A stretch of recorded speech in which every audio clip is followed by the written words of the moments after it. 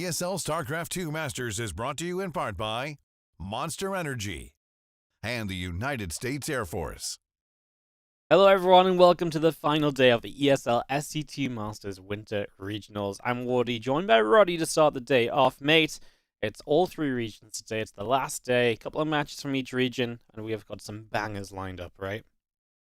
Championship Sunday, right? That's what we used to talk about in the good old days. I'm super excited, man, for this day. Woke up early, was ready. It's like, all right, let's go ahead and play a couple ladder games to get into the right mood. And I think it's going to be an amazing day. I think it's pretty damn difficult to predict these three regions, Wardy. It's not a final day that we get into it like, okay, it's probably going to be X, Y, X, Y, X, Y, and we'll figure it out. And those guys are most likely going to win. Nope, I think it's pretty open. I think even Asia, where maybe you have the big overwhelming favorite in Oliveira, I want to see what these Protoss players can bring in the grand final. Cyan has done it in the past. Firefly has been looking mighty fine in basically everything we've seen him playing over the last few months. I'm pumped. I think, as you can see, I've had a couple coffees, Wardy, but I'm fired up, mate. We're going to have fun. Ready to have some fun. It's going to be a good one. I'm absolutely with you every step of the way. Obviously, just as we get going. Blizzard Entertainment, Monster Energy, United States Air Force, and ESL Shop. Thank you so much for sponsoring the ESL SC2 Masters and helping us to have had the last 4 weeks of StarCraft. Hopefully we're going out with a bang, but of course it's not the last bang of the year, as we have Atlanta at the end of December, or well, kind of midway through December, but it feels like the end because Christmas doesn't count, right? So DreamHack.com/Atlanta/tickets. Roddy's got the mug just to, guarantee that you can get a mug like that in Atlanta too. All the reasons to go. 20% off with the code StarCraft, so do check that out. As we are going to quickly check out the standings of Asia and just have a look at how we got here. Cyan and Firefly sitting in that lower bracket. Oliveira waiting in the winner bracket. Oliveira's closest call so far was versus Firefly, so could be kind of exciting, but I think either of these guys have the potential to come into a final and really show up.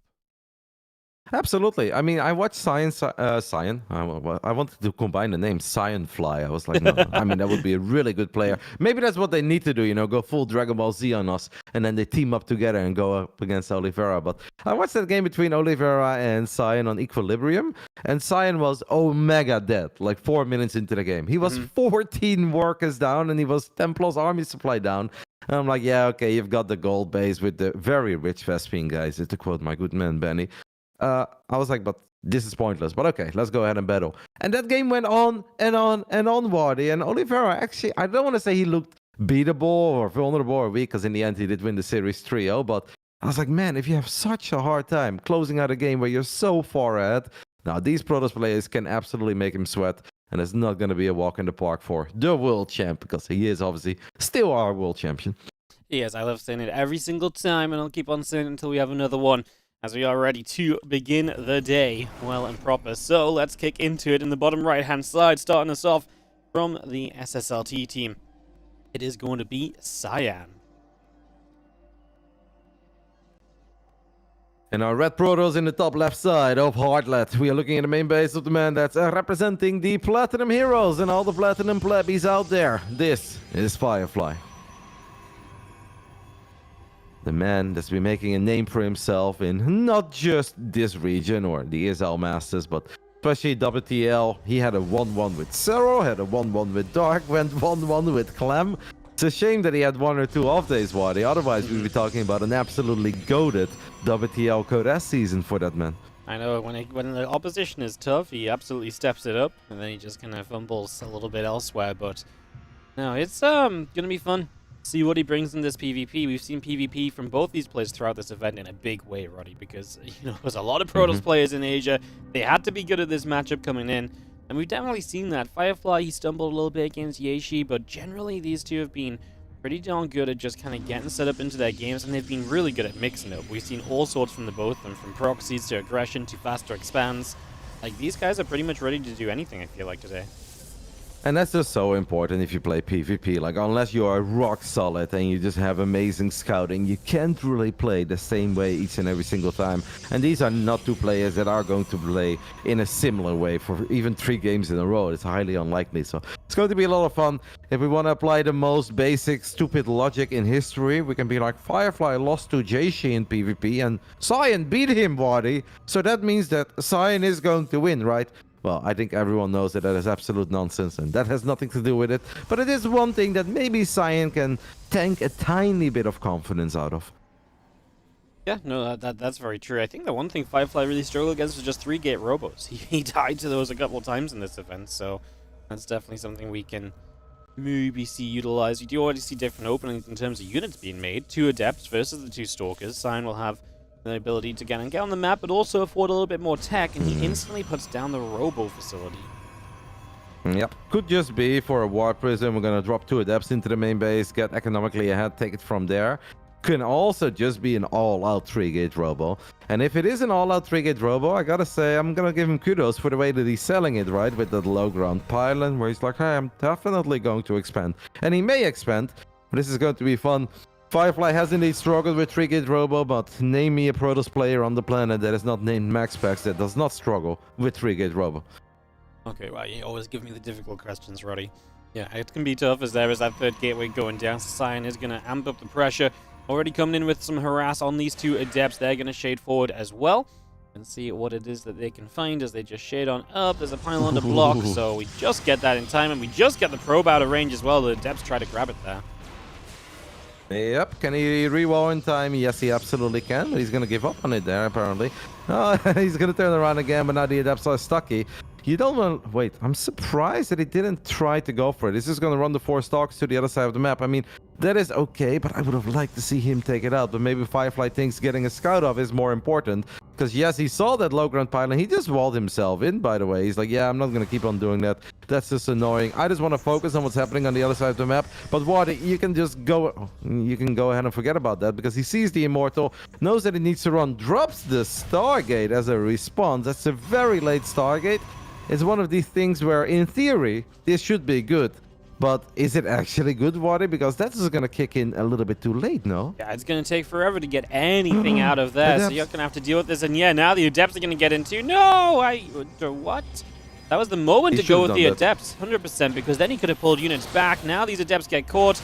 Use a force field while these Stalkers chase him. The Immortal comes forward, but there's a lot of Stalkers, and Cyan completely misses his opportunity.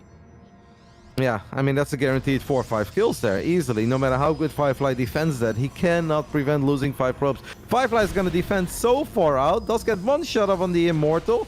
That's cute and all, but obviously the Immortal still packs a punch. The sentries are going to be very important here. The shield battery is nice, right? With that shield battery, you're going to be a little more confident in just standing here and fighting. And I like that overcharge early on as well. Looks pretty promising. We have not used that Stargate yet at all. I guess he's going to build a Phoenix, right? Like, you don't really build Void Race here. And Oracle is a bit weird. Oh, go back to your battery. He's getting a little bit overconfident now. That's risky. But he gets the Immortal. Are you kidding? Yeah, he gets the Immortal. That is absolutely huge. You're right. I think on the Stargate, a Phoenix would have been nice. Push the Prism back, lift the Immortal up. But now he just maybe gets it done just with the Gateway units all said and done. So, yeah, Firefly is going to hold this off. Obviously, has an expansion over his opponent. Competitive army supply. And I mean, Cyan, again, he really just missed his opportunity. When those Adepts could have shaded, that could have been his moment. Then you can pull the trigger with everything else. Now, he's heading home with absolutely nothing to show for this. I think you're spot on, Wadi, because not just the economic damage, but Firefly needs to respect those 2 Adepts, unless he wants to pull all the probes away from the main into the natural and still focus on the natural. But it's more likely that he's going to send a lot of units into the main to deal with those Adepts, and then Cyan can just walk forward, drop a force field on the ram, get on top of the battery, and at the bare minimum, he's going to kill that Nexus. Yeah, this should never be as good for Firefly as it currently is. Look at the tech, by the way. He's like, all right, I've got a Phoenix, but let me go ahead and get a Robo and get a Twilight. Meanwhile, Cyan is like, what about round 2, you know? But right now, I'm seeing this boxer that got knocked out. He's on wobbly feet. Sees stars everywhere. And he's like, you want a piece of me? And Firefly's like, well, not really, man, because it's not going to go well for you. Like, I think I've already put you in your place, but Cyan wants more, and he's going to get more. He absolutely wants it, as we do see these Adepts going to shade on forward, and, well, they're just going to make their way into that natural. Of course, they will not commit, but just scouting and figuring it out. I mean, another Phoenix on the way. I don't hate that, because now you're going to have 2 Phoenix to lift up 2 Immortals. I mean, he sees that it's coming as well. He knows what is going on. So Firefly can make the right choices. He's going to get his own Immortal out. And he did, by the way, cancel a Twilight, so doesn't actually invest into that. Yeah, we still need to be careful. Okay, the Adepts go on top of the sentries immediately. Drops a couple force fields. I wouldn't hate an overcharge here, mate. You're battling, and there is that overcharge. 1 Immortal dies immediately, and it seems incredibly unlikely that Cyan is going to get a whole lot done here. But Cyan also thinks it's too late to expand, so he's still going to try, push his luck. Firefly has 5 batteries and he's fighting away from them because it's okay. He guns down that prism, gets the Immortal, and that will be all see road for game number 1. Cyan has to know that he is Omega dead. Yeah, I was wondering already why we didn't even really get to talk about it, as Cyan will tap out. GG, Firefly takes the 1-0 lead. I was wondering, you know, today, of course, we're excited for all the games. We're excited to see what strategies will be used and who's more on point. But even if a lot of these guys are very experienced, you are going to see nerfs. We saw that yesterday already. The deeper you get into the tournament, the more prize money these guys play for. They're human at the end of the day. Like, sometimes we don't think about their being human. It's like, oh, you're really good at StarCraft. Show me your high-level StarCraft. Well, they are obviously going to feel the pressure too. And I was wondering if we're going to see that already in the beginning, or if we see that in Europe or America. I think it is safe to say that Cyan just was very indecisive there, and maybe is feeling a little bit stressed about this best of 5. Very understandable. I mean, it's a tough one too, because these two have a very close history with each other. Very, you know, I think Cyan's slightly favored, but he goes into this and he says, look, I've got a real chance of at the very least making finals, right? This is a beatable opponent. It's someone I've got a winning record against. But he's also a scary opponent, and sometimes you psych yourself out. And I mean, I think 9 times out of 10, Cyan lets those adepts go into that base and goes to do damage because he saw where all the units were. He knew nothing was there. Yeah. And he got past the pylon that should have been there. And yeah, and then he cancels it. And I think nerves is absolutely a great thing to put that too, because that was not Cyan-like. He is usually good at taking grasp of those opportunities and making the most of them. And in PvP, you gotta YOLO a little bit every now and then, right? Even if you are afraid, like, oh, if I let that shade finish up, what if he has a battery and 2 units there? So what, right? You're still gonna kill a couple. You're still gonna kill a couple of probes, and at least you went for it. Those 2 adepts, they don't make all the difference in the fight. Like, adepts can be very useful in soaking up Stalker shots and dealing a lot of damage to other adepts or other sentries. But if that opportunity presents itself, you know that those Stalkers are in the middle. Stalkers cannot battle an Immortal unless they are actively looking at that Immortal and you're truly on top of your micro. So it will always benefit Cyan to at least have 2 battles happening at the same time. We knew there wasn't even going to be a battle there, but yeah, massive missed opportunity. And one last thing, by the way, Wadi, that we didn't even mention yet is obviously prize money. Making it to the finals is a big deal, but top 2 is also that all expenses paid trip to the Masters in Atlanta, and that obviously means you get seeded very deep into the tournament as well. So once more, a very, very important series, and one more reason to obviously be a bit stressed out if you're either of these 2 guys. Yeah, some would argue that this is the important match, right? Because getting that paid trip is so much more opportunity. I mean, yes, winning this tournament's great. It's great to be the champion, right? But the paid trip gives you another opportunity, another chance to be somewhere. Like you say, you start deeper in the tournament. You have more lives than you would if you have to fight through that open bracket where you've paid yourself to get there. It's a very different set of circumstances. So yeah, this match really is important. Obviously, we decided that a couple days ago for Europe, but yeah, for Asia and America, the first match of each of these regions today, going to have that little bit of extra stress on them. We go to Equilibrium, as in the top right, looking to equalize the series. It is going to be our blue Protoss player, Cyan. That man had a historic head-to-head advantage over this man, but this man has won 4 out of the last 5 times they played against each other, and that's obviously going to give him some confidence, especially after taking the 1-0 lead. And look at that minimap. We see low ground setup for the man who has taken the 1-0 lead, our red Protoss player, Platinum Heroes of Firefly. Feeling like a bit of max packs right now, isn't he? As we get that gateway down, and Firefly will adventure off into something a little bit more eco-focused, typically, on what is a fairly sizable map as well. Equilibrium is by no means small. It's interesting to do this on this map, though, because it also opens the opportunity for your opponent to respond with a gold base, and then it gets very interesting. It does, but also, mate, if I see another PvP of someone picking this map against max packs and they're gonna open up with the gold, I'm like, oh my god, stop. It's like, I just imagine these nerds sitting there. It's like, all right, max packs goes 1 gate fast spent. You know what I'm gonna do? Equilibrium, and I'm gonna take the mega base. He'll never see it coming. And then 4 minutes into the game, MaxPax kills 17 probes, and the game is over. I'm like, oh my god, guys, stop. Like, the first time I was like, great idea, but clearly, if you're thinking about it, MaxPax's probably thinking about it as well.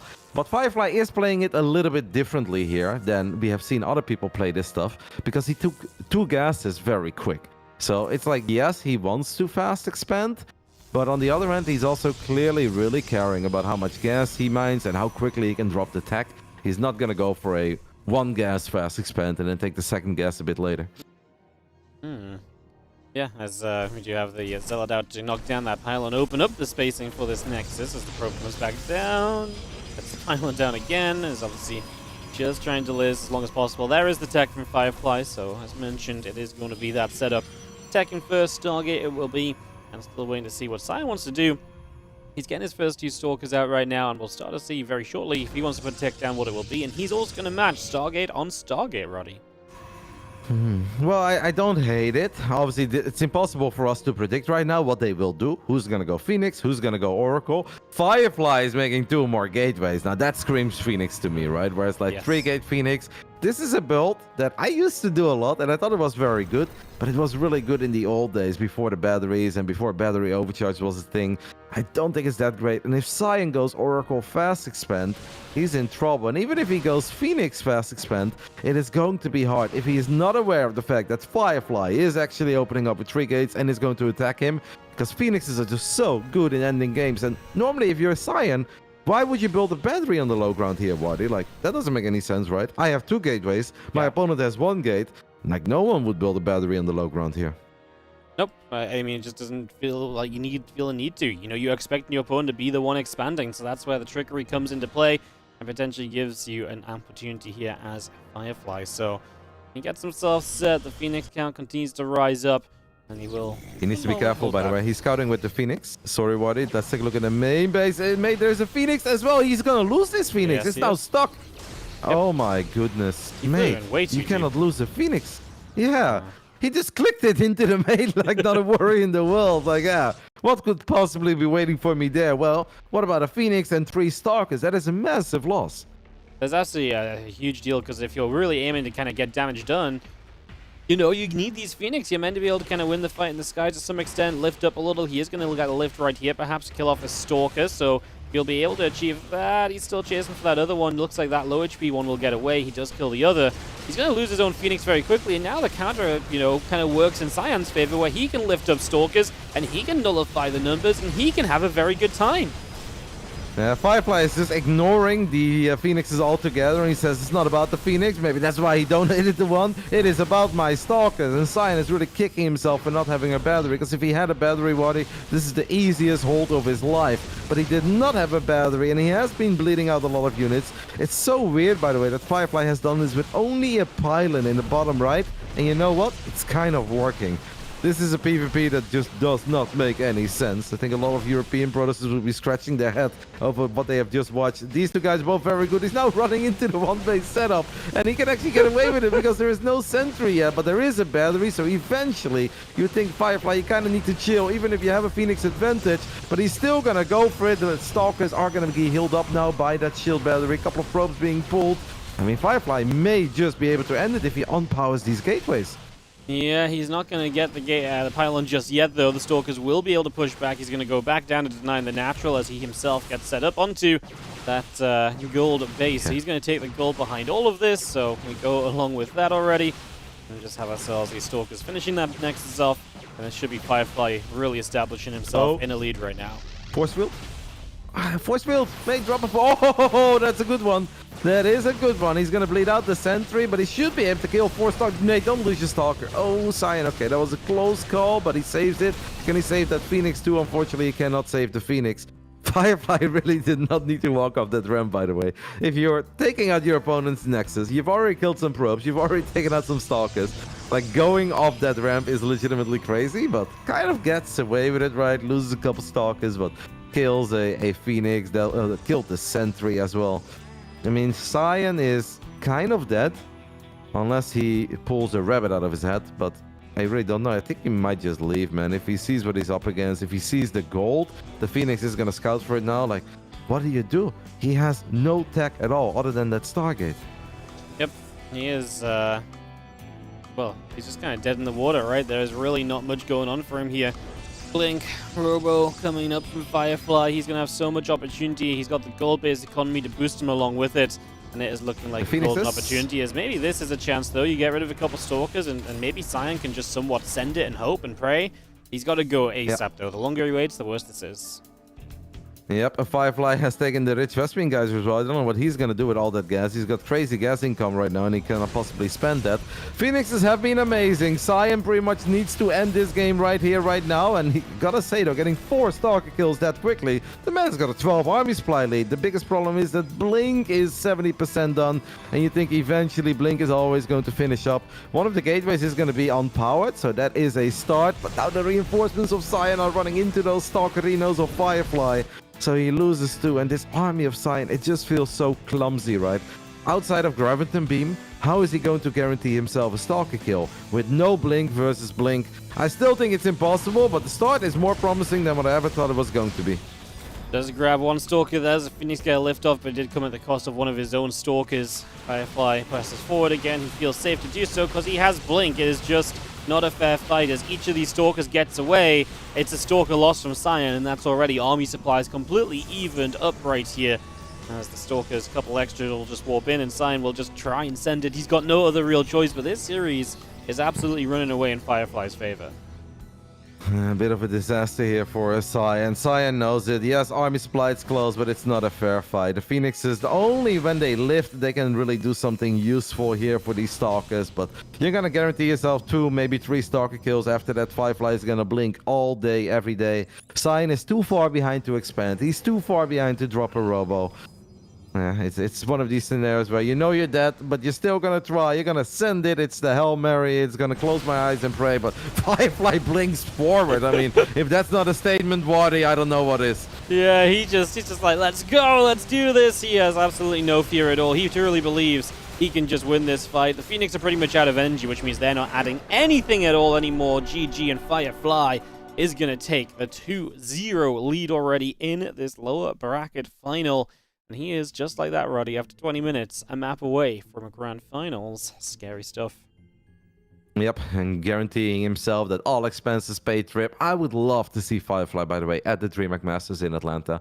So that'd be super cool, because I don't think the loser of this series, as good as they are, like, I don't know if you can really justify paying your own flight, paying your own hotel, and playing in such a competitive tournament. So once more, very big deal. I'd love to see Firefly make the journey to America. I really hope it all works out with visas, etc.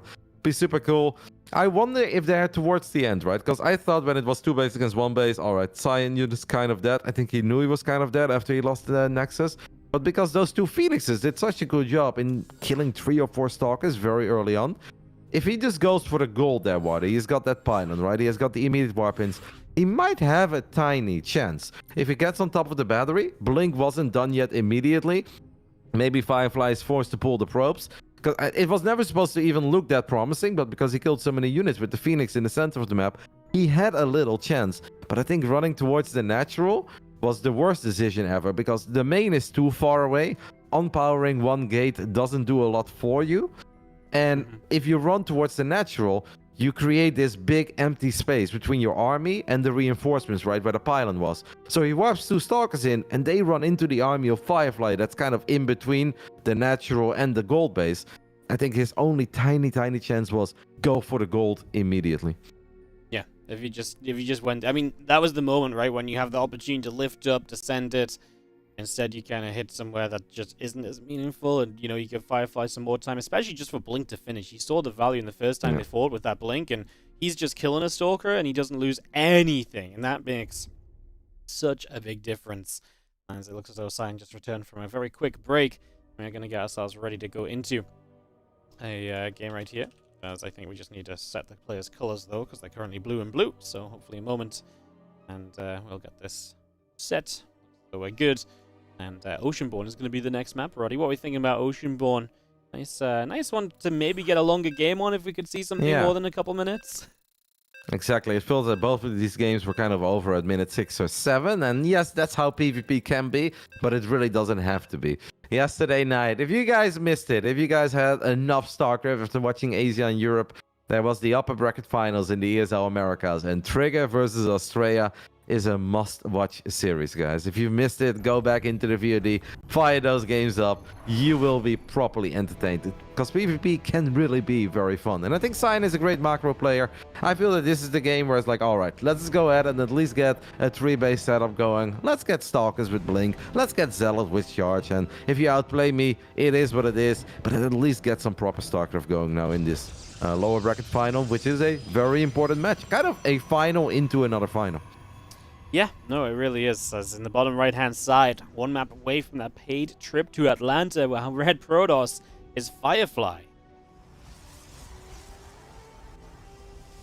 In the top left side, the man who's down 0-2, and it could have all been so different if he would have just let those first 2 adepts finish up on Heartlet. We could potentially be looking at a very different best of 5. Instead, basically everything that could go wrong has gone wrong so far in 2 games. Let's see if we can at least find a comfortable zone to play some nice StarCraft 2. This is our Chinese brothers, Cyan.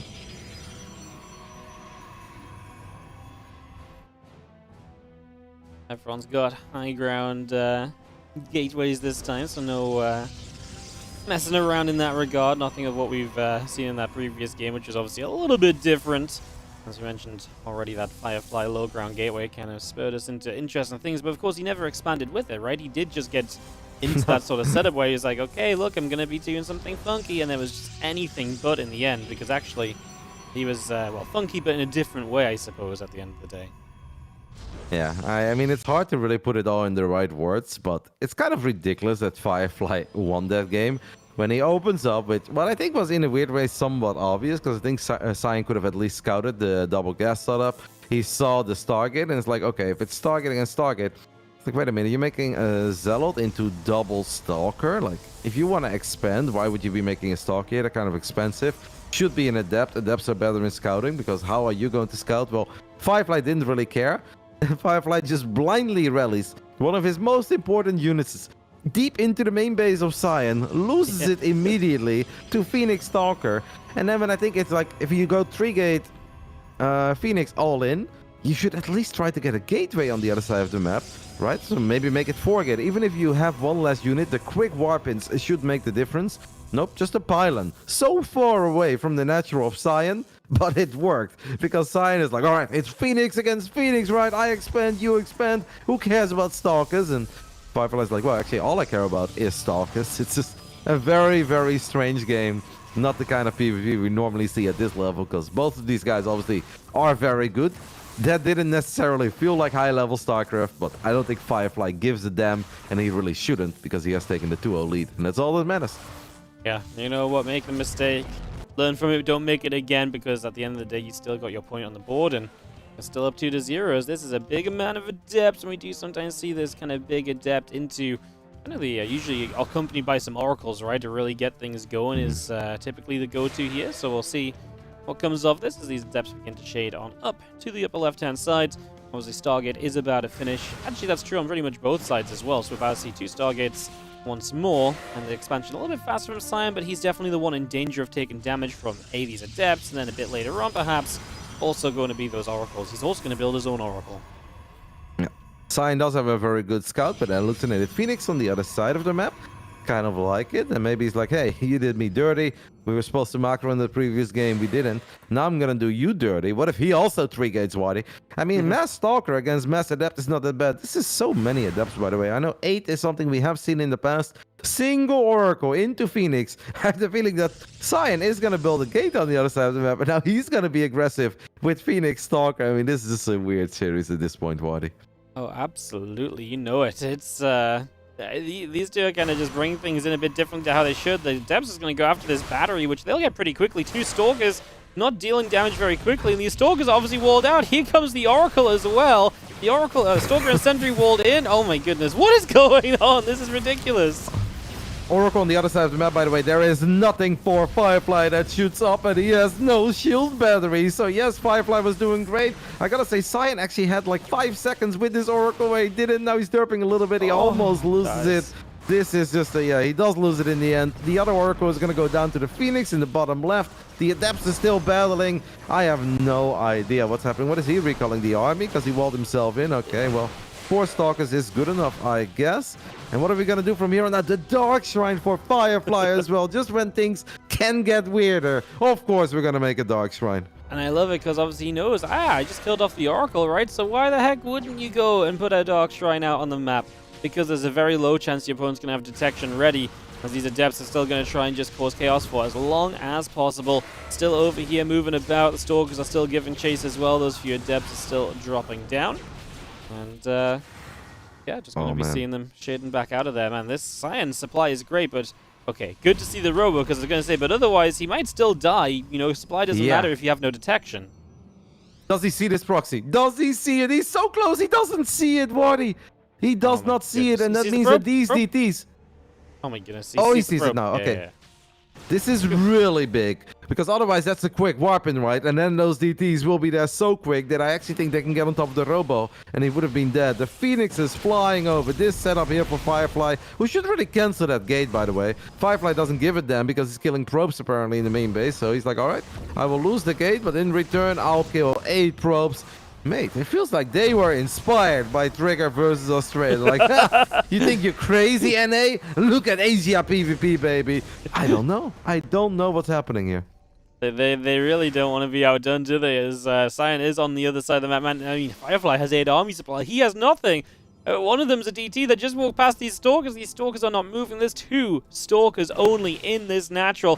Finally, Scion is going to move forward. We can probably get a DT to help out here. As the battery will go down, the Phoenix can lift up the Stalker, but again, the DT will be unkillable for the moment until detection arrives, which should be on the way soon, but just not yet. Yep, we're going to Chrono Boost out an Observer at home, so we have Adepts chasing a DT that is in the main base. As these Stalkers are just going to get on top of all the Stalkers of Firefly. I don't know what. We're going to wipe in another DT, so it's shield batteries, DTs, and probes against a bunch of Stalkers that can see the probes. These guys are really giving NA a run for their money at this point. Probes will surround it. Dark Templar is so successful on the other side of the map. Firefly has lost 21 probes, but the Scion is not done yet losing probes against these DTs. Finally, the Phoenix show up. Waddy, 38 workers just died. He's going to try to recall the Dark Templar with a Phoenix on top of it. Phoenixes deal a lot of damage to Dark Templars, Waddy. Yeah, Phoenix is pretty good against them DTs. I've heard that one before, as the Stalkers will maybe take one more loss to a DT very soon, but yeah, in fairness, I mean, these DTs have been keeping themselves busy, huh?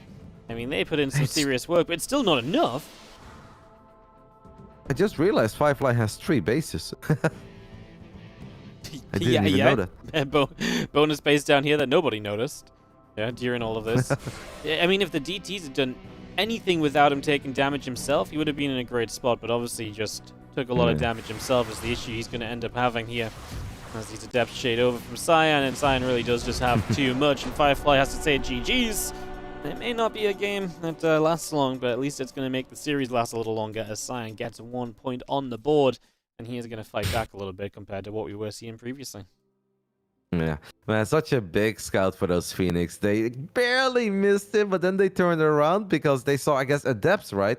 And because of those Adepts, the Phoenixes came back, and they flew over the pylon and the gateway. The gateway did not get cancelled, but taking out the pylon is such a big deal. Because now those Dark Templars, and we saw how much damage they dealt, were warped in at home. Imagine he just warps into the T's on the other side of the map, clicks into the main base, sees where the Robo is, kills the Robo. It's pretty much game over immediately. Yeah. Of course, you can still try to get an emergency Oracle, but even that's no guarantee, right? Because then the pylons can start dying. Like, it would just be all so awkward. And I mean, this entire game was awkward. It was all over the place. Firefly opening up with 8 Adepts Oracle.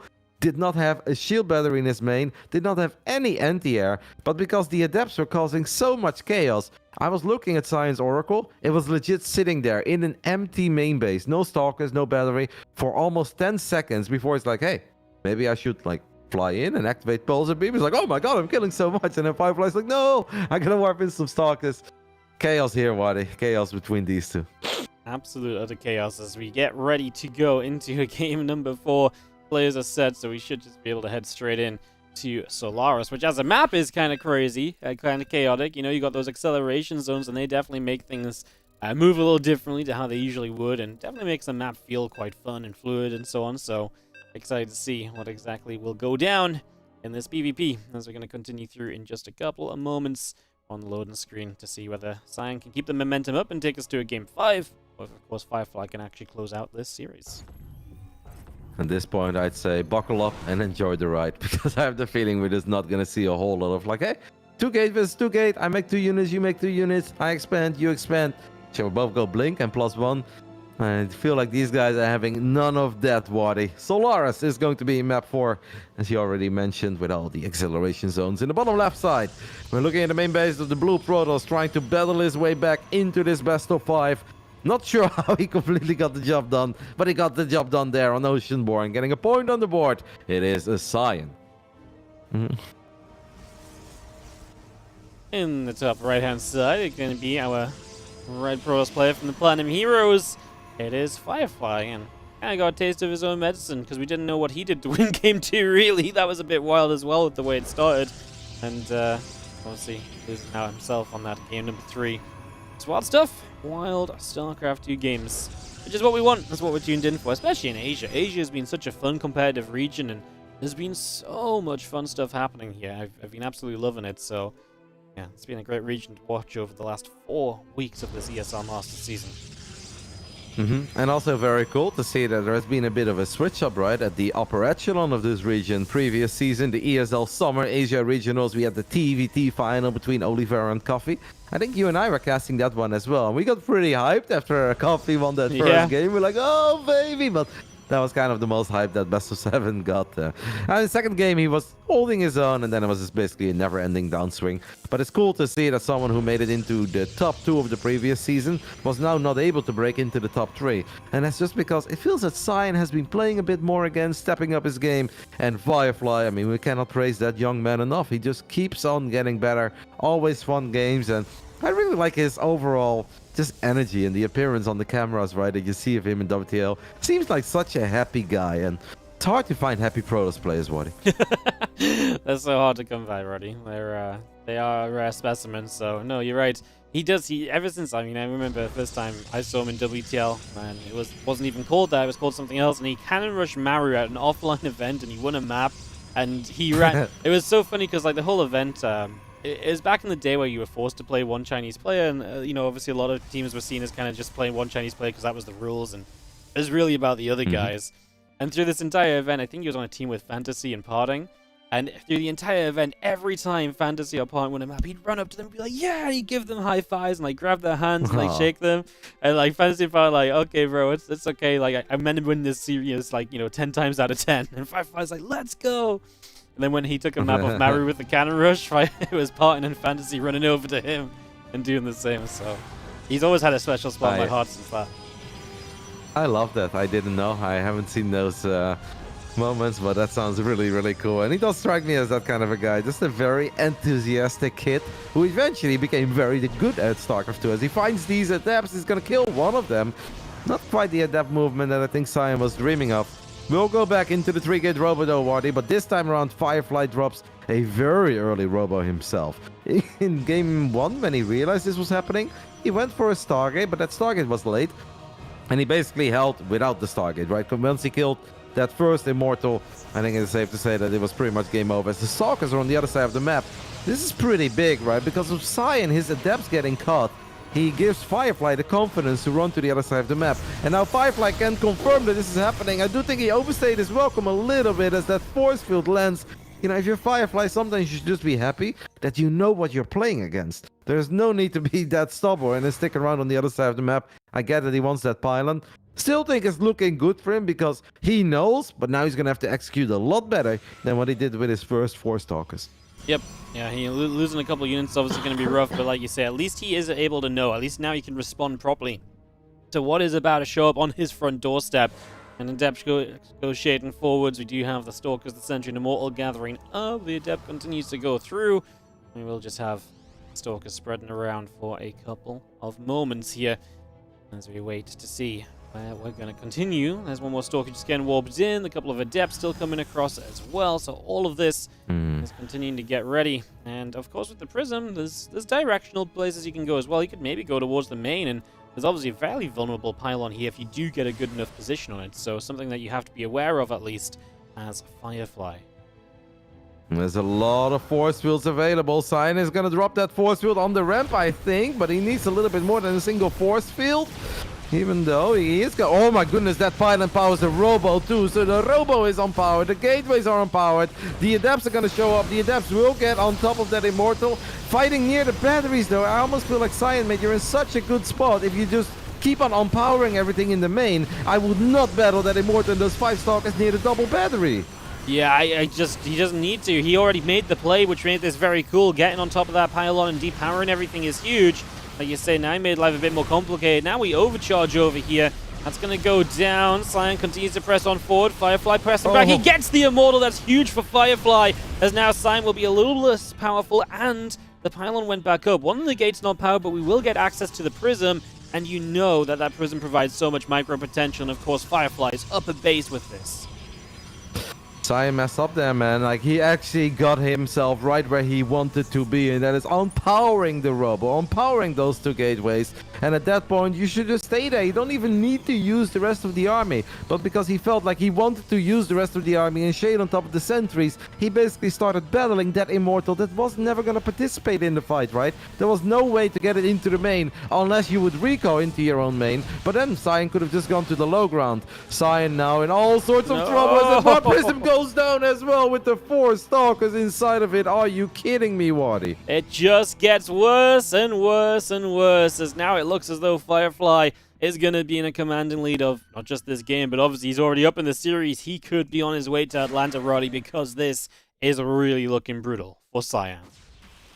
The ESL admin is sending a replay out as an email as we speak. It's like, all right, can you go ahead and give me your details? Because welcome, you have qualified for the DreamHack Masters Atlanta, and we ain't gonna give you that deep seeding into the tournament.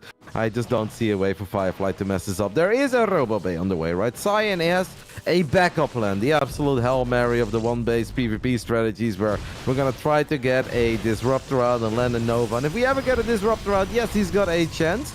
And with that shield battery on the high ground and the double Immortal he has, I guess we have a tiny chance to still go somewhere. The 3 Adepts are going to shade into the main base.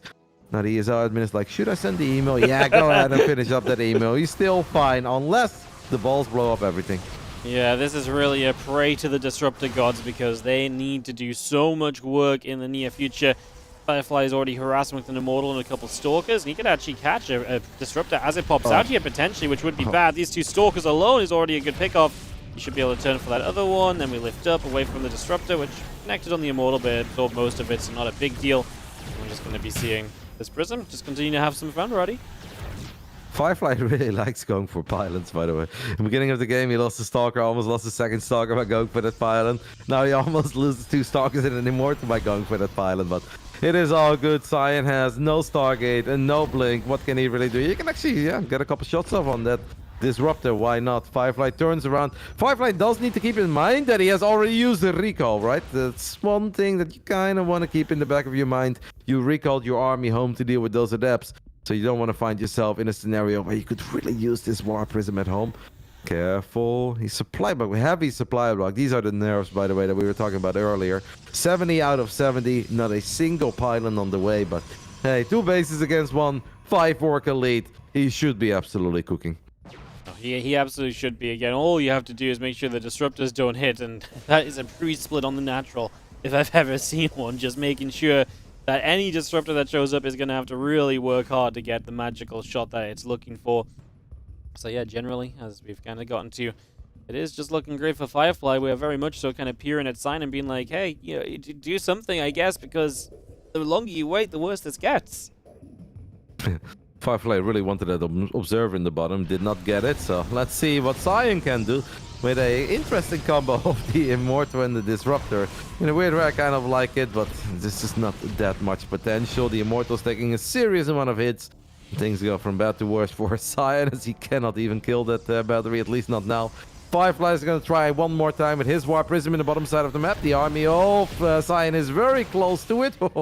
Gets a lot of shots off, but there's a few shots short.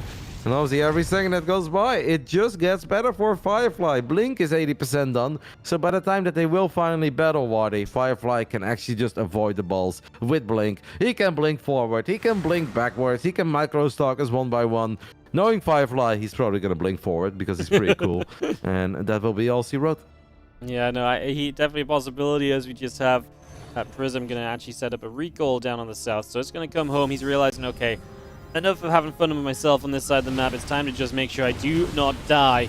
As you already get rid of one Disruptor, that is going to be a fantastic start. You take those. This Disruptor shot might hit a Stalker, but those are the shots you're allowed to, have happen, right? Those are the shots you can absolutely deal with.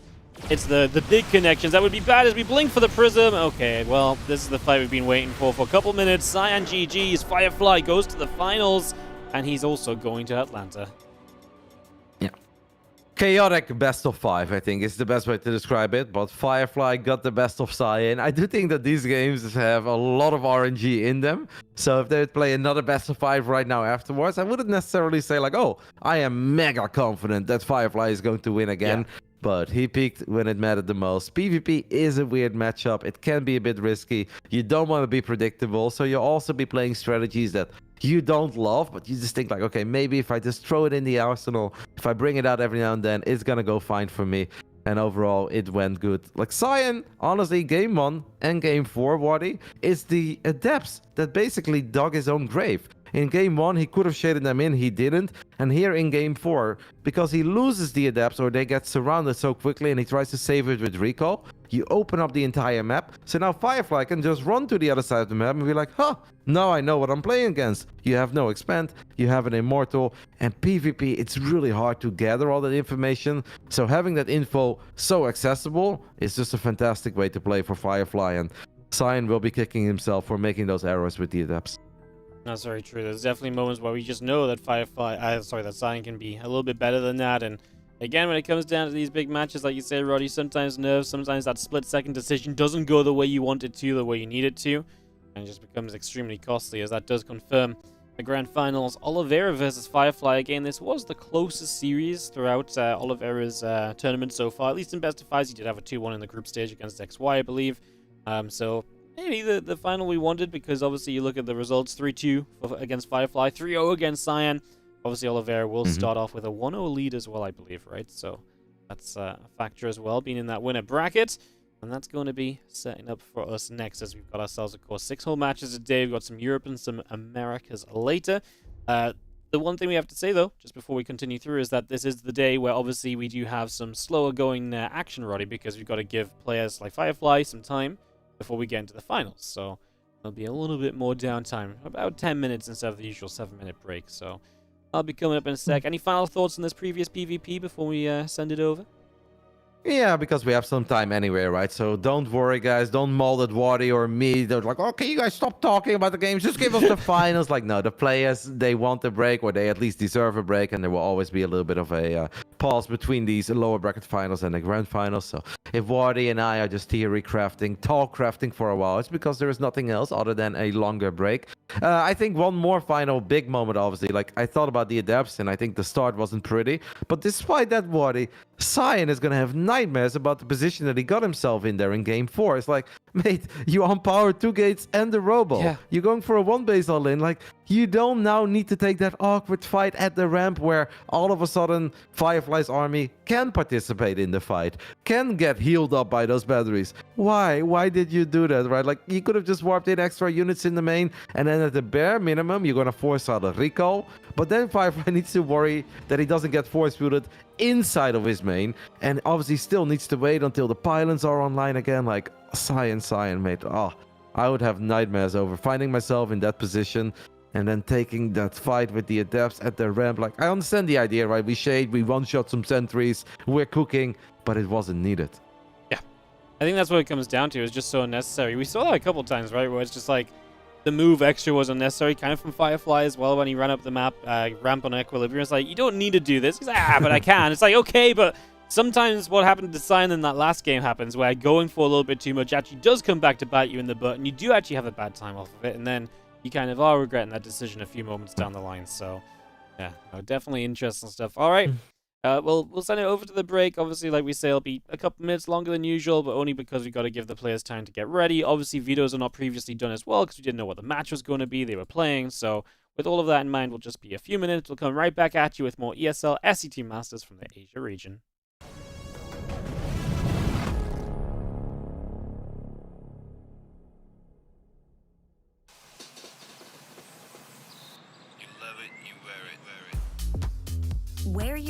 passion. Share your passion. Wherever, whenever.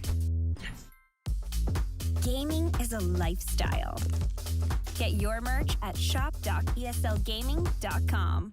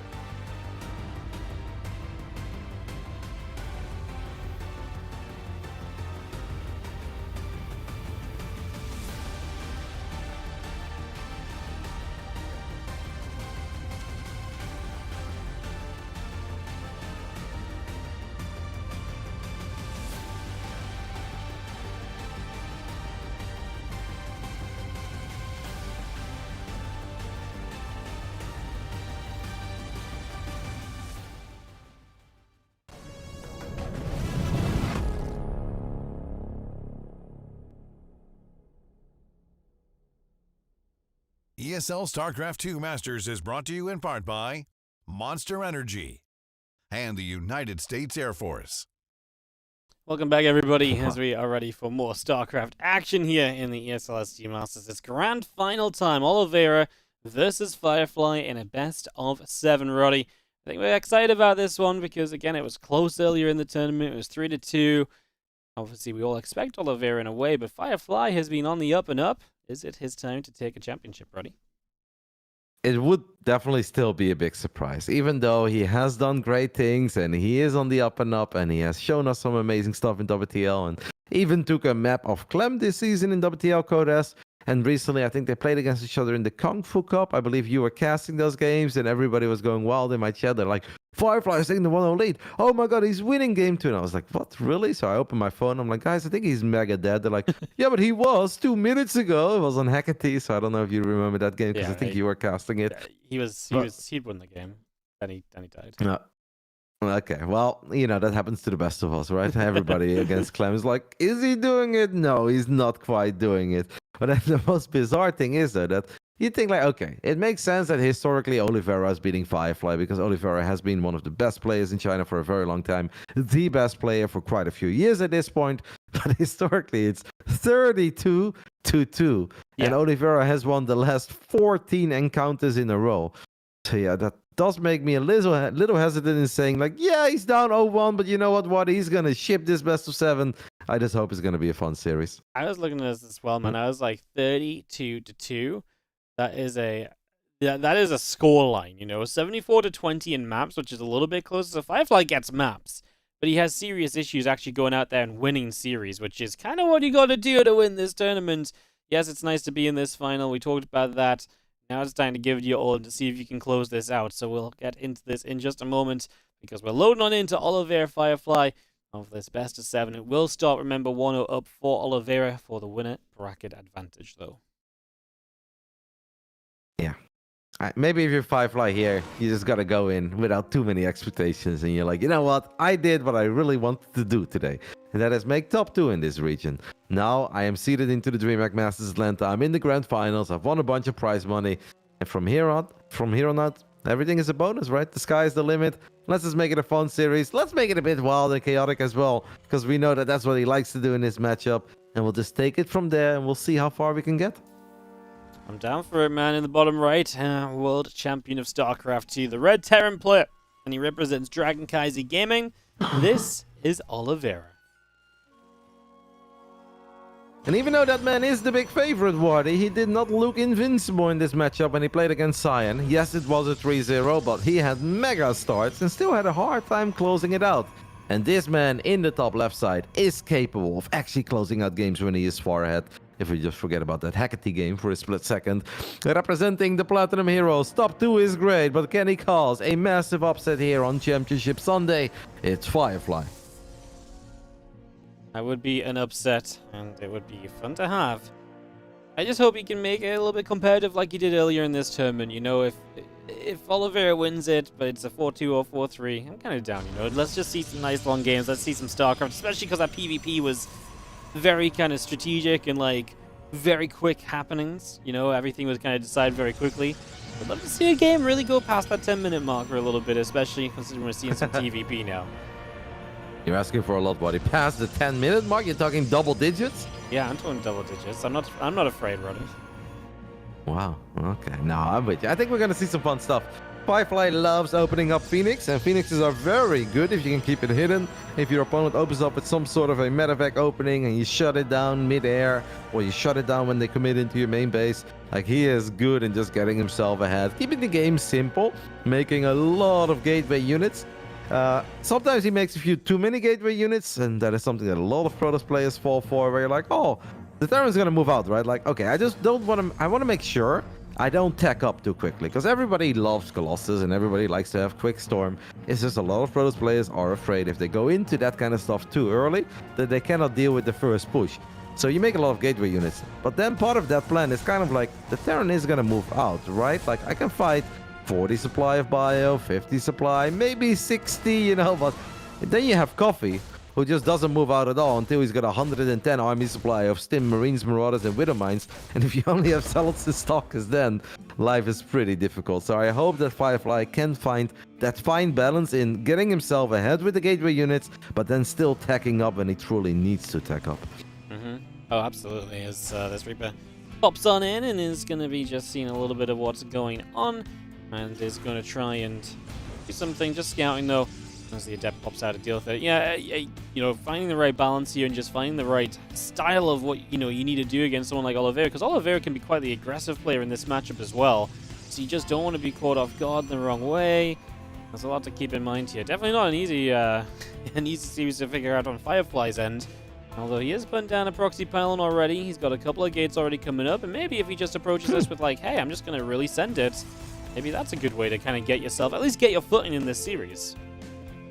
This is kind of cool because I'm not used to this. And if Oliveira scouts the main, he's like, it's just 3 gate, you know. So he may poke a little bit, but then he's going to expand, right? And all of a sudden it's 4 gate playing Stalker, and it's going to hit really hard because he didn't even invest in the Robo. Downside is maybe not too much high ground vision. Yes, hallucinated Phoenix from the Sentry could give him high ground vision, but this can actually hit proper hard early on, and then you can just send it into the natural. There is a world where I can see this world. I kind of like it. Like, it's not reliable, not something Firefly can do 6 more times in this best of 7, but to pick up, to pick up a quick game 1 victory, I thought maybe it's good. But then Oliveira shows us why he is the world champion, and he's just gonna fly over it immediately, and he sets the Widow Mines up as a bit of a trap as well. Firefly needs to be careful. He does have Blink though, so maybe he can activate these Widow Mine shots and avoid them with his Blink Stalkers. Yep, first part is good so far. This may actually still work out. It's not that bad. Yeah, this Get the other mine too. Yeah, this isn't that bad, right? Because as long as we don't lose anything to the mines, the pylon is still up. And if anything, Oliveira is the one that lost a few units here trying to deny that pylon without actually succeeding. So you can definitely see that as a positive. Tank shot there onto a few of those Stalkers. They're going to go over to the corner, pick away at that depot, to get rid of that nice and quickly. Now going to turn back onto an SCV and a few other Marines. Oh, the tank did manage to get another shot off. Gets an additional shot off. Firefly losing a Stalker there and taking a little more damage than I think he was supposed to. Oliveira was caught off guard a little, and he was actually supply blocked. That's why he just used the call down for a supply depot, and he's building a few more. I wonder if there was more to be gained there for Firefly. He's gonna make a massive blink into the natural, gets deep into the natural, takes out a couple of SCVs immediately. Might be able to get a cancel there on the eBay. If you're Oliveira right now, I think you start worrying about DTs, right? Oh no! Almost immediately, that final tank shot. Sweet baby Jesus, what? That got multiple Stalkers. Yeah, I'm kind of afraid that this was just a little bit too expensive, all said and done, right? I mean, he lost a lot trying to break in here as Firefly. He didn't really achieve too much. And, yeah, you just gonna follow up with 1-1 in charge, which is nice maybe if you get to those 1-1 upgrades, but I think there's going to be a timing from Oliveira before then that may just look to kill him. So this could be a rough few moments coming up here for Firefly. He's going to try and keep the pressure on and keep Oliveira from feeling good to move across the map, but if Oliveira gets an inkling of a feeling like he can go across the other side, he's going to have a very good time with it. Yeah, it is hard though against 8 gateway double forge Zealot charge to move out too early. And after Oliveira lost at eBay, he is going to build a missile turret immediately. At the moment, there is absolutely nothing on the map that missile turret could possibly shoot at. But whenever you see Protos dive deep into the back of your natural and they gun down your eBay out of all things, you're like, oh no, not on my watch. So you rebuild it. You get a missile turret. Not needed at the moment, but it makes perfect sense to me. Makes perfect sense. Yeah, no, just being safe, just being sure. Obviously, like you said, it gives you the idea of, oh my goodness, is he trying to go DTs? Is that his follow-up here? Is that how I'm going to lose this, perhaps? As you see these Stalkers from Firefly backing away, over to the left just slightly. Couple medevacs still coming through, Marine Marauder all coming up, +1 attack as well. It's 60 army supply already. There's a lot of firepower in this Terran army. Firefly is going to warp 7 Zealots in. Should still have a sentry, right? Multiple sentries even, so we can not just use Guardian Shield, but potentially drop a couple of great force fields. The only problem with force fields is that sometimes they work against you, because it's so hard to figure out, okay, do I want to shave a couple of units off? Do I want to force field a lot of units in? Or do I not want to be too greedy and only get a couple? But if you only get a couple, then your Zealots actually start derping on the wrong side of that force field. So I don't know, I guess we just use it defensively to buy time for extra warp-ins, and we'll just take it from there. At the moment, Oliveira's army is quite a bit better than Firefly's army, but with every single warp-in, I start believing in the power of the gateway unit more and more. The charge lots really work well when they get to good numbers, and that's what we're maybe aiming for here. Is they do have 1-1 upgrades as well, just as Oliveira is about to tick over to having +1 attack of his own. A few Zealots come in from that right-hand side, and they are going to get the flank around. The Widowmine is going to go off on a couple different sets of Zealots. The Bio gets to target a few of those down, and is actually going to be able to do pretty darn well, all things considered. Reinforcements about to show up, and Oliveira does feel as though he just kind of wants to send it, man, and not look back. I kind of feel whenever you fight with gateway units, you don't want little trades like this. You truly want to wipe the floor with the Terran army, and you want to trade every single unit out till the end. Because now the bio ball is even bigger, and it's going to be harder and harder for these gateway units to get the job done. These are the exact force field moments I was talking about earlier. Like, who are these force fields even good for, Wadi? At this point, I would almost say they're better for Oliveira than they are for Firefly, because Zealots can't really get on top of bio anymore. Stalkers cannot blink across the force fields, and the only thing that Firefly has going for himself is that he will have 2 upgrades in the near future, but I don't know if that's really gonna make up for it. Like, yes, that is good, but Widowmines don't care about your upgrades. No, they really do not, as this Bioforce comes across and is just going to start knocking down this initial gate. So just going to take that out. That will indeed fall. CC gets put in position. Now we see a few Stalkers and a few Zealots working their way down the right side. A couple of those Zealots quickly to get on top of some Marauders. Again, the army on the left side is about to show up as well. So this is Firefly trying to come in from different angles and trying to, you know, potentially make this work. He blinks in, gets a tank, eats a Widowmine shot, but he'll get a few SCVs. The Bio is chasing. You do have the exit to the bottom left. Bio is fighting Stalkers at the right side at the same time, though. So generally still looking very good here from Oliveira. But the War Prism in the main base, and I didn't just drop a couple of Zealots, it is Zealot galore at this point. I am with you, I still like it for Oliveira, but with that War Prism, maybe we can create that crazy amount of chaos that we are looking for. As the War Prism now goes back to the low ground, that Orbital is starting to run low on HP, something that Oliveira absolutely has to keep his eye on. The Stalkers would really love to get it with a Mind's Fire. Do not connect with anything, but the Marauder count is just so damn high. Firefly knows that he needs more, he wants more. He does have an Observer showing up, and he's getting a lot of these mines, and 15 SCVs gone down a few of these Medavacs. Those are big, fat, juicy, expensive targets. It's not all that bad, but obviously the army supply is still heavily in favor of Oliveira, with another round of Zealots though in the main, and that Orbital Water is still in a decent amount of trouble. Yep, low HP. The Stalkers have to fight the Bio though, and we are going to get SCVs back there to repair again. The Prism just about pushed back without actually going down, so the Prism is going to get turned out here. Firefly is going to set up on the low ground again, get the Zealots in the front, get them to start tanking. Those 2 upgrades just make these units very tanky. Of course, it allows you to just warp in a ton of gateway units kind of forever as well. That is what we are seeing here as our Bioforce continues through. And those units go down. Again, +3 attack and +3 armor still coming up. I'm starting to believe, man. I'm really starting to believe. He's on 4 bases. He's got 3 upgrades now, halfway done. If that War Prism gets into the main base one more time, and Oliveira's gonna bleed out more SCVs and lose more of these Medavacs, that army's already overstimmed. The remaining Medavacs have been working overtime. These 5 Zealots are going to cause a world of pain for Oliveira, because he needs to send so many units, but he cannot leave the 3rd base unattended. So now he's gonna lose a couple of reactors, add-ons. This is actually pretty sick by Firefly. It's reckless. It's exactly what we want. We just want to see him play with belief and take a little bit of risk. That's obviously going to be an awkward fight. But these Zealots, if they get the +3 armor and Bio only has +1, I mean, the Marines and Marauders are not going to do a thing. This Orbital is in trouble. You need to mass repair it. Will mass repair it. I'm really feeling this first game now for Firefly. The War Prism play has just been spectacular. Yep, it really has been. Still alive as it gets back home. It will try and set up on a different angle this time to go once again. Oliveira just so slow to his own 2 upgrades, man. And he's now down 2 full sets, or very nearly about to be 2 full sets. He just needs Firefly to keep Zealots in front of the Stalkers. The Zealots are the real magic with those upgrades. They are the things that are not going to get touched by this Bio, essentially. The man is going up to 5 bases, Wardy. 5 bases, and now it's not 1. Well, it is still 1 War Prism. We have a pylon in the bottom side of the map. I thought we had a 2nd Prism. That War Prism is super important, because once he loses that, it's going to be a whole lot easier. Imagine if Zealots get around that eBay, by the way, he deny +2. I mean, Oliveira does still have more units, but his units are actually going to be inferior. There are not many moments where we prefer the Gateway Man over all the Bio. Nice pickup as well to avoid the Widowmine shots in the main base with that Prism. Stalk, no! The Zealots and Stalkers and Immortals can absolutely win this. There are a couple of Widowmines in the mix, but this Orbital is in trouble. The Medavacs are in trouble. Firefly is down in supply, but I think he's doing it.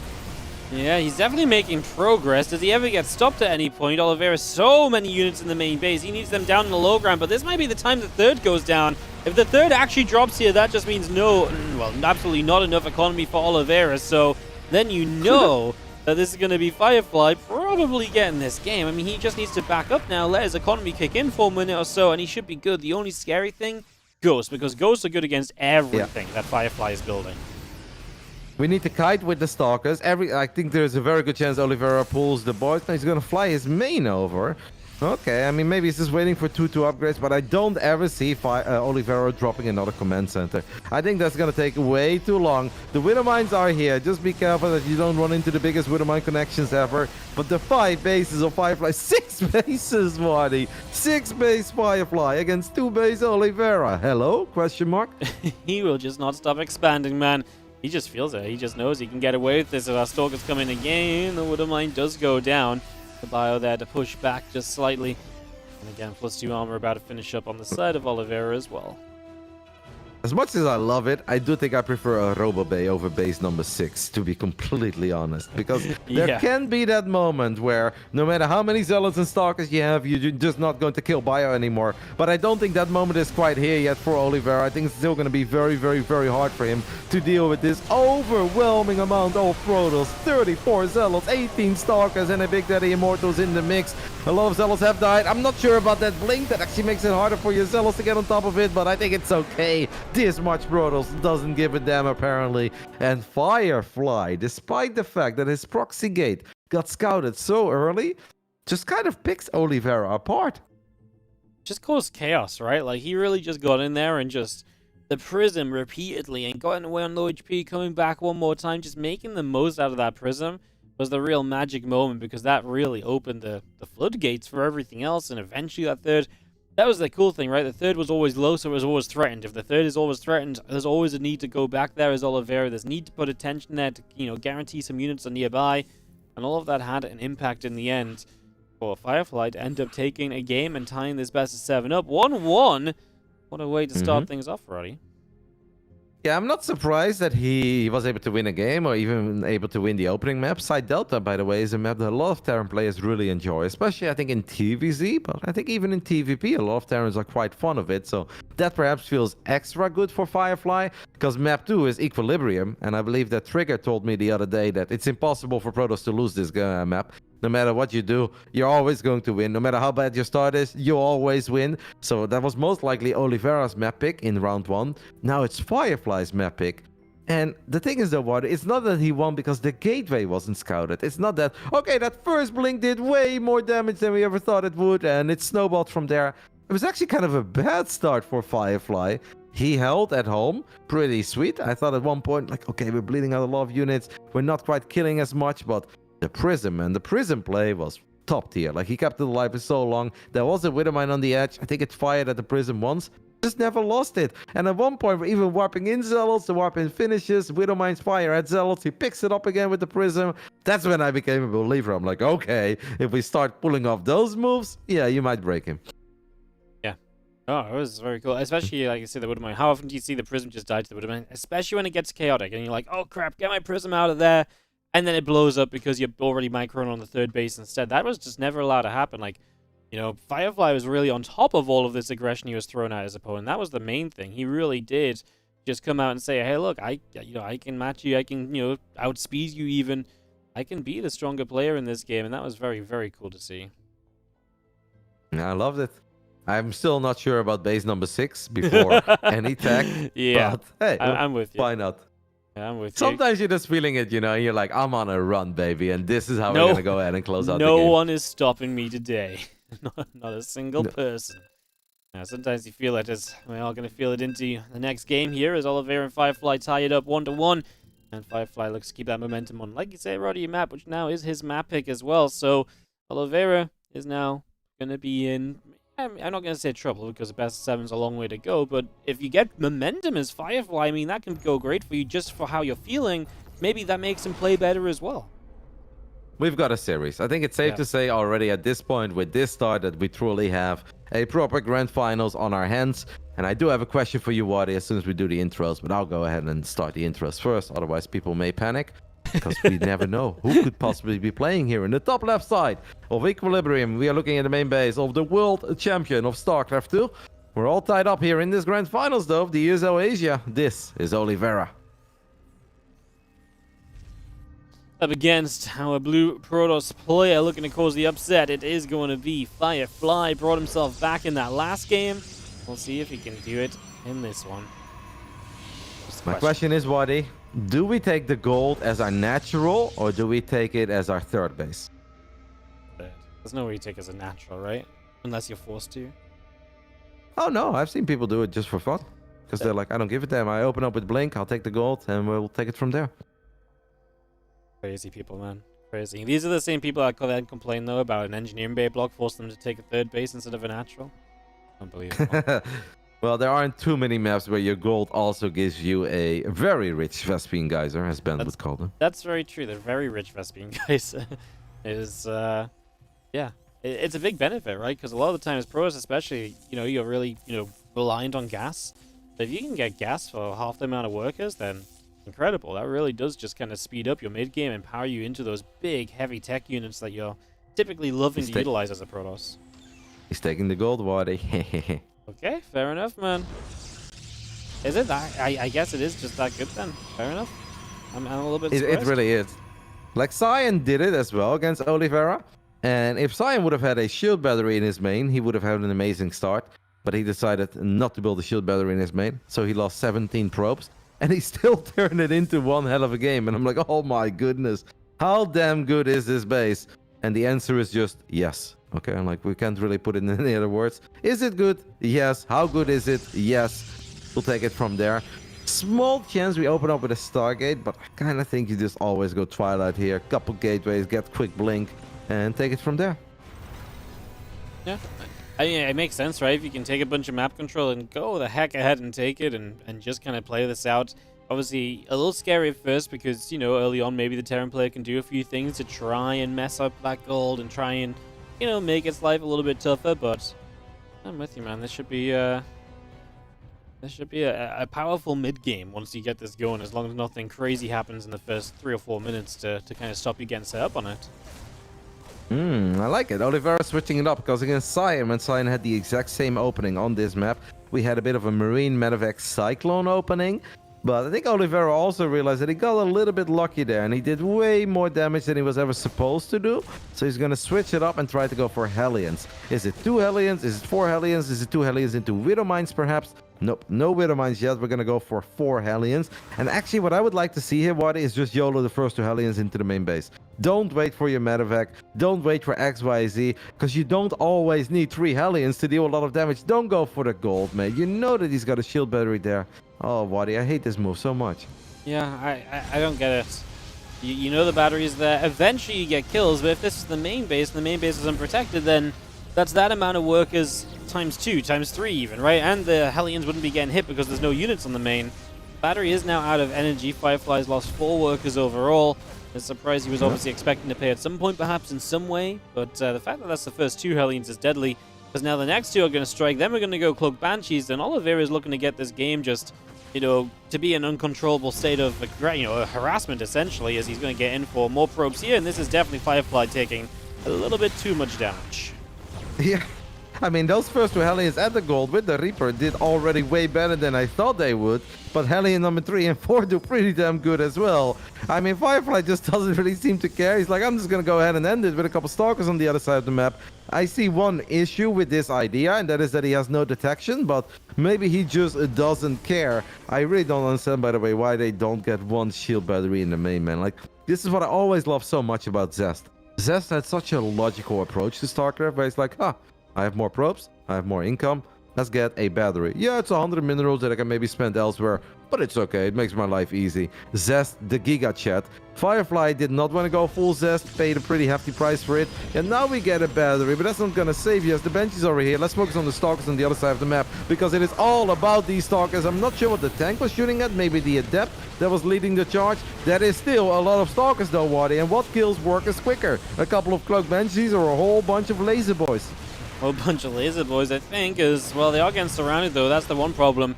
The SCVs can fight back against the Stalkers, whereas the Banshees, probes can't fight back against those. They're currently in the process of killing off Stalkers as well, because like you mentioned, no detection. Stalkers on the other side there, damage has been kind of thwarted for the moment at least, so we are going to slow that down. As this Banshee continues to do big things in the main, Stalkers on the natural will keep on dealing damage, but Oliveira still up in workers, still up a bit of army. Now he's got a tank out, it's going to make life a bit easier, forces the blink on top of it, so now the Stalkers are going to get targeted down. They can't get away because blink's on cooldown. Yeah, it seems that Oliveira is going to run away with this water, even though Firefly killed the tanks, even killed the tech lab for a split second, but he's just bleeding out too many units, and he's not done yet losing probes. He has no detection. The man has no Stargate for oracles. He has no robo. Shield batteries are unpowered in the main base. He could have healed up that pylon there, but he didn't. There was a Banshee on top of his gold as well. This entire game could have been so much better if he just built one shield battery in his main base as well. It's 100 minerals. We start off with a gold. What is 100 minerals to a rich Protoss, Waddy? Not a lot, man. Not a lot. Unfortunately, you can't build with the gas when you have a very rich gas, but yeah. Now that was sad because it felt like there was so much potential there, but Oliveira just gets in, shuts it down, and well, he does what he needs to, right? He disrupts his opponent before that powerful setup gets really going. And I think that was obviously very important to do, because otherwise you're talking about a much more tricky situation to play out from. Now it was a very manageable situation, obviously one where he forced his opponent all in, and he was very set to deal with that all in as well. Oh, maybe not immediately, but he had time to get there, especially with the damage that Banshee's dealt. Yeah, bit of a missed opportunity, because that is what a lot of people look at as the best map for Protoss out there, where you can just get yourself in a really good spot. Whether it's with gateway units or a Stargate opening, or you go quick double robo, it should be a very pleasant map to play as a Protoss against the Terran. Firefly had a start with potential there, but yeah, well, good choice by Oliveira. Obviously, the Hellions, I think if the first two Hellions go for the main, I really think they'd be even more successful than they now were, but it was still a really good call, because he drained that battery so quick with the Hellion and two Reapers, and it just felt that Firefly had no DPS. Protoss units without Blink have a very hard time catching up to the mobility of Reapers and Hellions, because they are a little bit quicker, so then you don't quite get maximum DPS. It's like a shot, then you have to chase, and then you get another shot off, and it just didn't quite add up for the Protoss. So a 2-1 lead for the world champ as we load into Game 4 on Oceanborn. Or do we call it Game 3? What do you want to do, Waddy? I've been trying to avoid saying numbers, man, because I never stick to one or the other either. I confuse myself every time. At this point, I like to call it Game 4, because I usually look at the score and I'm like, oh yeah, 2-1, so this is Game 4. Sometimes the deeper it goes, I guess, so yeah. There's no good way to do it, though. There's always problems. Yeah, someone will always be unhappy. They're like, but where was Game 1? Well, wasn't here. Wasn't here. Oliveira, bottom right. Firefly up the left. Oceanborn. And we get ourselves a probe out onto the map. Kind of a shame for Firefly. We obviously always like to root for the underdog a tiny bit. Oliveira's success story at IM Katowice, I think, is almost every StarCraft fan.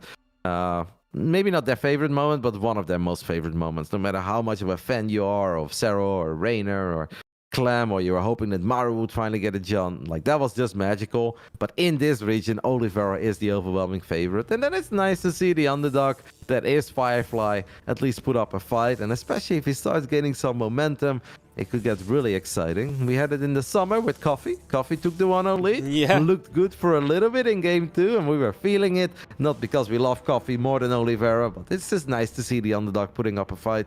I hope that Firefly can keep it together. I would say Game 1, or, well, Game 2, whatever, was a bit of a magical victory. And the third game, a bit of a silly loss, perhaps. Let's see where he goes from here. CC gets down the probe, forcing it to be a little bit hurried and be in place, but otherwise it's going to be seeing the next at home, so everything looking regular. Obviously no immediate proxies or immediate kind of not expansion kind of styles, so we let that develop and we wait to see what the tech choice is going to be, especially on the Protoss side. That'll tell us a lot about what to expect in the coming minutes of this game, as that probe just goes back home. He's kind of done with having seen what's going on, so seems to be pretty happy with that. I'm a little bit surprised that we haven't seen too much Cyclone stuff come out of Oliveira yet. When the patch was announced and I looked at what the Cyclone was capable of, just kind of felt that is a unit Oliveira is going to love, just running around with, killing Protoss players early on. And it's obviously very hard on this level, and it is a bit of an investment. They're not ultra expensive, but it slows everything else down, so that creates different weaknesses for Terran players if they want to build too many. But I thought he'd be very fond of it, and I haven't spoken to him about it, but it doesn't seem that he loves the Cyclone in this matchup. As simple as that, playing Cyclone every game, sometimes multiple of them get that medevac, drop the Cyclones on the other side, but you're right, this is an Oliveira that seems to be steering clear of them for the most part. Not feeling as though he wants to kind of get too involved with them at all. The Reaper tries to hop up and around. The Adept is going to come around and keep on denying that as well, though. Just going to try and make sure that this Reaper does not make any progress anywhere.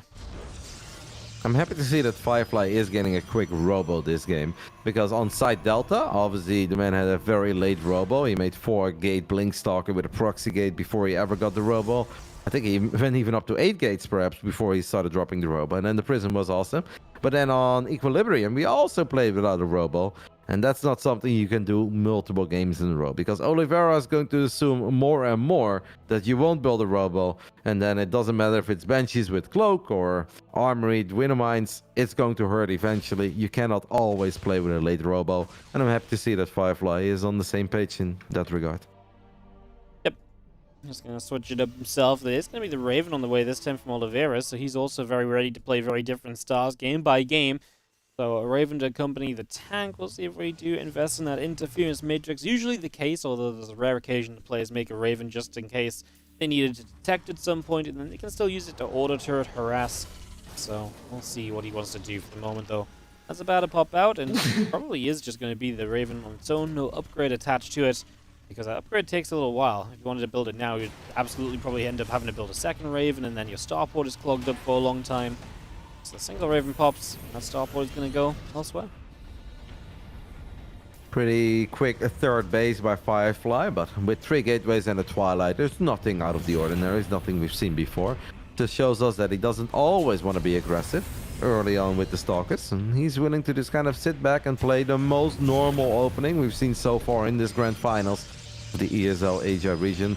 He's getting a shield battery now in his natural, which maybe I don't necessarily hate, but it's also a little bit odd to me. Like, he's getting a battery at the third, he's getting a battery in his natural. I don't know what he saw. I guess he saw the Raven and he's like, I know that auto turrets will be dropped eventually and I can't be bothered, but bit of an odd moment to drop a shield battery in your natural, I'd say. Yeah, just unnecessary. But yeah, it's one of those things where it's like, it's nice to see him being cautious, but sometimes you've got to be careful, because being overly cautious can be a problem in and of itself. Raven heading down to the south. Let's see how reactor coming up on the starport and on the factory, so that continues through on both sides. Stimpack, combat shield, and +1 all on the way. And the Hellion is going to just get back into the natural as well. And to get a little thought quote going today, l'explosion de gateway. We're going from 3 all the way up to 9 gateways in minute 6. 9. That's a lot. Seems that Firefly has spidey senses, because Oliveira's Raven is in the bottom left side and is heading towards that natural. So I guess the shield battery will be okay. And the main reason why I really wanted to see a shield battery early in that previous game is obviously because he made life hard on himself by taking the gold, which is not a bad choice, but that means that your natural is very far away from your main, and you do get those extra minerals with the gold. Then I think an early shield battery makes a lot of sense. This one was a little bit random to me. I think Oliveira should have gone for the shield battery here, by the way. If you have double auto turret, actually goes for probes, and he gets 3 of them very quickly, so not too bad. Did better with the against the probes than I thought, considering the battery was there, but if both auto turrets target fire at the same time, turns out the probes kind of just melt as well, so I guess that's not too surprising.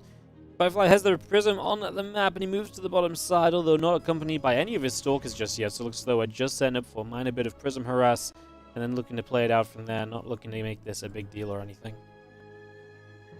Nope, it is all gonna be about that gateway aggression once more. I'd be very surprised if Firefly suddenly takes all his gases, drops the Templar Archives, heads into the Robo Bay. If on side Delta we went up to 6 bases before we dropped the Robo Bay, I don't think he's gonna do it too quick here either. Seems that Oliveira is expecting it, as we've got a Viking on the production tab. That Viking is going to be very, very useful in making Terran's life a whole lot easier against that War Prism. And you're showing us that Widowmine drop body. This is where maybe those cannons and batteries start working against you a little bit, because the probes clump up a whole lot more if you have those static defenses in your mineral line. Oliveira is gonna wait, but I expect these Widow Mines to get some big shots off. Oh, absolutely. These Widow Mines are likely going to be, potentially, like you say, a big deal as he kind of flies in, but it gets seen. He decides he doesn't like it, backs away. Obviously, all the units are still at home, so if he feels like he's being spotted too easily, he just backs it up and keeps that medevac safe. It's a threat for later, right? At any point, the Widow Mines can come in and start dealing damage. Now might be a good time to pull the trigger on that one, so that is an option for him. See if he wants to commit to it. Well, all hell is about to break loose. We had 8 minutes of macroing, but Firefly knows he can't stay on gateway units forever. He needs to start trading. We've got a Warp Prism in the main. We have an auto turret being dropped in the back of the main. Widow Mine drop at the third base. Firefly is going to have to deal with it, and double cannon is apparently pretty good. That takes care of the mines quickly. He can now focus on the attack. Will activate one Widow Mine shot. Wants to activate all of them, but it shouldn't be that easy. Oliveira can obviously always just go for a bit of burrow on burrow. Firefly needs to make up his mind though, Waddy. The longer he waits, the worse it gets. I think it's already kind of bad. We might have to do what he fears the most, and that is take a bunch of gases and transition. But I still think you want to trade out some army supply, right? Like, this is just a lot of gateway units to be stuck on. Yeah, I'm with you. If you just sit here and do nothing with this, in general, it's just a waste, right? Because you're not doing with this army what it was meant to do, which is hit a timing. The earlier you hit, the better. The more bio units, and especially as ghosts come onto the field, the worse this gateway-only army becomes. So typically you want to get going, you want to get a move on with this, but it's just not happened. That obviously should be a bit of a concern as this auto turret drops down. Stalkers, Zerals come across, auto turret will get killed right there. And the extra Marines in the center just going to take down a little bit of something. So game will stabilize. Obviously, like you said, hell was about to break loose, and it wasn't really that bad just because Firefly never pulled the trigger. So we're still going to wait and see if he wants to make a big move. He is doing it, Roddy. He's going to build splash damage. Yeah, he kind of has to. He has no choice. I think the main reason, by the way, why Hell did not break loose either is because Oliveira just had very good defensive setup. Not just at the third, but if you look at the bottom left side of his main, there was a Widow Mine on the edge. We had a missile turret, and we have a Viking. It's like, yeah, no matter how badly Firefly wants to get a couple Zealots into the main base, it is just not going to be that easy. And unless it's double prism with speed, you can't just ignore that, fly past it. So I guess he didn't want to go for a disastrous attack, and he just decided to, well, wait and hope that maybe later you can still set up a proper run by. You can still get some value out of all these Zealots. I would not hate more than just 2 Robos, by the way, because I think with even just 2 Robos, it's going to take a little while for this to come online. Oliveira is building a ridiculous amount of turrets at the moment. That man has been hurt by Warp Prisms, Waddy. Yeah, he's like, yo, if your Warp Prism is your best weapon, I'm going to take that away from you. He is not afraid to spend some money on those turrets and just to try and guarantee that no prism will enter his base, and so he can just focus on the game that happens elsewhere instead.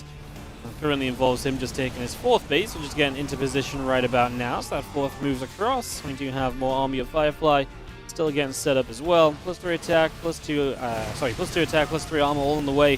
Firefly's upgrade still kind of steamrolling along, but in general, just Oliveira looking a bit more comfortable this time, especially if this style doesn't start to kind of mix it up and go all over the place with the prism and so on, it feels very tough to take a straight-on fight, even with upgrade leads. Yeah. It's very sad when you look at a game that is between 2 maxed out players, and you're like, well, anyone can take it, right? At the moment, it doesn't look like that, guys. Oliveira's in a commanding position. Firefly has over 48 army supply, 48 gateway units on the map. Actually 50 including the sentry, but that's obviously fine. So we're looking at 100 army supply of pure gateway units. And the Terran army is just better, as we're going to drop an anti-army missile. The Colossus is going to make a bit of a difference, but there is a lot of Marauders in the mix. It's going to be so difficult for Firefly to get a remotely decent fight here. If it's ever going to happen, it's going to happen with cannons and batteries and immediate reinforcements. But even now, I'm still not really seeing it. Maybe the final Zealots can turn this fight into his favor. Because of the Colossi got to live a lot longer there, the Vikings decided to try and go for the Prism, and then the Prism got away, the Colossi survived, and I think at the very end it makes it okay enough for Firefly to just kind of get away with this, and now he's actually on the counter-offensive, but I don't think it was so good of a fight that he's going to be able to do much here. Maybe cancel a couple of external or bases that are on the extremes of the base, but this really should just be fine for Oliveira defensively.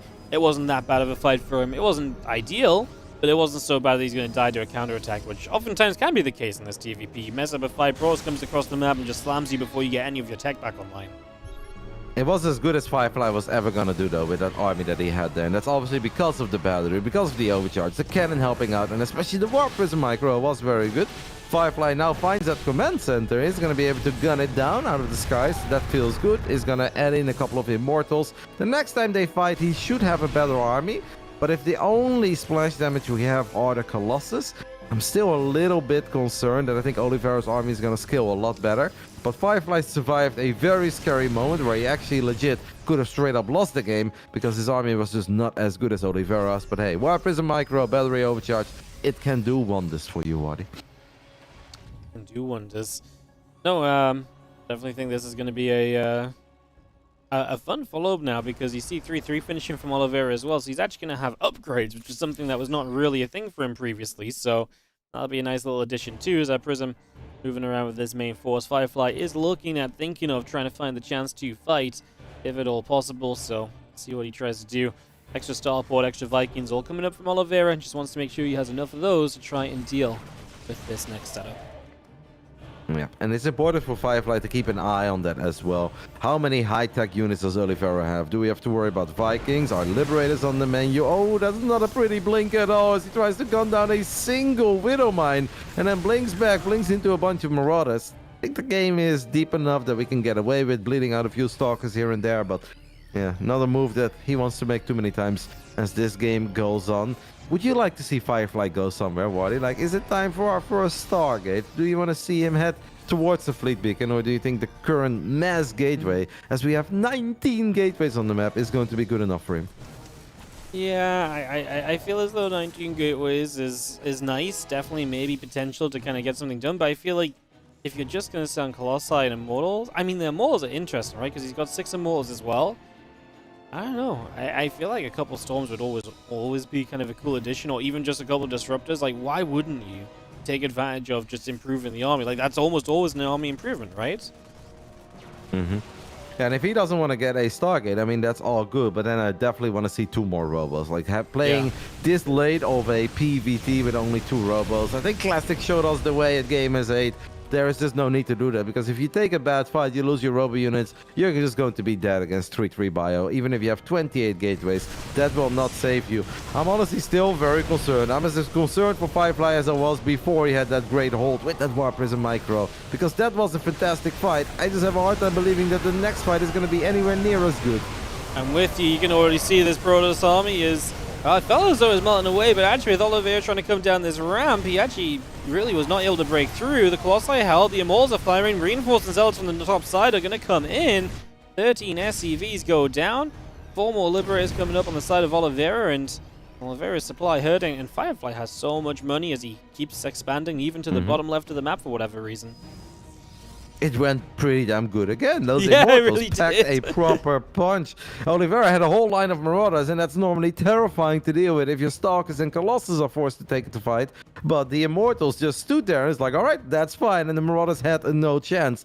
Next time, though, Oliveira is going to have Liberators, Advanced Ballistics, and maybe even more EMPs. So perhaps the 3rd time is the charm for Oliveira. But yeah, this bank of Firefly is starting to get scary. And I do think that the supplies were maybe a tiny bit deceiving in that fight, because obviously Firefly has a Warp Prism in the back with 19 gateways. So while the fight is happening and he's bleeding out units, he's warping in 38 supply to participate in the fight immediately. Made it look like he crushed harder than what he actually did, but he did well there. And I mean, if he just keeps on surprising us, why the hell not? He is rich, he's got a lot of gates, he's got great upgrades. I hope for him that he doesn't take that one disastrous fight, as he's gonna blink into the Liberators, Widow Mines, EMPs, and a tank shot. Wadi, this cannot possibly go well for Firefly. Please tell me it can't, because this is ridiculous. The Bioforce is gonna push back the Stalkers and the Immortals there, but man, that was...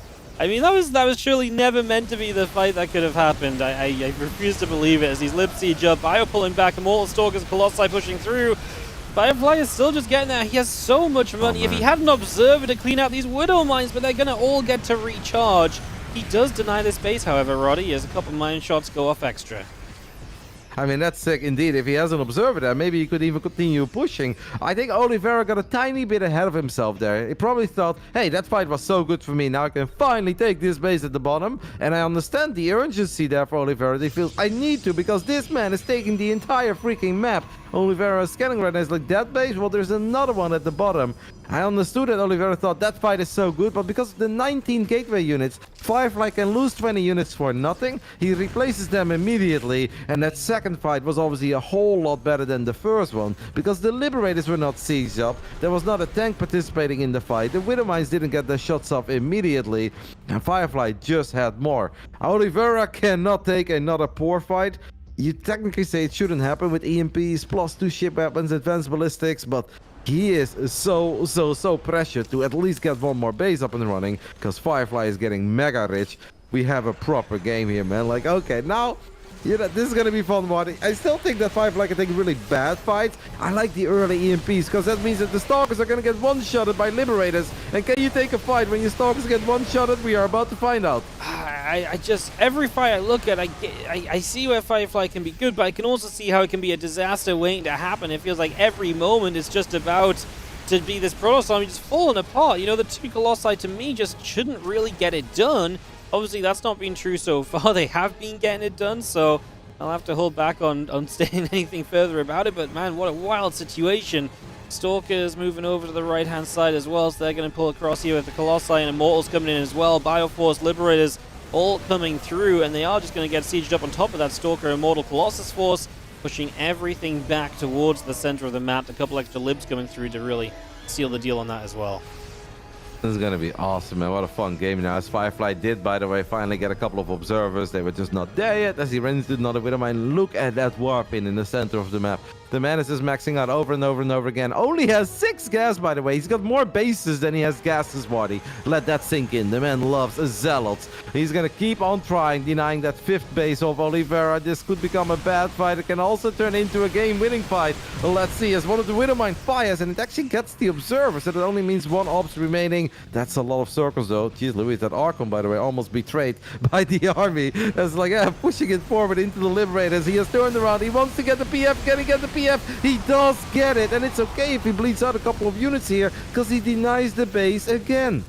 Yep, and he's got 4,000 minerals in the bank, so he's absolutely fine in that regard. He just needs to, well, he just needs to keep spending that money. That's the only concern. He is actually a little bit limited on gas, but I guess if you're going to build very heavy Zealots, then it can be okay.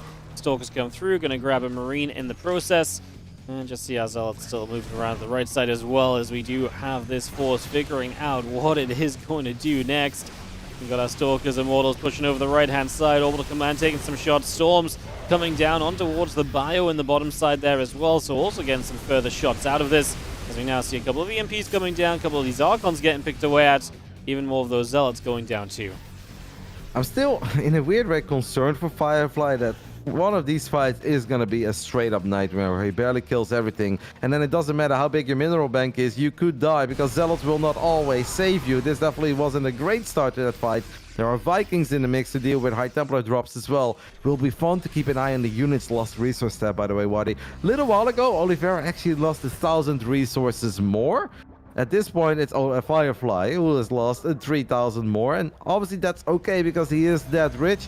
But if Oliveira is able to find those resources to max out, finally secure that base at the bottom, he still has more than a chance in this game because his army is better. But Firefly obviously is aware of that, doesn't really care, just wants to keep on outmaneuvering the army. And yeah, it's a really cool game. It's an excellent strategy. Our first proper StarCraft macro game of the day, 22 minutes, and we're still going.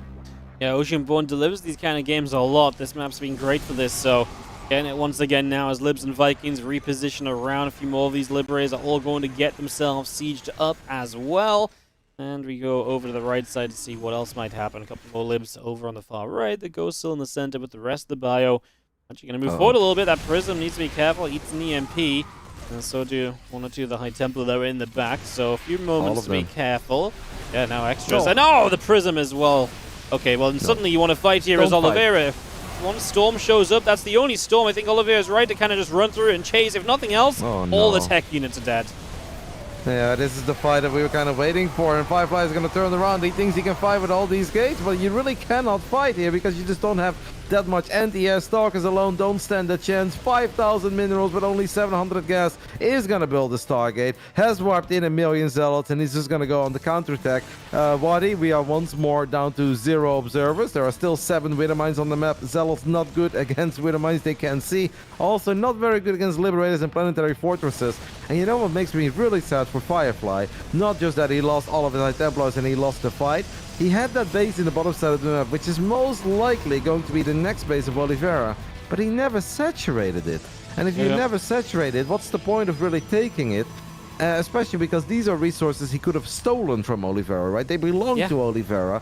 Now they're all still there, even if that Nexus was there forever.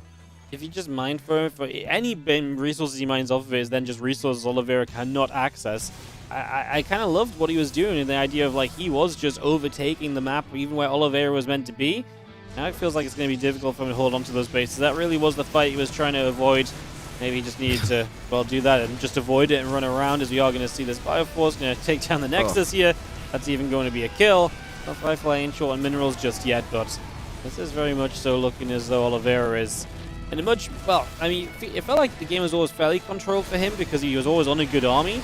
But now that he's already had one good fight, you can just see the extra fights continue to go this way because, you know, beforehand there was at least a bunch of High Templar, 5 Immortals. Now it's just 2 Colossi plus Gateway units. These are not fights, man. Like, this is, I don't know what it is, but these are not fights.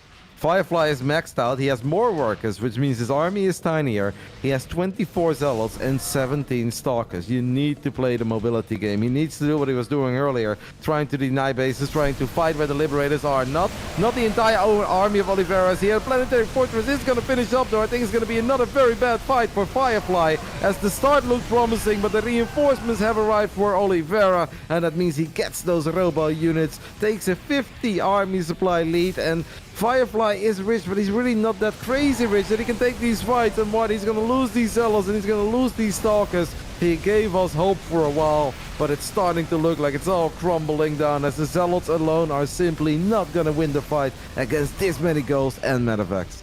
No, they really are not. Oliveira now should just be able to crusade through base after base after base. He should be fine to just keep this one moving.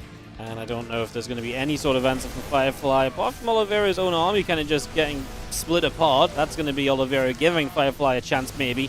As the Ghosts cloak up, and you mentioned it before, the Observers, non-existent, so the Ghosts are just going to stand in the middle of this fight and just fire EMP where they want to as well. They get perfect coverage, Colossus being chased, and yeah, there ain't no good answer right now for Firefly. You don't often see the Ghost chasing down the Colossus, but I am not afraid to admit that I've lost carriers against Ghosts when I lost my Observer. Firefly is going to take this fight, does not want to lose another base, but he cannot win this fight. This Terran army is so much better than the Protoss army. We finally have a Disruptor showing up, but it's obviously a little bit too late for that. Firefly went with a certain style, the style that he believes in, the style that he's confident with. And it worked. It started to look like it was working, and if only he had a few more observers earlier on, especially after he took out that bottom base, and we had all these mines right in this location that you're looking at. You mentioned it. I think if he gets those mines, it really becomes so hard for Oliveira to take another good fight, but eventually the game slowed down a tiny bit, and finally, what felt like was the inevitable happened. You know, people were probably thinking like, what are Wardy and Roddy on about? Like, he is crushing. Like, stop believing in the Terran army. It's like, no, guys, the Terran army was supposed to dominate those fights because it was simply way more expensive, way more tacked up, and it's the exact counter to everything that Firefly had. It's just that Firefly was outmaneuvering him for a while and was playing the macro game. It looked promising and it looked good, but once the fights start going bad, they don't go kind of bad. They go mega bad, and you lose 80, 90 supply, and what do you kill? 10, 20, if you're lucky? Like, it's always going to happen. Yep. No, that's the problem with this style. It's the risky run. You have to control the game as Firefly, and he was doing such a good job, but it's almost the map's problem in a way, right? Like, Oceanborn naturally gives you these ability, these bases which are easier to sit on, and Oliveira was so well set up, and maybe a couple times over Firefly also engaged into, like you say, mines and libs, and a little bit more heavily than he ever should have done. But, that, like you say, as we have said a few times over, is the risk of playing that style. Gets 2 Ghosts off this Disruptor shot, but rather he could kill this entire army. I don't think it would be enough because he just has that little in comparison to the Terran. These probes are just They've had enough. They're ready for the GG. They're like, we'll see you in map 5 and potentially our final game. As the Disruptor gets stacked, the Immortals get hacked. The Liberators made justice rain from above in the top right side. And after 28 minutes, it is the world champ who takes a 3-1 lead. A really fun game where I didn't believe for Firefly, but he had a great hold. I didn't believe, and he had a great fight. I didn't believe, and he took kind of a bad fight, but then he took a really good fight afterwards. And at one point, I'm like, is he actually going to do it? And maybe we should have been more reckless with 2 different armies. Maybe we could have splintered in some DTs, right? What about a Dark Shrine with Shadow Stride? Because there was that moment where Oliveira clearly had a hard time defending 6 o'clock and that center base. And imagine a bunch of DTs with Blink and Zealots get on top of that center base while the rest of the army is still at the bottom. That is a way that he could have prevented that 5th and final base from Oliveira going up and from Oliveira ever maxing out. But yeah, we just kind of stayed on Stalker, Zealot, and a couple of Immortals, and it works until it just doesn't anymore. And once it doesn't work, it gets really ugly. Yep, it gets really ugly as we are getting ourselves lined up for this next game, which is going to be Golden Aura. That's another map that actually becomes very difficult to attack into your opponent on, right? Which maybe for Firefly she isn't that good, because if his style was built around kind of attacking in for a certain amount of time, I feel like that becomes even more difficult on Golden Aura than it was on Oceanborn, because the ramps up and the chokes on this map are rough to get through. Yeah, I wonder what the underdog is cooking here. What if we just go 1 base, Proxy Stargate, a Void Ray, a Tempest, some batteries? Do you believe? Yeah, why not? I believe, man. I believe in just getting some more games. The more games we have, the better it is in my eyes, so I'm down. Starting to look a little bit similar to the finals we had at the ESL Summer in this region. And obviously that was the TVT that Oliveira played versus Coffee, where we had a spicy start, a hopeful start, and we started to believe, and it kind of went downhill ever since. And I'm starting to feel a little dire about this best of 7, but I hope we get one more epic game at the bare minimum. You know, even if Oliveira wins it, let it be fun, Waddy. Let it be fun. Surely the StarCraft gods are listening and are going to respond to our calls. Top left, Blue Protoss, Platinum Heroes, Firefly trying to bring this to yet another game. Right now, he just has to take it game by game. In the bottom right side, we are looking at the main base of the man who was victorious in Katowice earlier this year. One of the most magical StarCraft tournaments we have had in the very rich history of StarCraft 2. He is now on the verge of becoming the back-to-back ESL Asia's champion. Up 3-1, championship point, Dragon Kaisi Gaming Oliveira.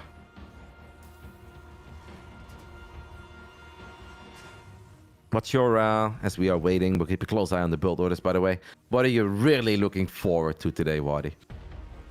You know what? I think Europe is almost always the obvious choice, right? You got Reino Clem, that's a classic. Serral versus the win is always going to be good. But you know what? I'm actually kind of looking forward to see who gets to play Astray in the finals of Americas, because Trigger, Pelazur for the Americas region, right? To me, that's like, okay, you know.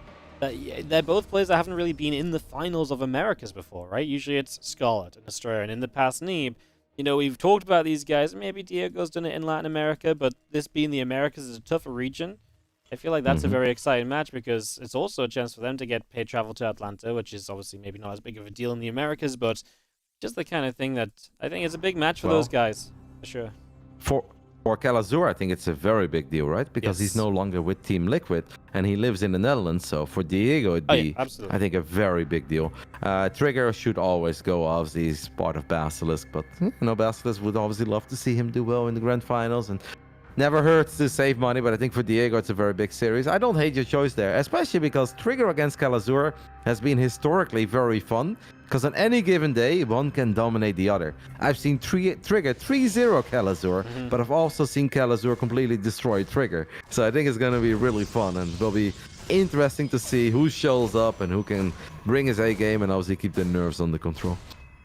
Yeah, I think that is going to be my my one to watch today, because everyone's going to watch Europe anyways, so give some love to Americas as our Adept is going to trade with this Reaper, taking a few shots. Nothing too unsurprising. Nope. Twilight opening once more for Firefly. Does not seem to be very fond of the Stargate today. You know what's kind of funny, by the way? That last game, obviously, at one point it was just over. Because, yes, he had all the bases, but he had no more gas. And started losing the bases, was down 80 army supply. Right when it was like Omega over, he's like, hey, Tempest. Yeah, I know. Mothership, like Disruptor. Or I said Liberator, but I meant Disruptor, Tempest. I was like, now? Like, I saw the fleet beacon go down, and I was just like, bro, this is like, you had minutes where you could have done something like this. And maybe it wouldn't be in the right call with your strategy or style or whatever, but like, this is not the moment to suddenly become a believer. That reminds me a little bit of the days where Rainer did not believe in the Infestor a long time ago. And then the only time he ever made Infestors is when the game went on for like 47 minutes and he was Omega dead, He's like, I made Infestors, it didn't work. I was like, oh, come on, bro. You made Infestors after you traded out 20,000 resources worse. That's basically Fiveline, that previous game, where if anybody's going to tell him afterwards, like, hey, maybe you should have built Tempest or a Mothership. He's like, I did. Didn't work. It's like, yeah, but not quite sure if that's really the way it went down. Doesn't count like that, man. Oh, yeah. Fun. Oh, I'm going to step away 1 sec, Roddy, just to see what the heck's going on. No worries. All right. And Wadi is apparently stepping away from the keyboard for a bit. Following the Reaper in the center of the map, I can talk to you guys about the opening. We've got a 2-1-1 setup on the side of Oliveira. 2 barracks with quick stim and not many Cyclones, but at least 1 Cyclone. Cyclones are very good against gateway units in the beginning of the game. I hope that Firefly can get a decent scout off. So I'm going to take a look at what he's seen so far. And, well, he knows obviously there is a factory because he saw a Cyclone. Hasn't really seen a whole lot. I think this is the first time that Oliveira is actually going to be proper aggressive before Firefly can ever get aggressive. And dealing with the first push of Oliveira is not going to be easy for Firefly. Nope. I do not think it is. It's going to be a lot of units as, yeah, sorry, just, I had no idea why dog was barking right outside my room, so I fixed that a little bit as, here comes the push, man. This is looking terrifying. 30 to 10 army supply, and he misses it. Needs to do some setting up. Yeah, he doesn't see it. Mate, he completely misses it. Now he sees a medevac fly over and he may think like, oh, is that a Widowmine drop? Okay, he gets it. That's nice and all. But not being in position. Look at Charge, Waddy. Charge is only 25-30% done. This looks terrible. Even if it's only a 17 army supply deficit, you cannot blink. I know he likes forward blinks, but do not blow. Oh my god, no, Waddy. This ain't it, man. All these stalkers going down. This has so many shades of that finals last year.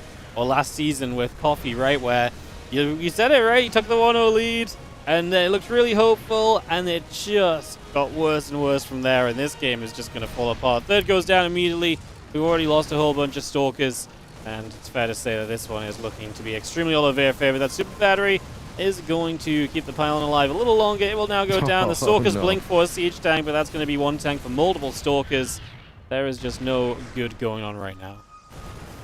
Nope, I couldn't even finish this sentence. I know he likes to blink forward, but you can't, and he blinked forward. And that will unfortunately be the final blink he made in this series. Well, he made 1 or 2 afterwards, but it doesn't matter. Oliveira is your ESL Asia's champion back-to-back. The man was victorious in summer, and he gets the job done in winter as well. He came in as the big favorite. He delivered. I think it's safe to say that the competition stepped up their game and made him sweat for it, made him work harder than he did in the past. But Oliveira is still the very best that China and the rest of Asia, that does not include South Korea, has to offer. No, he absolutely is. He 100% in this event stepped up when he needed to as well, right? Because like you say, it was definitely not the cleanest at certain points. Like there was, Firefly versus Oliveira early in this bracket was a 3-2 instead of a, 4-1 as it was today, right? So yeah, Oliveira though, again, it done in the end, and definitely kind of making a bit of a statement because he looked good, stepping it up, looking good, champion again, and really just brought the aggression in this final game. Man, he finally made a Cyclone. What happens? He wins straight away. Who knew, Roddy? Who knew? Firefly's turning into a mini Patience, by the way. Eh? Like he doesn't even look at what he sees. He's like, I've got Stalkers. I think I should blink forward. It's like, no, mate. Every now and then you have to analyze what is actually there, and then you kite and you blink back 1 by 1. And I do think he was always in trouble after he missed the move out, and just holding that push period, I think it's difficult with his build, but it's doable. If you have a good battery, if you buy some time with Force Shields, maybe a Guardian Shield, but you cannot miss it and then blink in anyway.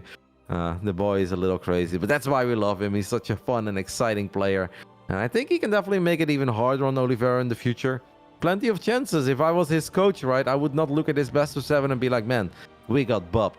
there wasn't a chance for us at all. Be like, well, actually, Side Delta was a surprising win, but Equilibrium, you build a battery in the main, you're kind of cooking. You're always going to have a good start. It's such a good map for Protoss. Oceanborn, I think there were chances to win it, and at one point it started to look like he was doing it. So a lot to be hopeful of, but at the moment, Oliveira is still just simply the best. Simply the best. Better than all the rest, if you want to continue along.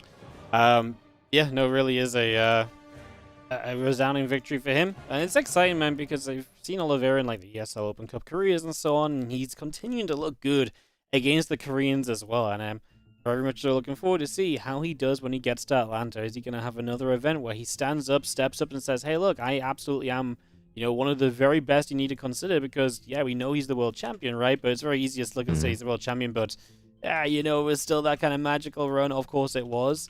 But yeah, he really is a contender. I think everyone's, you know, very aware of that. Just cool to see him making another statement towards that as well. As we'll take a quick peek at the schedule coming up, of course, as Asia, is done. Europe, Brody, starts off with that Reynolds versus Clem series. How about that? How about them apples? How do you like that? Well, I like it a lot, Waddy. I think it's going to be fireworks. Those two, as they like to call it, the kid versus kid, have delivered in the past. It's going to be, I think, a very fast-paced series. Yesterday, Rainer was actively cheering for Showtime in various Twitch chats. And he also added in, nothing personal, kid. I just prefer playing Protoss. Well, he's not going to play Protoss. He's going to have to play Clem. I think it's going to be an awesome series, man. Incredibly difficult to predict. I can't wait. Don't forget that this is still kind of Clem's stomping ground, right? Clem has been more successful in the Europe regionals than Serral and Rainer combined, which is such a crazy statement, because who wins more than either of them, period? Clem has won this tournament more than the two of them together. So I think it's going to be some fireworks, and I can't wait to watch it all. Going to be a whole lot of fun. Unfortunately, guys, you might have figured this one out a little bit, but Asia went a little faster than expected. The PvP definitely wasn't very long, and while we had a couple longer games in TvP, also 4-1 is not quite the full length of time we set aside for best of 7. So we have got about 30 minutes until Europe gets going, but of course that's going to be a very exciting region, so we hope you stay tuned until we get there. So we'll be back in about 35 minutes or so. Reino Clem to start. The winner takes on Serral in that grand final, so we'll be back with that in just a few. ZG will be joining us as well, so look forward to that. We'll see you guys when we return.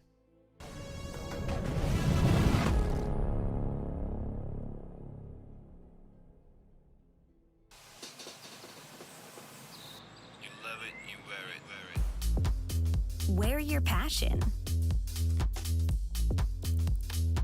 Share your passion. Wherever, whenever. Gaming is a lifestyle. Get your merch at shop.eslgaming.com.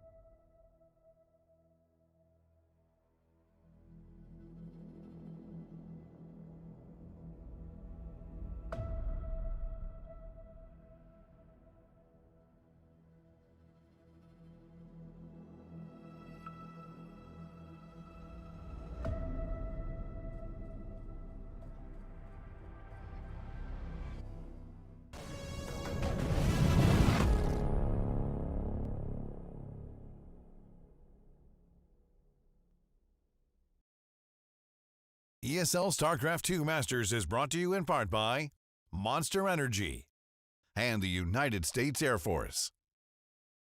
Welcome back, everybody, to more ESL SC2 Masters. We've gone from Asia, wrapping it up with Oliveira as our champion, and now over into Europe. I'm Wardy, joined by Zombie Grub for the first time this season. We haven't cast together yet. How's it going, ZG? It's great. I'm so looking forward to casting with you and Roddy. I just haven't done much. I was gone for 2.5 weeks out of the 4 that we've done it. So, yeah, it's been a while, dude. I'm looking forward to casting some sick TVZ.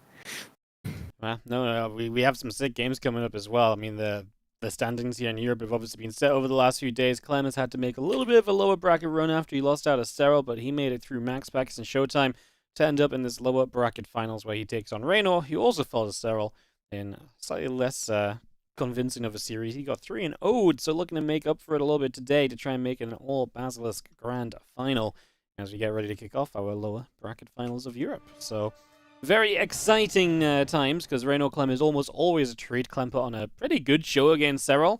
I feel like Serral, for me, currently is #1 in Europe. I feel like he is the player who still just looks so solid so consistently. So we'll see if the winner of this can take him on. But I think this one alone is going to be an absolute banger. Yeah, I think this is the match that everyone is looking forward to, with the potential rematch of Clem versus Serral being probably #2, and the potential rematch of Serral versus Raynor actually being #3, I would say. Not necessarily because of the ZVZ, but just because the ZVZ in the upper bracket wasn't exactly enthralling. I think the biggest story there is just whether or not it would be a better CVZ in the finals, which I believe it absolutely would be. Kind of no matter what happens in this lower bracket, I think we'll get a great grand finals. But there's also that chance that Serral is just in that dominating form and actually bodies everyone that he comes up against. Yeah, well, that's very true. Serral is Serral has just been good. Apart from, I mean, like you say, like, to put in perspective how good he is, it's disappointing that he finished in the round of 8 at Game Is It, right? Which was like the stacked event, right? Round of 8 for most players is like, wow, good job. Even the other strong players, like the best, were like, round of 8's very respectable. But for Serral, it's like, oh, only round of 8, buddy. Like, come on. And that's slumping. Yeah, I know, because we're expecting him to win everything, or at least go deep. And obviously, round of 8 apparently not deep enough to satisfy us. So we are going to be heading into Clem Raynor first. We'll see what this TVZ is all about. See if Raynor's looking a little bit better than the other day. I can't remember, actually. I looked this up earlier, and now I completely forgot who won the last time that these two played each other. There was a time where they used to play all the time. Clem. That makes sense to me. Yeah. I do think Clem's TVZ's been looking hot lately as well, once more. Yeah, so he got kind of destroyed at Gamers 8, but that was when Raynor was probably at his best form. Put a ton of effort into practicing for that event, and it really showed. And but then they played next about like 20-something days later, and Clem got a 2-1, which, still very close. But I think in that time, Clem had also started to experiment more with like the 2-racks opener, which he like experimented with and then practiced almost like all the time with for a while. And then now seems to be back to kind of just mixing it in at any given moment in a best of 5, like what he displayed versus Serral. I think he only did it once, right? So the point is, like, Clem looked to improve his TDZ and kind of get back into like the different meta that was showing, whereas Raynor just came into, I think, that 3-0 in a very steady meta, very predictable Clem, and in his best form possible. But it's always different in these online regionals. That's very true. Online has really been Clem's kind of dominating ground as of the last few seasons, or just the last ever since these online regionals became a thing. That's where Clem has seen his most success. So let's see what happens here as we kick it off to the bottom left-hand corner. The red Zerg from Basilisk is, of course, Raynor. In the top right, we do have Team Liquid's Blue Terran, Clem. All right. Ready for some games, ZG, TVZ. I didn't actually cast the Clem solo one the other day. I was sat there watching, and they played some great TVZ. Really hoping that this is going to deliver a little bit as well. We start on Radusted Station, which is exactly where Clem started against Serral as well the other day. That was a best of 5, which was very much so... Well, not necessarily the best of 5, but that was a game which very much so started with Clem trying to play a lot of trickery, trying to play the mind games. None of it really worked. Serral scouting overlords were in the correct places, and the next thing you know, Clem was just naturally behind. He still dragged out to like a 15 to 20 minute game, but there was never really a point in which he was winning. And that's kind of the thing with this map. It can be a very big map. It can be very scary to go up against a Zerg on a map of this size. So then what do you really do? The only benefit is that it's very difficult for the Zerg to get aggressive unless they play something like mutas, because there's only so many places to run by on this map. Yes, that is a good point. Yeah, and we saw Serral use those mutas, which I'm really excited about. I think we're long away enough from Heart of the Swarm, which mass muta was actually really obnoxious, and I think we were tired of it. Mass muta specifically, like mutas in general, is still okay. That I would be excited again if we got like more mass muta games, because they are really action-packed, and I think that they are iconic to the matchup, but not so far anyway. But we did see Serral experiment with that on this map. But it is a really troublesome one for Terran, I would say. My bias is that Zerg has a fun time on this map. You do have some vetoes, of course, so Clem could have vetoed this if he really thought it was that bad, so he doesn't think it's that bad. But it's large. There's kind of a guaranteed base setup as well to get across the map to actually attack your opponent's base. The Terran takes a while and to go through a very wide open space in the middle, and then you don't really have any type of contested bases. The map setup is very much like split map down vertical line scenario, so you can't necessarily leapfrog a planetary on your 6th to attack the Zerg 6th or 7th that you're contesting over. So I think that's a very difficult start for Clem. But he did start off kind of weird in his first game versus Serral, and as you said, still made it 15-20 minute game. Still, tried his best in that late game macro, and there was times where I guess it looked okay, but it was indeed tough. Absolutely, there's a couple Lings here just there to initially help with the Reaper. Reaper now dancing around, is going to come up, but there's no creep to try and grab her or anything, so just a cheeky grenade and then back it up. Clem straight into the 3cc, realizing this map is large. Same issue in terms of not really being able to get across and do much, so he's just going to play the macro for the moment. It's unlikely the Zerg is going to punish a fast 3cc on a map like this one, as we try to get some damage on a creep Jimmy, but it's just unlikely to happen. Having to go up the ramp to find that is it's just a no-no. Yep. So a very typical TVZ. Clem with the 1-Rax expand into Hellions, 3rd CC. This is what we knew him for the most, up until he was experimenting a little bit more anyway. The proxy starport, definitely a little different though. I just realized the blue thing on the map, isn't there? Yeah, that is a not a Hellion, not just an SCV. It's a bit bigger than that. It is a starport. Medevac drop coming into Rainer's 3rd base. Personally, I don't have a lot of faith in Hellion drops versus Zerg. It does put them onto creep, obviously, in which the Zerg has some speed benefit, but it is going to be a surprise, and I guess there was a chance the Overlord wouldn't be in any position to scout it a little bit in advance, but in this case, they are. Yeah, this is actually a little bit, well, it's definitely a cool one, as you see these Hellions making their way down to the south, and they're going to get picked up into the medevac in a moment. No, definitely a way to mix it up, so kind of makes it look very normal. I'm not going to do too much, and then I'm going to try and get exciting. Drop into this 3rd base. Well, you know what, Raynor, he has 8 Lings, but they are slow Lings as well, so this is going to be a question of can the Queens get in position and start dealing with this. Of course, you've got the mobility with the medevac to lift up and go elsewhere. It's one of the things Clem is great at with this build in TVP, as now he unloads into the main base, and there is nothing in the main base. Those drones are just going to have to split and hope as the slow Lings slowly arrive. They could have got lasered down as well by those Hellions, but it doesn't quite happen just yet, as now the Hellions just about get away. Woo, that is one unhealthy medevac. Overall, 3 drones, 6 Lings, and I suppose the biggest damage is the mining time. For everything living, or 1 Hellion dying, I guess. Sure. It was 3cc. The starport at this point in time would be mostly used just as like an add-on hop, so there's not too much, left behind there. I don't think it was as effective as Clem was hoping. I do feel like there is that chance the Overlord wasn't there, so it's a little bit later, especially with a slow Ling opener on what is presumably a safe map, and then into that main base to get even more abusive damage, and it just kind of didn't really line up perfectly.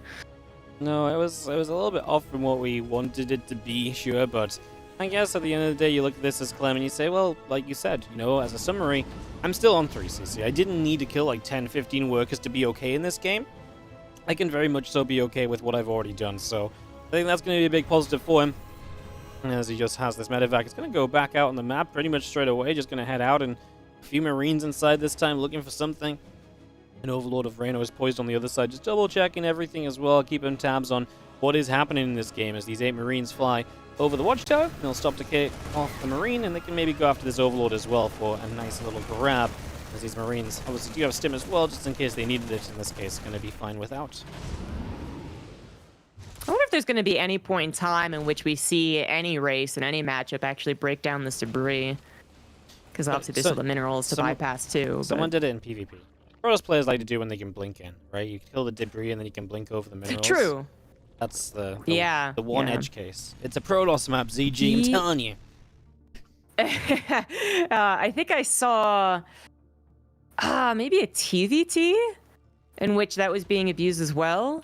Yeah, but I guess I'm wondering specifically for TVZ as we're watching it, right? If you could break down the debris and then siege up tanks and then just drop over the minerals. But as soon as Banelings are out, like, there's a lot of space where the tanks would not hit. So I guess it's not going to happen. The old initial version of this was very different. But, well, you don't have to break down the debris. Banelings are not ready. The Banelings only just finished. Scorecard is also a little bit late. So I guess just a quad drop over everything. That works too. This works too, and this is going to be +1 attack currently on these Marines. These Lings are not upgraded yet. That's a big deal as well, as a few drones begin to go down at the same time. Clem setting up the Widow Mine drop on the left. Reyno's already pulling back against that. We'll check in on that in a moment as these Marines still continue to fight nicely. The Widow Mine's burrowing, but Reyno is still pulling back away from it. As each and every one of these Lings goes down, the Widow Mines continue to get burrowed up again, and this fight is just not going anywhere apart from transfusions, which are making this last forever, but that was the last transfuse. These last few Lings run in, Widow Mines will unburrow, Clem will just unload, will load and just back away from this. In the end, the Widow Mines went for a couple of kills, just one kill actually, so, wow. Still great for Clem, found so much value on that third base. That is pretty much a game killer. Oh, imagine if he had brought his Hellions or him in a Hellbats. I think that actually is game over. Or if he had combat shields 25 seconds faster. That was so close to being game over. And even though it wasn't right then and there game over, that was a colossal waste of life. Raynor had to send so many Lings in to deal with that and use a lot of Queen Transfuse that might come into effect later on when they try and deal with a drop. Certainly they can't really help out in the front lines here. Very limited number of Banelings, only 4 left over, a couple more on the way, but Clem is getting a lot of creep cleanup, and now he does have Hellbats to help out against the Banelings. Maybe they can soak up a couple. Zip. Okay, he's got the lift. But probably just going to return later with more reinforcements. Yep, Marines will continue to unload as the medevac from the right side just got shot down by a medevac. By this point, Clem just needs to push at the front. One thing Reyno has done well is utilize his units well against the Widow Mines. The Widow Mines have either been blown up early or they've gone off on an Overseer, which was already dying. Triple Widow Mine kill there as well, so I mean, that's how you hold on against this. If Clem doesn't get any splash damage done, maybe Reyno can continue to just keep on hanging on in. As, oh my goodness. I thought that was going to hit. Last second split from Raynor denies the full Baneling KO, I guess, but it still looks like way too much Terran. Clem managing to get his reinforcements across the map in time to carry on the momentum, and with that, it does look like he is going to win this game. More Banelings are forming, but so many more units are still available for our Terran. The supplies really telling it all. Yep, Marines and Medevacs continue to push on through. A couple more Banes going down. Extra Marines just stimming across the map. Two melee upgrades coming up from Reyno, but realistically, Clem just has so much. 50 supply lead, and it just ain't going anywhere. Reyno has definitely put a good attempt on holding here. He's definitely splitting well, but he just took too much damage on the in-base third, and funnily enough, for once, it's almost the Zerg being too greedy on this map, and kind of getting punished for it by something as simple as just dropping into the base. Yeah, he absolutely got punished for being too greedy. I mean, he did delay his Baneling nest, I guess, particularly very much so. Later layer, sure, but he got those upgrades that weren't quite impacting the very initial start of the Marine fight, and then he just didn't have Banelings. His Banelings literally finished as it started, so didn't have the time to make it, or maybe he could have, but then the trade-off is not quite as many Lings to buy that time, so the Queens could barely hold on. I mean, there's probably a way that he could have defended. You know, I think he would look at that and be like, well, I just did this and this and this. That's probably okay. Literally, if he's just there with his Lings from the get-go to stop the unload, right? Yeah. That's like usually one way to do it. But yeah, that I'm sure his heart kind of sank when he saw all of the Marines unload, and his chances of survival after that was pretty low. Yeah, no, that's very true. As we get ready for this game, number 2. And, well, we kind of got the weirdest map we're probably going to see in this series out the way. This time Clem does get that in his favor, which actually does scare me a bit for Reyno, because I feel like that's kind of the map you want to play on as Reyno. It's big, it's a good start. Maybe you can't be as counter-attack heavy, but generally you're able to play a big macro game, which is exactly what he wanted to do, and he just got stopped before he started, which is such a big deal. Good luck to being called for Oceanborn, which is another map which is pretty sizable when it comes to macro kind of maps. I would say this is definitely up there in the map pool, so Oceanborn for map number 2. It's definitely starting off on the bigger side, and I imagine as the series goes on, we might start to get some of those smaller maps a bit further down the line, so see if Reno can bounce back or if Clem will maintain his lead here in the lower bracket finals of the ESL SC2 Masters European Regionals for the winter season. Bottom right, Red Zerg player down by 1 and looking to bring it on back. This is Reno. In the top left, we have Team Liquid's Clem. You know, you mentioned as we were kind of getting into the series and everything that Clem went away, kind of experimented with the 2-racks build, and I think that's something that Clem has done very well lately. He's just really been much more open to kind of mixing up his builds in TVZ. He's very comfortable across a lot of different ways of playing in TVZ, right? That was maybe not quite the case for him in the past. Like, I feel like Clem was very kind of, maybe not narrow-minded, but like he kind of knew what he wanted to do, and nowadays he knows what he wants to do, but he has so many different ways of getting there. And he's been very creative with that, and I think that's helped his TVs out a lot of game, because now everyone kind of has to be scared of Clem in the early game again. That little bit of respect you got to give him is just enough to give him a lot of edges sometimes. It used to be that the scariest point was when he first had his 2 medevacs and his 16 Marines, I guess. Same as a Bjorn, you know, but not back with the 2-1-1 meta, but rather 3CC 2-1-1 or 3CC 1-1-1 or whatever it was for Clem. But yeah, I think you're right. Now it also does include the likes of some cheeky openers, not just the 2 racks, 3 Reaper, kind of still macro opener, but one that obscures and hides things from the Zerg, so it's a little bit scarier. But even the 4 Reaper that can get a cancel on a hatchery to an unsuspecting Zerg, or a actual 3 racks, which he has done, cheeky in some of the open cups, and can pick up very swift kills against Zergs who are a little unsuspecting and then kind of just miss micro in the first couple of seconds. Clem's basically added on, I think, a lot of lethality to all of the stages of this matchup, as opposed to being, you know, the most lethal in mid game, which Terran, I guess, still kind of is as a race, but it has other points now, especially thanks to some of the meta changes. Yeah, the map changes have definitely made, I mean, remember back when TVZ was like, if you don't open reacted Hellions, you're pretty much trolling or 2-raxing. And now it's like such a varied matchup when it comes to how you open. Is the Reaper is going to get here, and we already blocked the Riffer. The Extractor coming down. Beautiful play from Clem. Guarantees himself the first drone kill. That's a 3rd base delay. And obviously the drone on top. Wonderful start. As now he gets in over here, and the Queen will pop off to go and push this Reaper away.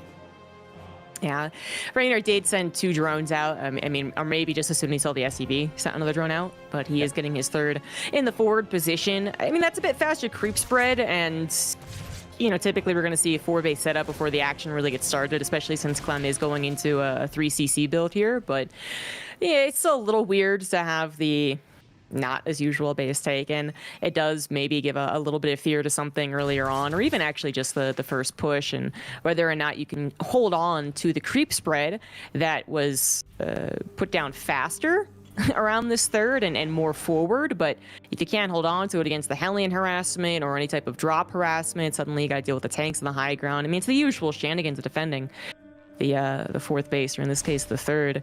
Clem is going for a very basic 3CC build. Like, this is actually just feels very old school Clem.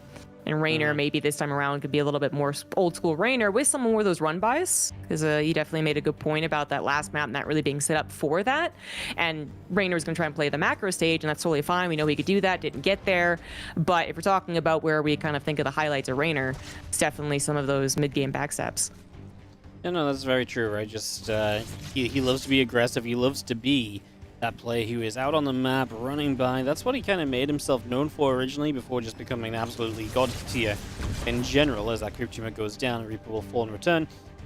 So yeah, more chances for him to be more active on the map is always going to be a good thing. As Clem just goes for the Banshees and the Cloak.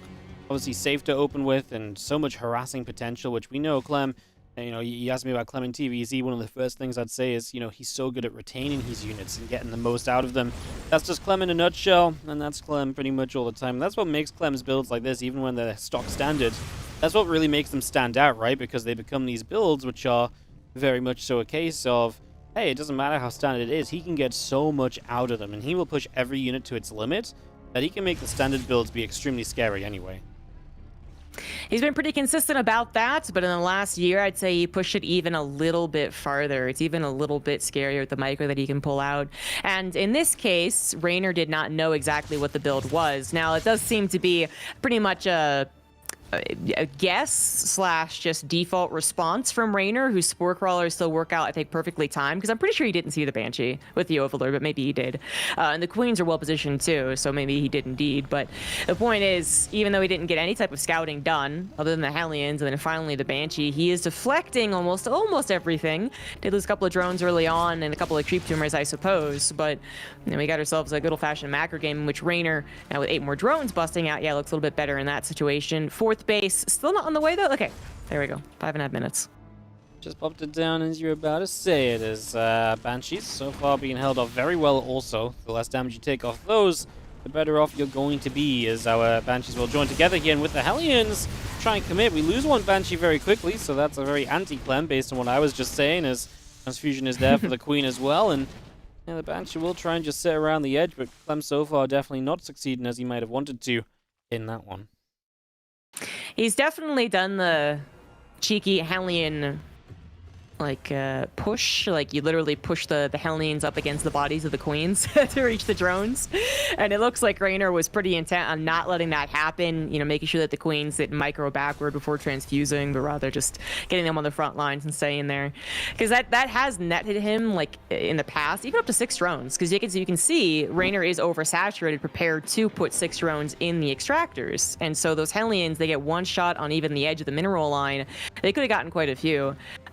Literally, I think that's what was trying to be pushed there, just because we've seen Clem do it before. Didn't work out, though, and they lost one Banshee, almost lost the second. Fortunately, still has it, just as far as run-by defense and spotting, that's always quite useful. Speaking of spotting, this Overlord will die, but before it dies, it scouts out the very fast 4th base, so definitely know your opponent's intentions.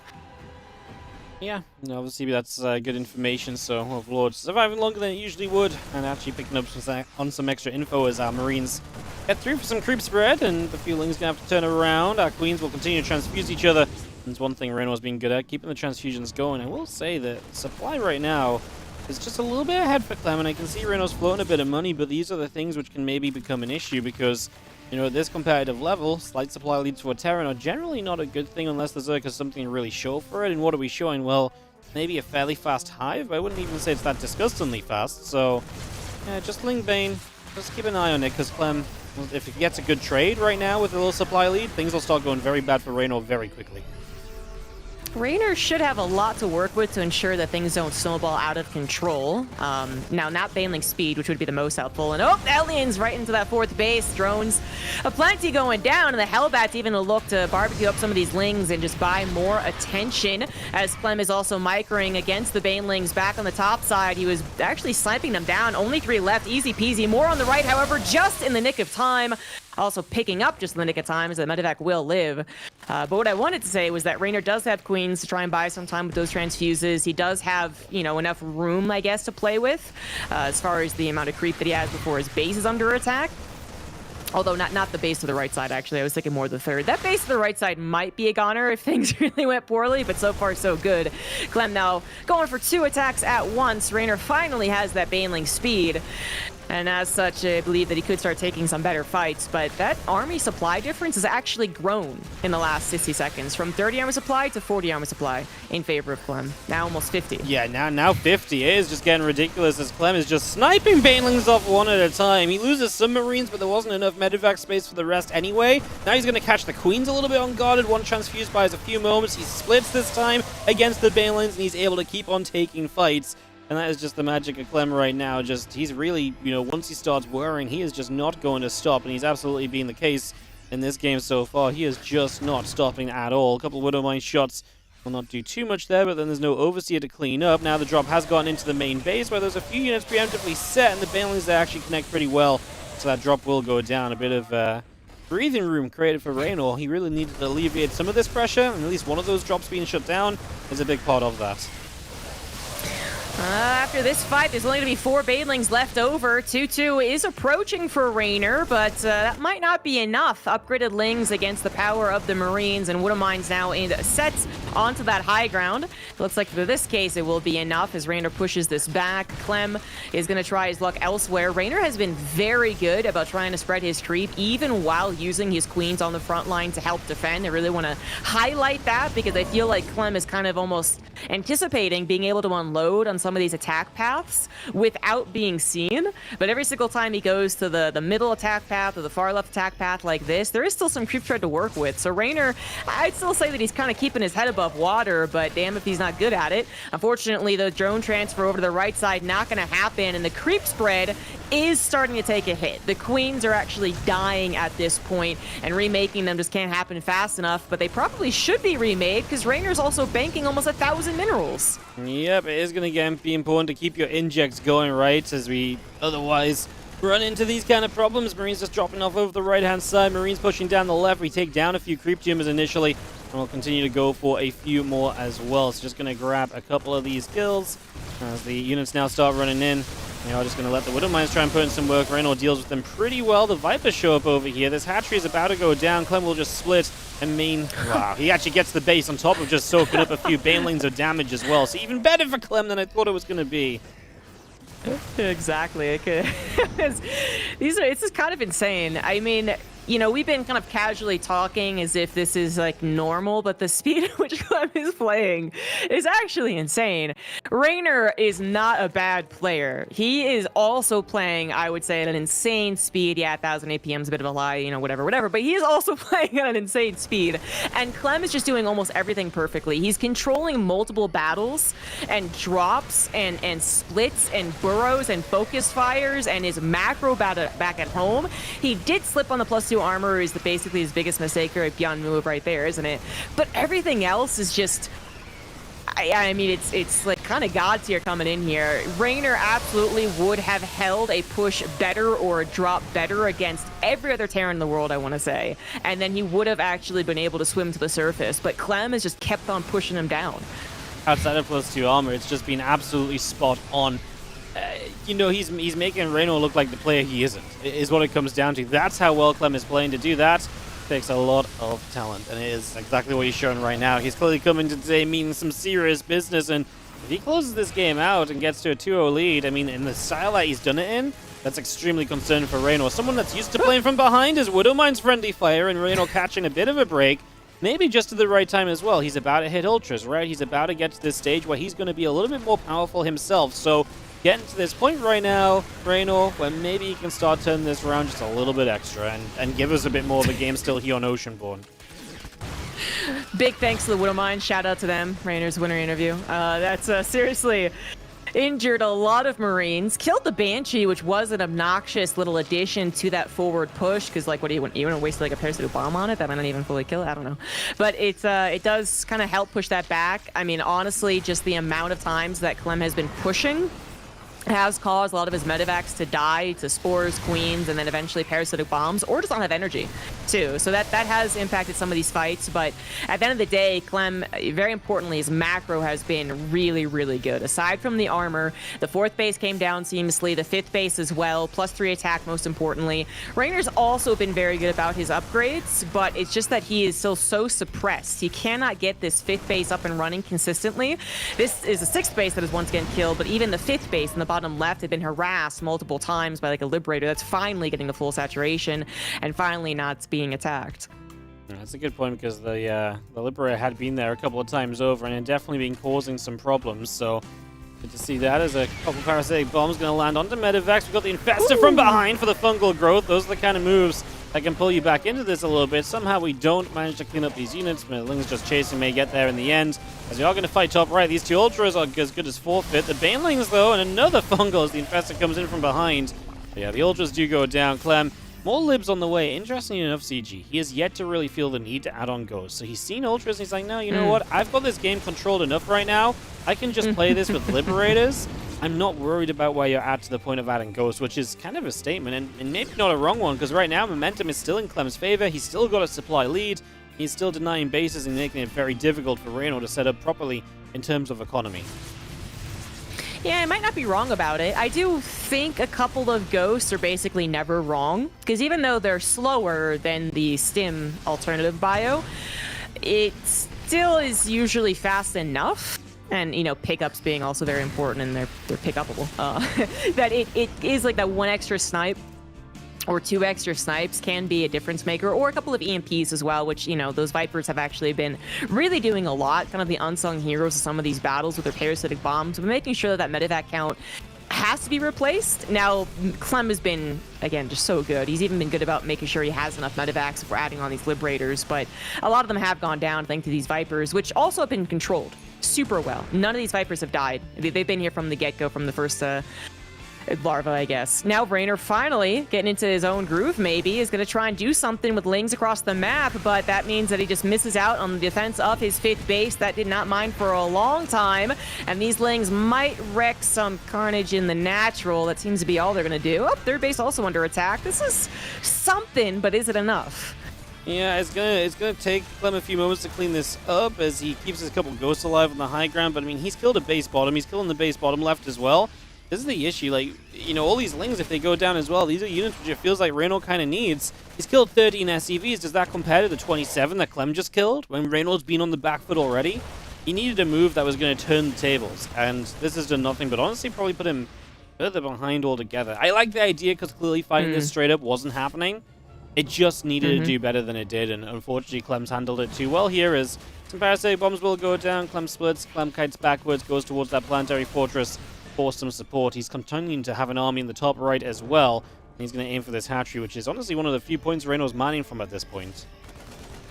Seriously, his 3rd base, so the top base, that was his 3rd, right? So he does not have much mining to be done there, although it also was killed, so I guess it has still some because of that. Liberators will take care of the Ultras if the bio does not, and Clem will take the 2nd game of this series. Not in dominant fashion, but he is better right now. You know what I mean? It's not like 10 levels above, but it's like 2 levels above, and it feels like Raynor can't catch up. Yeah, 2 levels at this level, though, is just kind of ridiculous in the first place. Yeah. He's just... I think the main thing is he controlled it from the start as well, right? Like, from the very get-go, he was the one that was just keeping the lead, and, you know, Reno was so focused on the right, the Hellions run in on the left-hand side, they just get straight to the mineral line, they start roasting and toasting. You know, those situations really put you into a tough spot, and Reno, man, I mean, I know he's the comeback kid in some regards, right? Like, he's always been this player to fall behind in the series and to feel it out and to get back. You know, he's been very clutch in his career.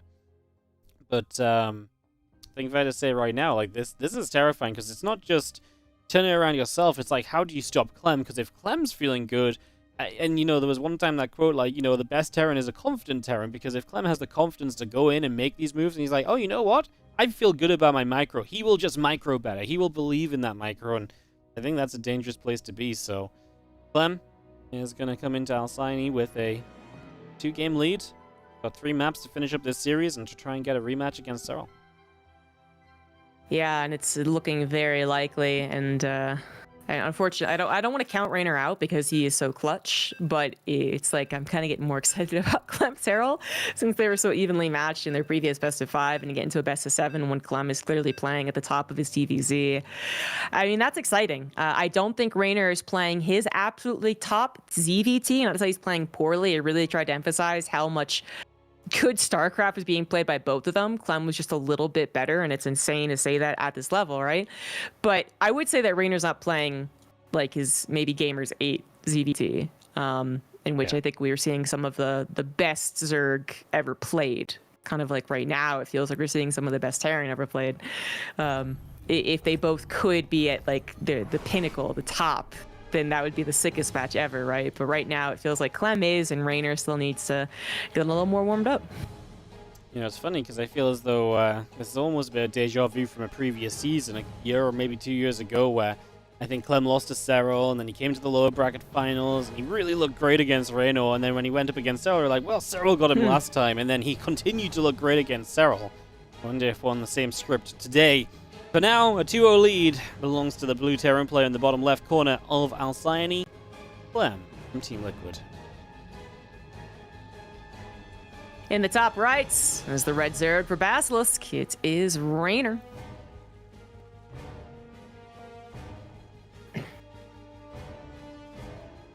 What would you like to see Reno change the most? You have to pick one thing right now. I don't know, because I think the instinct I had, even during the downtime, was like run by faster, get Clem off his game a little bit faster. But then there's the obvious downside to that, which is indeed not having those lings at home, which certainly seemed necessary at every point in the last 2 games.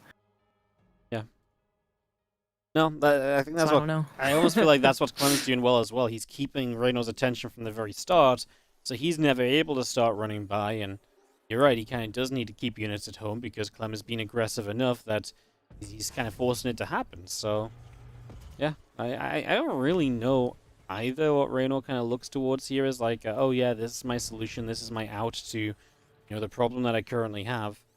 See that barracks finishing up in a moment just from Clem, so he's going to obviously switch it up already here on Alcyone with the second rack, so it's going to be Reapers, and this is going to be a bit of a change of pace then, so he's going to have the Reaper harass from the start. Let's see if this gives Reno some confidence in being able to deflect this and just play a bit of a different game for the first few minutes at least. I think the other thing to add before we really hone in on this game is that Raynor did have a couple of moments where he did bank a bit too much, right? So not just later in the game when I mentioned it, but I think you mentioned it kind of earlier on in the game. And I was looking to see if he had expanded, if he had gotten a macro hatchery. So it was like as he took his 4th, he took a macro hatchery. Around that time, I want to say he was banking around 100 minerals, something like that. So I guess the first thing to look at would be to show up some of the macro mistakes. They're understandable, forced errors and all that good stuff, yeah, but yeah, that might be the first thing, because there were a couple of times where it seemed like if Raynor just had a little bit more, then Clem would have been pushed back a little bit more, which gave Raynor a little bit more breathing room, and then it, hopefully snowballs in the positive direction. But now we can focus on this game, which Raynor, he has been going for those earlier, the extractor tricks, and the 14 hatches and all that. So, I mean, his queens are out in time. No problem to try and deflect this, but that doesn't seem to ever really be the end-all be-all, especially against the best Reaper micros in the world, such as a Clem or a Bjorn, in which they seem to find like 1 or 2 drones, or, at the very least, delay that 3rd hatch, which still is offsetting for a Zerg player, especially after you've kind of conditioned them in this best of 5 to be like, oh, regular 1, rack CC. Yeah, great. Nope. Actually is 3 Reapers. Actually is very annoying, and they will still survive. Will still survive. Sneaking on out over to the left as link speed continues up and into play, so we will have that now available. Means the Reapers can't stay as active on the map. Cyclones! That's going to turn into a very aggressive timing in the very near future, ZG. Yeah, I think this is what he did versus Serral when he opened up with the 2 racks. I don't think it was on this map, but I don't quite remember. And I don't actually remember what Serral responded with, but it kind of seems hit or miss. But that maybe can explain Cyclones a decent bit sometimes, which is that sometimes they look really overpowered. They come in as a surprise, or they come in when the ling number is just a little bit too low, and suddenly lings are all gone, and they're locking on all the queens and all that. But sometimes they also just get surrounded by lings. It's like, oh, these aren't the greatest of units.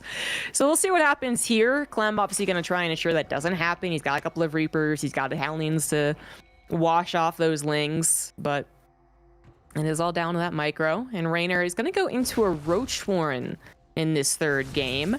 He has been supply blocked a couple of times now. I think the first one was understandable, forced, but this next one, combination of a bit late to the Overlord and 1 died, I guess. Yeah, just little things, right, that add up, and especially as Clem gets towards Stim, the Cyclones and Hellions are moving onto the map. I mean, you got to be careful as Raynor. He has the Roach Warren coming up. He's getting the gas so he can afford a few roaches, but he also just built himself up a less. He's not going to be fully sending it on roaches only, or at least like just building roaches right now. He's spending some of that gas in the lab, which means he is kind of limited. And the stim pack finishes, medevac's on the way, army is coming up. I genuinely a little bit worried to see whether Raynor can hold this attack or not, because right now He ain't building a whole lot of anything. If he makes any more drones, I'm terrified. Thankfully, we see some roaches. What is going to be Rainer's plan? Clem is now starting up combat shields. Armory is finishing up. He has been opting for some slightly faster ones than like TVP. In the case here, obviously, much faster armory. So the roaches will be helpful, and they finally are coming into a decent number. We're going to have None on the field shortly. Rainer will set up a run by, which, I mean, the wall's there, but not if Clem doesn't pay attention. Yep, that's a big roach, but it's going to mean that Lings are missing from this fight. So this is really just roach queen defense. Clem is going to stim in, and obviously transfusions will buy you some time, but I'm scared how quickly these roaches are die. Whoa. He goes after the drones. Okay. Lings get in on the other side at the same time, and Clem's instantly going to say GG because he was very committed to this attack, and he did not feel like that was it. Wow. Okay. There you go. Just like that. I do wonder what would happen if he had tried to stand his ground a little bit more and just take out the army. Because when the roaches reinforce one at a time, they're pretty freaking terrible. So I thought so too. There wasn't that many roaches. I wonder if he felt like there was more. Because it felt like as well he killed a roach kind of fast, and he was well on his way to killing 2 and 3. And I feel like at that point there's not a lot of DPS there, especially when the Hellbats are going to tank for the Marines. And I'm like, okay, then I can believe it. But then he moves the Marines to the right, and immediately I was like, no, that ain't it. And then obviously the Lings get in, and that's apparently just going to be GG. So Raynor, the momentum breaker here, is going to stop Clem from running away with this series completely. He's going to hold on there, counterattack well, and did the things we said we wanted him to, CG, right? He got the Lings across, he got them in straight away, and obviously this time his defense was that little bit better as well. Not exactly the scenario I was thinking of, but it absolutely was that. Yeah, that's true. Clem kind of... I mean, offering up a very different game as well. That Rainer was maybe able to play around a little bit more with, but yeah, definitely not the game I was expecting from Clem. You know, those types of builds, they can be very powerful. They can look super overpowered even because it's the kind of first step, second step, third step, fourth step is the killer punch, the Reapers, then the Hellions, then the Cyclones, whatever. But yeah, that just that hit like a wet noodle, even though it felt like it was supposed to be actually kind of that big punch. I don't know. Bit of an odd one. Clem has thrown in a couple of odd ones, I suppose, than a lot of his best of fives, where it's just like, oh, okay. But overall, you're still gonna win the series, right? Yeah, like it's one of those ones where he definitely tried to mix up. He tried to bring a different kind of flavor to the series, and it didn't really work out too well for him. As we'll now just have Raynor asking for a couple minutes break before we continue on. You know, I was thinking like, how much Reynor's ZVT have we seen? He's only played against Spirit in this tournament when it comes to ZVT. That was a 1-2, and it was a pretty close series all said and done, so it's interesting to have not seen his ZVT really at all up until now, this lower bracket final. And obviously now you're playing against Clem, which is always going to be a difficult opposition, so yeah, very interesting little note on that one. It's like I say, we're just waiting a couple minutes for Raynor to be ready. I'll be into hard lead for game number 4. Indeed. Yep. Rainer, I guess a well-deserved break. Just got his momentum back, and I was going to try and capitalize on it. You know, sometimes we do. It's very easy, I think. I don't know if StarCraft casters are necessarily all that prone to this, but it'd be very easy to talk about like mind games and stuff with these breaks. And usually I kind of hand wave it away, but apparently he did. Wasn't it, Rainer? It was one of these players, one of these top 3 European players. It actually was like, yep, I decided to take a break to mess with his head. Oh, no, actually, I think it was Oliveira. Shoot. I'm sorry, Europe. Just kidding. Never mind, it wasn't you. But someone took a break to actually mess with the opponent's head. And to get confirmation on that thing actually existing was kind of neat, since we don't often. I like it. Smart. As we do get hard lead up and rolling, guys. Thank you for a little bit of patience. Game number 4 of this Raynor Clem series continues. Winner plays Serral in the grand finals to come up straight after this as well, of course. So, getting that all on the go as we get this ready to begin.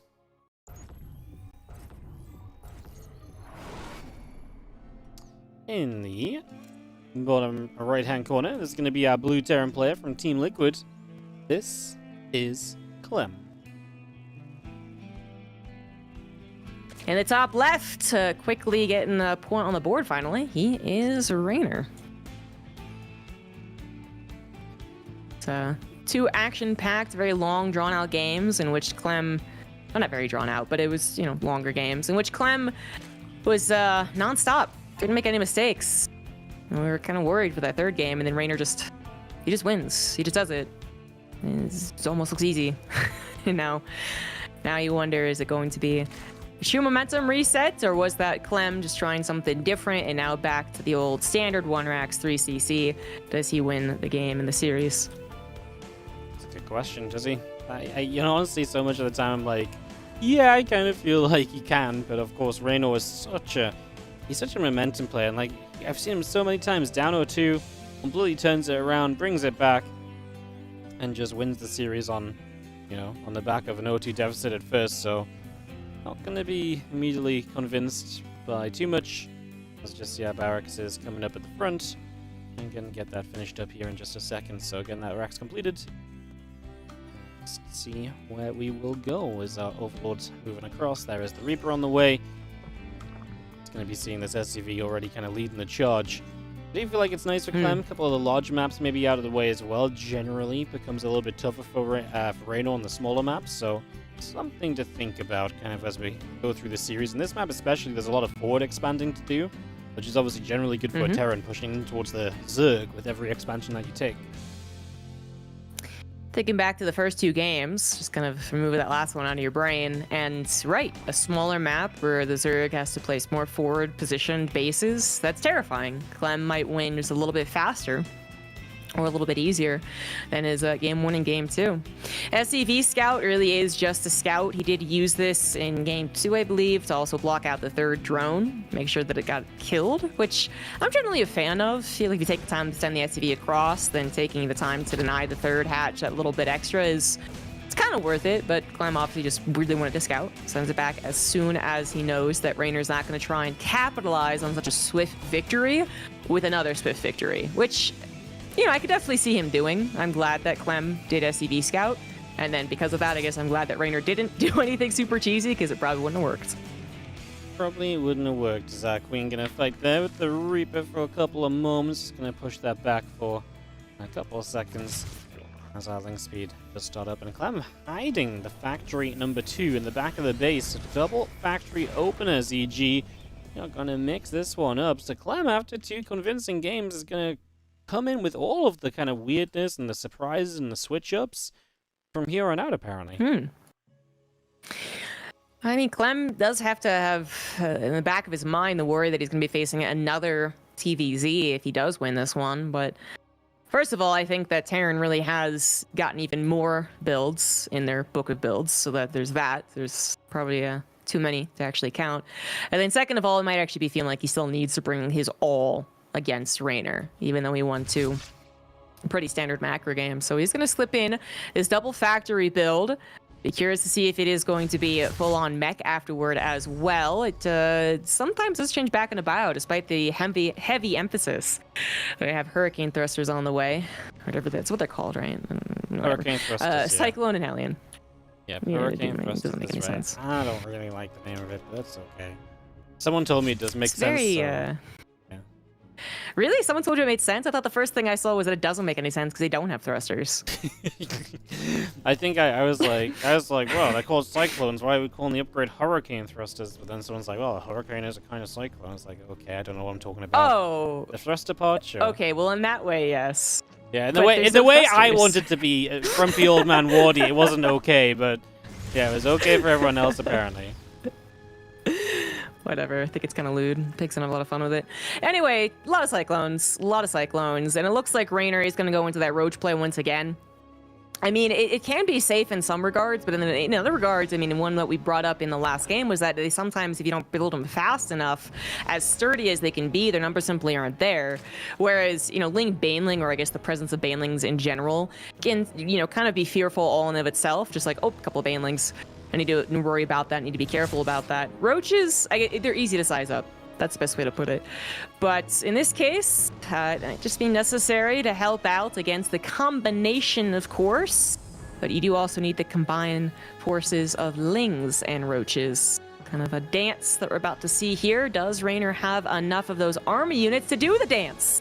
Yep. Not so certain as he continues building drones. Yeah, 4 Roaches ain't really it. The Lings aren't what they used to be against Cyclones, as we have the first lock-ons to some Queens. They don't even have that much transfusion energy. The couple in the back have some extra, actually, so maybe that looks a little bit nicer as We do have Lings counter-attacking. What's the situation there? They are going to get in, but we're moments away from Cyclones. I'm not even sure how big of a deal that's going to be. As Reyno fights at the front, the Queens are out of transfusion energy now, so this is just going to be everything going down. The Cyclones honestly look untouched so far, and every time a Roach spawns, you kind of mentioned it last time, what if Clem just fought? Because as Roaches spawn one by one, they aren't that good. This is a perfect example of exactly that situation. Yeah, same with the Lings at this point, too. Like, as the Cyclones are a little bit better against them, it looks like this might just win the game! Cyclones! Yeah. Woo! We love them! Yeah. Yeah. Overseer's going they're down. Cool. Yeah, this is rough. The Lings on the other side did not do enough. The only thing it has done is to stop Clem reinforcing a little bit, so Clem has not sent all of his units across the map in case of maybe more Lings showing up, and I guess right now this pressure is going to end. Resources lost is going to sit at 3.3 to 1.8k, which is not a pretty place to be. That's the kind of difference that just ends games a lot of the time, so definitely be wary of that as these Cyclones lock onto a few Lings again, pushing them back up the right side. I think Roach Queen, Overlords setting up together. Yep, not actually going to be the end of the game right then and there, but still a lot of damage taken. Raynor was supposed to be able to, build up a little bit more of the army to stop that little bit of a snowball that happened, and then not, have to rebuild the army or rebuild his queens. He's down to 5, which is enough for injects, but not a whole lot of creep tumors being replaced very quickly, especially if a couple more queens end up dying here. The Cyclones will lock on, the Hellions will race on by. A little bit of a wall will not stop the Hellions as they get into the natural kill 3 drones and now into the main to also extend the harassment time. That is a couple more drones at the very least going down, and the Cyclones repositioning to possibly get a cancel on the 4th.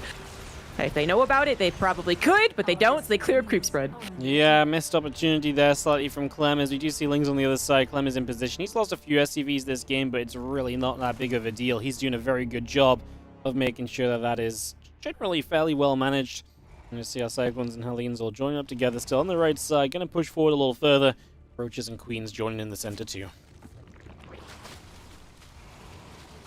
Raynor's adding on his own upgrade, which Clem still has yet to do, despite having the engineering base. Actually, I mean, they might have just recently finished, but still, he should probably... He's got enough minerals and gas, but right now, not getting around to them. And Raynor's also finally adding on a Baneling nest, but also quickly to the infestation pit. So Raynor is trying to get some good technology to help him out here, but he also needs to get a better economy. Fortunately, that 4th base did not get canceled. So once he builds the drones, we'll be able to immediately saturate with them, but that was a very realistic problem. That just didn't come to fruition. Even then, it still isn't the best economy you've seen from a Zerg player.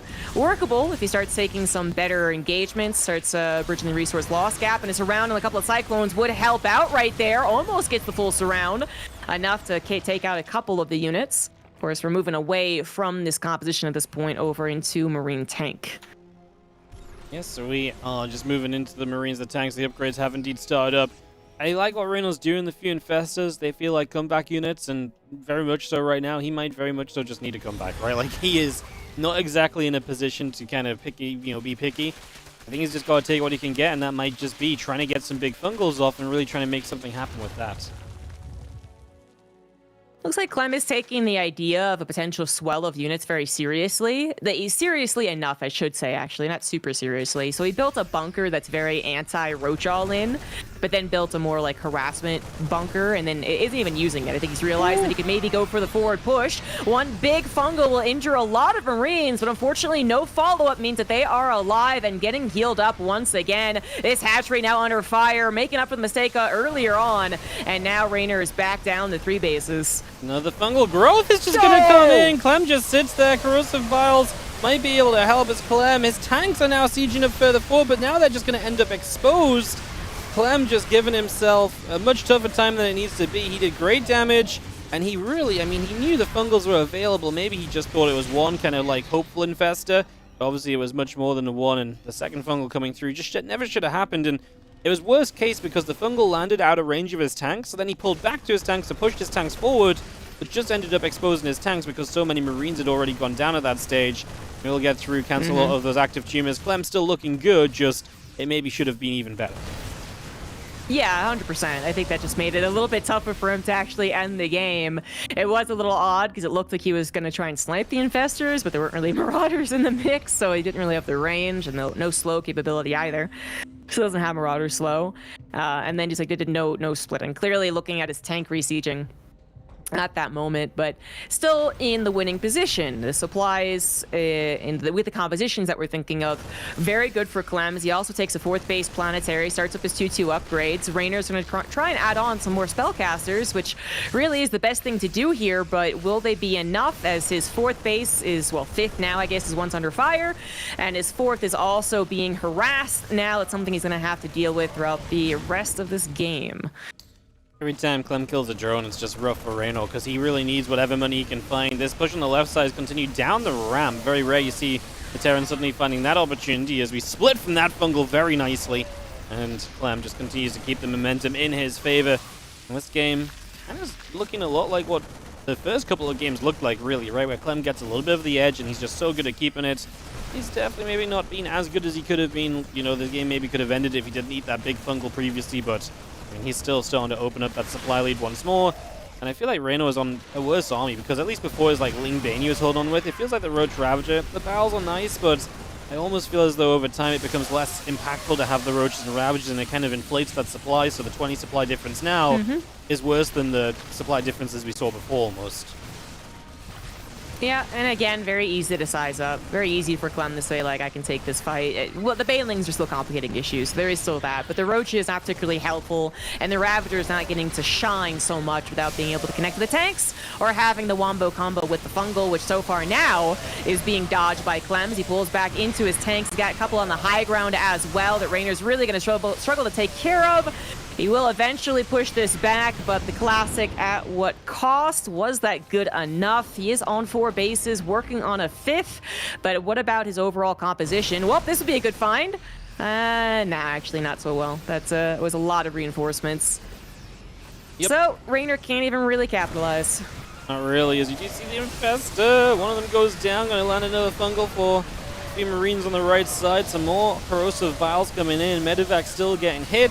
The Roach Ravager continues to push through, and to be fair, Reno is finding some value, but boy, so many of these units are low, and if they take a couple taps off of bio units or another tank shot, they are going to be dropping. I mean, Reno has basically given him space to now establish on 5 bases, but we're on a comfortable 4-base Clem. He's not been touched in a long time, and a 5th base building from him as well. Finally got those 2/2 upgrades as well, and working on his 3, or at least 3 attack immediately. He has been relentless in his aggression, and occasionally it's not worked out for him, running face first into a Fungal, or even almost being a little too aggressive on his reinforcements and getting caught in that very awkward zone. But he does take care of that 3rd hatch finally. That's been in his sights for a very long time. And he still has, I would say, overall, the much better pacing in this game. Rainer has not been able to really get to a comfy position. Not a lot of troop spread to work with, not a lot of safe bases to work with, and the addition of Ultras are only going to be so impressive, especially with Ghost starting to rally in as well. Yeah, Ghosts are the big thing, right? Because Ghosts just find value against everything that Reno's playing with right now, as we just need to split these Medivacs, perhaps, with the Parasitic Bombs. Good bombs, actually. One still in the center of the Medivac, so a lot of Medivacs will go low. In fairness, Reno is going to find some good value there, and Clem is pushed back. It just feels like this Reno army is hanging on by a thread, and Clem is just not quite able to push through him. And don't get me wrong, Reno's got supply back in his favor, but again, with Ghost popping out, what does this army of Reno really ever kill? Like, it feels like it doesn't really kill much of anything. And off creep, even getting chased here, he's super reliant on a Fungal, which Clem has now dodged. Clem does need a handful more Marauders. He is still rather Marine heavy, which has made these Ultras a little more effective. Also, those Parasitic Bombs really did a number. Another one is going to kill so many Medivacs unless it's immediately microed against, and it was not fast enough anyway. Only down to 2. Rainer really trying to capitalize on any moment that Clem overextends, and perhaps Clem has again done so. I think that's the only reason, is that he was lacking a handful of Marauders in some of the most recent engagements, the last 3, I would say. And then he has been a little overly aggressive, thinking that surely this guy is going to die. Surely this guy is going to die. And Rainer always has a little bit more than he expects, because Rainer's managed to keep his head, his economy above water. That was not on purpose. Oh no, the burrow. So much damage taken in that time with nothing in return. Oh no, that actually might be it, as Clem now able to bridge this choke with a couple of siege units. Yep, CG units pushing forward is a big deal. He runs a few units to the left-hand side. Reynolds going to start counterattacking. Great idea, right? It's the sort of thing that might be able to get something done when otherwise it's not looking great for you, but Clem is there with reinforcements. He tries to run forward. He will grab himself, don't get me wrong. You know, a corrosive bile, he knocks down a tank, but it feels like there's so much more to be done. That's a good fungal, though. I'm not sure how that reached across, but it's okay. Running through into these liberators. Corrosive bile's finally coming in, and we do clean up Clem's army again. It did come at the cost of the left side base, however. At the same time, we've got a Liberator showing up on the right-hand side as Clem keeps on harassing. Dude, Raynor is actually playing a really good game for being on the back foot this entire time. The fungals have been crucial. Obviously, the big ones are the highlights, but even just the threat of them, a little bit more dodging, a little bit more of like crowd control kind of happening because Clem has taken them seriously. Like he is more than clawing his way back. At times, it looks like he actually has enough to run over Clem. But anytime he thinks that he does and he makes the mistake of being overly aggressive is when he dies. Because he isn't in a comfy position in which he could just send a bunch of army units across the map to try and kill the Terran who's turtling. Not at all. Like Raynor having especially just used up all the bank that he once had and then losing 23 drones as well as 2 bases. He clearly needs to be taking, again, very cost-efficient engagements, which he's been doing pretty well. As far as TVZ is considered, Blinding Cloud on top of the tanks, they're not protected very much anyway by the bio that's already trying to escape, but there's not enough reach here. No surround on the bio, and actually another army of Clem distracting Raynor as well, threatening the natural technology. Evolution chambers could go down. Roachborn, I guess not super important, but that +2 melee, maybe? No, not gonna get sniped. But other things could be a problem. Medivac's lifting and heading off the top left, annoying at the very least. Yeah, giving Clem that time to calmly build back at home and approach this game however he really wants, because maybe he has finally taken a chill pill a little bit and said, okay, if I just get maxed out, then I'll win. Slow goes it, and then I'll win, and he's probably right about that. Yeah. I was kind of thinking as well, man, even just Overlords right now, Reno does not have a max set of Overlords, so if he did get to kind of, start to try and get up in supply, or if he loses more Overlords, supply blocks are kind of a thing. There's just so many issues as Bio drops on the left side, cancels up a hatchery, wouldn't mind drop just doing damage here and there as well, just things that you can't allow to happen as Reno, because if he accidentally loses a few more drones than he should, I mean, he's already hanging on by the thread, right? So he really needs to try and stop this as best he can, but this feels as though this potential disaster is waiting to happen. Clem just keeps on dropping. Fully maxed out, 5th base set up, extra command centers building as well, getting everything into position as required. Yeah, exactly. Again, just kind of changing the approach from non-stop action and not quite being able to kill the guy, and even almost making a crucial mistake once, twice, 3 times even. There was definitely times where Raynor got too good of fungals, and Clem was too gung-ho about reinforcing, and then could have gotten his reinforcements surrounded, and then that's a snowball. It's a very important snowball that could have decimated his economy or even his production. But it was always a little bit too much for Clem. The beginnings of this game were always affecting the rest of the game, I guess. So Clem was able to hold on, and now that he's really done a number on Raynor's economy, it is just a matter, I think, of getting that max out, which he currently is at. The rest of the army's going to come up here, all off of creep as well. Good micro on the medivacs, tanks, wouldn't mind ghosts, everything you would need, and then some. And Raynor is going to dip far down in supply and going to tap out. Clem, 3-1 victory. Took 19 minutes in game 4, but he finally does it. Finally gets it done. Clem is able to come out victorious, and he is going to be going into the grand finals to take on Serral. A rematch from that upper bracket semi, and I think the ZVT a lot of people want to see after that Clem-Serral series the other day was very, very good on its own accord already, so definitely very excited for that rematch right there, as Serral will be taking on Clem in the grand finals. Of course, Serral will start with a 1-0 lead, but like I said, I feel like we've seen this storyline before. Clem comes from the lower bracket, and he takes on Serral in the finals, makes it look good. I mean, the way he played here against Reno, definitely good enough to challenge Serral at the very least, CG. Especially games 1 and 2. Just that speed was incredible to watch. Game 4 actually showed a couple of the weaknesses of being maybe a little over-aggressive or underestimating your opponent, which if he does against Serral, I think Serral absolutely brings that back. But game 1 and game 2, if he can play at that speed and Serral plays at his top 100%, could be witnessing one of the greatest ZVTs of all time. No fake hype. No fake hype at all. We will have a little bit of downtime just before we get into that finals, guys. We're typically told that they need about 15 minutes because there's a break. They have to then still do the vetoes. and all of that good stuff. So we are going to be taking just a few moments here.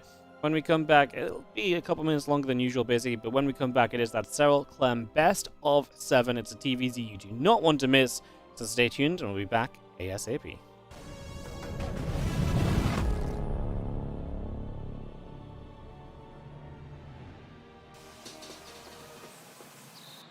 love it, you wear it. Wear your passion. Share your passion. Wherever, whenever. Gaming is a lifestyle. Get your merch at shop.eslgaming.com.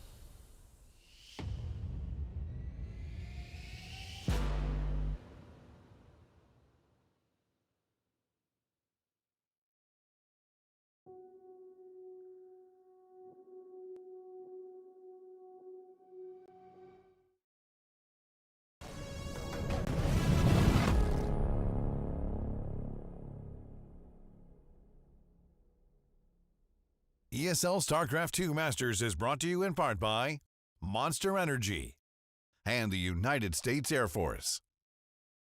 Welcome back, everybody, as we are here in the grand finals of Europe for the ESL SC2 Masters Winter. We are getting ready for Serral versus Clem. Serral starts up 1-0. He knocked out Clem in the winner bracket semi-finals and 3-0'd Reno in the upper bracket finals to make it here. ZG, it's an exciting series. Serral, Clem, and Clem just showed us that he is absolutely feeling like playing some TVZ today. Dude, those first two games versus Raynor were astounding. Raynor did make a tweet, and he was just kind of discussing how it's not been the best for him, lately and so on. But he'll be back in form, and I think we all 100% believe that. We know that when he really puts the grind in, that he is one of, if not the best player in the world, evidenced by his multiple World Championship presence. There we go. But it was actually still such a high level of Zerg that was being displayed that it's kind of crazy that Raynor has to make a tweet like that and just be like, oh, sorry, I wasn't playing as good, but I'll be back. And it's like, well, yeah, no, I think you could play better because we've seen better play, but it was still some astounding Zerg play that you did. And it was Clem just playing that much better today that really made it look like it was supposed to be like foolish. That, as you said, that it made it look like Raynor was playing as a player that he wasn't. Like it just was crazy to think about. And now he gets to display that hopefully versus Serral and some revenge for their best of 5. Again, no fake hype. Theoretically, if they both are playing at 100%, we could have the best TVZ of the year, if not of all time. If not of all time, yeah. Serral's CVT lately has been monstrous. Clem, if he feels it today, can play monstrous as well. It's very, very exciting. They are just finishing up VODs still. Admin had a different countdown to what we had. I took 50 minutes from the end of the game. Admin took 15 minutes from... I'm not actually sure, but that's the that's the difference in time right now. That's why we didn't just instantly go in game as we've generally been doing after the breaks. So a few more minutes. They're going to finish some VODs. I think officially the players have 3 more minutes before they have to be ready. So we might be here a couple more minutes killing some time. But, I mean, it's worth it because Serral Clem really should be good. And, again, just the series the other day was an absolute banger. Just great games. Serral surviving very long, including on this map when he was kind of dead. Clem doing the same on Raduset. And, when they played an even game, it was kind of level, through and through. It really was just a spectacular kind of occurrence. So... And of course, Clem is hunting yet another title in the ESL, which, Serral took the summer region, or the summer European title, but Clem has taken 5 of these before. Like, Serral had actually won the least of these between him, Raynor, Clem, and now he's looking to, fix that. Clem's looking to keep his lead. This European region, man, it's kind of bonkers when you think of it like that. Yeah. It is a weird aspect of the regionals when we still consider Serral to be the best out of all of them, or most consistent, I suppose. However you really want to put it, maybe higher highs, whatever you want to say, But it is Clem who's actually the winningest player in the regionals, where he faces all the very similar players that he faces in international tournaments as well. Since so often these guys are going to be found later on in the tournament.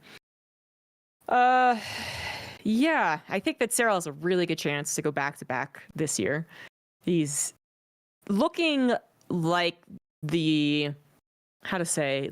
he did struggle a little bit versus Clem, but some of his matches, obviously I'm thinking most recently of his versus Raynor match, which wasn't the greatest, but some of his matches, they look like the, Super Saiyan power up in the midst of a battle, where it's gone from this really tough fight to suddenly they go Super Saiyan and then they're brushing off the villain, no problem.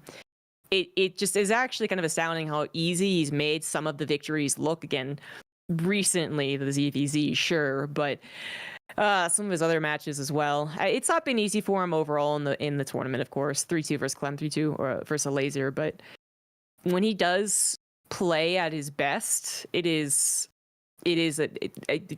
making the other player look like the player they aren't. So that's always a fear when you get into a series with Serral as commentators, I think, as well. It's not quite the Rogue effect, in which it's the worst best of 7 you'll ever see, because it's just not fun. But it sometimes has that effect, where it's just like, Serral is better today. Sorry, guys, this wasn't the most epic TVZ ever. I don't know, I'm with you all the way. That's That's very true. It really was the Rogue effect, wasn't it? Like, man, I know we casted some Serral Hard to cheer Rogue for that guy. final one time that was actually 16 minutes long, full best of 7, but yeah, no, it's it's a good point, honestly. I do not look back fondly on a lot of those Rogue finals that we saw, but yeah, that was kind of the power of Rogue in a way as well. Let's see what we get. Do you think this first game is going to be a bit of a statement? Because obviously, again, Serral starts up 1-0 from that series they kind of previously played, essentially, just coming from the winner's bracket. So that's already Serral having put in the work to get a 1-0 lead, essentially. And I think that alone is kind of scary, because I think it's very important for Clem to get off to a strong start, because otherwise, you're down 0-2, potentially some Zergy maps coming up. It could be a rough time for you, so it's important to get off to a quick start here, I think, on hard lead. As we have in the bottom right, our red Terran player looked great in that previous TVZ. Can he keep it up going into this grand final here in Europe? From Team Liquid, it's Clem. In the top left for Basilisk, he is the blue Zerg, Serral.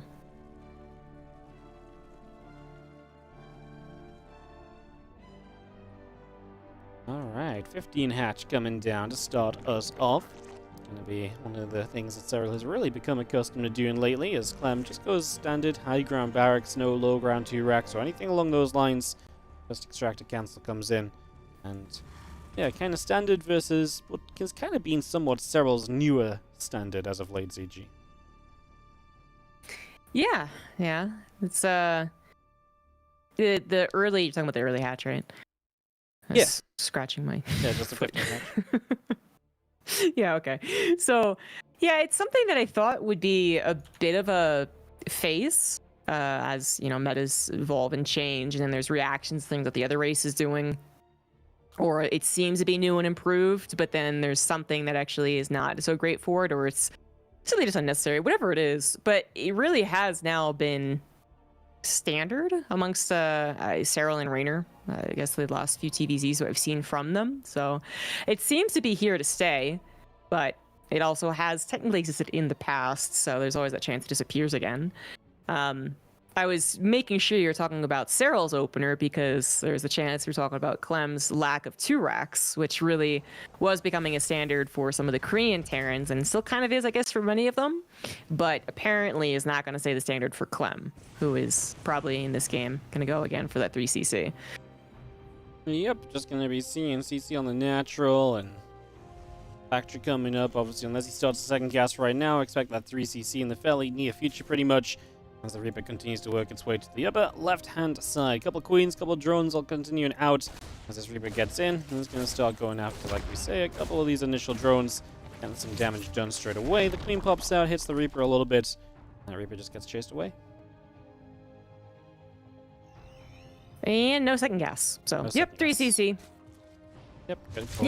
Yep. A lot of play around this in their last best of 5 as well. I mean, I think, as I was saying in the last series, that the Terran has further improved on their book of builds. So there is a chance that Clem, I mean, maybe especially if he manages to just kind of even up the score 1-1, starts to bring out the book of builds, throw the whole book at Serral, and brings out the 2 racks and the 3 racks, and the 4 racks follow up to the 2 racks and whatever else there is. But for right now, it is 3CC, and then second barracks, so not going to be a 1-1-1. That's still absolutely worth talking about. 3CC is going to delay any major form of aggression, but you can still change up the way you follow up and still get a bit of a surprise, as Serral's Overlord is in the bottom right corner. I guess he could get a full scout, because how many times they come from that direction, but I guess the question now is, when does he get that full scout? Yeah, when is he going to pull the trigger to commit that Overlord in and see the second racks and put together all the bits of information that Clem is going to give. The 2 Hellions and the Reaper would love to get forward for that creep tomb. I think they've just gone a bit too late, so it's already finishing. No denial on that one. And that creep tomb does indeed manage to finish up, which is a big W. And 2 Hellions and the Reaper then coming back around through the center and now over to the far left-hand side. Additional Marines, Stimpack, etc. all coming up on the side of Clem. Obviously, as he goes into that starport, he's going to set up into that big Marine drop, and we'll see how Serral is looking at that timing when it comes around, because Clem has been really good today. When he's gotten off to the slightest of advantages, the slightest of leads, you do not want to let him start running away with this game early. Right. He's been I mean, incredible with his army usage. The fact that he was able to multitask and on the front lines as well as macro.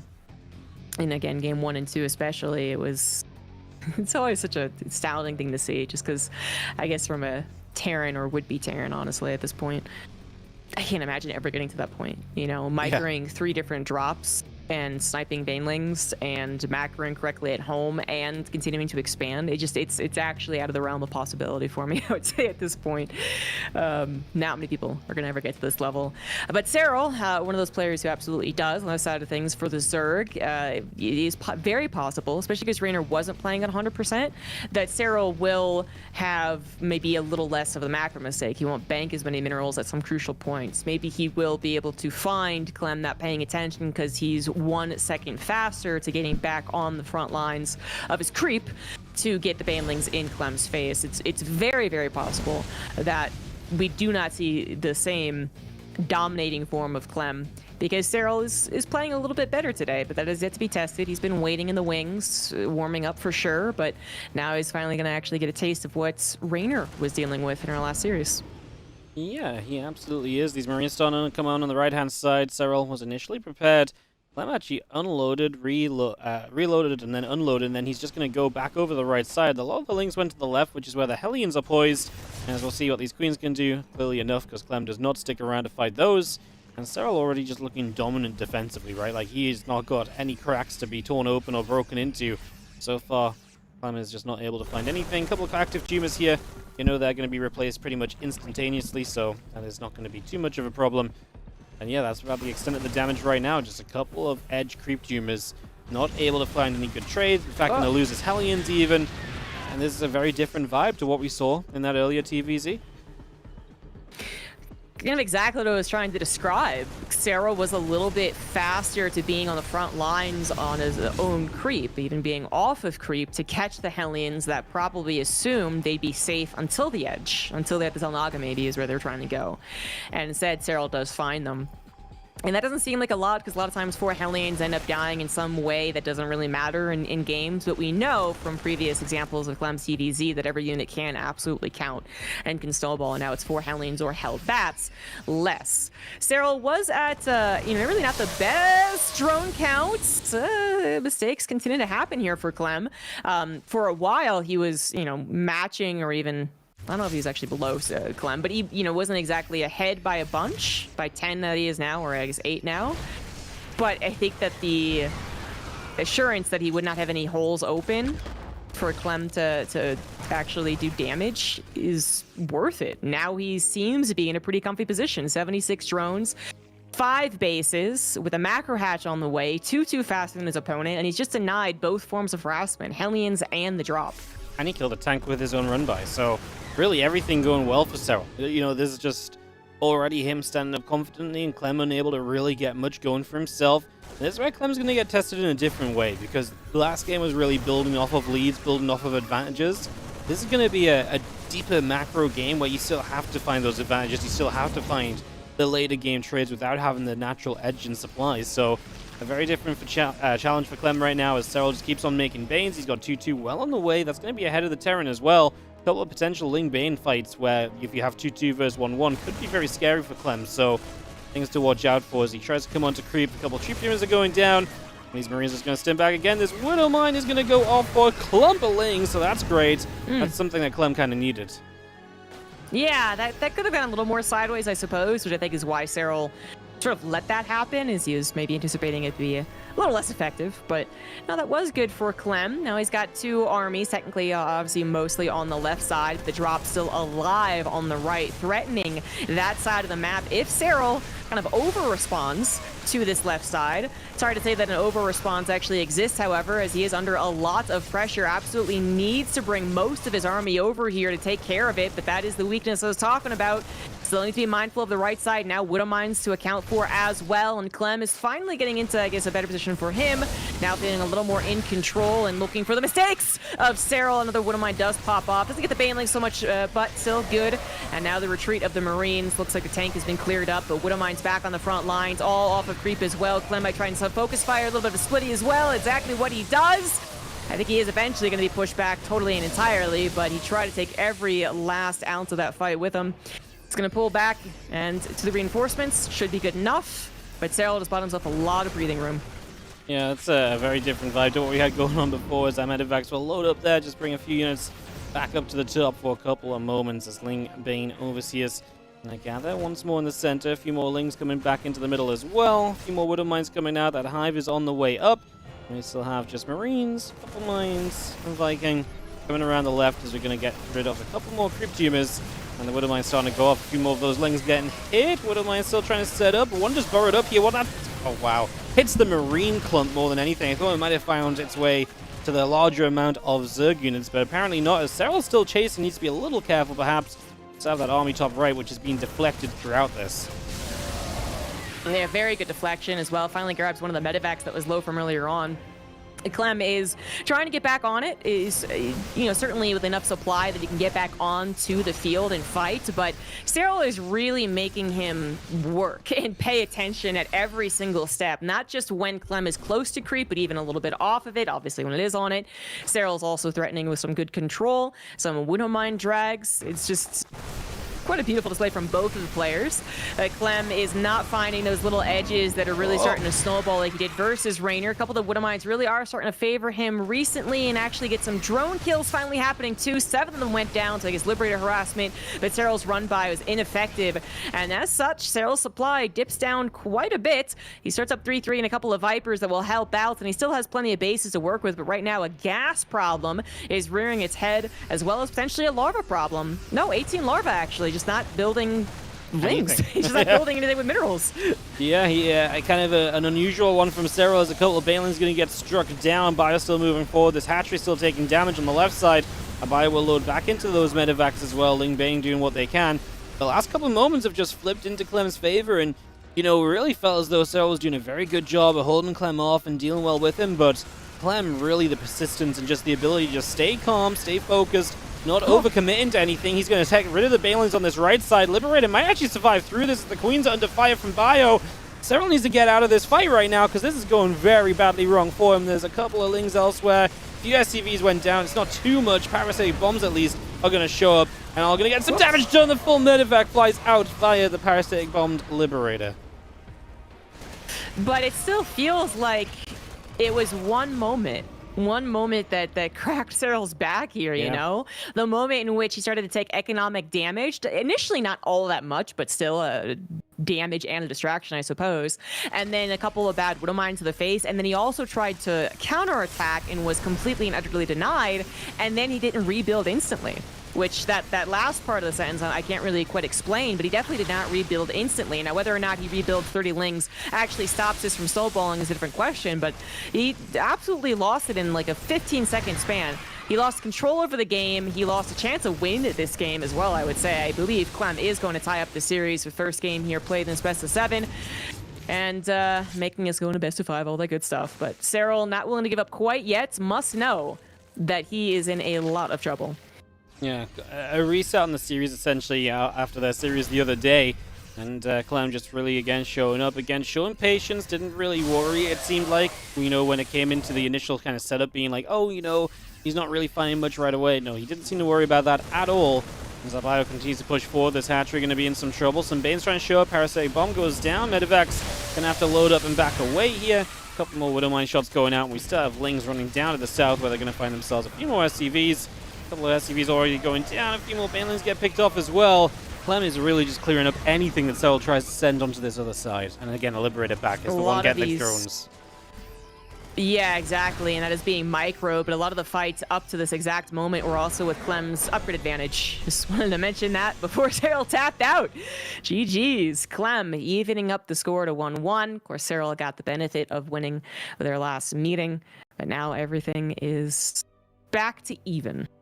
Yeah, we get to reset a little bit, so like I say, for me, that's very, you know, exciting for this series, because I really could have seen this going badly wrong if we tried to, you know, if we'd just seen Clem go down 0-2. And if he starts down 0-2, and then all of a sudden, like, Raduset comes up next, and that wasn't exactly a pretty map for Clem when they played the other day, you know, it could have really spiraled. So this being 1-1, I like that. And very intrigued to see how Clem plays Radused. Still doesn't feel like getting rid of this over Equilibrium, which I think makes sense. And then Radused as a map.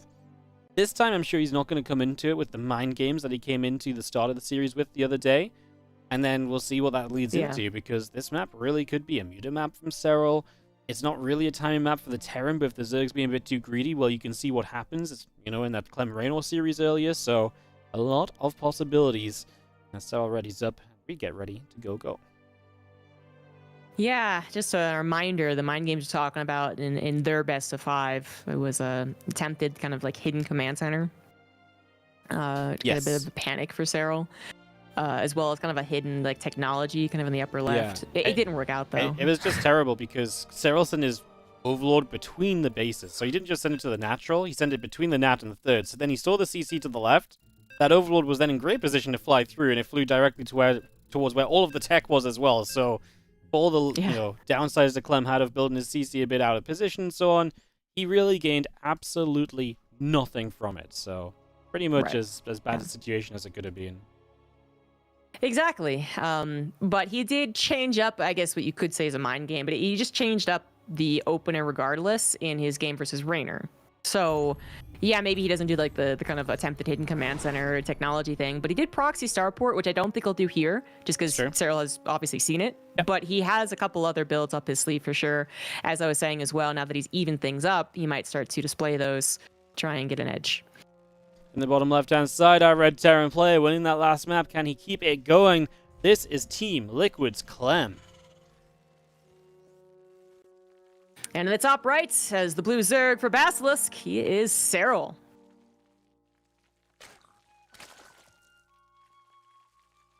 All right. Game number... Well, Roddy asked me this earlier. Game 3 or Game 2? What do you want to call it, ZG? Oh, yeah. Game 2. I know. That's... I said to Roddy, is like, at the start of the series, it's easy to call it Game 2, but then the further in it goes, the more it becomes like, you kind of just say whatever game it is with the score. It's such a weird one. There's no good answer. Well, there isn't a good answer, but I guess if we say it and then people who come in are confused, they might laugh at us or ask innocently in chat, and then they'll at least get educated. Whereas if we did call this Game 3, they'd be like, oh, okay, so Serral won the first game as well. Honestly, best argument I've heard about it so far. Nice.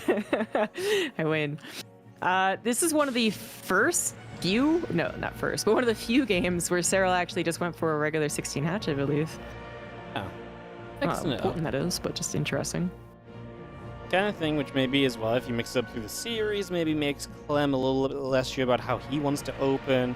Does he want to open the Reapers if Serral is mixing in different kind of openers and so on? It definitely makes Clem question a little bit of what he does. It doesn't become such an obvious choice, as the SCV scout will come across to guarantee that Clem is fairly safe here initially, and just to make sure he's not in too much trouble. Certainly, Serral has taken to doing a couple of early aggressive builds, and in fact, we were doing at least one versus him in the best of 5, the Roach Queen shenanigans, I believe. So, I think this would happen right now. But a couple of early Roach builds, even. I am a little surprised, I guess, because I would feel that Radused would be the map in which, the Zerg early game cheeses don't exist so much. But I guess it's kind of one of those. If you don't expect it, then that's the perfect time to do it. I don't know. But clearly playing safe, taking that slight economic hit to ensure that Serral isn't doing anything aggressive, and then also maybe seeing the timing of the hatchery and the queens and all that. But 3cc for Clem, very typical stuff. No proxy on the field that I can see. Nope, no reason to be alarmed or anything like that. Just very normal at the moment. As you see, Reaper going to try and grenade that queen further off a creep just to make it a bit tougher for it to run back, but a very minor interaction as we will work through the early minutes. So if this gets through to the mid game, then say we don't have anything wild happen, no one tries to deal damage, what do you see Serral kind of aiming for? Is this a map where he is going to try and play those readers? We've seen it from a lot of people. Is that kind of Serral style? Is he happy to mix up like that, do you think?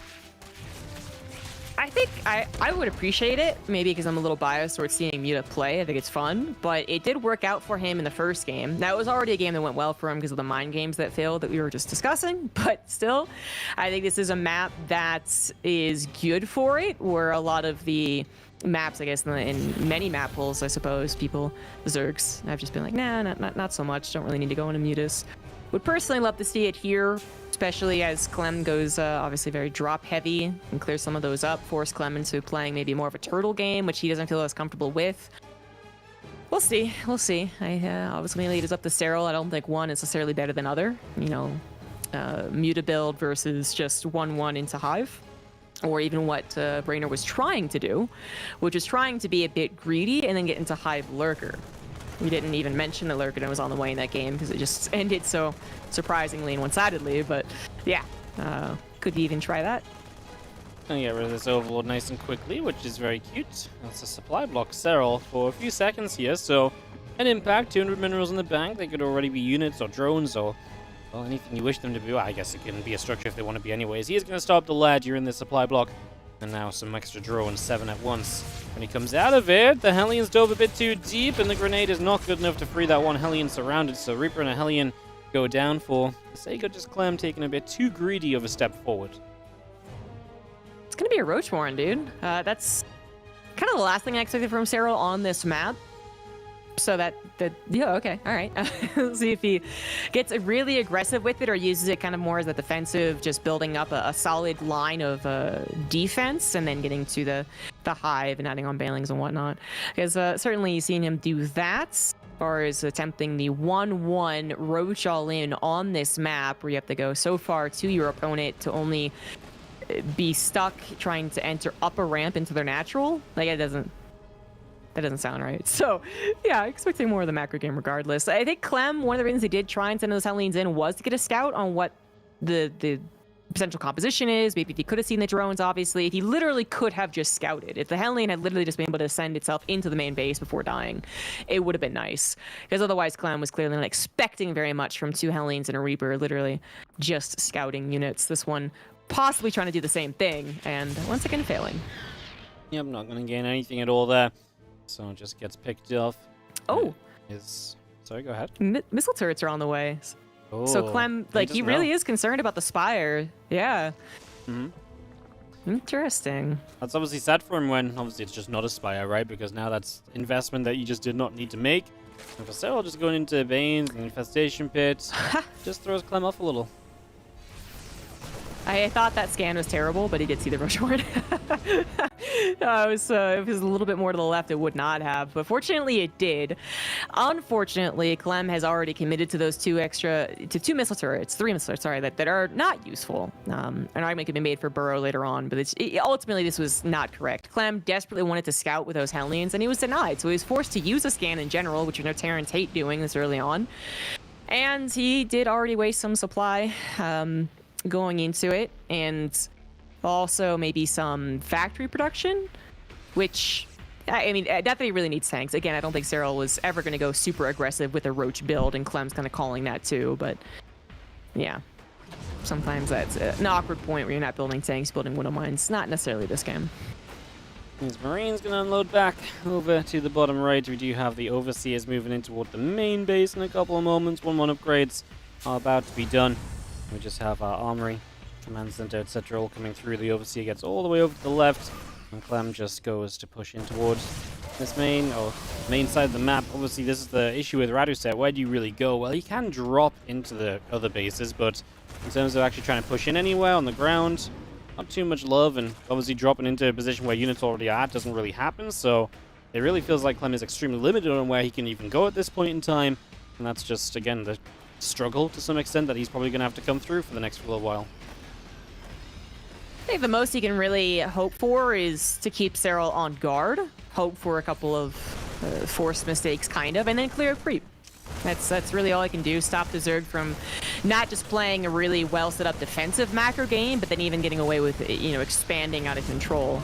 There should be some type of downside to what Serral's doing, and it's not really. It's a macro game, but the very least, he's not going to be on the aggressive, taking over the map and forcing Clem to be the scared one, right? That's something that Serral cannot do with the style of play that he's chosen. So Clem should be taking advantage of that as much as he can, so including getting his own bases on location and set up nice and neat, maybe even...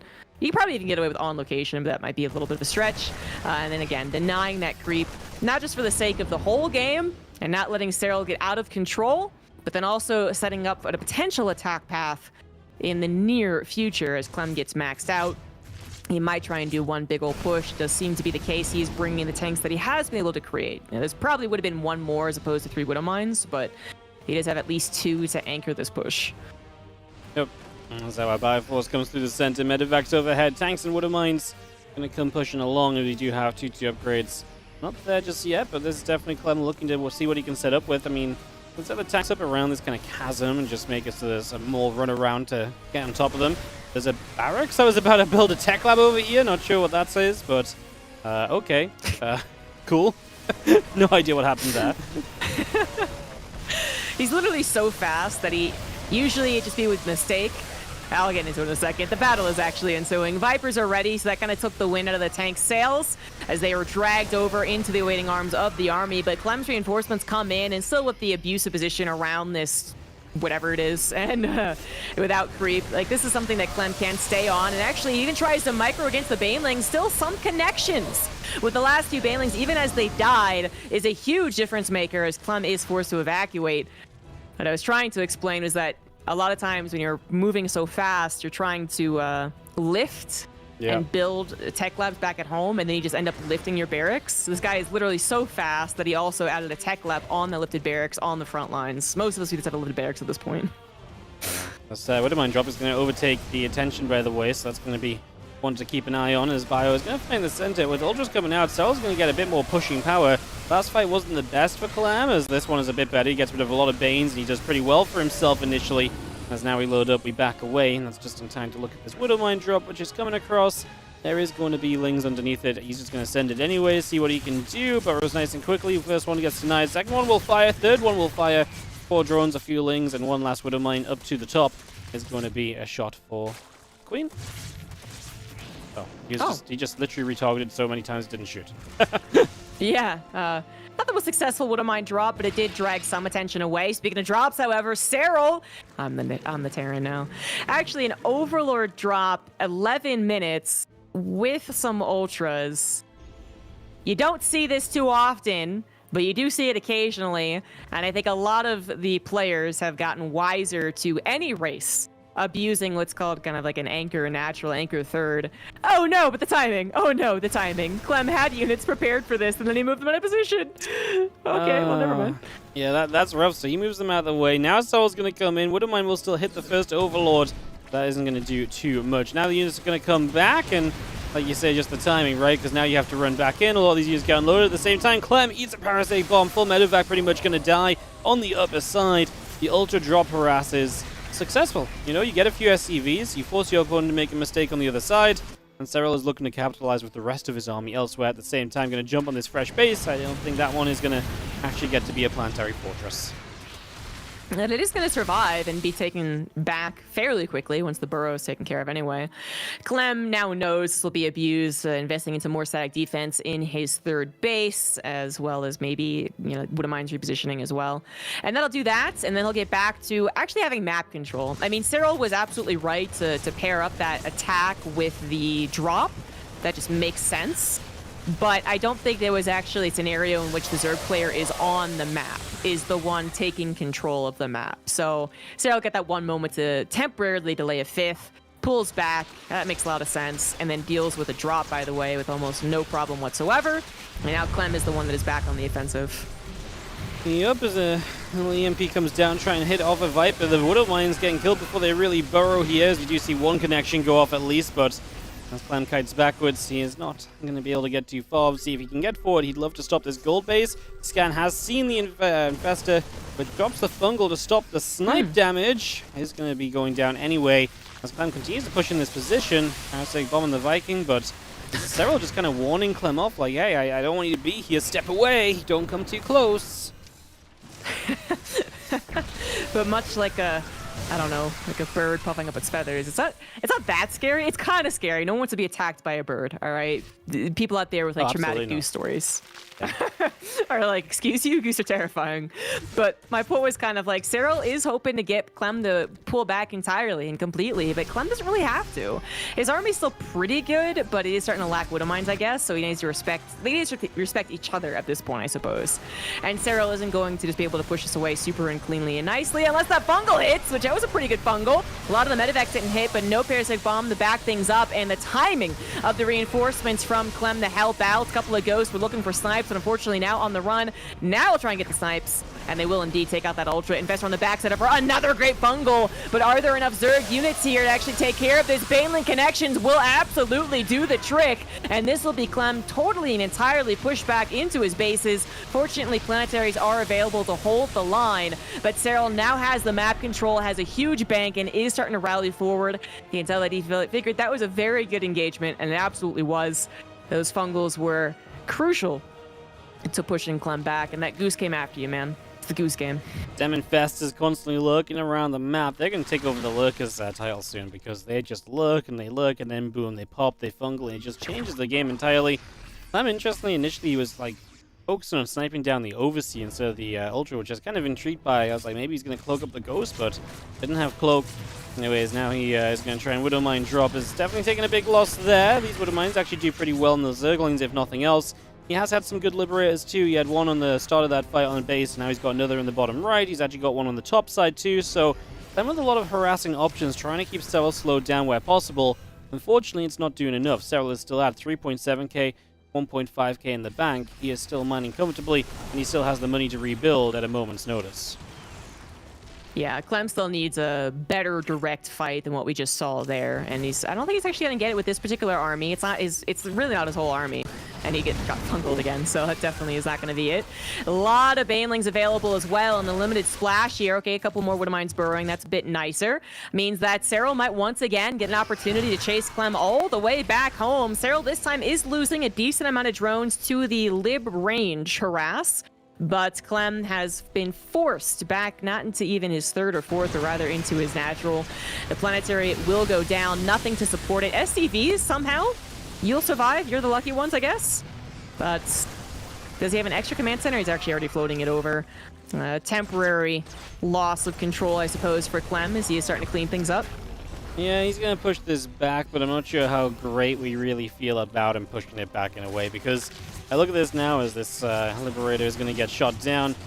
The damage he did leading into this was good, but Serral had the bank preemptively set up, so for Clem to kind of lose out on bases already kind of feels rough, because he's already in the process of barely mining enough to keep his, reinforcements afloat. So just the fact he has to try and reestablish bases and everything after this, it's a little tough, like I say. Go ahead. Ooh, just that was an orbital, not even a planetary. I thought that was a new command center. Yeah, no, it's the orbital just over here, so... I mean, at least you can lift it off so it doesn't die. Benefits. Yeah. The SCVs are not going to be so lucky anymore, though. True. Hopefully Viper's overhead. That Ling's going to come around, grab a Hellion. Widow Mines will start to burrow up. A couple of those Lings will get chased and killed. Now we're going to be seeing a lot of the rest of this Ling Bane Ravager coming through. Viper's as support. How deep does Serral want to go? The further he goes here, the worse it starts to feel for him. That is going to be a hold on for Clem. We still continue to just have Lib harass around the map. That's where those drones are going down every now and then. Just a single Liberator getting sieged up and picking away at a few of the workers. Yeah, which overall we've had 35 drones killed, so it's not terrible. It is a little bit of a decent pinprick, I suppose. It's kept Serral away from maybe more like a 5k, 3k bank, but it's not been the crucial second attack while Clem's also attacking on the front lines, which at this point I actually think that Clem's maybe identified that he can't be the aggressor anymore. It worked out really well in the games versus Raynor because a lot of the rest of the game was already going so well for him, and frankly, I guess Raynor wasn't setting up as good of engagements. But now that Serral has repeatedly slapped back attempts for Clem to get on the map, to get into offensive position, it might be time to go more of the Maru style, more into the turtle, and really just defend up, which I'd say is actually kind of difficult. Again, you do not have a map in which you offensively place your bases as you contest over your Zerg opponent's 8th or whatever the heck it is. Serral has his side of the map, and theoretically faster armies with cracklings, and you have your side of the map, but maybe can't react as fast. Yep, as our drone's still going down, that harass continues around the map. This is like a guarantee at this point. Serral is rebuffing from that damage dealt as Clem is down a few of them ghosts as well out in the center. Let's just have Lings, Ultras, Thanes continuing to come on about. It's probably going to be a lot of the same, but in different locations and different amounts of damage, right? Which is that the Zerg player is going to try and crack the wall that is now being set up from a more turtley Clem, which I absolutely think is the right call for him. Don't turtle very much without a planetary, but the orbital, as you've said, can at least lift and save itself, so that's somewhat of the good news. Liberator's coming forward. They've had Lib range for a very long time. We also had an armor upgrade at some point, not even sure when, but that's been helping the medevacs as well, and now working on a second armor upgrade. Clem also got Caduceus Reactor, which is one of those like definitely late game upgrades, but I would say it's pretty helpful, increasing the regen of the energy on the medevacs, especially since so many of them have been killed thanks to the good parasitic bomb fungal combinations. So really much a very good late game setup for both players. You know, they're getting every upgrade under the sky. Serral, I don't think we'll be getting to Broodlords anytime soon, actually, because of the scenario I was painting earlier for the Terran, which is that in the same way that Terran would love a planetary to hop forward and deny this base, for instance, kind of a jumping off point, Broodlords also want that type of game. A slow, turtley, head-to-head type of game, not one that spreads all over the map. But there's a scenario in which we actually get to a 30 or 40-minute game, and Broodlords might make an appearance. Yeah, no, I mean, it's very true, right? Broodlords can be a very good finishing touch, or like a big switch, you use them one time and then boom, you're kind of done with them, right? But a big switch, if Clem is not prepared for them, as Fungal is going to be a good catch. It stops these units in a big way. Medevac's escaping with the, honestly, littlest of HP. As the few Vipers cannot get a Parasitic Bomb on them. Corrosive Files to get rid of a double Liberator there, and that's a big deal. And these other Libs just kind of low as well at the same time. Okay, those actually empty Medevacs top left. I thought something exciting was about to happen, but apparently no. Clem's supply is the one that really just falls here by a pretty significant margin.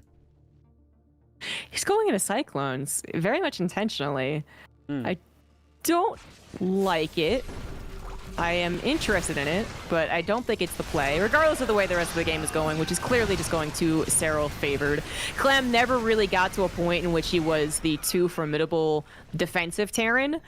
As he tried to take this middle base with an orbital, this is really where he's been taking bad fight after bad fight after bad fight. But yeah, the Cyclone seems a questionable decision to me. We see very late game Terran go into basically mech ghosts, right? The Hellbat Thor Liberator composition. And if Clem was in a better position, maybe he could have gone into that, but not Cyclones. not old, not new. I don't know about them. I can't say I'm convinced by the Cyclones either. I mean, yeah, I'm very intrigued as to what the plan is. Like, he has 3. Now we're not building anymore. Obviously, yeah, now he's kind of strapped for cash as well, though. And maybe when he had a large army already, it was just fine. It was maybe more of a support thing. I'm not really too sure. There is an Infestor lurking once again. Pops up, drops a Fungal. The Ultras will take that as the opportunity to engage. Meanwhile, Lings are just ravaging that gold mineral line, so that will go nowhere. And again, Serral can just play this out like this, right? You pop in, you drop a couple of Parasitic Bombs, you trade out a little bit, nothing too major, and you just back it up once more. A terrible resource loss tab, by the way, as far as Terran is concerned. 1,000 resource difference? That's not it for late game TVZ.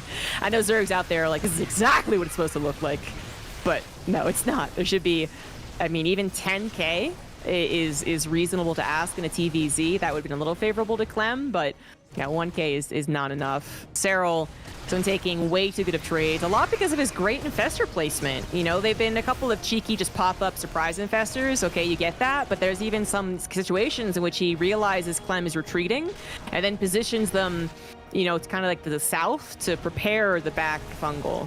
It's been very good. Clem's army supply is, I think, finally truly representing the game state, which is that it's down 20, 30, 40 when Serral remaxes. And Clem just cannot, for the life of him, get a good enough engagement. That one was slightly better, apparently, with resource loss, but still not good enough. Yeah, I mean, he's killed a lot of drones a game, but Serral has such a big bank, and by the time Serral actually needs to kind of, you know, rebuild his bank, well, he's just got the time. He doesn't need 70 drones anymore, so this is fine. This base down here is obviously one which Clem is meant to mine himself, so Serral having it taken down, he actually gets a bunch of units for it. That's just more efficiency from the Zerg point of view. You might wrap around on this army. I thought with the Banes from the top, he might come in from the south, but it doesn't happen, and for the moment at least Clem will still survive, but this is very much so becoming more and more of a Serral-focused game. I mean, he's maxed, he's got 6.5k, 2k in the bank, and again, all Clem is doing is killing off a couple of drones, which seems like just such superficial damage, because there's no benefit from it when Serral's already so rich. Yeah, there's really not. There's a follow-up to it that makes Serral even, you know, hold between drone making or army making. It's just Serral can do whatever he wants, and Clem is finally going to try and get back on the offensive to hope that something goes well for him, but too quick a reaction from Serral's army. I mean, Serral's kind of playing this maybe... Well, without the infestors getting the fungal, I guess he does want to play it rather safe. He doesn't want to be caught trying to win the game and then get caught in Clem's micro madness, but there's the fungal! And there is the end of the game, pretty sure. Yeah, that almost feels like an instant GG moment. Obviously, in the grand finals of a tournament, you probably don't instant GG. You take a few moments to reflect, and then you GG, apparently, which works just about as well. And that is going to be Serral taking the 2-1 lead now in this best-of-7. Fighting back, as I think we expected him more or less to on Reddit set, but Clem really brought the pressure for the first little while, and he was doing well with some of the fights. It eventually just got out of reach. And you brought up at the end of the day the resources lost. It's not meant to be even. Not on a map that's that big with that many bases, because a lot of the time, like 10k resources lost on a map like that difference in favor of the Terran isn't enough. Because you're in a situation where the Zerg can just take so many bases, they can offset that difference. But this was one of the cases where, you know, it being even was absolutely no go. Not with the freedom that Serral had in the game.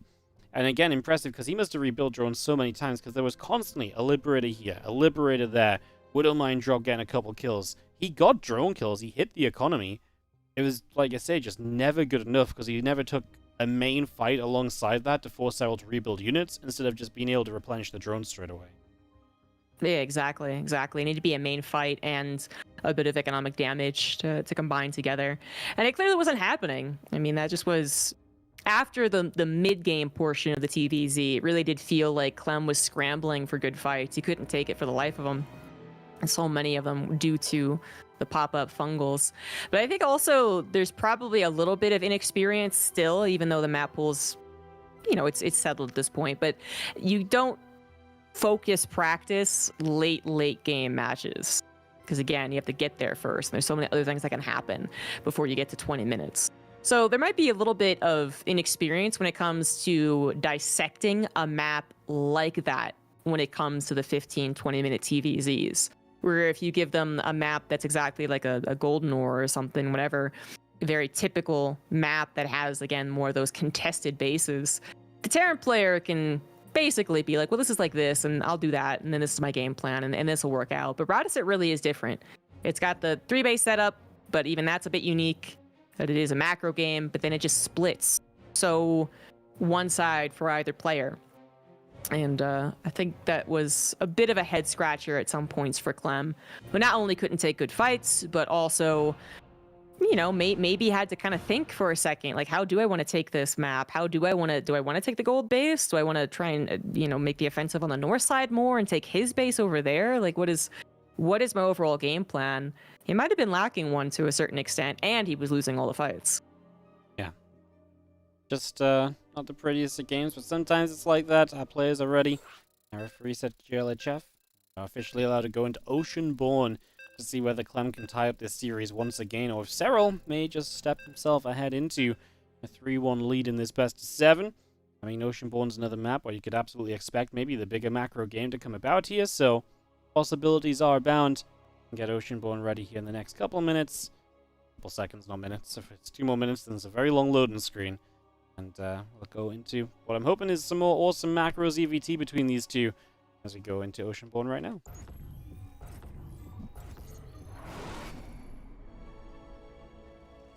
In the bottom right side, we're going to have ourselves the red Terran player. This is going to be Team Liquid's Clem. In the top left was the blue Zerg for Basilisk. It is Serral. pinging his own I larva. was gonna say, he's gonna defend this drone with his life. He's like, watch this. Yeah. This drone, real important. It's gonna be the hatchery. Yeah, back to the 15 hatch. Yeah, just mixing it up game by game. Changing up as Clem, by the way, is gonna drop down that barracks and get this on the go. So barracks, barracks, gas. No surprises. Is high ground as well, worth noting. Yet to bring out the Reapers here on this series. So just sticking to it. We'll see if he wants to go for that 3cc once again, which so often we do.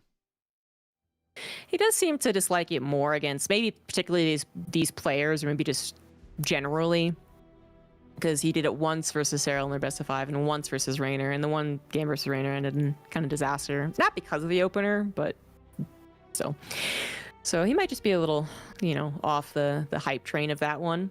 But I think Clem also has displayed across his career the ability to to understand that he needs to practice all these different parts of TVZ and the meta, clearly.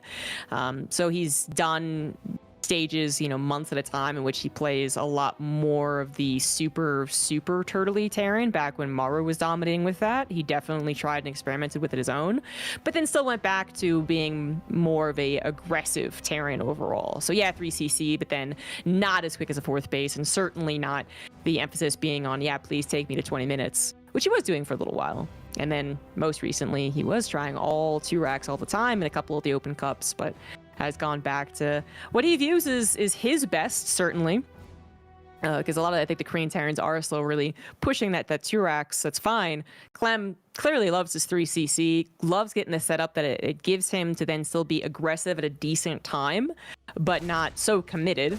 It does open up a potential weakness in terms of Zerg cheeses, but Serral is rather unlikely to do it, I suppose, and he still can depend on his good scouting otherwise.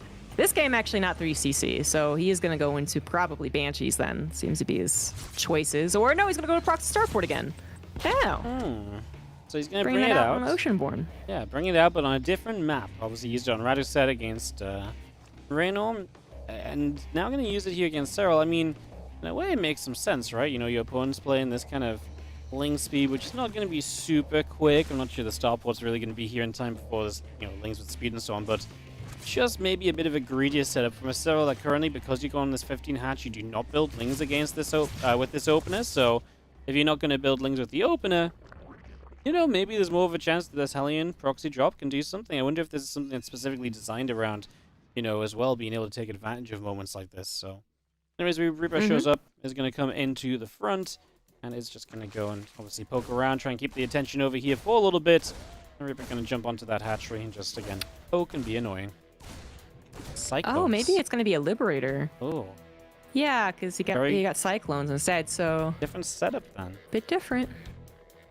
So that was the This Liberator. would- I was going to say, it's just going to arrive that much faster. That's going to be a response Serral has to use. He's going to have to send some queens to the main. It's unexpected. You don't build spores at this time. If you have to send queens to the main, that does give the Cyclones good chance to trade out with less queens on the front and maybe break through and gain some momentum. Yeah. If Serral had scouted the lack of Starport, the lack of Starport and the lack of 3rd CC, then he might have thought back immediately to a Hellion drop and been a little surprised at the timing of the air unit in the main and then the timing of the Cyclones. But actually, he really had very little scouting, so he's still just mostly reacting on what he sees on the front. Overlord now trying to dip on in is probably going to be shot down regardless. He has knowledge now, as Liberator, I believe, was seen by the Overlord, or well, maybe not. It's going to siege up, and the drones have yet to be pulled. Serral is not ready for this. Maybe he thought it was a drop because his Lings went up there, and they should be helping out in the front lines in some way, shape, or form. And the Liberator will certainly deny some mining while the Hellion Cyclone squad continues to harass on the front lines very effectively. Liberator gets sieged. This queen is going to fire a few shots onto said Liberator. The queen gets pushed back. A couple of drones get chased away. Hellions and the Cyclones regather back into the center, as we will just set up a little bit more crew spread. This Liberator going to siege from the upper left is actually going to re-siege this queen. Got to take a step away again.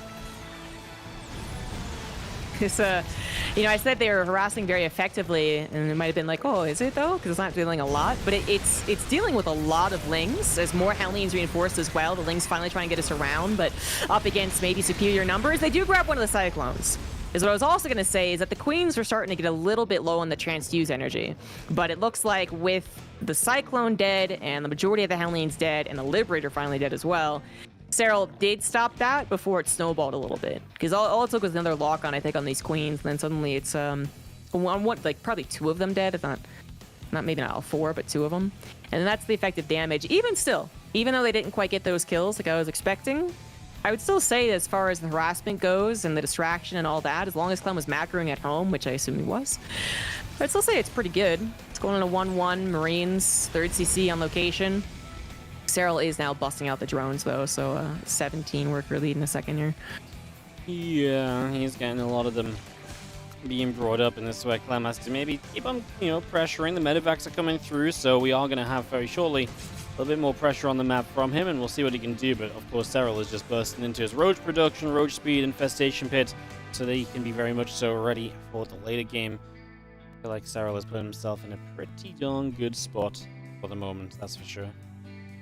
Yeah, a lot of inferior Zergs would have messed up much harder in a new direction. A lot more drones lost, a lot more Queens lost, a lot more Lings ineffectively used, something like that. But Serral, he did hold on, stopped any snowball in any direction, and then able to bust out the drones like he did, now in a very comfortable position. He is going into, again, that kind of defensive macro roach play, fast infestation pit before the upgrades even started. Definitely a sign of that.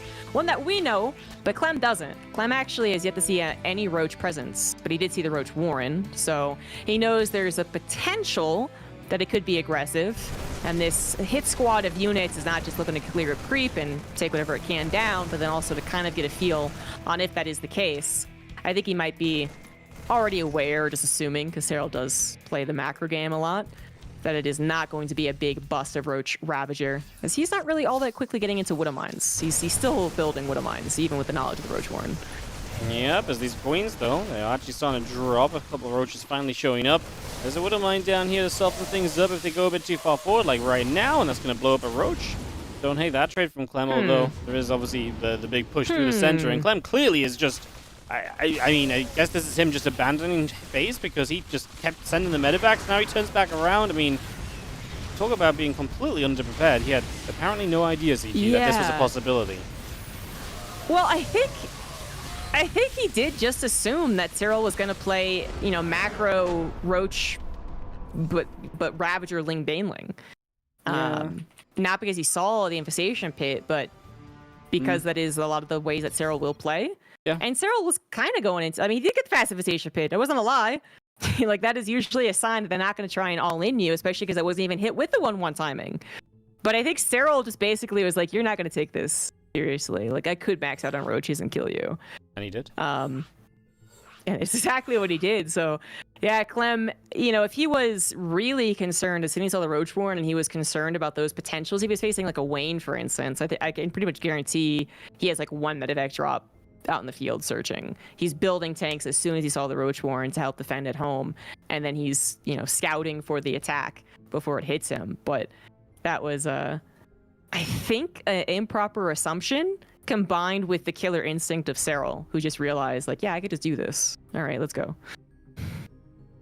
Yeah, Serral just realized, like, cool, you've seen the infestation pit, what if I just build Roaches? And then boom, kills him. And yeah, it looks silly because it's like, oh, Clem, how are you not prepared? But you're right, like, so much of StarCraft 2 is this fine balance of, like, these guys can be so good and push each and every advantage and make other players look so bad because they push these advantages so hard. And that's what really makes a master of the game, right? When you know the sort of thing your opponent might respond to. He sees an infestation pit. He knows how I like to play. What if I do the opposite right there? What if I take that risk? What if I feel, calculate and say, hey, I think this is worth doing? And in this case, it absolutely was, of course. So, job well done. As we get ready to go on to Golden Aura for our next game. And suddenly it's 3-1.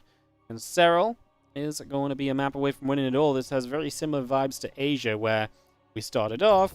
The game was won by the player who was down a game, and we got all hopeful, it looked great, and then it just sort of started to die away a little bit. So hopefully not going to be a similar ending. Hopefully we have a fight back, as we do have the Red Terran in the bottom right looking to keep this grand finals alive. Team Liquid's Clem. On the top left, he is the one and only Serral. Looking for the back-to-back European Regionals victory. he can close this out today. Beat Max Pax last season in a fun series. That was a 4-2 victory for Serral back then, if I'm not mistaken. Looking to win again back-to-back, and obviously both the ones that are this year. You used to have 3 of these year. Now we've just got the 2 of them this year. Very cool.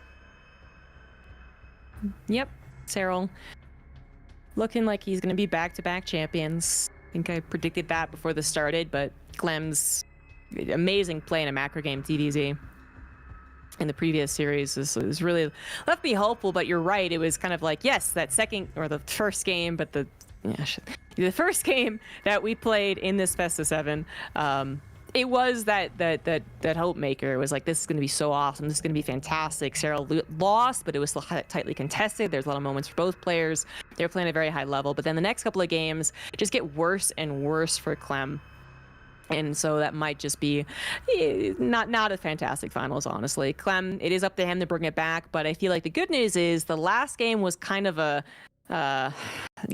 like, if you're good at forgetting terrible games, that's the one to forget. You're just like, whoops, JK, don't pay attention to that one. Moving on, even though it puts you on match point, and that kind of sucks. He does have a lot of strength into the mid to like start of the late game on maps that are more favorable for the Terran, I guess. So the first game of the series was great, because he was able to play out that mid game and on a map that worked out well for his style. And then Radicet just didn't work out for his style, I feel like. And again, that super late game was a little maybe questionable, how much practice you get there. And then the last game was just straight up whoops-a-daisies. No one paid attention to that one, you know what I mean? So if Clem can just play on a regular map that he's more familiar, the setup is more familiar, get into the mid game and get back to what we saw in game number 1, he absolutely can win. But he's got to get there, and clearly Serral knows how to, there's the potential to stop him from getting there in multiple ways. Absolutely, as Reaper is just going to move back around on the left-hand side. Well, Queen's coming up, Hatchery coming in.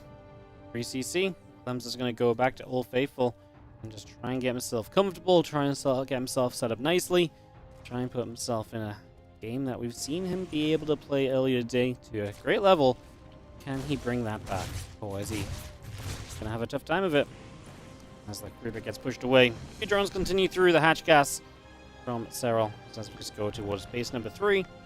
And Clem just going to get that starport down. We'll see what comes of this. He's definitely been mixing it up a little bit on what he builds out of these opening structures, so it's also something we can look forward to. He's not had a Banshee against Serral yet, right? I think that's the one thing he's not dipped into in this series so far. Yeah, which he might be doing now, and it is a very appropriate time to be doing it. Pure luck! But Clem is going into a tech lab next to that starport, and Serral is going into a Roach Warren fairly quickly. So having a Banshee is the best thing you can have, aside from literally scouting it and then making, I guess, like tanks and bunkers. Pretty much. Banshee is going to be just amazing because you can actually just shut down these roaches. You have constant damage output against them. It's pretty much one of the best things you can do. There's the cloak, which will add the harassment factor of this, the extra overlords from Serral. So he has all of the supply in the world to build up roaches and then reinforce behind this without having to build any over units, although he is actually just going to start drones. So 5 roaches into drones. As Serral scouts the main base, he is going to see the Banshee. Yeah, I think that's why. Well, I mean, it was kind of before he saw the drones, actually. I thought it was just before starport, sorry.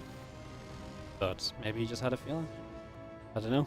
Maybe. But maybe this is just the He build, might have right? seen the... Yeah, or that. Like, we're just like, well, maybe this and that and this and that and this and that. And so I was just like, I'm just doing a thing. Like, calm down. I mean, he's already on 51, still on 51 workers. And, I guess he's also just skipped link speed. So I guess it really does just make sense that he just plays roaches defensively and, just makes a few to make sure he is, in fact, defensive. And then he just goes from there. Sometimes it's simpler than we think. Sometimes, yes.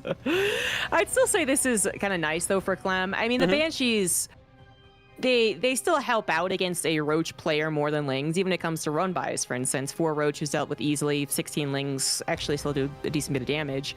And I would say that Clem is used to not finding a whole lot of damage with this opener. So it's not like, the Hellion Banshee didn't counter an attack or an all-in. I guess it's kind of a terrible opener now. No, he does this all the time in very normal macro TVZ games. Is it as effective as a 3CC? Maybe not, but there's a chance that it is, and the benefits defensively and anti-harassment wise are also pretty good with Banshees. So you see these Banshees firing up, and a couple of roaches start to go down. I mean, nice to get some damage done. Hellions are thinking about coming back. Some of them are bruised up, though, so I don't really want to see them giving themselves up for no reason. Just something to be a little careful of. Thought the Hellions would race on by, but a wise decision of Clem not to. That I think is the proper respect to show Serral. That, yeah, he doesn't have link speed. The roaches were kind of out of position. He could have darted past, but there is a wall. And getting a queen there would have been very likely for Serral to do. So keeps the Hellions alive. They're not super effective, but it's better than throwing them away. The Banshees try to get some damage done as well. Now the Hellions will try, but again, there is a wall. Oh, okay, good thing you didn't assume Serral would be too good to actually wall it up. Yeah, that's nice. 10 workers going down. Just checking the Banshees with Air Force back to the side. In fact, Banshee's going to start dying. We do not lose that one. As 11 workers go down. Clem finding damage. Big deal right there. And that is going to add up for him, so he should be pretty happy about that. Let's just see ourselves. The extra roaches moving out into the center. The couple Banshees still coming back around on the right-hand side. Marine still setting up in the middle of the map as well. 1-1 upgrades coming through. Combat shield is building. Marine, siege tank, factory, refineries continue to come on about. As our Marines of Clem work over to the left. The Hellion dive also scouted the Hydralisk Den and the Devastation Pit. Both, whatever. But I think the intention is clear now. So last game there was the Devastation Pit, but then the Roach Swell still happened and it killed him. This time around, seeing a Hydralisk Den, I feel, is even more confirmation. Yeah, then last game's kind of false confirmation, I suppose. But this is like, if Serral won with just roaches pushing through the middle of the map now, especially because this time Clem also got tanks, like that would just be, it shouldn't happen. So Clem, very much I think respecting that mid game, but then also getting the scout that it really, really, really is going to go into late game Hive. Knows now how to play this one out. And while he doesn't get to punish Serral on his way to a Hive or on his way to Lurkers, I'd still say I like this game more than obviously last game, which was a bit of a disaster. But then even the game on Radicet, because I believe in Clem's ability to play the mid to late game more on Golden Aura. No, that's definitely very true, right? Because this map should be a little bit more playable in that regard. We do see Medivacs on the left side being forced back. Same in the main base. Initial defense as Serral are as solid as they have been kind of throughout this series. It's been rare that he starts losing a lot of stuff straight away. Obviously, he's starting to get already into those first lurkers, so that's something that Clem has to play around straight away. You already see him deciding to go straight into the Ghost Academy, so he knows what he's up against. He knows what he needs to prep for, and he is starting to do just that. The fact that he's already going to have 6 tanks, because he started with tank production ASAP, no attempt to go into Widow Mines, that would have been fruitless anyway, is really also going to help him bridge any potential gap that Serral might have looked to abuse. Kind of a, sometimes you see the Medivac list push and like TVP, I guess. You could be like an upgrade list lurker push if you really believe that the technology is going to surprise your opponent. Obviously not the case here. He was scouted, but still, Clem would be well prepared at home while still getting a decent amount of units in a drop on the other side of the field. It's not his whole army, but it is a lot, so Serral has to respect it. And then, yeah, the tanks will really cover any attempt like this to do damage. That was horrible. He just, Yeah. Almost no words. Like I didn't know if he was on a move command or if he like actually wanted to walk up to that tank to attack it, but like that wasn't it for me. No, Serral hates roaches. I think we can agree that he wants to get rid of the roaches eventually. Yeah. But there is usually a bit more of a process, and he could have even gone after the SCVs because the planetary wasn't done yet. So. That just felt like the worst case scenario because he had to run so far in. The further he ran in, the more tanks were killing him, right, as well. So that was a factor. But Serral has the Dropper Lord set up again. You know what? If he gets in, wow, look at Clem. Missile turrets around the edges.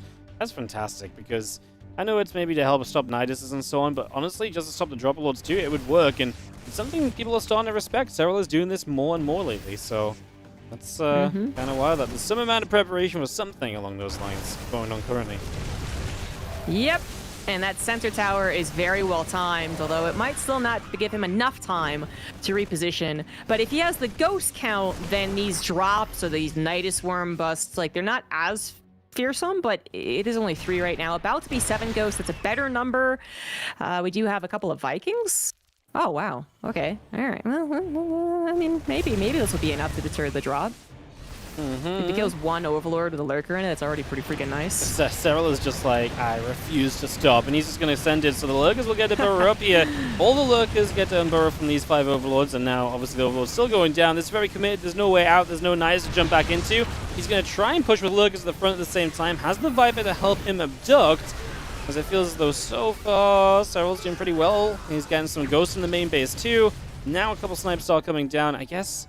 I don't know, like, initially it felt okay, but the fact that front attack doesn't really do much of anything, there's just so many siege tanks CG, I feel like that's the reason why Serral can't get anywhere he wants to. The tank count is just so high and well spread. It's obviously important to take care of the main base as cost efficiently as possible, but you could even argue that it's more important not to overreact. You know, like eventually that will get cleaned up is something that I think Terran players are, you know, they remind themselves. Because I think the first time we saw Nidus Worms more so than the drops, but the Nidus Worm problem with Lurkers, Terrans were like, oh god, it's gonna kill me. I'm like, it's the worst thing, it's so abusive. And then what they actually died to was the front line. So definitely gotten like calmer about it, and also trusted their Ghost transition, I think, a little bit more too, because that usually will deal with the main base again eventually. You can't just let them sit there and do all the damage in the world. So yeah, kudos to Clem, really anticipating to a certain extent something like that, Nidus Worm or drop, and then also making sure to anticipate the front line attack and having everything needed to defend.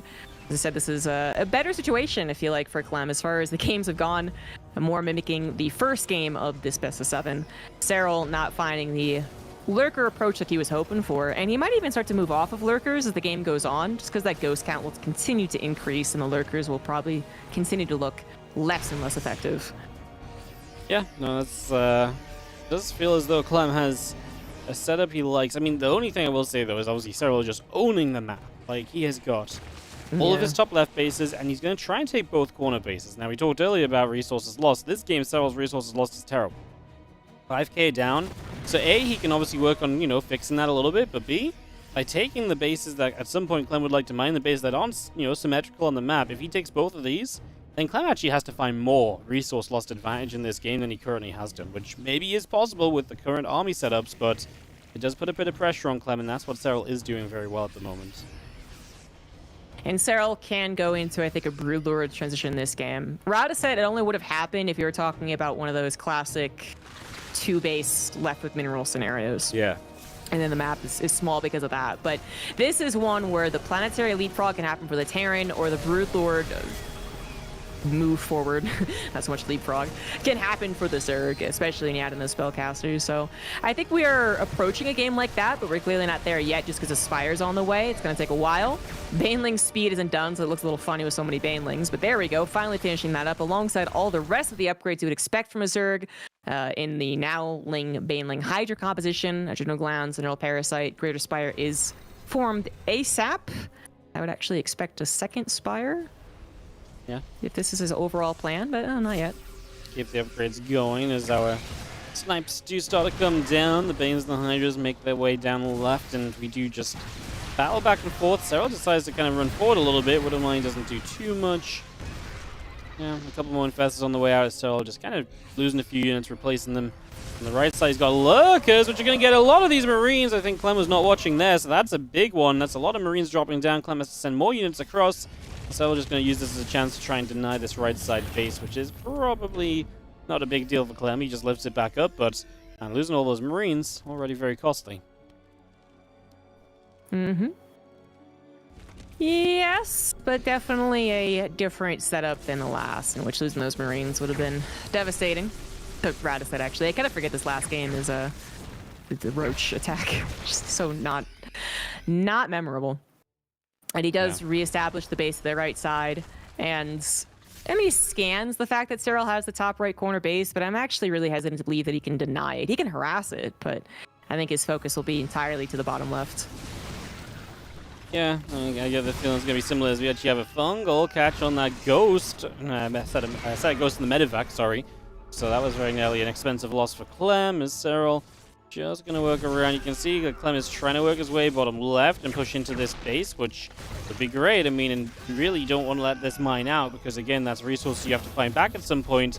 Especially if Serral stops him from mining the right side. There's a big offset in, you know, money mined in this game, which again, Serral kind of needs 8,000 resource loss difference, but yeah, I mean, they both have massive banks right now. This game, not going anywhere just yet. No, I would say not anytime soon, but there's always a chance someone has a disastrous engagement. Serral is coming in from multiple directions, which could be good for him, but it is going to be mostly off of that creep. Ghost actually surrounded by the Lings, going to need to be picked up. There we go. And do safely retreat. We got so many chokes to work with, both on the map as well as man-made with the orbitals. Liberators also with no strong instant response to them.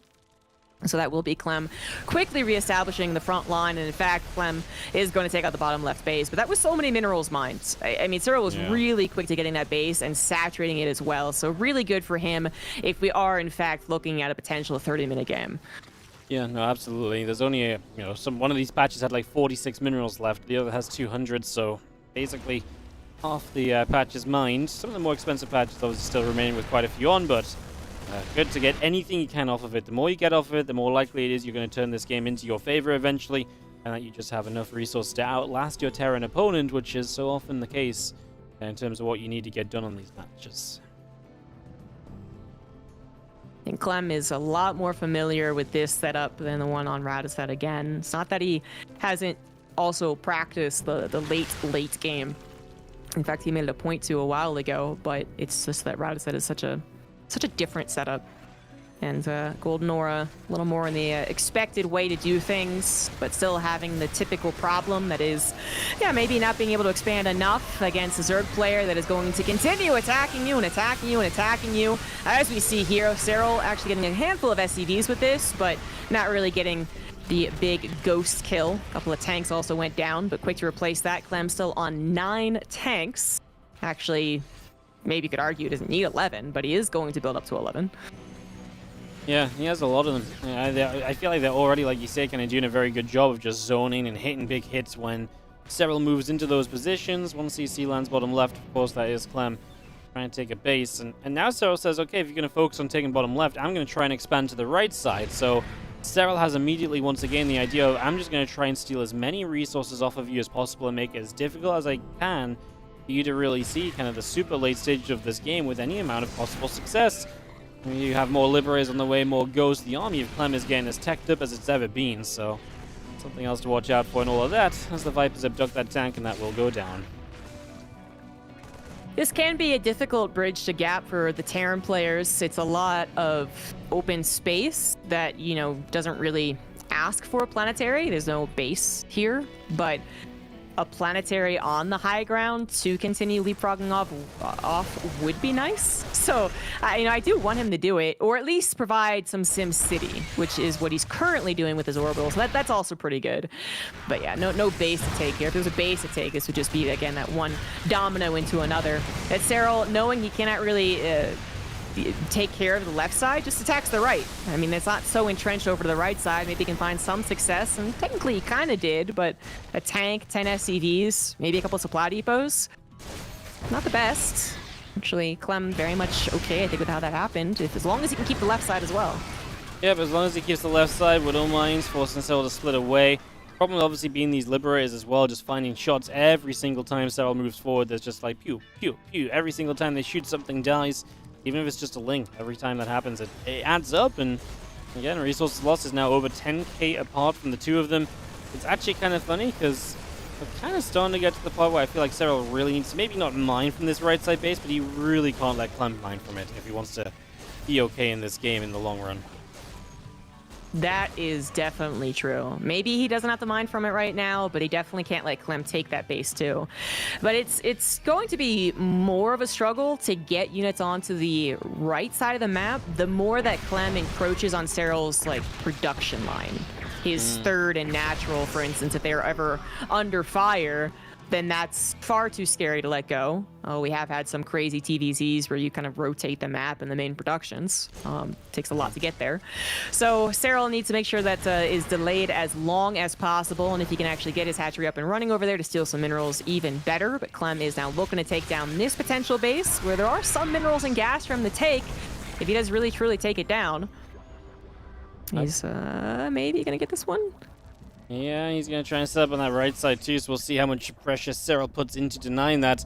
There's Lingbane Hydra over here, and Serral is going to catch Clem unawares, so that's going to be a nice catch. Pounces on the left side at the same time, so in we go. The Lings do jump onto the siege tank down there, and well, Clem actually losing a bit of supply very significantly there. And that's a big moment from Serral, because he protects that base, which he's continuing to mine from. That's the biggest moment, I would say, is being able to crack that high grounds and then hopefully continue delaying them from ever getting it again. Unfortunately, Clem really didn't have a lot of chokes to work with at the end of the day. Only an orbital to add in a little bit of Sim City, and then the rest of the map not really helping him out very much. A planetary, extra command centers, extra static defense actually would have been probably pretty helpful, as well as just, maybe having units in a better position. Not sure exactly how that started. But Clem might have another chance to get on that high ground and again continue to pressure this base, but with minutes now away from him doing that, probably means Serral's 9 o'clock base is probably going to actually mine out. So it's far less important to kill. It's still a potential domino as far as, again, getting to the rally points, but it's not as effective as it would have been. Now an attempted break onto the right side. There's a lot of tanks and Liberators, however. Some of the tanks taken out of the equation, but so many Liberators still getting shots off. It looks like Serral is going to sacrifice the majority of his army in doing this. And was that worth it? He got the tanks, but then the Liberators are basically untouched, so I don't think it was. Yeah, I'm with you, right? So much of the tech just survives here from Clem, and the tech he's going to really rely on later in this game, I think, with a lot of those lives. You see Corruptors coming over, who's going to start fighting those Liberators a bit more seriously. So that's going to be an investment from Serral here. Get those Corruptors out, be able to fight the Liberators better, because so far he's just been kind of running into them without good answer.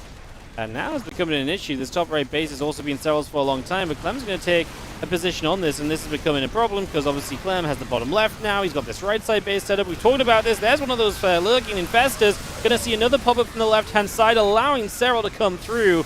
I mean, both players have a big bank. Serral has more gas to spend than Clem does. He's going to find quite a few of these SCVs, which again is important. Any struggles Clem has mining is a big deal. That wasn't just a decent time to fight for Serral because the Libs weren't sieged. His infestors saw that Clem was totally unsieged and that they would get good fungals. But like the tanks didn't actually leapfrog so much there. I don't think Clem was expecting Serral to be prepared to pull the trigger when he did. Otherwise, I think that would have been a much better fight for Clem.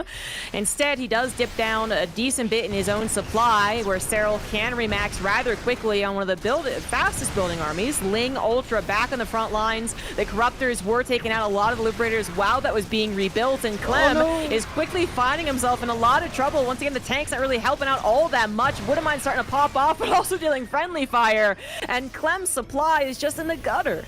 It absolutely is. The rebuild from Serral, just having so much money, being able to rebuild so quickly is such a big deal. His Corruptors continue to come through, chasing down this orbital command. It's going to go down, ZG. So the orbital has fallen, and now we just got ourselves Serral regathering over on the right side. Ling, Ultra, Bane. We do see the little fungal coming down as that infestor got found.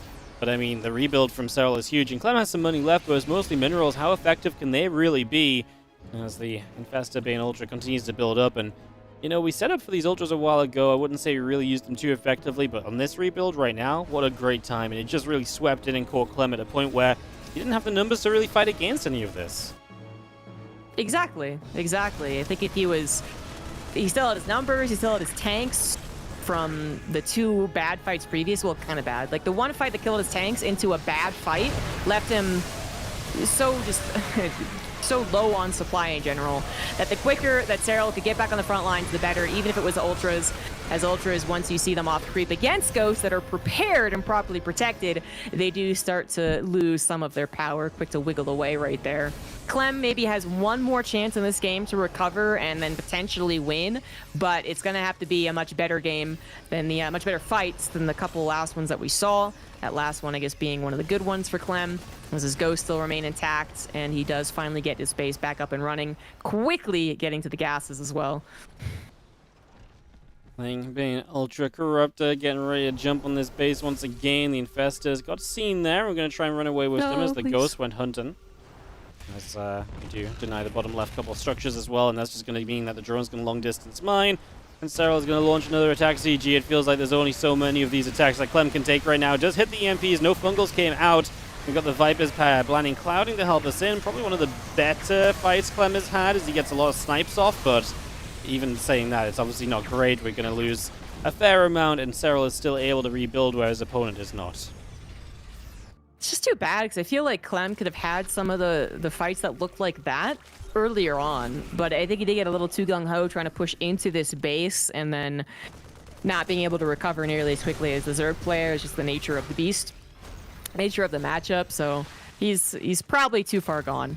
Unless Serral does that same attack again and it's equally as effective, and then there is a maybe, because Serral is legitimately running out of resources to mine as well, I guess, at some point. But yeah, the question is basically, can Clem's current army defeat the army of Serral right now and the next half army that's coming after that? Yep, as an Ultra tries to run in front of everything else, the Lings are coming through, the Corruptors are going to go for the Liberators, although the Ghost Snipes do very well onto those Corruptors, as Serral is now out of minerals. At some point, he just needs to get enough units up to fight through those Ghosts, right? So, yeah, out of minerals, though. I mean, still mining. We're almost at the point where there's no minerals left on the map apart from this right side base, which, if Clem somehow holds on to it, maybe there's some wild, wild way that this is not quite a done deal. Yeah, unfortunately, I don't think that's going to be the case. If Clem was at 90 army supply, I'd be a bit of a believer, but at almost half that of Serral's, and also lacking medevacs to heal up his army, I don't think it's going to happen. Infestor will get a fungal. It's not particularly great, but it's, I guess, good enough, and just frankly, Serral's overall advantage in this game is showing here as he is able to do his, third or fourth attack in a row, and finally get the W. Serral with the 4-1 victory.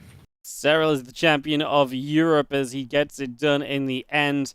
Some long games, a little bit of a grind to get there, but he made it happen, and he is going to be your champion of this European region of ESL. So twice this year for Serral, the back-to-back, and he takes down Clem along the way to do it, which of course is never an easy one, especially in these online European events, because that's where Clem is an absolute beast. And Serral, I mean, honestly, he's having a great year of StarCraft 2. Apart from at maybe the biggest events, he really has just been somewhat unbeatable, somewhat unkillable. So he keeps up with that, and he gets himself a big victory here to take out Clem and to move on into the championship, being the champion, I guess. The wrong use of words there. He moves on to the end of the whole tournament and wins it. Nice. Yeah, pretty much. Excuse me, I'm just getting beautiful graphics ready. That's why I'm stumbling over words, because we can show you how the upper bracket looks at the very end. Serral has that 4-1 next to his name, as he does take on, took on a whole bunch of players. Honestly, a mixed bag of results in a way. Like, yes, he won without losing a series, but it did get close, right? Like, he smashed Wayne, but then it went to 5 games against a laser. It got very close against Clem, and then he smashed Raynor, and then he smashed Clem in a way as well, right? And Clem, who looked really good against Raynor too. I think just all in all, very impressive stuff. Really cool to see. It's been a great season of Europe, ZG. It's been some fun games for sure. Hey, Serral didn't get tested as much versus Protoss, but I think we all kind of just assume that he's still good there. Yeah, I think he's right? fine. Yeah. I think he's probably still going to be the best in the world, probably. So I think we can let it slide. They didn't have to play versus too many Protoss. Yeah. Absolutely. All right, so coming up, we are going to get ourselves into a little bit more action. Obviously, more StarCraft 2 is still to come because we've got one more region to go.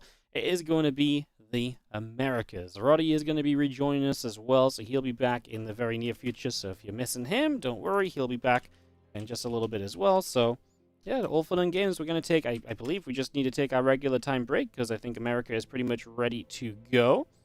As we get this... Yeah, it looks as though we are in fact just ready to go. So we're just going to do our usual break. We'll be right back. It's the Americas up next. Don't go anywhere.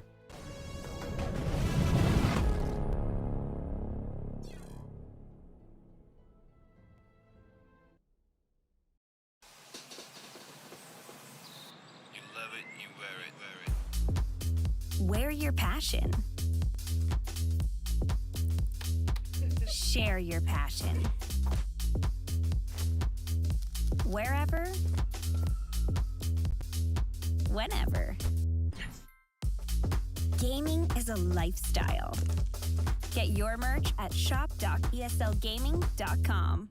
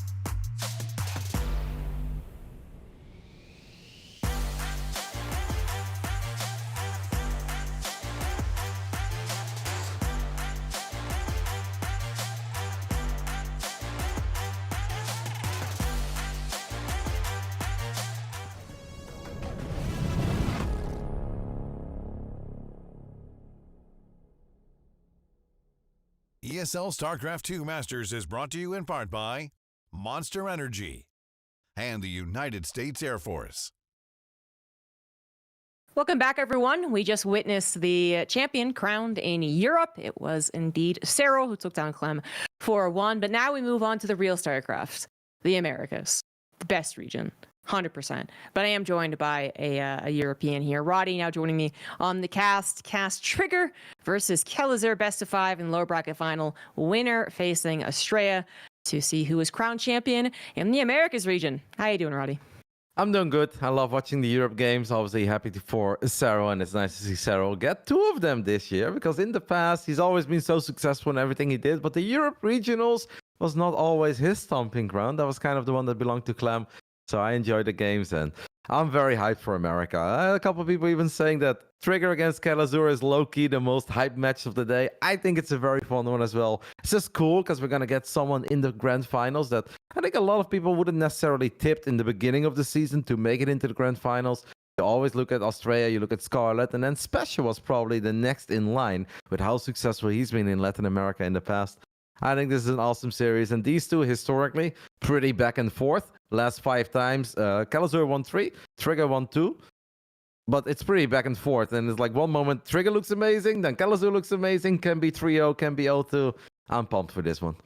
Yeah, it doesn't look like there's too many like hotly contested. Like there's actually a kind of a few sweeps amongst their history, but I guess that means that it kind of is coming down to the day and how they feel for their matchup, as many of these matches are in the year 2023.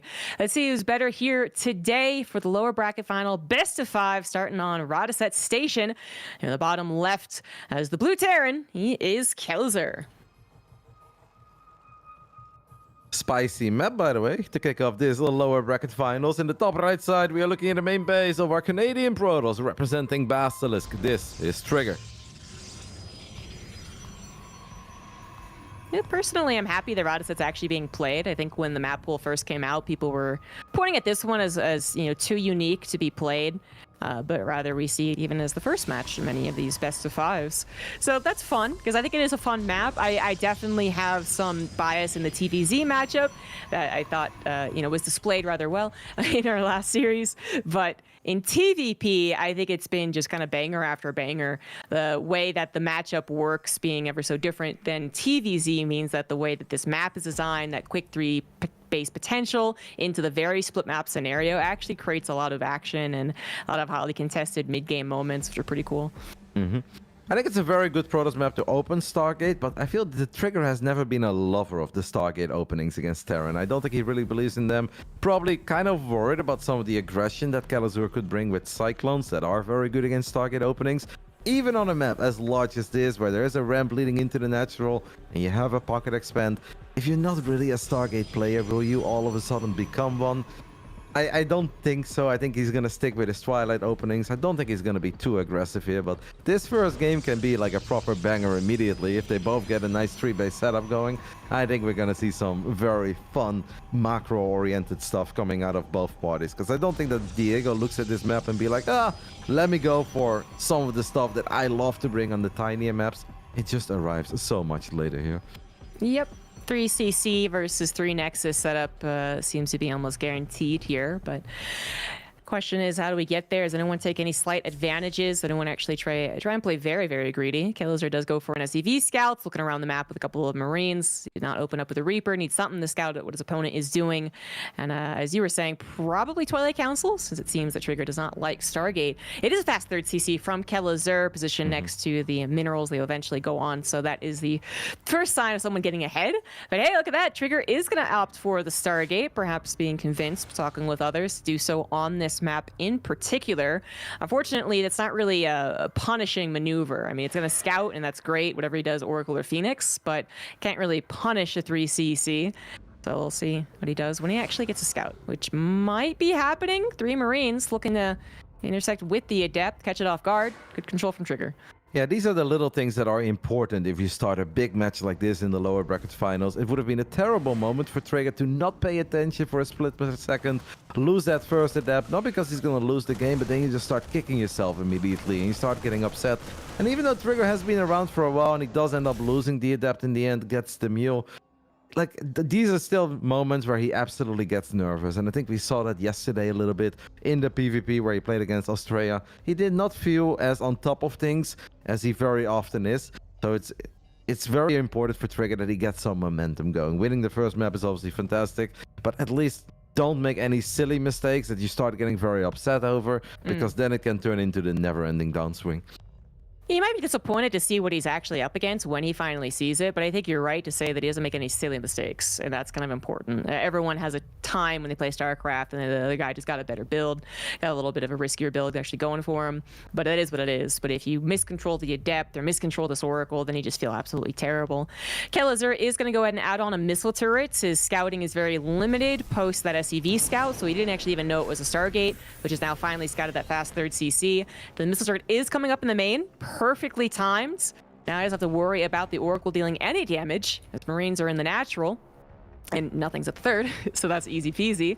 But it also means that, again, like, there's not a very high chance of Trigger trying to be aggressive. Not that a 4-gate blink would have worked on this map, to be fair, but it's Kelazur really getting away with 3 CC and now shoring up his defenses so he can focus purely on macroing. Yeah, I think Diego will be very happy with the builds that are clashing here, but I still think it's going to come down to execution. We saw it yesterday in Showtime against Gabe. I think on this map we also had Stargate against Triple CC, which I definitely liked in theory for Gabe as the Oracle of Trigger, still just floating around, finding every single SCV it can. It's just, even if Kelazur shows up soon with 20 plus Marines, like how are you ever going to make it to the other side of the map without Trigger being aware of it? And Trigger hasn't gone too heavy on the Stargate. It's legit just one Oracle, figure out what I'm up against. If I can find a couple SCVs, awesome. That's bonus damage. But let's just go into what I'm most comfortable with. And that's obviously Blink into Colossus, because we know he loves it and he's damn good with it. They're getting set up into that macro game. And now that we have the setup, nothing really going insane. Although Kelazur only being 3 workers behind feels pretty good for him. I do want to mention that as far as their play styles, I am anticipating a couple of, I don't know, NA moments, I suppose, but in the best way possible. And that, like, I think they both can sometimes be caught a little overly aggressive.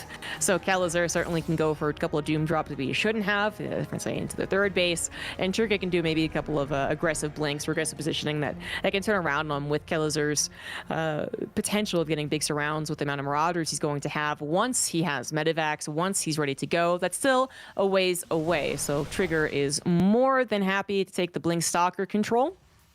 That's fine, that's all well and dandy. It just won't find very much.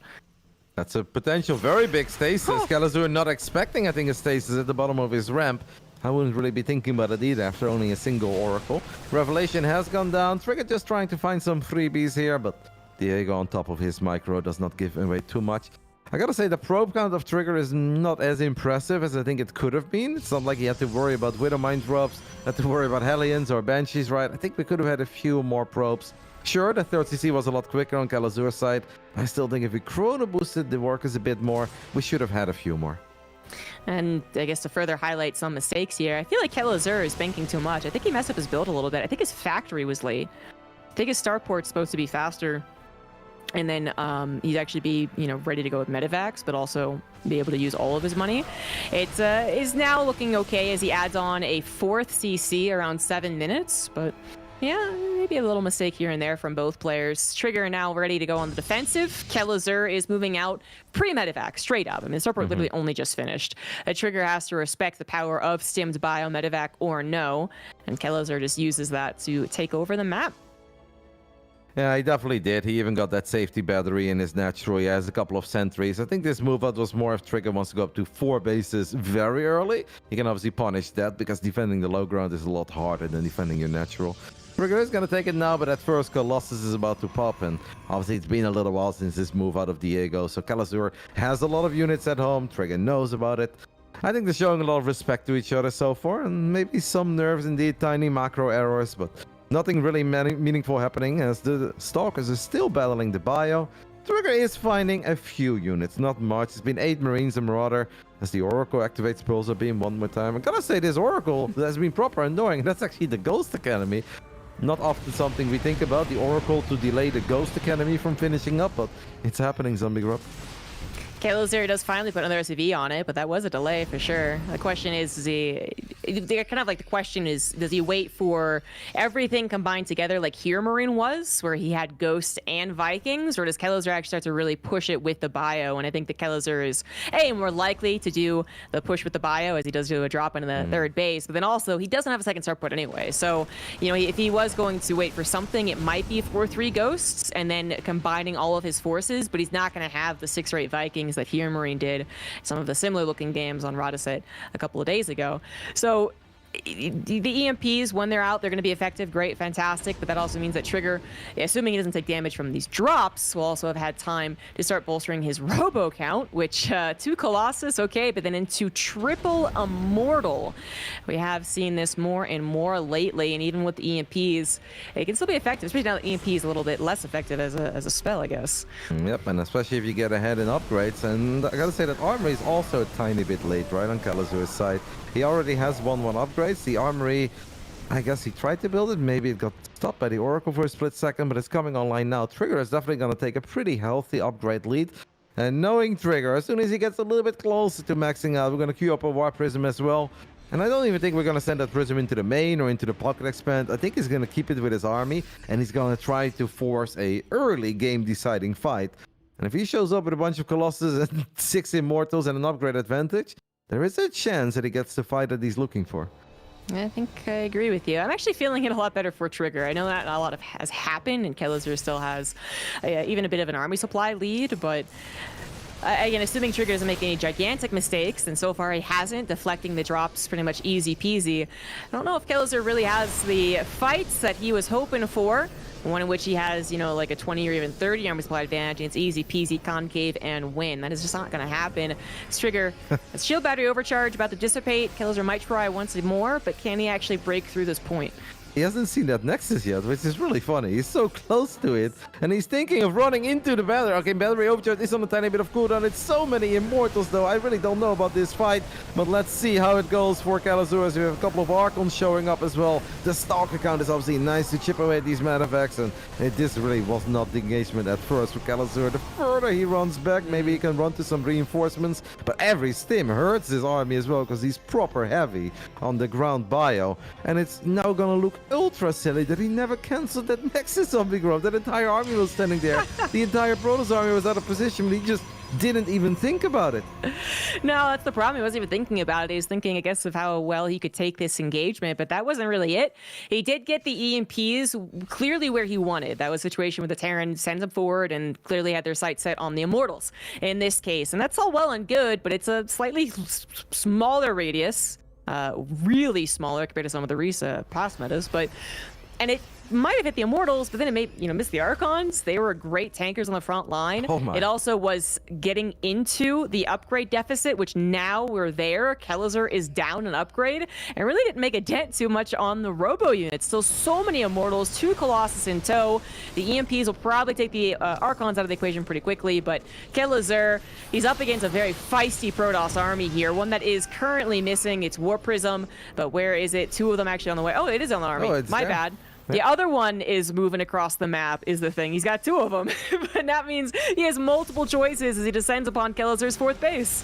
Yep, 11 gauge, but Kelazur thought about it, but he's like, nope. If he kills both Colossus, though, he does have a chance, right? Because then it's just going to be bio against a lot of Immortals. One Colossus takes a lot of damage, but we're going to use one of the War Prisms to save it for a split second. The other one hops back into one of the Prisms. Stalkers blink as well to protect this Colossus. Trigger needs to be a tiny bit careful, as that War Prism is going to get picked off. The other Colossus gets picked up as well. I think we're derping a tiny bit. Sometimes it's better to just fight. He lost both of the Prisms, and that kind of means that Trigger is going to have to disengage, because this is not the kind of army that can stay around on this side of the map. Really isn't an ideal situation either for the Immortals, which they're ranged, but it's not like Colossus range or something. So I don't think they're really getting as many of their consistent shots as they were hoping for. The EMPs, I think, were also a little more effective overall in a lot of the Protoss units. There's also more of them. Kelazur reinforced, and Trigger doesn't really get the punch that he was hoping for. The hey, my army's beefy and it's quite intimidating, and I've caught you on the ropes. No, Kelazur could actually still abuse some of the features of this map. map, the choke leading into his natural base. So a situation now where Trigger still has the upgrade lead, still had that 5th base that he really shouldn't have gotten, is now even heading towards a 6th on the gold. But Kelliser deflected that push while I've also taken a 5th on location himself, so kind of a tit for tat in that regard, I suppose. That's now turning into a planetary. Yeah, that's kind of funny because indeed maybe if Trigger would have gone a bit more towards the north, he would have taken a much better fight. I think Trigger will have another similar opportunity where he's again gonna be 2 upgrades ahead, might even have Storm. We do have some Zealots running towards the other side of the map. I would not run them into the planetary. I would actually just run them into the orbital, because that many Zealots, they just won't kill the PF. The 2 armies are very close to each other on the right side of the map. The Oracle gets picked up, a couple of the Immortals get tagged. Stalkers, I mean, it's a bit of a weird army at the moment for Trigger. He definitely needs a little bit more than what he currently has, as these EMPs are slapping and they're connecting with almost all the Immortals. I mean, once upon a time we had 11 Immortals, now we've got 3, and I really wonder where have they gone? They are all stuck in a conga line, not even getting any return fire while being EMP'd and chased down. So again, one of the most ineffective battles you could have as a Protoss player with the Immortals, forced to give up the 5th base. Now that 6th gold is done, so perhaps he could replace his saturation with that. So it's going to take a little while. First, he has to send Kelliser's army back home. But now Kelliser has a couple of siege units up and ready to go. He still has confidence in his army fight, despite being down now a whopping 2 upgrades. And that might actually be a very important point here for Trigger to abuse. But the EMP is continuing to come down, taking out the Archons from the front line. Not enough Zealots to cover the rest of the army, and Trigger's supply continuing to fall, as a lot of these Immortals also no longer having their hardened shields. A lot of the Bio army starting to get weakened up. Medivacs are out of juice. Going after the War Prism will cost Kelliser quite a few units. He did not really use the Liberators to their fullest potential, and it ends up being a bit of a wash as you look at their supplies. Very, very close. Yeah, but Kelliser should be able to get some confidence out of that fight, because that was indeed with the 2-2 upgrades. Trigger had 3-3. The next time they have a similar fight like that and the upgrades are tied up, which they will be, those fights will go a whole lot better for Kelliser than this one did. And indeed, he could have actually just kept on pulling back to that to those 2 Liberators that were still there. They were not even participating in the fight.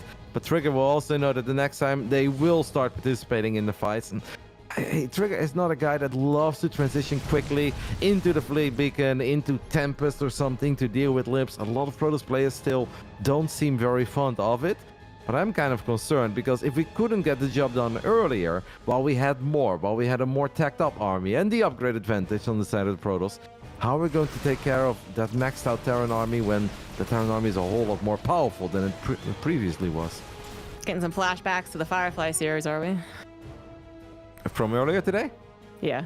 I mean, he was extreme, because he was really like, Zealots! And I was like, well, you know, at one point, I gotta say that what Firefly did do very well was that he was incredibly active on the map. He was very mobile, and he did a really good job in shutting down additional bases of Oliveira, if we're talking about the Oceanborn game. But Trigger has had very little activity when it comes to Zealot run-bys. We had 1 Zealot run-by, ran straight into the planetary. But if we want to play this style, we don't want to tack up. Where are the DT run-bys with Shadow Strike, right? Why are they not jumping on top of planetaries? I'm afraid for Trigger that there is no light at the end of the tunnel when we play like this, as the High Templars get tagged. The Disruptors are going to get picked off. And he thought of going to the other side of the map, but then he realized that is never going to work. But how do you take a good fight here with this Protoss army? Yeah, and it was maybe a world in which he could have come in around the Liberator range, but not so either. Forced to actually fight into it. He will take down some of the Liberators, but not all of them. The Vikings working on the Colossus, but not before the Colossus worked on the Bio. Somehow Trigger will survive, I guess, this particular fight, but Kelliser still leads by 30, 20 overall supply now as the warping happens. 20 in army, 10 in workers, and Kelliser, as you've been saying, still having the stronger army. If we continue seeing these types of compositions unfold. I mean, Kelliser, if he's going to get his Liberators up on the front lines and Trigger's not going to have that map control, he's going to continue having terrible problems against Kelliser. Yep, these Widow Mines are connecting over and over again. There's only a single observer in an 18-minute game. We're building another one on the side of Trigger, but I am not sure if he's going to be able to weather the storm that is Kelliser. He's going to try to drop a couple of storms himself. Could have obviously done more with the splash damage units, but there is only one way that this ground Protoss army with the Robo units will win a fight against the late game Terran army that is of all the Ghosts and the Liberators with advanced ballistics, and that is when you keep on outmaneuvering it. But I feel like that's not truly happening. It's more like Kelliser sets up a staging ground and then Trigger's like, oh, I guess we're gonna go ahead and battle. We're gonna fight, and he's gonna try to land some storms early on, but it seems so hard to run through these circles with the army that Trigger has and actually win the fight convincingly. Absolutely. I would say one of the easier situations for a Terran player, but I mean, Trigger really has been making, some doubt happen despite what feels like the overwhelming better army for Kelazur. But really, as a Terran player, when you get your Lib range, your +2, and then you actually get on the front lines of a important Protoss base, you feel like a star. There's no threat for a base trade, no DTs with Blink on the field killing your planetaries. This is potentially game over in the next 30 seconds as you continue to tighten the noose, leapfrog forward the Liberators. And Trigger knows that he'll have to abandon this base, but unless he starts base trading or getting more mobile on the map, it's not going to get any better. So here he goes now, potentially going for that base trade. There are 8 Liberators on the map, and there are 6 more on the way, and that's kind of a problem as well. You can start base trading if it's a couple of Liberators, right?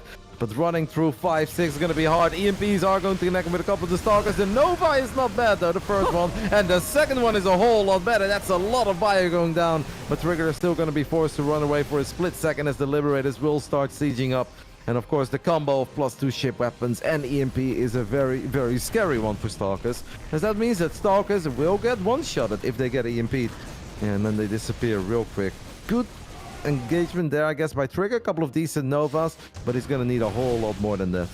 Yeah, it was a proper threatening of the situation and then proper disruptor shots. That's great, but it's not always going to happen. Kelazur, is even going to possibly reach a point in which he can kind of accept a base trade because he can leave like 6 Liberators back at home, and that gets really almost impossible to break through. Trigger might have bought himself some breathing room, but he's not going to buy enough to reestablish this base. The good news is he did get his 5th on the right side as well as now a 6th, so he does still have some mining, and he is once again looking to catch the army out of position. There is a lot of room to play with, especially when the rocks are broken. Not yet, but they will be eventually.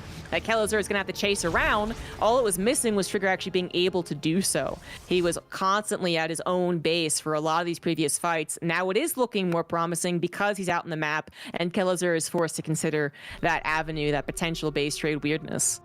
Trigger needs to start taking these gases, by the way, in the 4th base, the base that he has underneath his main, because he's got plenty of minerals, but he hasn't taken those gases. He's gonna make a tiny blink to get a couple of the Liberators. The storm is very good as the Libs are really clumped up, but if they do manage to fire, the Protoss army just melts. And that's Immortals falling. That's the Colossus getting tagged. Another High Templar will fall. And it feels that Diego, even without the Liberator support here, is going to have enough firepower. But when all these Liberators show up, I like to say justice will reign from above. The storm is good, but battery overcharge is not going to save Trigger here. I think this will be all C-Road for game number 1. The flanking High Templar, by the way. More storms connecting. He did get quite a few of the Libs, but I think it's a little too late. It is literally too many. Too big to fail. Trigger will be losing out on game number 1. A very contested one. 21 minutes, going almost 22 in the last Serral here from Trigger, but it will end. And Kelazur will win game number 1. At the end, it kind of felt like it was Kelazur's game for the last 5 minutes because Trigger wasn't getting mobile. He was facing that increasingly better Terran army, sure, but there's a lot of weirdness or more complicated scenarios before that happened, in which Trigger certainly had his time to shine, but it never really seemed to reach his full potential. The immortal army that he had, or again getting the map control and emphasizing that, and he also missed an opportunity to kill his opponent's 5th base, which is kind of funny. Certainly not a one-sided affair overall, but the last 5 minutes a bit one-sided. Yeah, if only Trigger would have gone a bit more towards the north, or use one War Prism to micro, but have the other one a little bit further back so you can keep on reinforcing that attack.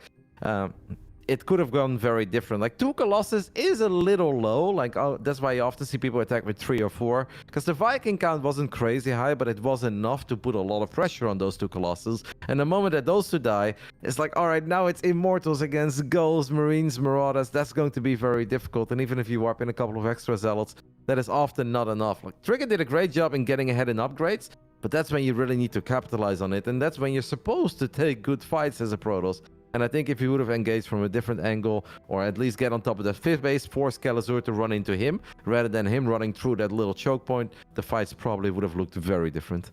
Yeah, once I realized it was 2 War Prisms and I said that it was multiple options, it then felt at that moment Trigger actually was Horse Blinders on. actually. So that I would say there were multiple options. He could have distracted and gone for a big warp in the man of the natural at third base. He could have, feigned an attack down that choke, but then actually moved over to that potential fifth base, which he didn't actually check, or just taken the Terran approach and maybe even slightly split his army to try and take a concave of some sort. But instead, it really did just feel like it was, I have this army, I have these upgrades, I'm going to force the attack, even if it's not necessarily the best attack to have. And that really did set the tone for the rest of the game after that, because even though Trigger had that one kind of surprisingly good battle because of his upgrades, it was one that you pointed out shouldn't work once the upgrades had evened up, and, well, especially once the Liberators popped out. So basically, Trigger can get to himself to a decent position, around 10 minutes, something like that, and I think he has a lot of potential, but then after that, he was missing a couple of key aspects of Protoss play, which actually, kind of thinking on it, he was kind of missing versus Estrella in their PvP yesterday, but I'll get to that in a second. Let's move on to game number 2. Site Delta, top left, now up 1. He is Kellizer. Important to mention that he is playing from the Netherlands. He's been living in the Netherlands for a while, so Kellizer does have a little higher ping than this man. In the bottom right side, we are looking at the main base of the Canadian Red Protoss. It's Trigger. I also feel, by the way, so I'm grab this last thing, that Ratu said is such a weird map because it's so freaking massive that you kind of want to take some advantage of that, right? And that's where Warp Prisms can shine like no other unit, or at least Zealot run-bys, DT run-bys with Shadow Strike, and we saw none of that. Like the way that Trigger played, if he plays the exact same style on Side Delta, nobody would have an issue with that. Be like, oh yeah, that's completely fine. Upgrade lead, you take a lot of bases, triple robo, you're gonna get some good fights. That's okay. But I think on Ratu said you need to play the mobility game a little bit more if you don't want to go into the ultimate crazy late game army composition of maybe Tempest and Carriers and great cybernetic core upgrades, cannons and batteries everywhere. Well, then you got to take advantage of what Protoss can do, and that's warp in units and be very fast, not just take head-on fights. Like, that doesn't make any sense to do on that map. I think you're right about that. Took me a second, though, because it really sounds like you're saying Roddy said. It's like, Roddy said what? You're Roddy. But anyway, I think you're right to call it that way, and I think that it kind of goes back to what I said, like the choices were there, but then it was horse blinders, I'm going to have this big army to do a main attack, and then kind of forced it when it really was not a situation which he had to force. He could have played it a couple different ways.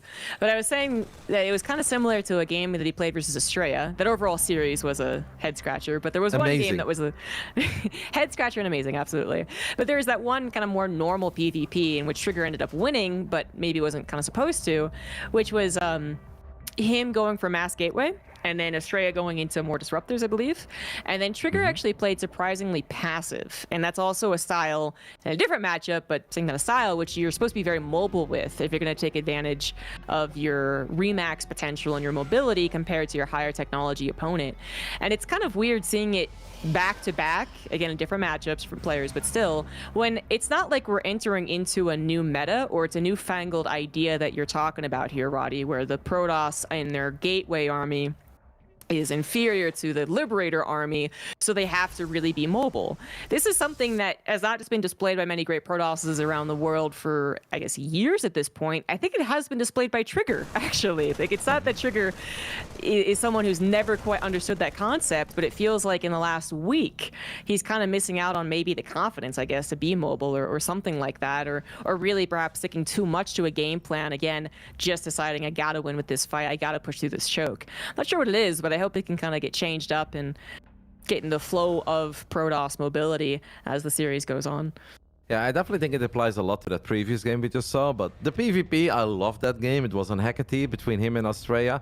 Like, it is a bit more complicated because Stalker, pure Stalker, is actually better than Stalker Zealot if you're close to your own bases. And since Estrella was the one who had a lot of Zealots in the mix and he was on pure Stalker, Trigger can actually only win fights if he is near his own bases. If he starts going out, he can get surrounded, he can get swarmed, and that's where the Zealots can shine. But he was basically pure Stalker, which is super strong defensively, because Zealots suck if they have to attack Stalkers, and the Stalkers are backed up by cannons and batteries.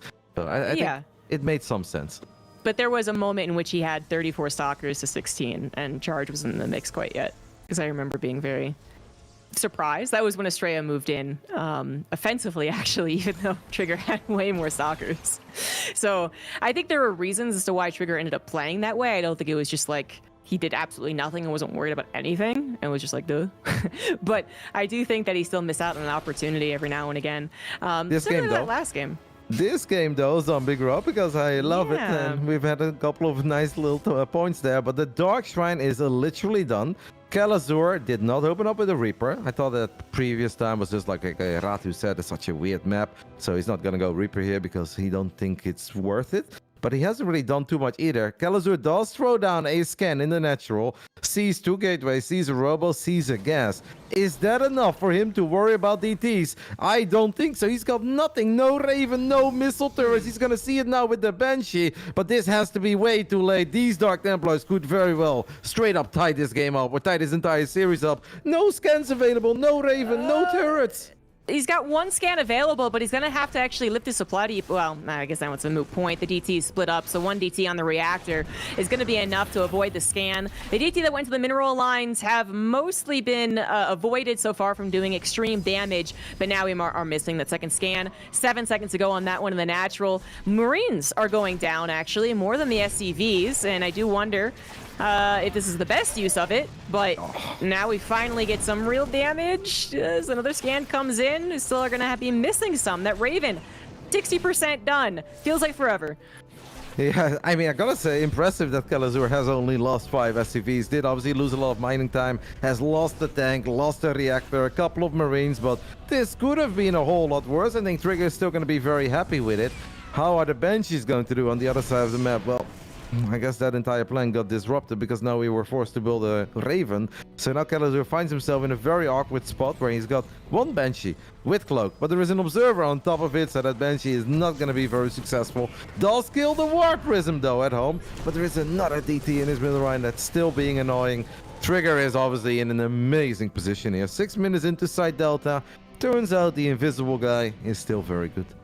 Still very good. I mean, it kills 11 SCVs, which doesn't sound like an amazing amount, but so early on in the game, and then so much like destruction elsewhere, the production, the army, the amount of time lost taking care of that, the scans that are at mules, so on and so forth. Kalazur knows that he's in a lot of trouble and has really no way to do any counter damage other than kind of all in here. Yeah, he pulled the SCV, so definitely all in. And that's the way to do it.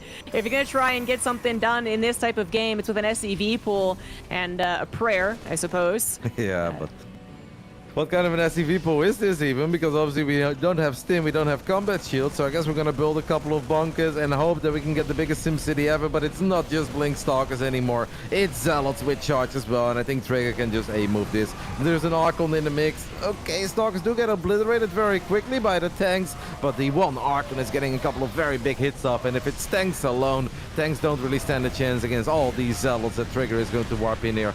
That was not the prettiest fight ever, not the prettiest defense we've ever seen, but it's easily good enough because the DTs did a tremendous amount of work on the other side of the map. GG, and we're all tied up for all the great things that Kalazur did in Game 1. Well, he saw no Dark Shrine in Game 2, and that really came back to haunt him. And it's not like you can really be super salty about it. You're kind of doing the Terran equivalent. The surprise Cloak Banshees. The DTs do just hit a little bit faster. And I would personally say are a little bit more annoying. But yeah, that was a good plan from Trigger. Kalazur, that's too much carnage. It's what the DT power really is a lot of the time. If they kill 20 SCVs, that's obviously also very good. But sometimes you see that number not look so impressive, but then everything else the Terran had to deal with, as well as that huge interruption on a strategy that Kalazur was unable to actually go execute. The Banshee plan just didn't work after that. It's a lot to work up against. I'm glad that he tried his all in. It was surprisingly close to looking good, but not enough Marines to actually take care of the charge lots, that's for sure. Yeah, no stim, no combat shield. Like, I don't think Kalazur thought that was ever going to work, but probably just wanted to give it a good old college try instead of just tapping out immediately. Made sense. I do want to compliment Trigger for something that a lot of Terrans will probably not be happy about, but at least we did not see 2 DTs die against a single scan. And we almost take that for granted, right? That's obviously what's supposed to happen if the Protoss find themselves in that dream scenario where there are no turrets, there is no Raven, and there is actually no energy. Well, there was barely energy for 1 scan after a couple of seconds. we still see Protoss players mess it up surprisingly often, where it's 2 Dark Templars or, Lord forbid, even 3 Dark Templars in a single scan, getting surrounded, going down. I think Trigger did a 10 out of 10 job in making sure it's like, all right, you get 1 scan, you get 1 DT. But for every scan you throw down, I'll warp in another DT until the Raven is out. So I think Trigger absolutely made the most of his DT dream scenario, which is still perhaps easier said than done, because we do see pros mess it up. And now move on to Oceanborn for game 3 in a tied-up series. Bottom right for Basilisk, he is Trigger. In the top left side, we are looking at the main base of the man who is teamless, who represented Team Liquid for a very long time, but he's now out there looking for a new org to represent. He is a lovely individual, grew up in Brazil, moved to America, has been all over the world. I like to call him the citizen of the world. It's Kalazur. Might have moved to a lot of different places, but I feel like his style of play has always been North America. Americas, I suppose, but that would make sense. The StarCraft career still mostly in America, even though he's been in the Netherlands for quite a few years at this point. He has sent out an SCV that could be looking for an engineering bay block, potentially a follow-up into a factory afterward as well. Trigger not scouting for the NG bay block, can't deny it with a pro pool. Yeah, even if he did it now, it wouldn't be worth it. So you will have to make that tough decision. Take the third base as your nexus, and then how do you deal with potential factory follow-up, Hellions or Cyclones, both available off of 1 gas now? Yeah. And very often, if Protoss players decide to just expand elsewhere, they're like, okay, but now I do kind of force myself to play Stargate. Otherwise, I don't have the mobility early on to protect my main base and protect the third. But yes, he played Stargate on the first map, Ratu Set. Don't know if he wants to play Stargate on a map like Oceanborn. That just seems so not like Trigger. But I guess you can always go, even if you're a Gateway boy, even if you love the Twilight Council, to just go single Stargate, single Oracle, pure for scouting, pure for a little bit of map presence, and go Blink afterwards. I guess you can be okay with that, and I almost feel like he's forced to do that here. Otherwise, it's going to be so difficult. But if you do that, obviously that center base will be very vulnerable to multiple Cyclones being rallied to the other side of the map. So I'm actually very curious to see where this game will go. Ooh. Okay. Potential proxy coming down here. I was going to say that he was engineering bay blocked by special, but I think he was able to deny it with probes, so that's not really useful information. But I was going to also say that I think Trigger would go for Twilight Council. I mean, we've seen Hero actually end up just walling the high ground to stop the Hellion harassment. That still complicates matters versus Cyclones, and whether or not they're lock-ons will do enough damage. But this proxy gates is the wrench thrown into my expectations anyway, but the probe was just seen, so Kalazur does check to the top right, and we'll see the proxy gates. Now the question is, what is to be done about it? Can you just kill the pylon and then continue on with your aggression? Probably, especially if the probe dies too. Yep, I actually think you can just rally Cyclones there. The Cyclones have a lot of micro potential. Trigger is going to be very sad. I almost think you should just cancel the Gateway. Give up on it. Like, maybe you don't have to do it immediately. You can still scare your opponent a little. But if he's still going to try to go with this plan, he is going to be in a lot of trouble. Stalkers don't win this fight against these Cyclones. Kalazur should obviously micro a little bit, and he will micro. Good usage of the side blocker there, but it's still not going to be good enough. I mean, one. Okay. Honestly, that's one more than I thought he would kill there. Yeah, right? That's actually really obnoxious. He even gets a warp in. I'm not sure how useful the warp in is. It's a single adept, but he still gets a warp in. Hey. Yeah, Kalazur clearly anticipating the attempt to save that gateway because it wasn't being canceled. Tried to get on top of the stalkers, and hey, at least the stalkers were able to abuse the brush, but also actually get onto the high ground before Kalazur's Cyclones abused it. So it's small things adding up for Trigger, because overall his plan has clearly been completely destroyed, and he's still in a vulnerable position where his forward base could be under fire from both Cyclone and submarine pressure, and that shield battery might just be a little too far back. So he's trying to build another one, but is it too late? I'm gonna need some really good Stalker micro here. He needs to line them up perfectly, get a full shot off, and disengage immediately, and try to break those lock-ons to the best of his abilities, which is not going to be easy. Cyclone's kill work is very, very quickly, so don't even think about pulling probes. But it does seem that Kalazur is gonna be like, you know what, you do have a lot of units, maybe I should not go for it, or he thought of rallying them into the main. Well, every second that goes by, I start feeling better and better about Trigger because he has been able to warp in a decent amount of units. And when you have so many Stalkers, you can almost just run in range and one-shot Cyclones. Still needs to be very careful because this can go from 100 to 0 real quick for Trigger, and this is really bad. He's going to lose a lot of Stalkers. I don't think that's where he was supposed to be. Excellent army movement, obviously, by Kalazur. Trigger is just in so much trouble now because he cannot micro these basic gateway units without blink, without charge against these Cyclones. Losing so many of them already is so devastating because, yeah, he probably still would have lost some probes in the positioning, but eventually would have added on 2 more Stalkers and then probably had enough to get to one-shot on these Cyclones. But probes do have to be pulled, so some of them will be focus fire down. 8 in total die delay on gateways and a robo as well. It is finally cleaned up, but that wasn't exactly what Trigger was hoping for at all. From start to finish, the proxy gateway into the counter or the initial Cyclone defense that looked like a counter, I guess, at the end. He just didn't actually handle that as well as he would have wanted. Now down 9 workers, 10 workers even, going to maybe a disruptor play. I want to say disruptor drop because it's so early on, but there's no War Prism, so... No, it's just for, like, I don't think any of this was part of the plan, right? This is just kind of finding your way in a very uncomfortable situation. Trigger knows that he's very far behind. If he's just going to make a basic Colossus now, he's going to get dropped. He's going to get picked apart. So I think he's going for a Hail Mary play where, like, maybe I can land a couple of great Novas and I can somehow gain some momentum in this game. It's kind of funny to think that the initial plan is a bit of a proper gamble because it's like you're not supposed to make gateway units, basic gateway units, if you think your opponent's going to make Cyclones. But if you can get the Stalkers behind the Cyclones, if Kalazur would have rallied them towards his side of the map and you can get in between them, you have Stalkers on the right, Stalkers on the left, you can kill them. And then maybe in his dream world, he had a similar scenario to Firefly against Coffee yesterday in ESL Asia, where Firefly just kept on running Stalkers up the main base and actually killed the Cyclones and straight up won the game. I think Trigger knew what he was doing was very risky, but I guess he just hoped to get lucky. But unfortunately for him, he didn't get lucky because the probe gave it away to the Marine. And after it got scouted, it was always going to be a very rough game.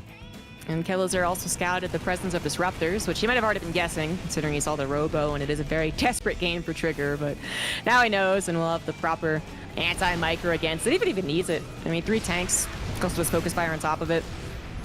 But they don't. So the 2 tanks actually, I think, got destroyed right there. Yeah, 2 tanks killed, 2 disruptor shots that live. So, you know, the start of something, kind of. And Kalazur is also doing this medevac list, so if he does overestimate his position on the field and get swarmed, then that's also, again, good for Trigger.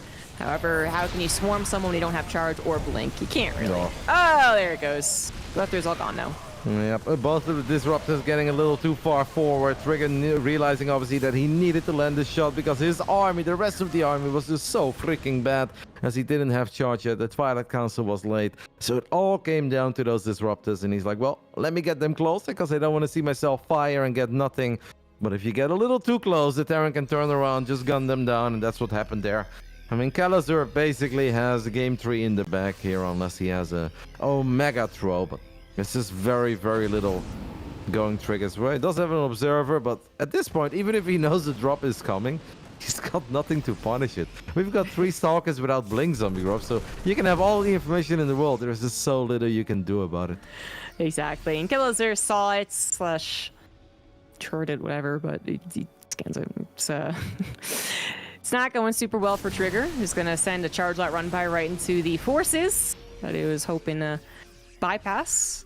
And that means that Kalazur now has the green light to just chase after. He's got that upgrade advantage. He's got the army advantage. He doesn't have any AoE to worry about. There even is the Colossus. So there it is. So 1 AoE unit to worry about. One that he could probably just concave on. He's maybe a little reserved. Doesn't want to throw the game at all, but he doesn't necessarily have to be. Just maybe again abusing the high ground of his opponent. There's no shield battery in the natural. That's very smart, and Trigger has very little vision since he's been forced to build these battle robo units all along. Had 1 observer, that one got scanned and taken out, so Trigger is completely in the dark. It's been such a weird game, such an uncomfortable game. The Colossus is a little bit exposed. Here come the Terran units. They go forward immediately. There are units left over in the main, but Kalazur is already going to be happy with that. He picked into the natural, found a Colossus, picks up all these units, gets out of there, and that just solidifies his lead. He's getting further and further ahead. Trigger does have +1. is gonna work on Blink slowly but steady, and you always hope that you can at least get that one Protoss army of a couple of gateway units, couple of robo units, and then even if you maybe don't have the best upgrades and you don't have the economy or the setup to go to 4 bases, that you just take an amazing fight. But I'm afraid he's just too far behind for that. Think so, especially with the concave coming in. Still an upgrade advantage as Kelazur's +1 armor did finish. I mean, it really is such a powerful Terran force that he could just... I guess you could wait. You could probably push in with the shield body overcharge active, but then waiting it out also equally good. A couple of Vikings now. Complicating factors. There's not that many Stalkers. They're certainly not in a position to actually deflect the Vikings. No blink available for them. The Colossus will be at the very least pushed away from actually engaging into the fight temporarily. One more goes down. Another one found on the high ground, and this is in fact game. Kelazur will now lead the series 2-1. Opening up with the eBay block, I think, was a golden move by Kelazur. Not just because it forced Trigger to expand elsewhere, but I don't think this was Trigger's game plan at all. That he's going to open up with the proxy gate, go for the trick gate opening. We've seen Protoss players do it sometimes. They like to pressure, hope that there is no bunker, or maybe they shade in some adepts eventually, one-shot some workers. So maybe that was the plan, but I really think that it was just more like, I know you're going to attack me, so what I'm going to do is actually surprise you. And instead of playing macro, I'm going to have way more basic gateway units than I'm supposed to have. I'm going to kill your Cyclones, then I run into the natural and I get a cancel on your CC, or I run into the main and I win the game. But after that got scouted, I mean, Kelazur just made all the right choices, and the first lock-on's already hurt. It was almost an impossible game for Trigger to play, because you're just in such a big tech disadvantage that you feel there's nothing you can do. All your units feel slow, and all the units of Kelazur feel fast. Maybe if he kept the Disruptors alive, Zombie Grub, and he does land one more Nova on the tank, can kind of at least take the game from there. But after losing those 2 Disruptors, I think there was no way in hell that he was ever going to win that game. I'm not going to say it's realistic that could have happened, but it could have. I mean, the Disruptors could have lived, gotten the shot on the heart of the army, and then it's a slightly better follow-up, but it was... a lot up to Kelazur not to throw the game. Yep. He did not. He even took it a little bit more patiently than I expected for some of Kelazur's playstyle, which made sure that he would have enough just to be able to concave and win the game. So now we head into what could be the last map of this series. Trigger actually looking at potentially falling down here prior to the finals, the top 2 to get the seed, to get the expense paid trip to Atlanta. I'm sure Basilisk will help him out, but let's see if he can bring it back. Golden Aura, game number 4, top left, he is Basilisk Trigger. And in the bottom right side, we're looking at the main base of the man who's 1 map away from making it into the grand finals of the ESL Americas, and indeed getting that all expenses paid trip to the DreamHack Masters Atlanta next month. Teamless, this man is Kelazur. Yeah, one of the few teamless players, I guess. Some of the other players that are lesser known still have like their clans of their teams, but hasn't found one again since Team Liquid and him parted ways. I think that'll change very soon, though. I think there's a lot of interest from teams now picking up StarCraft players. We saw obviously Cloud9 picking up Gumiho is one of the biggest news cycles of StarCraft, I think, just because Cloud9 is this really very well established organization. Yeah, that was one of these posts that I read in the morning. I was like, Gumiho, new team, cool. I was like, Cloud9? Oh my goodness. Like, that was very good news. And I was like, that's awesome. And yeah, I hope that Kelazur finds a nice home, because Kelazur is just such a great member of this community. He's been around for so long. He's been a top tier foreign Terran for Lord knows how many years at this point. I think he's been around for a decade, legitimately. I think a little over 10 years ago is the first time that I ran into Kelazur at one of the Intel Extreme Masters events we had in Sao Paulo back then. I believe he was still a local back then. That was right before he went to America again. He's been around for so long. Such a cool character. Such a fun player as well, right? You never really hop into a best of 3 or best of 5, and you have to cast Kelazur, and you're like, I'm not in the mood for this. Like, nah. It's always fun when Kelazur is playing. Absolutely. I think that he was always a presence in the StarCraft scene, but definitely more on the Americas side. And then maybe his first big splash into the international scene, but kind of in the international eyes, I suppose, the eyes of the crowd, was that GSO versus the World, where he took down TY. Remember that being a really big deal 6 years ago at this point. Jeez. Anyway, Kelazur's been through a lot. He has a bigger history than Trigger. But that's what makes Trigger so cool. Besides, he also is a fun player to cast as well, of course. But Trigger is one of the newest phases as far as getting into StarCraft, possibly the latest out of all of our current set of pros. Because even though some haven't really reached the upper echelons of tournaments, they were still around. Trigger just kind of got into StarCraft, got GM, and then got into regionals, and then started defeating our fan favorites pretty quickly, considering how long it has taken some others to do the exact same thing. So he's looking to go one step further and actually make it to the finals and defeat his nemesis in Estrella. That Kelazur is doing his best to make sure that does not happen. Now finally opening up with the Reaper, getting 2 probes killed and surviving as well. Very annoying for Trigger.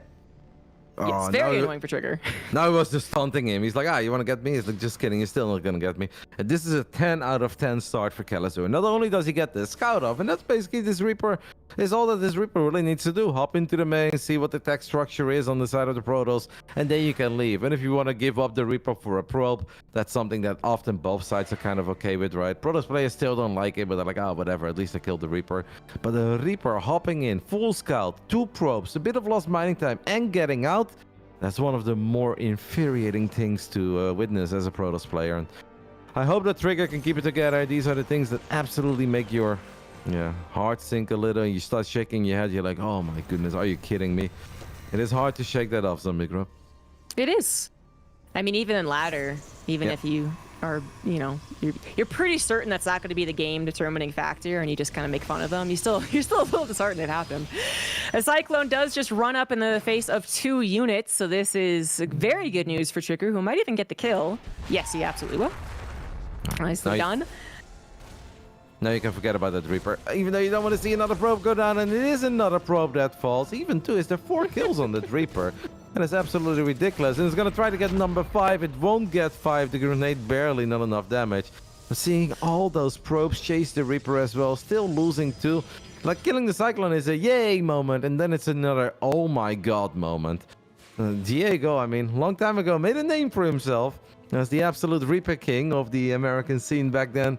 I feel like we often spoke about Euthermal, Kelazur, and a Dutch player called Optimus. Obviously, Bjorn was in Korea, but when we didn't talk about the Korean Terrans, those 3 were basically the Reaper boys of the foreign scene, and it's safe to say that Kelazur still has it. Yep.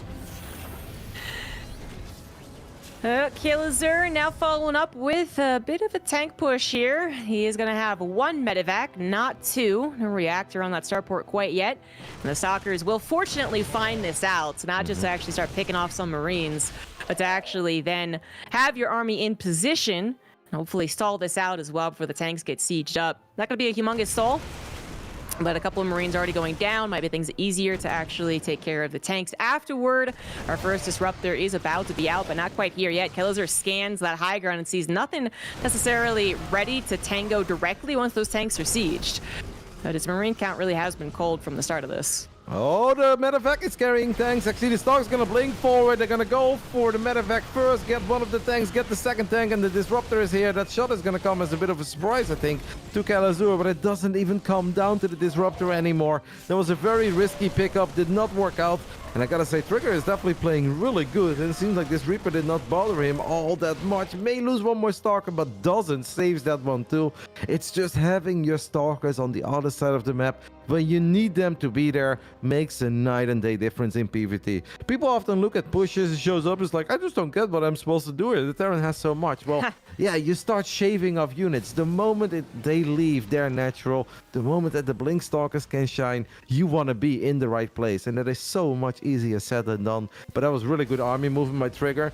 And I think for the first time, 6-7 minutes into a game, we can say that this actually looks really good for Trigger. I think so. I actually think that Kelazur should not have pushed the issue. Kind of talking about this a bit earlier, which Kelazur can be a little overly aggressive and kind of stick to his guns. Or maybe evacuation can be the better call. He was pretty good about that in the last game, making sure that he had enough to really end it and not potentially throw it. But here, wanted to do the tank push, and even though his Marine count had been called so much, he still kind of pushed it, hoping that Trigger would make a mistake, and I guess the follow-up and the execution of the actual demolishing of the push, but didn't happen. So good stuff for Trigger. He should be feeling good about this game, but that is perhaps maybe the first test. Second test would be with Kellozer actually medevac, stim, combat shields, and the bio to play around with. But Trigger definitely on the right path forward. His fourth Nexus is on the way. Double upgrade started up as well. And finally getting to the old dependable Colossus counts. First Disruptor did help, I guess, but Colossus, very dependable. That's what you want when you're setting up this 4-base setup. Yeah, I love it, and I think that the Trigger is absolutely loving it as well. Of course, we want to see as many Game 5s as possible when we are doing the final day of the ESL Regionals, and we've had so many fantastic days of StarCraft. And then we always hope, maybe we're getting greedy, Zombie Grub, because it has been a good tournament already, that we get a few more epic series, right? Especially now towards the end here in the Americas. I'm starting to really believe that this can go to a Game 5. I think Trigger is comfortable on Golden Aura. Probably a lot more comfortable than he was on Ratu Set, our first map. Not Roddy Set, but I don't know. I'm not Swedish either, Zombie Grub. I've tried. Jak pratar lite svenska, but that's all I got. So my pronunciation of that map is bad. But I think that Trigger's movement is just going to come a little more natural here. And I think he's going to look a whole lot better than he did in Game 1. I assume your pronunciation is a lot closer. To be clear, I wasn't making fun of an incorrect pronunciation. It's one of those. It was so correct, it was too bad. Disruptor is gonna want to shoot the shot, and it misses the opportunity. Well, I guess he'll go for it actually, just to deflect the army. Kellozer is paying attention. He actually just scanned the third base, but he doesn't have anything set up for it. So I think that was before he realized the entire army was in fact right in front of his face. Yep. Second Robo already finishing up for Trigger. He obviously has double forts. He's going to fire up +2 weapons immediately. Seems that Kellozer is going to turtle. I wouldn't really hate it if Kellozer gets like a bunker or two. I know it sounds silly because you may think like, oh, shouldn't Kellozer just be attacking like he did in that first game? But I think that the spot of Trigger is that good, and we also know that our Canadian Protoss can be a bit of an aggro monkey. He loves to attack, and if you know that he's going to attack you, it is okay to make a bunker in a moment where it doesn't make too much sense to get a bunker, because if Zealots get on top of these tanks, Zombie Grub, this could very well be the end almost immediately for Kellozer, or if Zealots run into the natural mineral line when you're battling the main army at your own third. So I think sometimes it doesn't hurt to make a bunker, even if you don't really want to make bunkers. I agree. Good prediction there from Kellozer, though. He scanned the main army and saw that it wasn't approaching his his third base, but then figuring the Zealots coming on the south side, deflects some of them, not all of them. A War Prism is also set up in the main base, but a couple of missile turrets and Vikings go to intercept that as well. I feel like we've seen some pretty good defenses of the tri-pronged attacks here from the Terrans in the past couple of weeks, but now it's all about the main push. Command Center actually causing some problems. Definitely cancel that one. And now the force fields are going to cause some problems, but a limited amount. The Sentry's already out of juice. Just end up pressuring, but not really committing, which is probably the right call so far. Trigger's supply is bigger than his opponent's, but it is a lot in workers. I think he's a little bit scared because he lost the Warp Prism, right? So he can't really reinforce here. Warped in a lot of units at home, but I think the moment that those Zealots are going to run into the third base one more time, that we now have on the top right, he might go for it again. And I actually kind of like the idea of just dropping a few more force fields. As Kellozer thinks about chasing, I think all the Disruptors are on cooldown. The Zealots have potential in the third, but it's all about this main army right now. One Colossus is going to fall rather quickly. Another Disruptor gets stacked. The second Colossus is going to fall as well. Trigger is so rich. He's firing a lot of Novas. None of them are connecting. All he needs to do is spend his money, Zombie Grub, because economically this game can almost not go wrong anymore. Kellozer continues to lose SCVs as well. 4th CC continued to be denied. Trigger, to spend some money and his supply will look, well, even better, particularly in the army supply, because he had by 30 workers. 4th base is done. It's been done. 5th base has been done. He's actually working on a 6th. So, he's definitely going to win in that department. Just needs to make sure that he doesn't mess up on the fight and on potentially lack of production post a bad fight, too. So 2 robos instead of 3. Third one might be nice. Maybe a couple more gateways, just consistent warp-ins. Kellozer, he knows that he's going to have limited chances in this game as the economy is not looking good for him, so he is going to go for the jugular, going right on top of that 4th base. Shield Bounty overcharge going to be killed. Colossus not going to really affect the fight too much, and the Disruptors are already firing shots to no great effect. Kellozer clearly just all in with this, not going back home to defend the Zealot run by. Yep, a couple of force fields are going to buy some time here for Trigger. The Zealots are killing everything on the other side of the map, so it really just comes down to one cleanup, and with a Nova like that, Trigger gets an amazing start. He should be able to wipe in a few more Zealots in the natural, and then he can just go for it. Another Nova tries to land in the middle of the army. That doesn't quite work. And the last Colossus does die, but this army is just too overstimmed. It is too damaged. And with one more stim, I think a couple of Zealots of Trigger are going to be able to take care of it. It's not the prettiest defense ever. It's not the prettiest fight. We're firing Novas in the middle of nowhere. That's a bit of the nerves kicking in. But you know what, Zombie Grub? It really doesn't matter. Macro is the name of the game. Trigger's got bases for days, money for days. He can take an ugly fight or two, and he's still completely fine. Absolutely. He's going to be winning this game. Kelazur does like to stay in a little bit longer, try and really play out some of these base trade potentials, but it's not possible in this particular game. He doesn't know about the 5th or the 6th, and I think that is the only reason he is still in here, because if his opponent really was only on 3 Nexus, having lost its 4th, then his own 3 CC wouldn't be... It's still terrible with 24 SCVs, but it's not as bad. Well, yeah, that's not what it is. We know about that 5th base. We know about that 6th base in the top right. And obviously, we also know that Trigger has been sitting on a bit of a piggy bank for quite some time. The vast majority, actually, of the last 4 minutes, where Kelazur is spending every single penny he has. He's going through his old jeans right now that didn't go to the laundry machine yet. He's like, do I have some minerals left somewhere? No, he is spending everything. Meanwhile, Trigger is a very rich boy, wiping in 10, 11 Zealots at a time, having fun with the forges, having fun with the robos. We are going to a game 5 here. That is inevitable.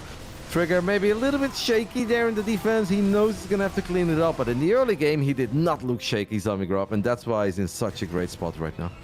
He lost 5 probes to a Reaper, which sounds bad, but then the fact that he played so cool, calm, and collected with the Stalker defense kind of it made that forgettable. Made us more impressed with Trigger, as he is a minute, if that, away from winning this game. Again, Kelazur is not really having the full information, still hoping that his army supply is maybe more like 80 to 100, not 60 to 120. But it is what it is. And Trigger just needs to actually take the direct fight. There it happens. Trigger sends us to a game 5. Yeah, it's one of these moments where as a player, you just want to make sure that you're not leaving too early because you have taken out a base. And sometimes when you're taking out a base and you have to deal with Zealot run buys, but you also know you're killing a couple of probes, you kind of lose track of how many probes you've killed. And you're like, I hope it's close. And then when you look at the resume from replay, when you see wave after wave of Zealots show up and more robo units, you're like, this doesn't feel that close. How far behind am I? It's like, oh, okay, I'm mega far behind. Yeah, that is what it was. Our final game is going to be played on Heartlet. I think a lot of people thought this was going to be a very close series. It is a close series. I think Diego looks a little more solid so far, because obviously one of the wins of Trigger was with the DTs. I mean, that's almost like a build order win, because well chosen, but not something that you can really rely on too many times. And here in that final game against the Reaper, definitely struggled a lot more than he's supposed to struggle. But he made more than up for that with the Marine tank defense, because that was really clean, really clutch, and really decisive. And I think that's what you need to be as a young player when you're this deep into a tournament for the first time in your career. Yeah, I'd say, especially as a Protoss player, I think the waffling and loss of units affects Protoss the most compared to Terran Marines or Zerglings, obviously. So I am happy to see that he is able to control that mid game. I do feel like, as far as the early to mid game, I should say, Trigger has shown us a lot of strength there. The micro, the map control, the kind of the proper procedure of a Protoss. But it is the potential early game shenanigans that Kelazur can throw at him. The energy blade block really messed with him, and then the trying to figure that one out was very difficult. And then the potential mid to late game that he starts to maybe falter a little bit. That's what we saw in game number 1. So I agree with you overall, but it has been some easier wins than others for both players at this point, and then some contested ones that kind of could have gone either way if just a couple things went differently. And then now we head into game 5 on hard lead. Let's see what's going to happen here. Who's going to bring up the weird build? Who's going to do the gutsy thing? Or are we going to have a solid 3 base versus 3 base like on Radisets? Let us get into it. It's tied 2-2 on the bottom right. We have Basilisk's Trigger.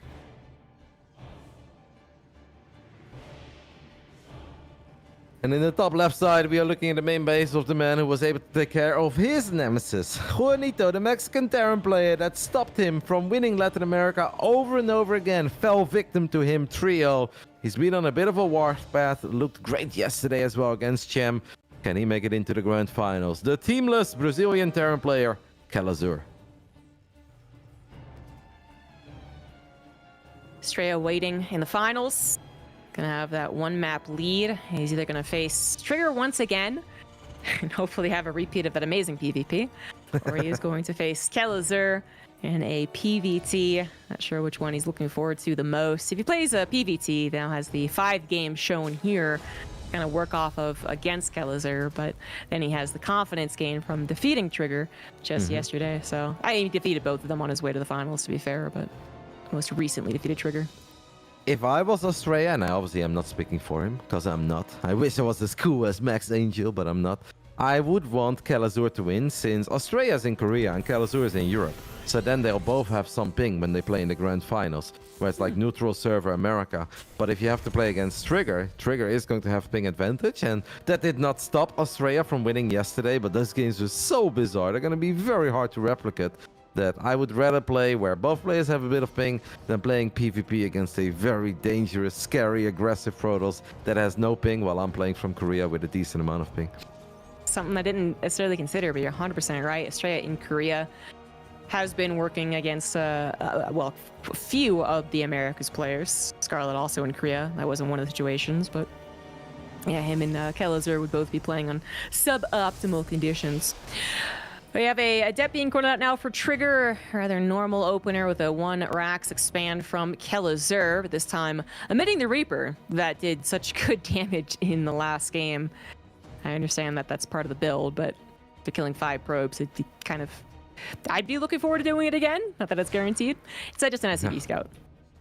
Yeah, I don't think that's going to happen, and obviously Trigger will make damn sure that is not going to happen. It's in general, the way that I see it is like, if you lose 1 probe, I'll take it. You know, you lose the Reaper, I lose a probe. It is what it is. But we're not going to see none of that. Calazur has the SCV above the main base of Trigger. Is he going to bust out the Hellion drop? And that is definitely what this is starting to look like. Trigger is pretty good at putting pieces together, though. He has an Adept on the other side of the map. That Adept is now sending its shade to the main base. You see the factory, you see the reactor. I have seen quite a few games of Trigger in this matchup where the moment he scouts this setup, he starts looking for proxy starports immediately, where he basically says, this ain't my first rodeo. I know Clem defeated Showtime with this 27 times. This is not happening to me. Let's see if he can find it. This is why I love Trigger, man, because I really feel like Protoss should be doing this as a default response to seeing the reactor Hellions. Is it always a proxy starport? Absolutely not. It could be non-proxy medevac drop, or it could be the 2 Hellions into 2 Widowmines and then just drop with that, right? But I really feel like it's worth scouting, and in this case, it absolutely was. Trigger will find the proxy starport. He knows the direction the medevac's coming in from. Is there a chance the Hellions still do damage? Yes, unfortunately for Protoss players out there, there absolutely is. But this is one of the best conditions for Trigger to defend it. Yeah, I think you just got to YOLO it if you're Calazur here. He can do 2 things. He can either try to battle the Adept, and it seems that he's thinking about it, or you just wait for the medevac and you drop the Hellions into the main base. 3 Hellions is enough to one-shot workers. Here we go. Calazur has picked them up, and he's going to unload everything on the right side of the Adept. The Stalkers are a bit out of position. Probes will fall here. The only question is how many? Probe pull, and then the eventual split seems good so far, but all 4 Hellions are going to unload. 1 gets shot down, but that still leaves 3, so these probes are also in trouble. I was going to say, at this point, you either sack the medevac and try and just win out with the Hellions killing those probes, or you actually try and save this drop. And Calazur will opt to save it, but with the medevac so freaking low, it almost feels like sacking everything would have been better, actually. This thing is probably dead anyway. Yeah, I don't disagree with you on that. I gotta say, on one hand, I was impressed by Trigger's defense since he was a bit out of position. On the other hand, you'd still think maybe you could have temporarily walled yourself in. So then you have the Adept in the right position as well, and you can get an extra shot off on one of these Hellions and make your life a little bit easier. 5 probes, definitely not bad. But you're still not going to be super happy as a Protoss because he scouted it, Zombie Grub. And you always feel that, hey, I scouted it, so I should be fine. I guess the small silver lining is that he didn't build any batteries. So if he had batteries, maybe he would have lost less, but then obviously you lose 200 minerals by building 2 batteries. He's now going to try to make magic happen on the other side of the map. There is 1 tank on the low ground, 1 bunker. With this amount of Stalkers, I would not go for that tank. But if you get a few more Stalkers, you can always consider it. And he is not going to go for it. Intentions definitely take a 3rd Nexus first. The Marine has just been denying it. Apparently, it's still denying it. It's being rather annoying. Trigger now also a little supply blocked because I think, again, his plan was to go for the third Nexus. Nexus, then Pylon, then no supply block, and then warp in, probably. But it's a little screwy now. Some Stalkers did get warp in, 2 out of 3, and now they will be heading into the main base. But 2 tanks in position. Decide to sack 2 Stalkers for that?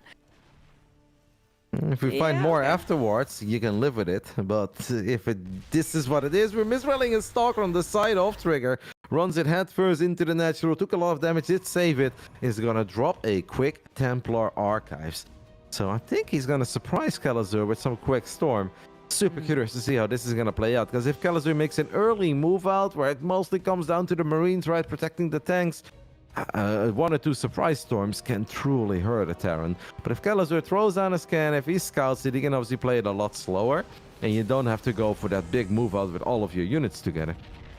I do feel like there was a point in which Storm really didn't exist in this matchup for a while, but that hasn't been the case for months at this point, actually, I would say.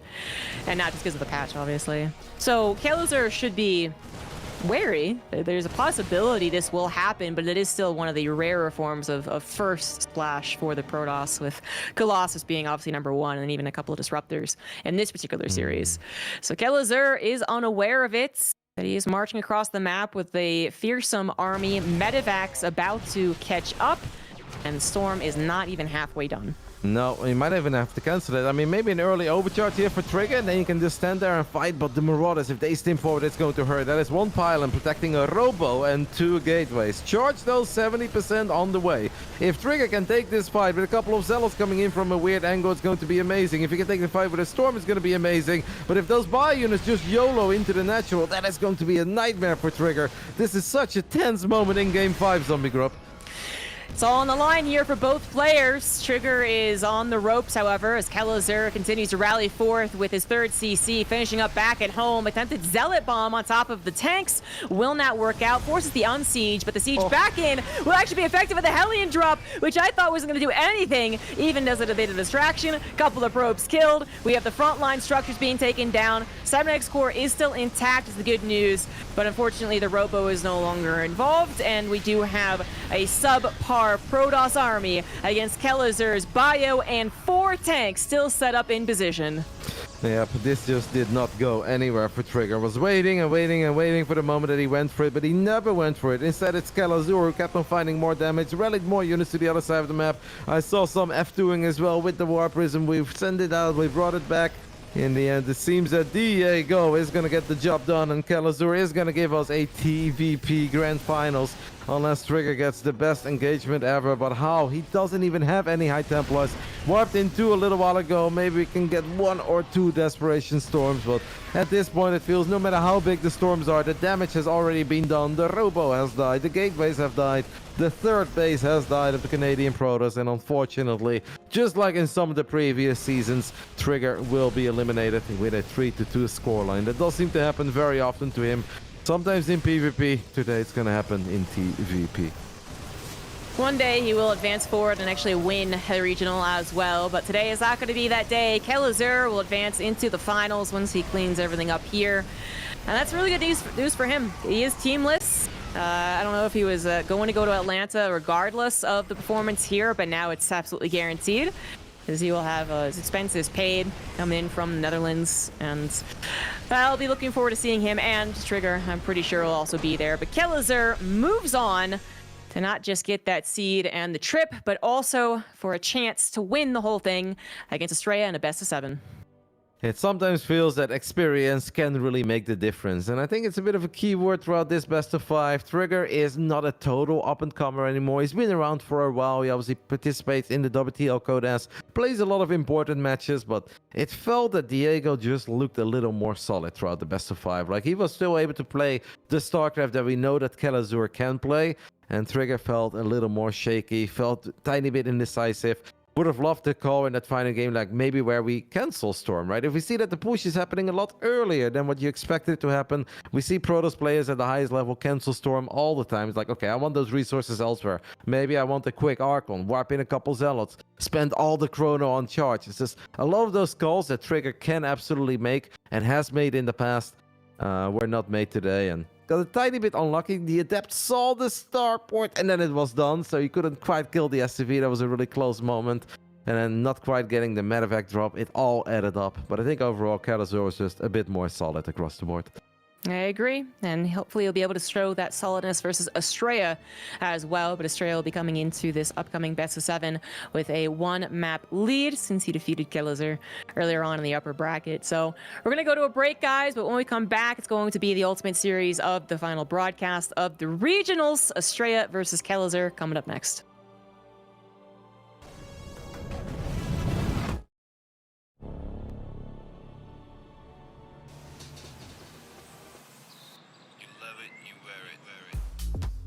Wear your passion.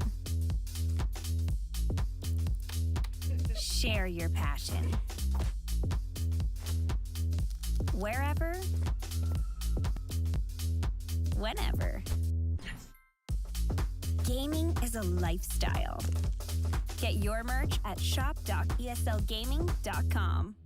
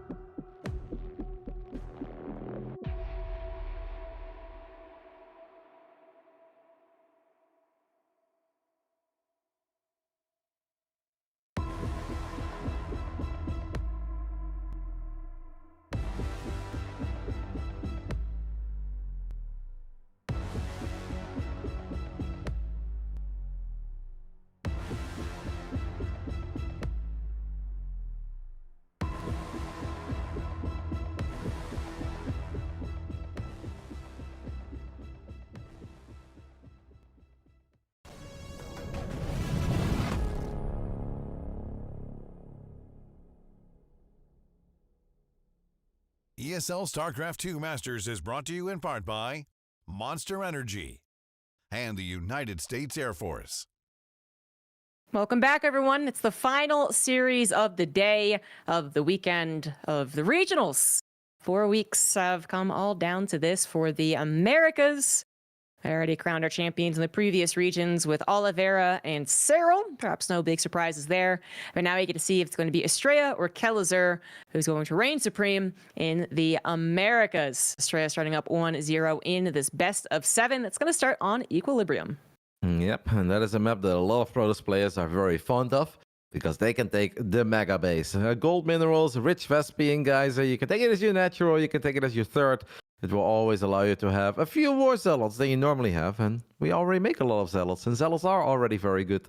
I think it's going to be a fun series. I think it will be hectic. Australia just always delivers in tournaments like this, not just because he wins them and he's successful in them, but he does it in the most crazy way possible. And he's done interviews in the past, Zombie Grub, where he even said, like, yeah, some builds I just do because they're really fun. Like, I don't think they're all that great, but I think they're really fun. And if I'm having fun, I'm playing better. And I do think that kind of shows. So he's just a really fun player to watch. And I think it's going to be a cool best of 7. Yeah, that's I like to emphasize how much he just seems to have fun with the game. It's not that all of our pro gamers are otherwise just dreading waking up and having to play StarCraft. It's just there's a certain amount of loosey-goosiness that can be found in the likes of Estrella's play, where it's just like, I think this guy's just like kind of having some fun here. Seems to be the first one to get a cheese done to him and then say, like, you know what, I'll do something even crazier back at you, or actually experiment consistently with very different builds. And he's also one of the more gracious people when it comes to Fear Dragon suggestions. Or Fear Dragon will suggest something, and Estrella will actually say, yeah, I think I see some potential there. Very nice guy.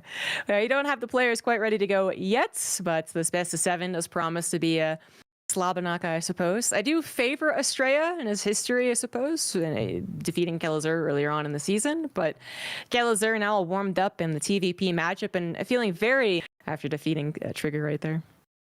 Yeah, I can imagine. It's obviously such a big win. Kelazur basically has 2 finals. He has just won his first final, where ESL is now going to pay for his trip, so he can go to Atlanta. He gets a deep seed into that tournament as well, so he can start dreaming immediately about making a proper run at the offline event too. And now we have our second final, because Australia, of course, won the summer season, so he's already the champ. He is seeded into Katowice. If Kelazur wins the American regionals, he would actually pick up a Katowice seed as well. And of course, he would crown himself as the Americas champ for the first time ever, which would be an incredibly big deal to him, because he actually never won the Latin America regionals. It was always special, special, special, special, special. And when it finally wasn't special, it was Chem who kind of surprised us and won that final edition of the Latin America region out of nowhere. And we hyped it up every single time. Is this Kelazur's season? Is this Kelazur's season? It never was. How cool would it be for him if he now wins the bigger version of it? Yeah, it would be pretty cool. This is more competitive, that's the word, more competitive than ever before. And this is the region that he actually might end up winning if he can bring it in TVP here today. I did want to check who actually beat Kelazur last time, and it was Scarlet, so a little TVZ going, unfortunately, for him. Also a bit of a different format as well for the summer, still experimenting, I guess, in the regional formats, and probably still will be, honestly, when it comes to next year. But yeah, Kelazur not able to get any farther that time. This time around, having a very good string of victories, and now we're waiting on his go-ahead, I believe, to get started onto Equilibrium. Little U-shaped map. It could be a little bit weird. Has given us some fun games. The mega base. It's all about the mega base on this map. I don't see anything else on the graph.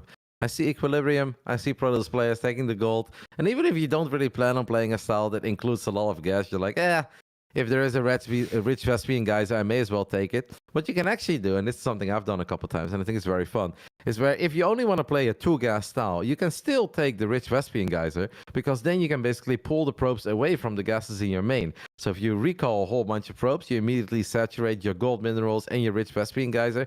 You're basically on 1 gas, but you stay on 2 gas, and then you have 6 extra probes, or well, technically 3 extra probes, that can go back to minerals immediately, and that means even more zealots, and more zealots spark joy as a Protoss player.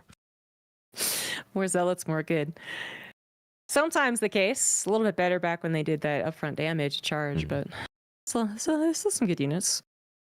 I don't know who's going to actually abuse the gold base. if it will be abused, but it does seem to be fairly consistent in the Americas region. We do finally have both players ready to go now. Kellezer needing a bit of a break after his most recent match. Estrella probably needing to get another cup of coffee since he is, both of them, him and Kellezer, having the ping issues, but his time zone is way worse, even though they have a bit of a degen schedule over there in Korea anyway. Having to be up from 1 a.m. to 6 a.m. or whatever it is actually still pretty crazy to ask. Yeah, what's the local time right now? It can't be that early though anymore in Korea. I guess he just put his alarm clock. Hopefully he was able to adjust a little, but... Yeah, it's 5 a.m. I think. It depends on whether or not he got up to watch the previous series.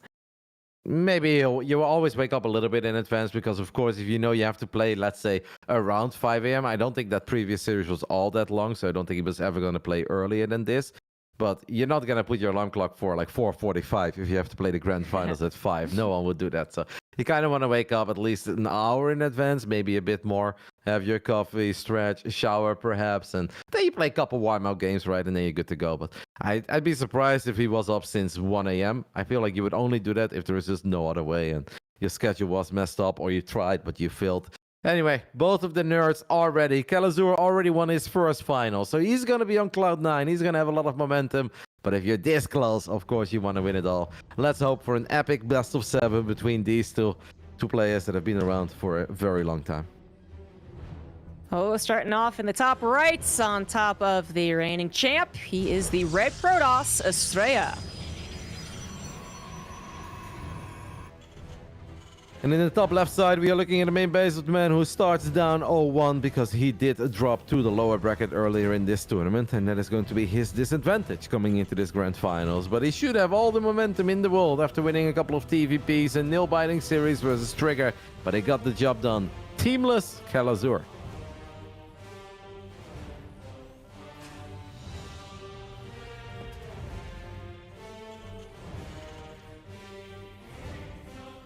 You know, very different player coming up here in the form of Estrella for Kellezer to tackle.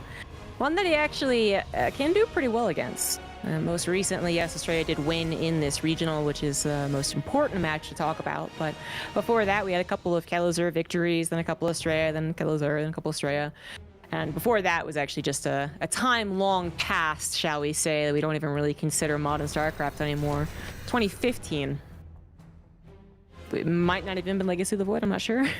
It's not worth talking about. So then otherwise, pretty back and forth, a little Estrella favored. Most recently, Estrella favored, and Kellezer did show some cracks in his play versus Trigger.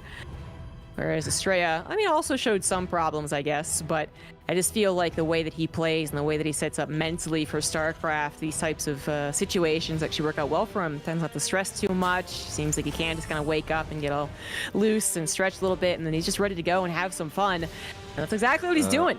Having some fun. Proxy Stargate. Yep, and it's not just the Proxy Stargate, because he's obviously taking both gases. He hasn't expanded yet. He has made a Zealot. I don't know if that Zealot is just to keep Kellezer's units on his side of the map, keep the Reaper busy. But I don't think this is just an Oracle. I have the feeling he's going to be a whole lot crazier than that. I think there is a chance that we're going to open up with a Void Ray, maybe go Void Ray into Tempest, or Oracle into Tempest, let's see. But yep, that second pylon. I mean, you mentioned Fear Dragon. These are Fear Dragon tactics. Estrella is going to have fun, the way that the man always has fun. Will the Reaper see that pylon? Yes, it does. And this is going to make you think like, huh, wait, what? And I think eventually it will click real quick. But obviously Kellezer has not scouted yet on the other side of the map. Is going to queue up the Cyclone. We have a Tempest on the way, but I don't, excuse me, a Cyclone. But I really think, a Cyclone and an Oracle, but I think that Oracle is just to breach the gap until we have enough money to drop a Fleet Beacon. Yes, I absolutely believe that as well. The expectation here in a meta past might have been a Void Ray, but one, it's not as good, but then two, also, that needs to abuse a little bit more of the whole like trio of goodness, which is the Void Ray plus Shield Battery plus kind of close to production as well, and then you can get a really strong Void Ray attack. But the Oracle comes out first. No doubt it's still a bit of a surprise, even though the Void Ray is no longer like this first thing, and actually it's a second Oracle after that, and Kellezer was very late to noticing. dealing with the frontline units and trying to get a scout on the would-be gold base, which he does successfully do, but then he loses 9 SCVs. Yeah, it was all good that he found that pylon, but maybe Australia changed his mind. After that second pylon got scouted, where he's like, I'm gonna lose the probe, this pylon is all revealed. You know what, I'm just gonna go ahead and make oracles. I'm gonna take the gold and we'll take it from there. And I thought at first that oracles should not be able to do a whole lot, but that cyclone just went to the low ground, chased down those gateway units. And that was so painful because that allowed the oracle to just very casually activate Pulsar Beam. And it did way more damage than it's supposed to do. Now, it's still going to be very awkward for Australia. The start is technically great. That's a lot of economic damage.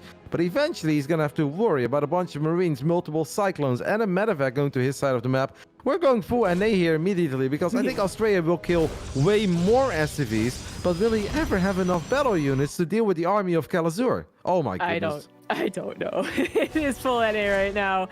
I'm not sure how this is actually supposed to happen, but I know that Kalazur's Marines are going to get destroyed, and thus his SCVs will as well. And Kalazur, he actually pulls back for a hot second, realizing there's no purpose in that.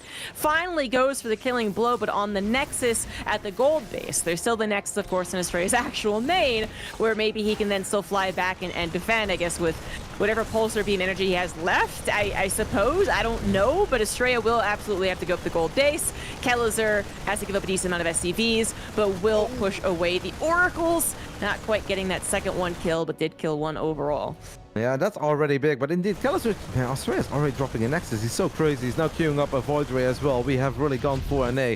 I think Kalazur should just go for that natural, maybe even the main, and I really thought Australia would at the bare minimum build another shield battery, but he probably thinks that one battery is enough. I don't know, though. This is still going to be very hard. These Marines with that medevac have a lot of micro potential. They'll pack a punch. Battery overcharge is great, but if you barely have any DPS, it's still going to be very, very, very dicey. The Oracles are not going to fly away. I actually think that Kalazur is still just going to win this because this army packs a proper punch. The Stalkers don't have Blink, and I just don't know what Australia is going to do. Maybe he can recall that Void Ray that just popped, and that Void Ray is going to battle a Viking. At least Kalazur knows about it now. That Viking dies, the Void Ray is going to fly home. That's a slow unit, Zombie Grub. It is. There's the Nexus in the natural is so healthy because it was so courageously placed that it was maybe a distraction that Australia could really use. And it still is a presence that Kalazur has to worry about. What if he doesn't win this push in the main base, which seems that he's not going to? Enough warpins have come in for Australia to push this back. Well, then he also didn't kill the natural Nexus, and now the Void Ray arrives actually perfectly timed to take care of the medevac and the Cyclone. And what the hell is this game? I still think I like it for Kalazur because he somehow has more workers. Despite all the SCVs he lost, obviously killed a couple probes, has been able to take out a Nexus, took down a whole bunch of Oracles. Oracles are expensive, but now he needs to worry about his army. And I think without Blink, it's not all that scary, but if Australia does get Blink, well, that's where Cyclones really start struggling in battling a couple of Stalkers. We truly have gone absolute 100%, and a Void Ray is here. That Void Ray is on a rampage. Has already killed 2 Cyclones now, and the other Cyclones are very low on HP. Another Cyclone falls. Kalazur is up 4 workers, but he's got no army anymore. 4 Stalkers, all heavily injured. Actually, the healthy one gets a lock on, so there's still 4 Stalkers. Oh, but the probes are going down. The Liberator, not something that Australia was knowing about, didn't actually have time to respond. It was microing on the other side. Loses 7 probes, so he still needs to find a lot more damage with the 4 Stalkers, but unable to breach this last Cyclone. Will be unable to find it. Oracle, though, finds a couple of SCVs, and a gold base is being retaken and might actually finally mine. So much has happened in the first 8 minutes of Equilibrium. Imagine you're a pro gamer. People often like, oh, how did your game go? You're like, well, normally you say, I opened this, he opened that. Where do you start describing this game? Australia has made Void Rays, 4 Oracles, Liberator gets a few more kills, does get picked off in the end. The Stalkers are low on HP, but the Stalkers have Blink now, and Kalazur has no tank. So dealing with these Stalkers is going to be hard. I like the mass repair potentially on that Cyclone. They're so low on HP. Maybe the 2 Cyclones should actually chase now. Wouldn't hate it. There is a tank on the production tab. Kalazur is up 8 workers. Maybe Australia should fire up Charge already. Such a cheap upgrade, and I think it's always nice to have. And maybe he can recall a whole bunch of probes to his gold, and in the end, he will still get that gold. Is there a chance that Estrella can actually push this in the natural? Oh, okay, good notice from Killazur. Good pop on that stasis trap. But even then, the Cyclone does get torn down. Another Cyclone in the sights of the Stalkers, but will not get destroyed. I was wondering if the Pulsar Beam actually could have helped out there too, because without that Cyclone, that's only 4 Marines, sorry. Nope, 3, I was right the first time. The tank pops out without help against the Stalkers, and without any further support, I would say that Estrella is not going to find more damage in the natural, but now he's fully saturated on his gold base, down 5 workers, but actually mining a little bit more than his opponent. Ran in range of the tank there. The tank gets a big shot off immediately, and Australia may have thought for a second of going for it, but you can't do that because Stim is done. And the moment that these Marauders stim forward and your Stalkers have already used Blink, you're going to lose a lot of them. There's been a lot of chaos, a lot of craziness. He's going to blink into the main base. Of course, he's going to blink into the main base because the action will not slow down here. Needs to be so careful, though, because a lot of these Stalkers basically have no HP. It's all shield zombie growth. And that means if these Marauders are able to get a couple of hits off, they will start dropping real quick. 5 more gates, 6 more gates, charge, gold base, Zealots are good. 10 minutes of a Clown Fiesta. There is no other way to put it. I don't know what Killazur is expecting, but, you know, if this was to go into a normal-ish equilibrium game, it would be gold base and a lot of charge.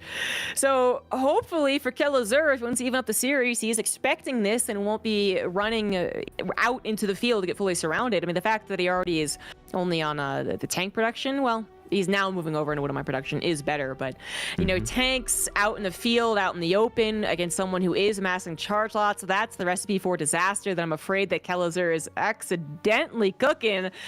I don't know if he stays at home, great, but moving out at the power spike as well for Estrella. As his gateways finish, he starts warping in Zealots. This could get ugly both ways, honestly. I'm not sure who it's going to be ugly for, but it's going to be ugly. It is ugly. 4 Oracles have died at minute 11. I mean, that is proper ugly. The Marauders are going to try to chase down these Stalkers. Stalkers turn around. I think one of them got picked off there right before it used Blink. But yeah, if Killazur knows what he's up against, and it's 0-0 mass gateway, you don't really need to attack right now. You're at 3 base there, and you've got Widow Mines, you've got Stim Bio, +1 is on the way. I think Killazur should maybe focus on the defense, and you can actually ignore that gold base. As good as it is, in the end, it is just a gold base. That scan in the natural is big, because he sees no gases, and he sees all the Zealots being warped in. Oh my gosh, he saw the Zealots on the front of his army, I think, with the scan.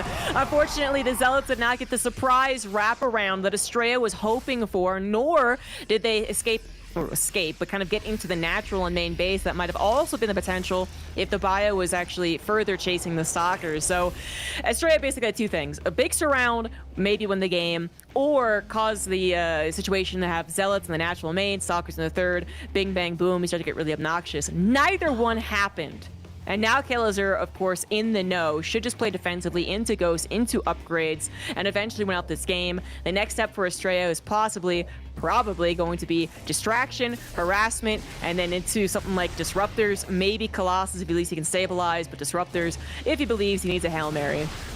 It's going to take a little while. His Robo is done. He's dropping the Robo away immediately. But what he really needs to produce is an Observer Zombie Grub. I mean, this is a big Zealot run by.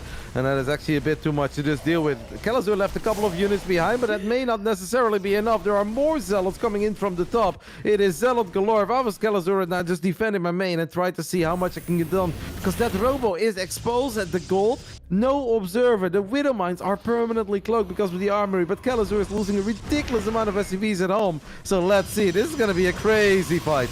Oh gosh, the recall happens, but I'm not sure where they got recalled to. The third base, actually, the gold base, they're going to be coming in from behind, but the Widow Mines are there, kind of from the side. But the Widow Mines, they have yet to pop, and now they will pop all on top of the Zealots. The Stalkers get demolished. The Zealots run face first into them, and Killazur has found himself in a very good position, having saved his 3 orbitals, reinforcing back at home, and demolishing Estrella's Nexus in the natural, and his production probably in the main. Here come the Zealots, possibly one final time. There might be enough of them, though, with the Stalkers on the high ground helping out, blinking forward, getting 1 full medevac, and Estrella is not done yet.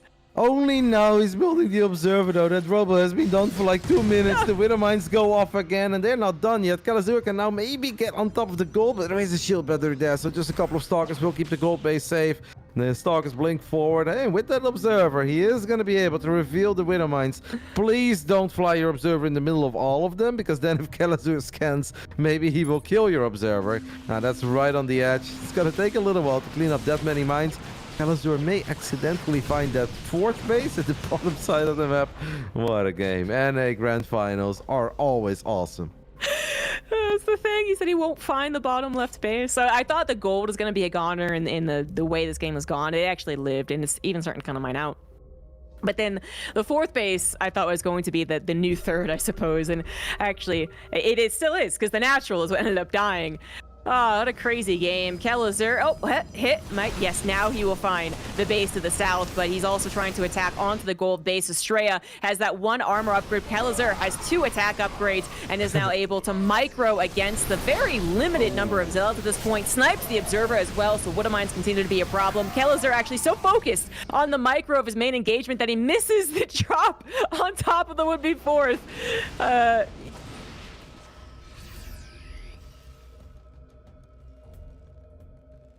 Died. Kalazur is now gonna make a move for that base in the bottom. But when he started pushing, I think Australia canceled his second robo, canceled the robo bait, just felt that he needed as many units at home as possible to survive. Tried to survive with choice. It was nice for it. Blink there, snipes him, medevac full of units.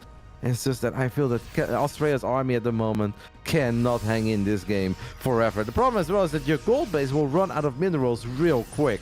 So initially you're like, oh, I'm so rich, but then you wipe in 40 zealots and you're not that rich anymore, and your gold base is gone. And just Stalkers and force fields should normally not get the job done against +2 attack, but nothing is ever normal in NA, so Australia is going to try, but it seems like this is a bit of an unfair fight. The Terran DPS is just so much higher than the Protoss army here.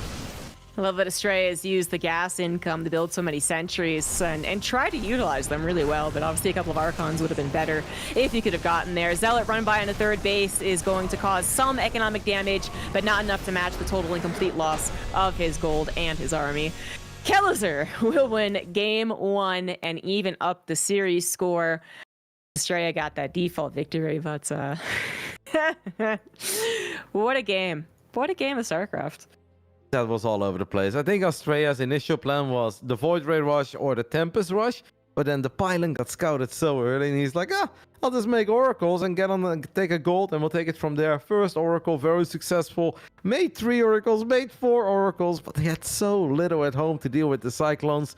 And from that point on, all hell broke loose. I actually think that Kalazur derped a tiny bit with the initial medevac Cyclone Marine Micro, because he should have been able to do, I think, a lot more there than what he actually did, especially when the Void Ray wasn't there yet. But obviously, it's chaos. He has to worry about stuff at home, and Grand Finals, maybe a bit of nerves kicking in as well, as he's obviously close to finally crowning himself a regional champion.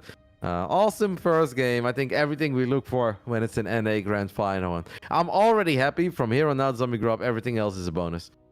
Everything else is gravy. That was the game I was hoping for, and I completely agree. I think Australia was going to try some even new Tempest shenanigans. They got that acceleration boost, really helps them the micro more. Otherwise, trying to change it into kind of a mass oracle play was something, but ultimately ended in not his favor. He did not have the economy to really back it up, and then he was kind of going Hail Mary after Hail Mary. Even the charge lot attack was a gamble, because if it did not get this around or cause a huge disruption like it didn't really do, and then the game goes the way that it does.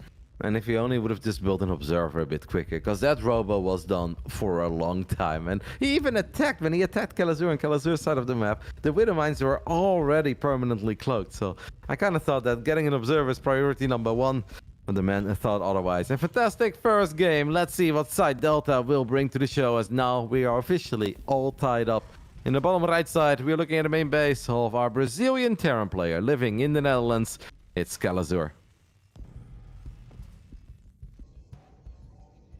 And to the top left, we do have the red Protoss, Estrella.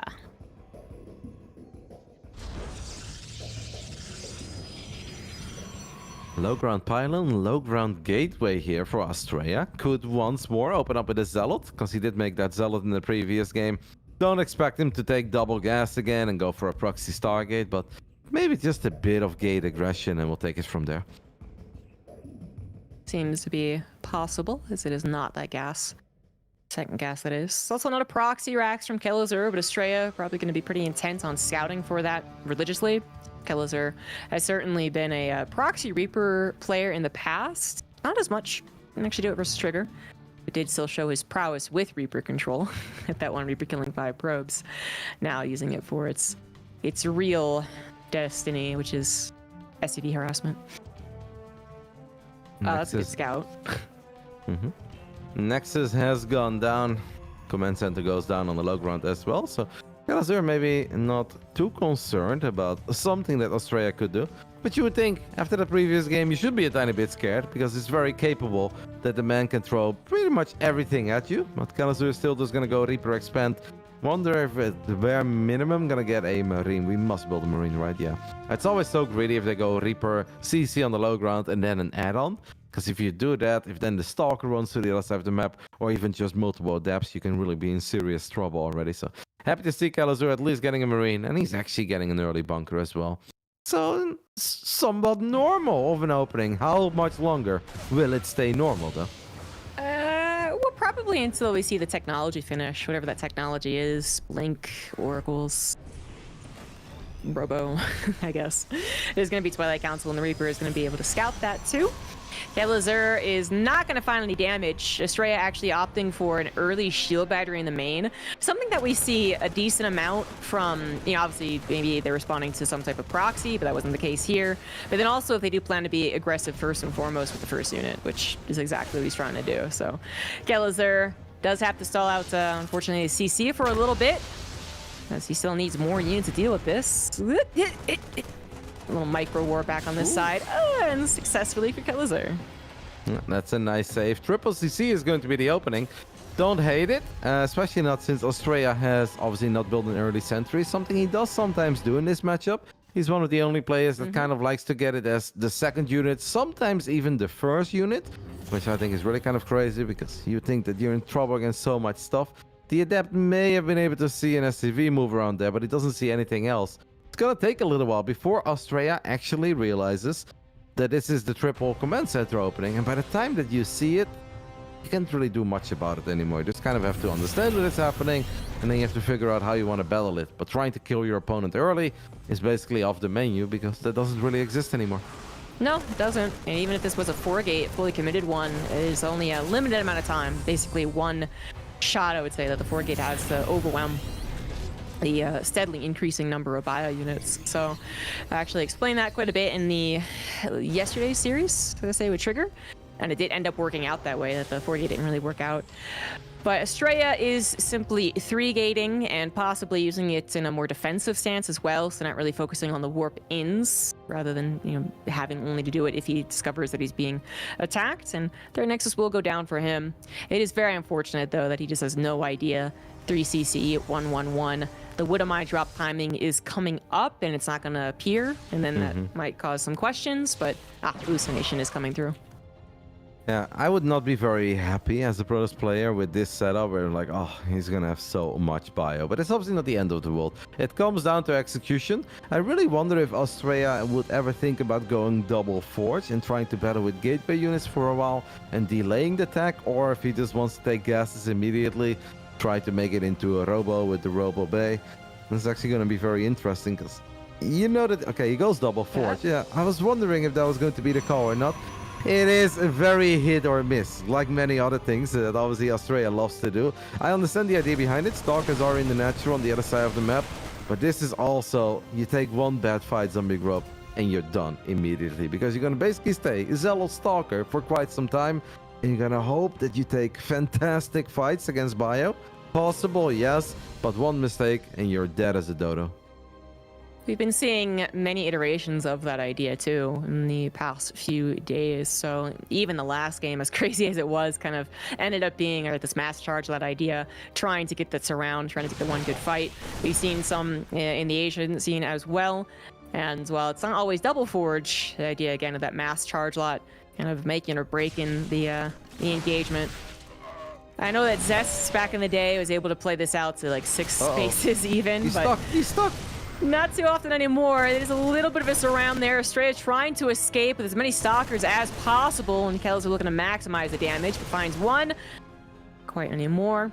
And Estrella, I mean, he is about to have charge. Well, that's 20 seconds away. Kelliser's got to be careful. He's not medivacs in case he misreads the situation, so that's why he's not eager to stem once more into the fight.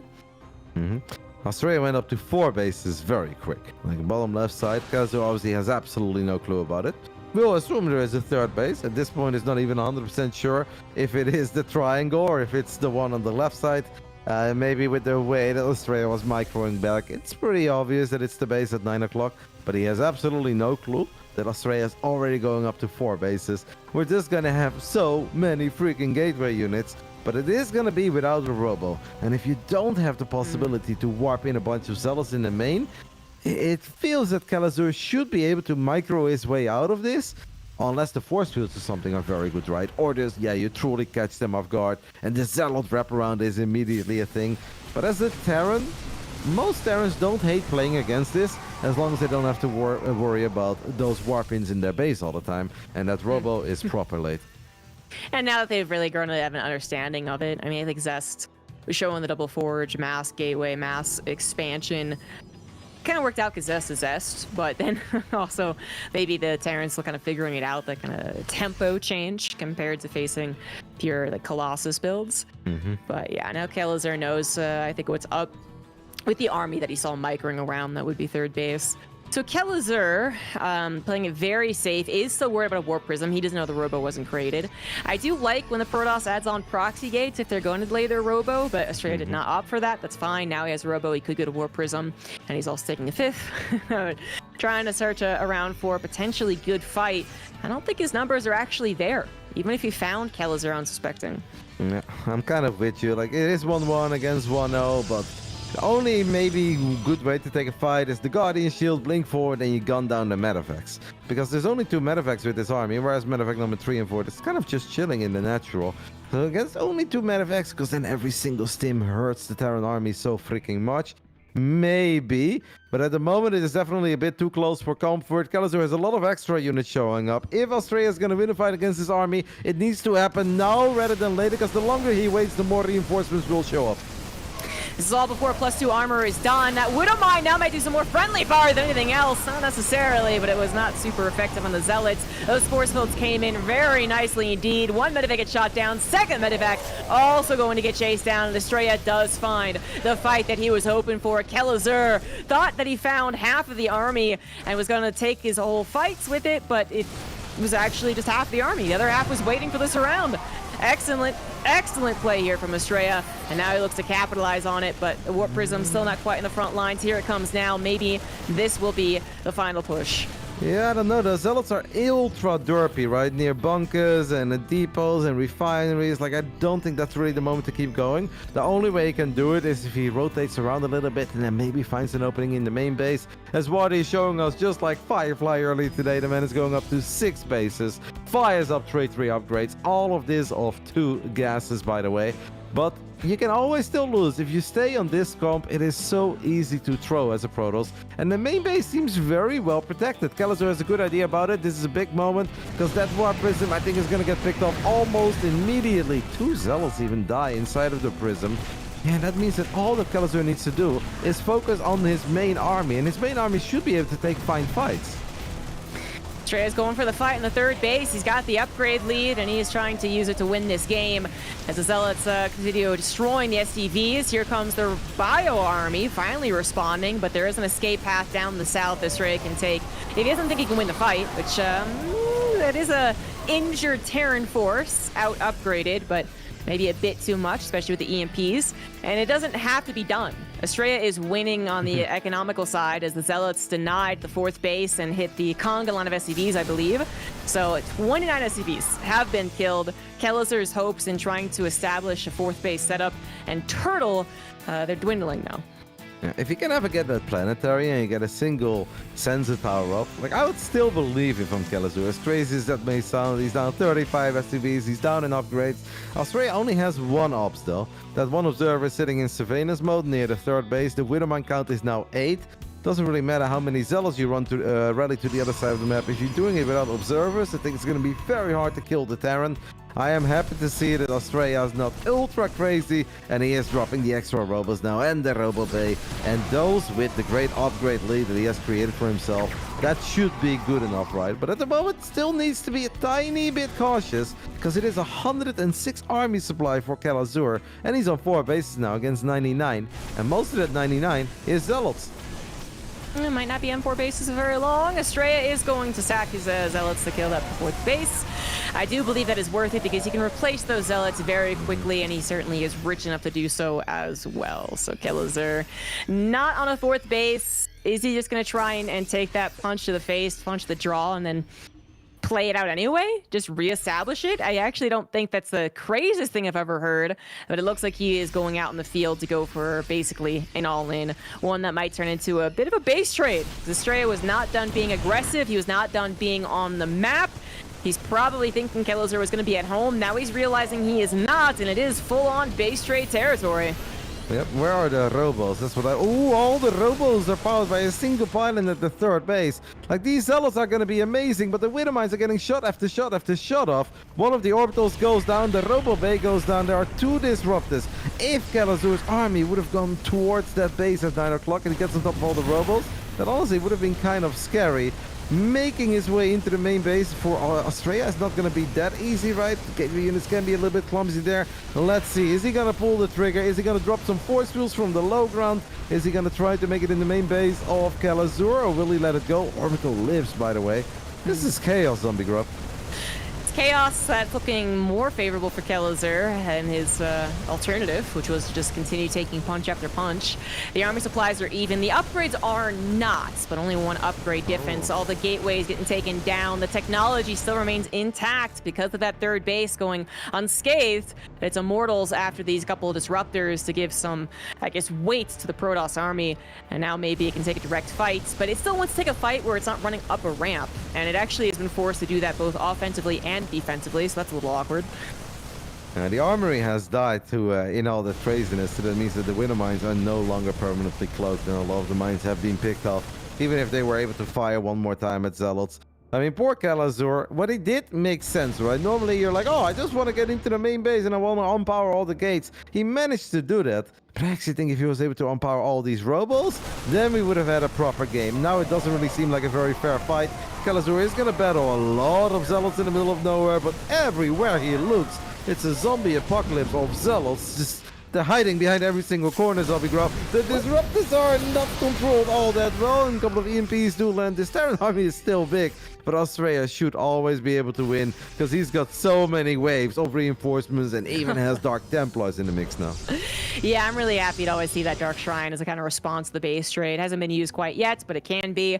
The Zealot numbers will remain very, very high. Australia still has money in the bank, still has some gateways to work with, and provided he doesn't just send them all into a single file line up a ramp, then I think he's going to be good to go. A couple of Immortals getting caught off guard a little bit there. Kelazur trying to use his micro, his greatest advantage right now to win this game, and it is looking decent. Widowmine also helping despite not being permanently cloaked. Australia coming in with more and more Zealots, but it's really not the most effective engagement without a couple of force fields. The Zealots are derping, and at this point, Australia has lost 6,000 resources more. Kelazur's army is honestly still very big, and if all these Immortals die, and we have it thrown down a scan, Dark Templars are dying now as well. Will this game actually still get close? Is there a universe where it will ever get close? The Warp Prism Micro is cool, and it's actually very efficient because he just needed to get a few more shots up, and now the Prism dies with another Immortal inside of it. And I think what Kelazur should maybe really try to do is get on top of the robots, but it's probably just too late, right? There's a DT in the natural, there's a DT in the main. Yes, there are EMPs available, but I think Australia has just money for days. It wasn't pretty, Zombie Grub, but Australia is going to win his first real game of the Grand Finals. Absolutely. It's too much.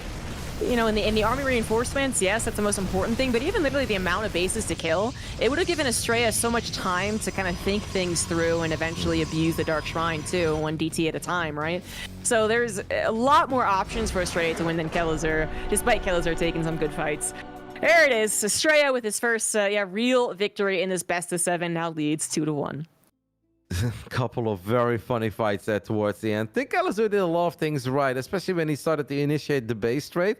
What I really loved is how he put 4 Marauders in the choke point between the minerals and the refinery. So if Zealous would just A-move, they would all kind of try to hit that one Marauder in the front that was actually healed up by a medevac as well. It was kind of cute. It's just that Australia had so many more bases than he initially thought he had.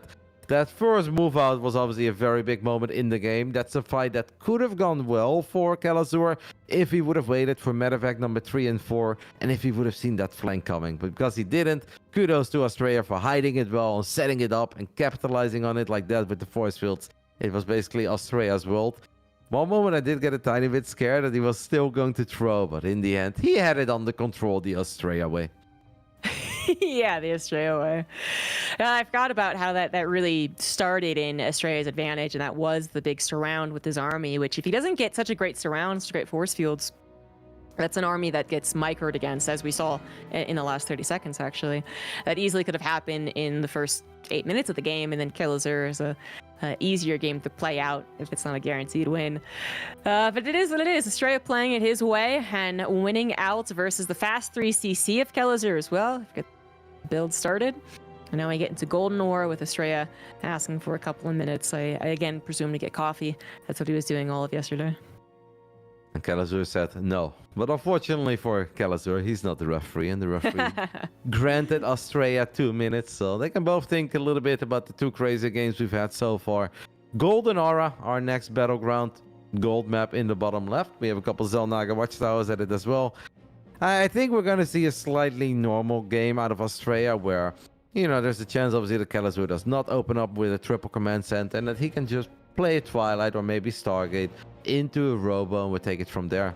One of the cool things for Australia is in general that he's so good across the board, right? He is not necessarily he really likes Twilight against Terranor. He pretty much always plays Phoenix Colossus. Like, Australia kind of just rolls the dice and he's like, oh, that's a build.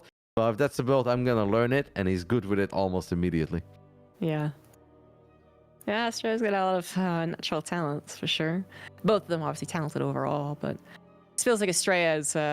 actually, a lot of NA players, I feel, kind of have that. So Australia has that. I feel like Trigger also can show some of that, not maybe as much as Australia. But then Masa is especially who I think of when I think of a player who just is like, I just woke up and saw this thing being played in GSL, and then I did it, and then I won with it. And you're like, oh, all right. Must be nice. Cool. Exactly. Must be nice.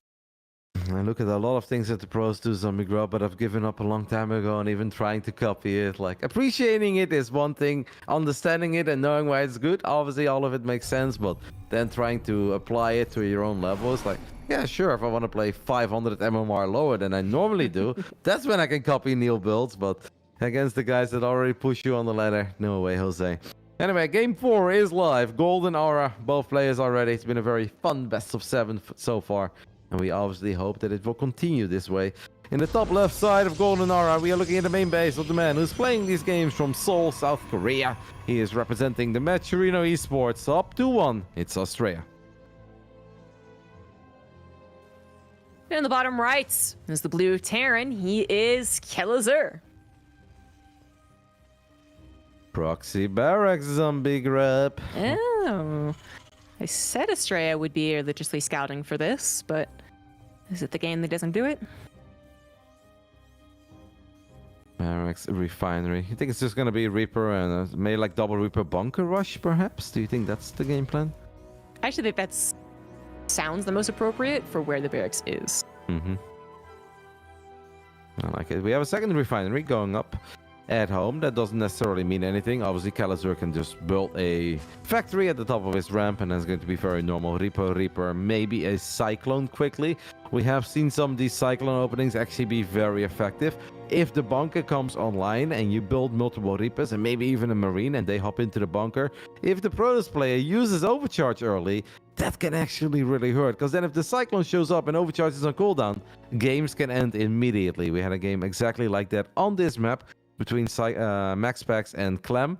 And perhaps Kalazur saw it and he was inspired by it. Australia already also inspired, apparently, by building a pylon on the other side of the map. He hasn't even scouted yet. So who's rushing who? Yeah, exactly. This is problematic for both of them, theoretically, but then who's problematic first? And first is Estrella, who is going to get bunkered in this natural unknowingly. It's going to turn into a tech lab. A lot of times you were saying the Marine will follow up, where the second Reaper for the Marine is faster, as well as that consistent DPS. But this might actually add on a Marauder. And then the Proxy Gateway on the side of the map might find that Cyclone that I bet will be produced unawares. And if it's, rallied across the map into the midst of two stalkers that are shooting at it, then that could be really problematic for the Terran. Yep. But if Australia gets 3 or 4 gateways, then he wipes in a bunch of stalkers on the other side of the map, and he runs into the main base of Kalazur. That can be very problematic for Kalazur. It's not a Cyclone, it's a Hellion, so it's a Reaper, Marauder, Hellion. A lot of potential to kill workers, but if I was Kalazur and I would know what I actually know, I would say you always want to go Cyclone here. This is just never normal between these two, is it, Zombie Grub? Apparently not. Estrella could use this to try and defend his base, or he could use it to try and kill Kalazur's. I feel like defending the base is usually the safer option, but then do they always choose the safe option? But how? Like, if you have to kill a bunker with a Marauder inside of it, and you have no pylon and a battery on the low ground, like, I don't even know how you clean this up. It's gonna be so painful. Maybe you warp in like a Zealot or two, as well as the Hellion is getting quite a few shots off in the main. Kalazur obviously at this point should know something is up. Otherwise, it is never that easy. Where's the tech? Where's the second gas? Even if Kalazur has not scouted the gateway on the other side of the map, I think he knows. But this Nexus is just in a world of trouble, and I don't see how you save it. Yeah, I'm with you. There might be 3 gateways finished now, but the trades are going to be very good for Kalazur. Already kind of is. So we got 2 stalkers killed. Third one looking to fall down as well. Kalazur... Yeah, even dropping the mule. It's worthwhile if it actually out repairs. It does not, however, so, not the most worthwhile. But at the end of the day, Estrella has sunk so much of his resources into this defense, and then also limited his offense, because all the units that he's using to defend are back here, not warping it offensively. And Kalazur, as you had said, picked up on something also. So he has defenses on the high ground. He didn't reach towards the low ground for his command center. And if only that Cyclone showed up earlier, or if he would have been able to drop the view. But Australia chased out very far and still needs to be careful. There isn't that much micro potential in these Stalkers that don't have Blink. There is a lot of micro in these Cyclones, and the Marauder with concussive shells sticking around on this side is very risky. One Marauder is coming from the left. That Marauder is going to get caught though. But now the Stalker gets caught. There are just super weird fights happening. Stalker dies, the Zealot dies, but one Cyclone gets picked up as well. Another Zealot shows up. These are some of the strangest early game PvP fights in the absolute middle of nowhere that we've seen. Cloak Banshees are on the way as well, and I don't think we have any detection on the moment, so that's going to become a problem, but I guess we'll talk about it later, as the Cyclones are still battling basic gateway units in the middle of nowhere. Yeah, the Banshee might have to be used defensively, which might give Estrella time to build a robo and get an observer. Maybe. I don't know. One Cyclone barely gonna live. Just kidding! The warp in from the proxy gate gets the kill and injures further this remaining Cyclone. Tank is on the way, but not even halfway done. Banshee number 1 still being built. No, it's out, but where is it? It's flying across the map, so it's gonna kill a bunch of probes, but it's not gonna help out back at home, which maybe it has to. The SCV is repairing an actual capped supply, actually, depot. That's gonna be a hefty loss if it falls. Otherwise, SCV sacrifice to keep that alive. Tank will pop. Tank will push this back, and the Banshee going across the map ends up being the right call. He needs to recall maybe, or oh man, this is gonna hurt so freaking much. The man has no battery in the natural, no battery in the main. What's in the robo now? But this Cloak Banshee is going to unleash a world of pain. It was all fun and games. They had some battles, but in the end, Kalazur said, I have Cloak units as well. He's gonna activate Cloak, and this is just so problematic for Australia, who created a pretty big work elite for himself. But it's safe to say that that's completely gone. I don't know what he had on the way there, maybe a backup island. He feels like he doesn't need that. There's another Banshee that can obviously show up soon. The Banshees can just go for the batteries too, Zombie Grub. I mean, this is not stopping until the Observer is out. It was a second shield battery in the main base, actually. I think he was worried about the Banshee killing it, so good cancel, but it's saving pennies right now as he loses straight up dollars. $100 bills being lost right here. 26 probes being killed, more possibly in the main base as the magic duo of Banshees now one-shotting them through the shield battery's protection. And Estrella, I think, is rightfully like staying in the game for a little bit longer, but now it is completely over. Yeah, plus all his gateway units on the other side of the map, losing way too many probes. It's the Banshee that gets the job done for Kalazur, that ties things up. I think if there was some more potential in his initial opening, but he was very concerned about units on the other side of the map, and I think that's why he kept his units at home for a little bit. Just chaos. Again, you kind of think like, oh, Golden Aura, we've had a whole bunch of weird stuff. We're gonna play a nice, normal, macro-oriented game. Nope. Australia up to no good. Kalazur up to no good. Reapers into Marauders, into a Hellion, a lot of probes falling. We saw skirmishes, zombie grub that I don't think we've ever seen at the highest level of gameplay, like in the bottom left side of the map this early on. It's just really weird fights. Really weird fights, and all goes to shit there for Estrella, thanks to the cloaked Banshee. Ends up being the ploy to win the game. I think that's logically it makes sense. It's a gateway-based Protoss. They went 3 gateways. They're delaying whatever technology they are in fact getting, which might not even be a follow-up robo. So that probably will work. The conundrum was whether or not it needed to be used defensively, and then kind of gave up its hand. But with it properly defending the main base with the tank and the repair and sacrificing those few SCVs, paid dividends. The Banshee absolutely was the play there. And Estrella is back to having a tied-up series against him. Kalazur fighting back.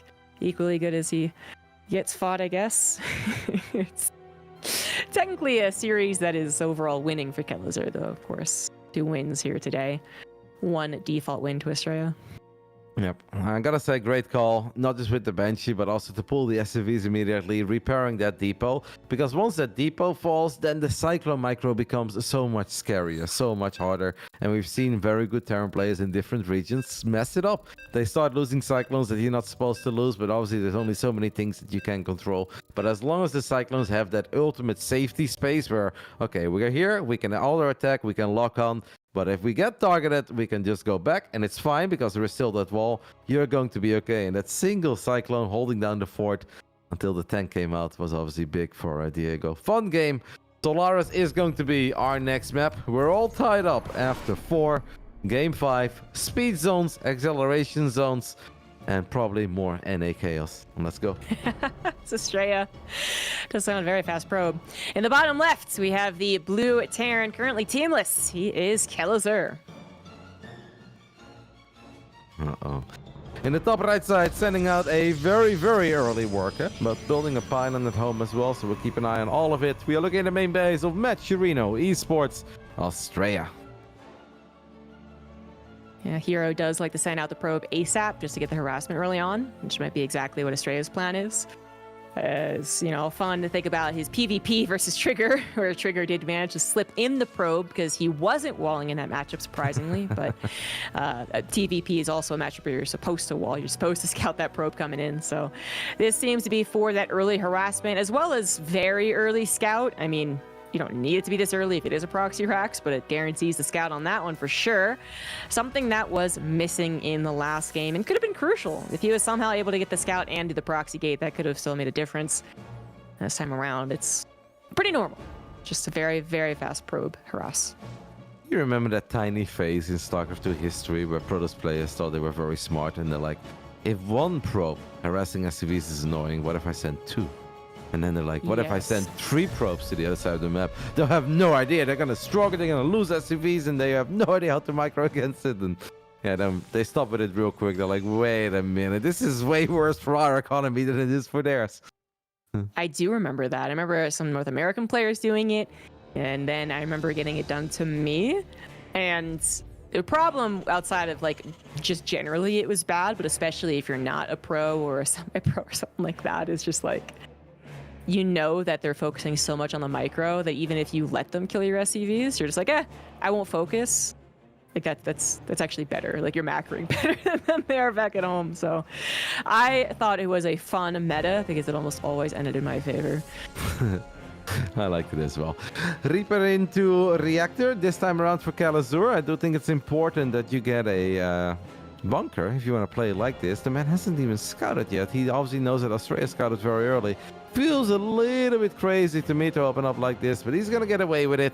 Maybe he just assumed that if Australia scouts that early, maybe he's done his homework and he picked up on a tower or something, that he doesn't have to worry about a stalker running to the other side of the map.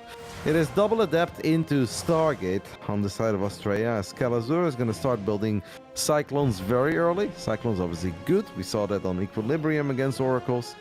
We'll take it from here. So far, perhaps the most normal start we've had between these two, but I'm not predicting a normal, boring, slow game. Like, there is always action between these two. There always is.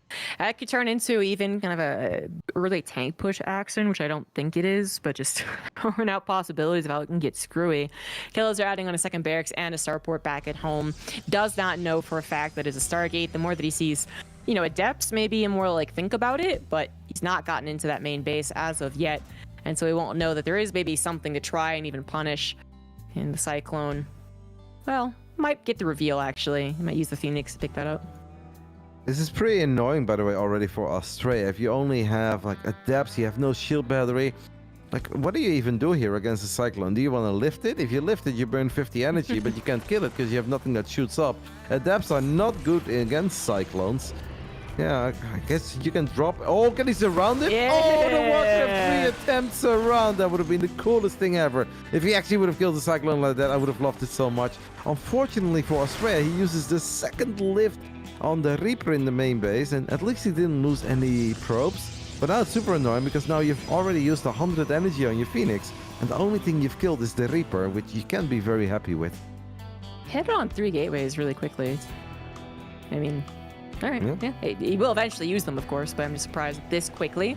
Usually on 2 gates, 2 base 4 gateway is a committal. It's a 4-gate blink or something. But with the Phoenix first, that's obviously not possible. It will be Phoenix charge, and mass charge lots might once again be the plan, just with the addition of Phoenix. Third Nexus does come down. I mean, I'm basically saying, could he have gotten the third Nexus before the gateways? Kind of feels like he could have, but maybe also scared of Kellos doing some immediate follow-up. Yeah. First scout only coming in with the Phoenix. If then a second Cyclone shows up and you've already used 100 energy on your Phoenix and a few Marines show up, it just becomes very uncomfortable. I do think that a lot of close players go 3-gate and then go up to 3 bases. The fourth one, a little bit odd, but obviously not the biggest of deals. He's only on 2 gases, so it's pure minerals. Has a lot of probes in his main. I am very, very, very curious to see how the fights are going to play out, because I have a lot of experience myself playing Phoenix Zealot, and I do not like this scenario where you have a bunch of Cyclones to worry about. The Cyclones are just so much better than what they used to be against this army comp. And on top of that, they're cheaper, so that also means they have more other units backing them up. The tank is not that scary, but it can actually be tanky. And it sounds weird, because tanks are normally not very tanky at all in this matchup. But if Zealots start attacking a tank, and you have Cyclones and Marines standing behind it, it becomes annoying. Kalazur is going to disengage immediately after he threw down the scan, and he's like, wait, it's Phoenix Zealot? You're not playing Phoenix Robo? Okay, well, in that case, I am not pushing yet. I want more firepower. I'm going to wait for Combat Shield. And I think that's a pretty smart choice. I think it's a very smart choice. Is there a chance he could have gotten something done with Stam and Micro and position tanks? Maybe, but it's not worth it. The risk is not worth the reward. Instead, backing away on 2 bases and letting the power spike of Phoenix charge just wear off is generally the better play, because it will wear off. Eventually, those charge lots, especially without any upgrades, will not be as good as the bio, and the Phoenix will obviously be very delicate. They don't want to sacrifice themselves trying to get the game-ending fight that's not really there. So Stray is immediately going to drop the gases. He's not going to be stubborn like some of the other Protoss players that we have seen, where they stay ultra low gas for a bit too long. There is something of Kalazur in the main base of Australia, and it's a Liberator. Nice reaction, by the way, by Australia. Only losing a single probe after the Liberator. Okay, no, he got wrecked by the rally point, so he loses the second probe. I want to say nice reaction. This is a lot of lost mining time, though. He's going to bring the Phoenix all the way home. Almost makes you wonder, like, couldn't you have just warped in a Stalker or 2? But I guess he couldn't, because he barely had any gas income. Yeah, he had thrown down so much of his technology already. All right, so Estrella does need to move on, and it's good that he is moving on. But if he's going to move on, definitely going to need to pump up that gas income. Fourth base on the way now for Protoss. Kelazur, having finished up his third CC, turning into an orbital, using that as Sim City is nice, just in case the Zealots did try and actually make a move. And now is setting up his anti-warprism defense, considering that this could be far more emphasis on the charge lots and that distraction tactic that we're talking about in some of the previous games. It's not. It is a move over into the robotics bay for Colossus, but then there's still nothing stopping, I guess, Protoss from making a Warp Prism, from being annoying with them, even if they're not fully committing on the charge lot idea. Kelazur throws down a scan. I think he was worried about an ops. He did kill an ops already, so maybe he picked it up there and I didn't see it. Double Colossus on the way. I have the feeling that Kelazur indeed thinks that he's being stubborn, right? He's staying on Phoenix a little while longer. Diego clearly worried about, like, okay, if I go up to 3 bases a bit too early, if I land that CC on the low ground, right when I transfer my SCVs, 44 Zealots come in, right, from different angles. Well, that's not really happening. Australia does have 24 Zealots, and I'm sure he's going to try to find some value out of them. But I think at this point, the Protoss will pretty much always wait until those Colossus actually can battle, have extended thermal lens. When I say that though, Australia is splitting up his army. Is he just going to send it zombie group with double Colossus on the production tab? I think he's hoping that a move out happens, Zealots charge in, and then the move out falls back. Because anything else is a bit, it's suicidal if you're just going to set the Zealots into the army. It kind of works out. The Zealots, some of them getting torn apart thanks to the army responding fairly quickly, but then many of the other ones getting into the mineral line. There is the distraction on half of the army. But this is still an awkward amount of bio to deal with, as Estrella still doesn't have his Colossus in place. Stalker's only against bio without Blink as well. But here come the more charge lots. There's always so many. And here come the Colossus as well. Oh, the Widowmine shots are pretty big though. I mean, both of them are sending over all the reinforcements. And Australia, yes, if the Colossus gone down the Marines, it can become a good fight. But I actually think the Terran army is quite a bit better here than the Protoss army. The Phoenixes need to be very, very careful. And again, there is no observer. And that means that these mines will stay cloaked even after they battle. Australia is going to be forced to give up on this base. He's going to try to get a couple of early shots off with his Colossus, but needs to be so careful. And now those early game tanks, Zombie Grub, they come in super useful against these Colossus. Yeah, absolutely. Can focus fire them down.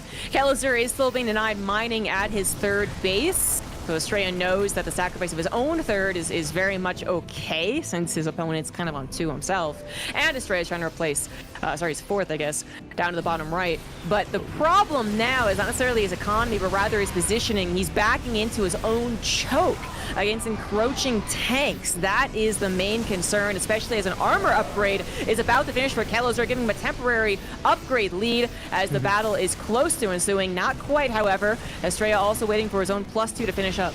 Zealots coming in from the left side that could draw some friendly fire. Widowmines, and the Widowmines definitely did some friendly fire, but there are so many additional Terran units showing up. The Colossus, however, are doing a really good job in roasting and toasting all of these Marines. Another one popped. It's really time for an observer, Australia. It's more time than ever before because you're standing in the middle of all the mines, but it is good enough. Colossus and Zealots. The Zealot flank there, Zombie Grub, made all the difference because I think Diego had a good setup, a really good army, but those Zealots that came in from the bottom left, they really made that entire fight for Australia. Exactly. Yeah, without that, that's way more complicated. Coming in from one direction would have been catastrophic. It was also a bit of an anti-timing too, so especially shout out to the flank, as that +2 attack did not finish by the time the game was already decided.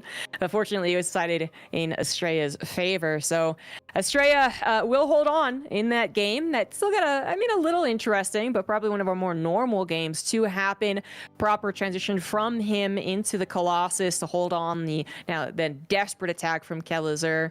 And Kelazur did maybe mistake that game a little. Very difficult to judge exactly what the Protoss is doing when they start off with that charge. Phoenix, when exactly do they pull the trigger or go after the Colossus transition?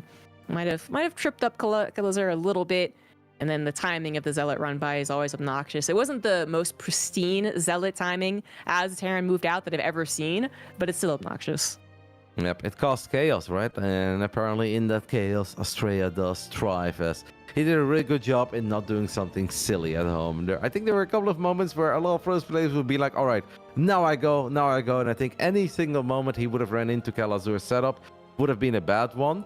It is just so nice when you have 3 Colossus there, and when the Marines get forward, the Marines cannot lead the charge because they will just melt every single time the Giraffes will fire at them. So you basically come down to your 4 or 5 Marauders. But if it's only 4 or 5 Marauders putting some pressure on the Protoss, then the Protoss has a slightly easier time in staying calm, cool, collected, and waiting for that sweet engagement. And that Zealot flank was fantastic with a mind-friendly fire. And if it's Marine only, even though the DPS is so high, it's really good against Phoenix, and it's really good against Zealots. It just doesn't do anything against the Colossus. Yeah, as soon as I saw mostly Marines on that north side and the Colossus beams on them, I figured that was going to be the end of Kelazur's supply. And then the Zealot wraparound helping out as well. So, nice setup there for Estrella, just buying time, and then not getting into the trap almost. He almost did, getting into his own natural choke. Making sure to stay away from that, even if it might have cost him some of the technology. It did not end up doing so. Estrella is currently on a break, so he's 1 map away from winning in other regionals. But Kelazur has certainly been pushing him to the limit. Hey, that'd actually be Unicum as well, because obviously in the past we had 3 seasons and we had slightly different regions, but we often had some different champs. And in Latin America was pretty much always Juanito. Europe was often Clem, but definitely not always Clem. It sometimes was Serral, sometimes was Rainer. We had Oliveira so far winning summer and winter. We had Serral winning summer and winter. Australia won summer. Do we just have 3 champs that simply stand above the rest, Zombie Grub? Very possible. They've been tested in all of their series a little bit, but then kind of end up pulling out the return to championship caliber and then end up almost stomping. You know, they give away a game and then they stomp afterward. Estrella's given away 2 so far, to be fair, but now is looking at winning this one to get another crown. In the top left of Oceanborn, looking to take us to a game 7, he is Kelazur.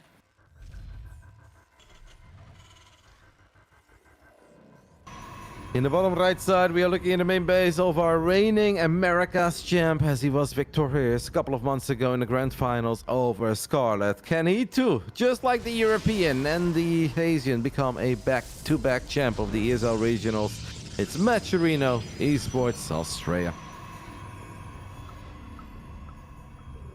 I guess the narrative gets a little disrupted when we talk about GSL.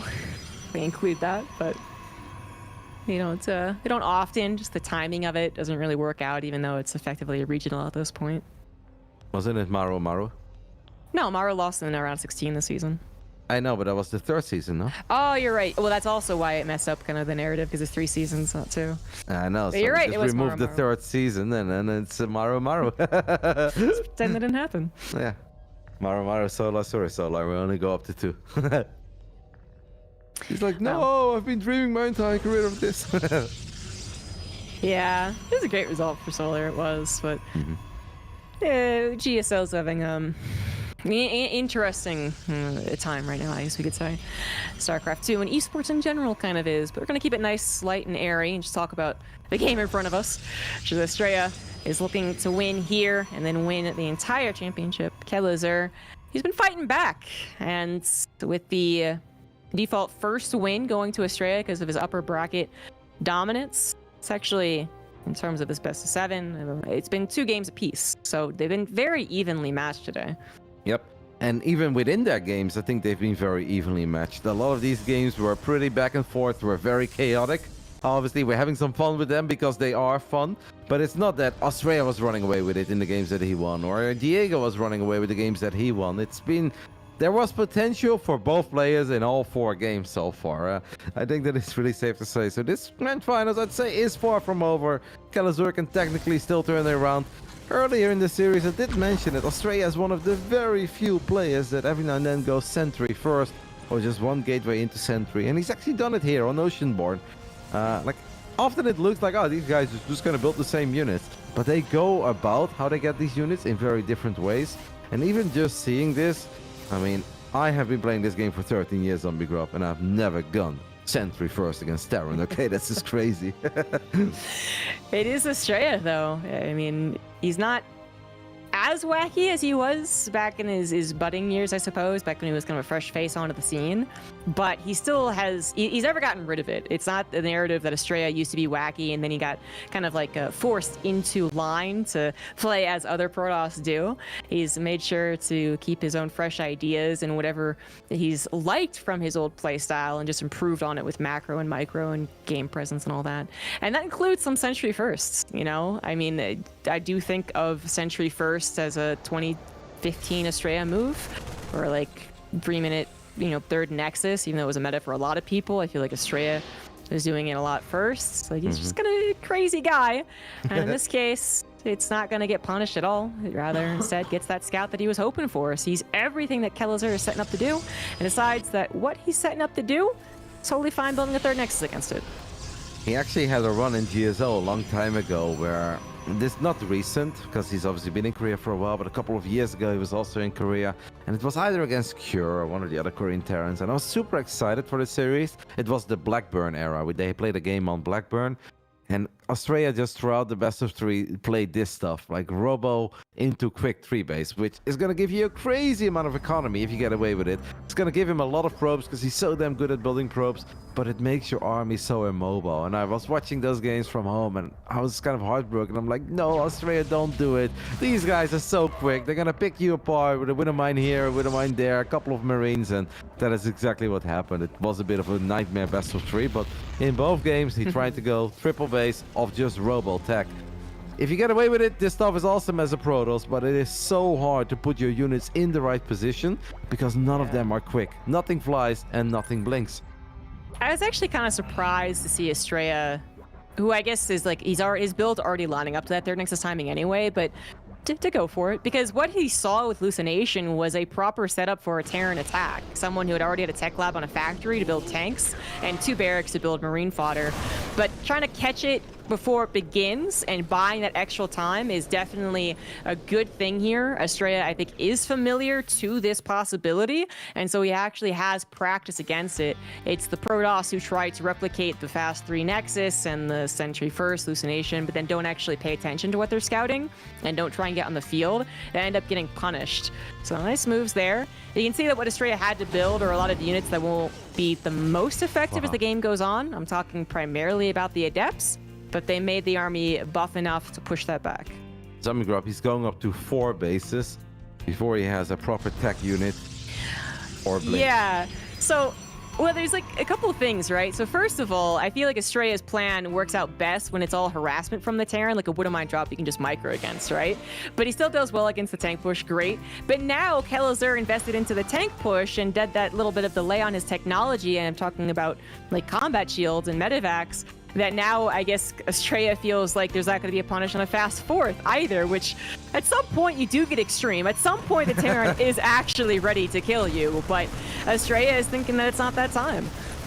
Cannon is going to get cancelled. We have a Rico. It's a really funny Rico. It's a couple of Adepts, 2 Sentries, a few Stalkers. Estrella's supply blocked as well. Just waiting for another Nexus to finish up. No big deal is probably what he's thinking. That is one way to take care of a supply block. But I'm with you. Like, it's been fun.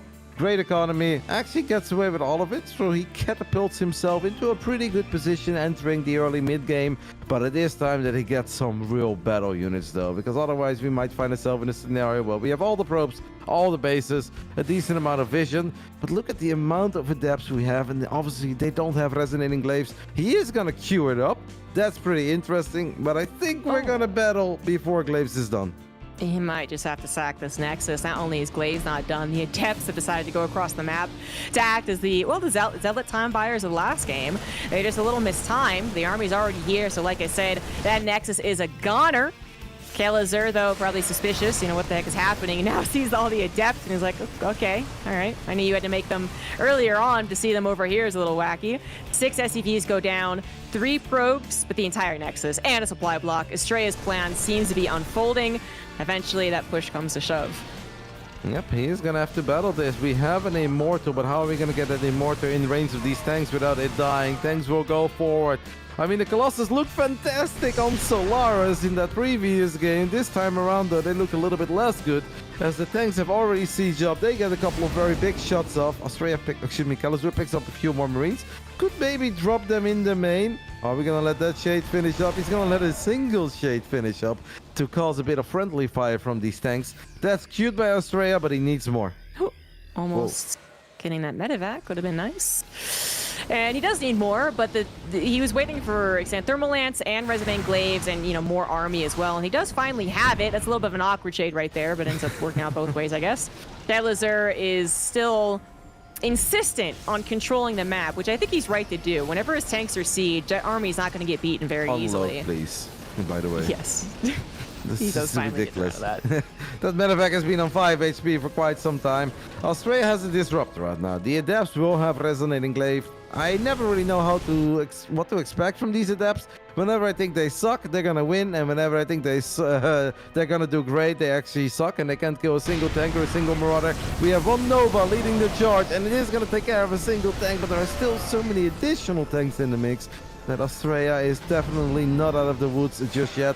Adept counter, though, has potential. It does. I'm totally with you, by the way, on the Adept thing. It's so hard to call exactly how they're going to work out. Because a lot of people, you know, also ask straight up, like, why aren't Adepts as good as Zealots? And there are definitely some answers, but it's a lot of context-based situations, so it's not necessarily an easy answer. One of the easier answers, of course, that they cost gas and Zealots don't. So it can match up a little bit better with the idea of kind of heavy Zealots and technology elsewhere. A drop in the natural just killed 12 probes, while the Adepts only killed 4 SCVs. 3 Disruptors, helping to kill 2 of the tanks, was that? Yeah, no, 3, I think. Triple tank 3. going down. Yeah. That is kind of big, and it actually means that the rest of this Terran army is not all that intimidating anymore. Guardian Shield is here to protect all of these Adepts. One more thing that in general pros players love a bit more about Zealots than they love about Adepts is that Zealots are way better in chasing armies down. Yes, Adepts can shade, but they are a little bit clumsy when they have to shade, when they have to chase. Australia is down in supply, but he probably feels really good about that fight he just took. He is still losing though. He's gonna let the shade finish up Zombie Grub. Australia is fully sending it, and can he close out the series? I don't know about that, man. I don't know. This is going to be tough as the Adepts are now gone, leaving a lot of the very vulnerable units, I guess, the Disruptors and the Colossus in that vulnerable state. The Immortals adding some chunk, but Kelazur's split. Kelazur's reinforcements will be good enough to stop Estrella from snowballing at that particular point. I mean, I don't... Not only that wasn't sure about Estrella's supply going into that fight, but then the Adepts weren't exactly super well timed out with the main army. They were engaging a few seconds prior to the rest of the army helping out, so not the best counterattack. And Estrella, I don't know if he's going to replace his army with further Adepts. I would expect not, but I don't know what to expect from this guy. Blink is finally on the way. Charge may be queued up afterward, but right now, Ball! about the Robo. Ooh, almost get a lot? connecting there. No, decent. Okay. Couple of Marines, couple of Marauders. The funny thing is, by the way, that there's another base going up close to an army, just like we saw in that earlier series, and Australia did not see it, so he could have been really annoying there near that planetary fortress. Now I think it's a little bit too late. The funny thing is that he lost a bunch of probes as well at home during that attack. That attack looked silly. It didn't go that bad. Like, it wasn't maybe the slam dunk home run victory that I was hoping for as he fires another Nova and that one will whiff. He did slightly better than expected, and he's so good at replacing the workers that he keeps on losing that even though he lost 25 probes, he's still sitting on 74 probes. And we're starting to head into a normal game as Australia now does have Blink as well. Yeah, and Charge is finally on the way. I mean, the Adepts really get vulnerable to the splash of the EMP, and they don't complicate the engagement as much as Zealots do, just because they do stand in line. Unless you shade them forward, which gets harder to really... to say that's good. The more that the bio grows and the more that EMPs become a factor, you don't really want to just send half your army ahead of the rest, like we saw kind of how it happened in the previous fight. So Chargeless are part of the main army of Protoss for a reason, not Adepts, but I'm always happy to see some experimentation with them. Certainly when the Adept was made, the developers were kind of hoping for that option. And it's not so much an option, but Estrella's like, you know what, I think it is. I think it can be an option. Good for him. It's also a bit annoying that it's another thing that you have to do as Protoss. It's a spell you have to cast, right? You have to send the shades forward. With Zealots, you don't have to worry about it. You just box them, a move, and you hope that they do great. Every now and then you set up sexy surround. We're going to have a double drop in the natural of Australia, as Kelazur is obviously pushing with his main army as well on the bottom left side. This drop looking pretty good. Good news for Australia is that he had way more probes here, basically 45 seconds ago, as what he showed us. He has evacuated most of those, so he only loses 4. Could maybe lend the feedback. That is exactly what he's going to do. Stalkers have blink. Will not blink. Triple drop. This looks cool, Zombie Grub, but sometimes I get a bit worried that if Terran players have 2 medevacs here, 3 medevacs there, that their main army could get A-moved by the Protoss. Also, it looks like Estrella saw it. I'm not sure. Oh, the Adepts may have seen it. And I have no idea, but he was moving towards it. And the Adepts, well, now their shade is on top of the army, which maybe it didn't have to be. I guess hoping the splash would be a little more effective on the Terran force. It's Estrella's turn to maybe not be paying attention. Now he is paying attention, but unfortunately not enough anti-air to stop the Vikings from killing one Colossus. A little punish on them with the storm coming down, but Estrella is being torn in multiple directions at this point. Whoa. And his main army is very disruptor dependent at this point. Fortunately, they are getting a couple of shots as Estrella still dealing with the natural. Finally will clean that up, reestablish the base as well, I suppose, and fortunately is mining off of 2 fresh bases at the left side and top side, but under a lot of pressure from Kelazur's army, both equal upgrades, but the 4 tanks anchoring this push is really what's scary.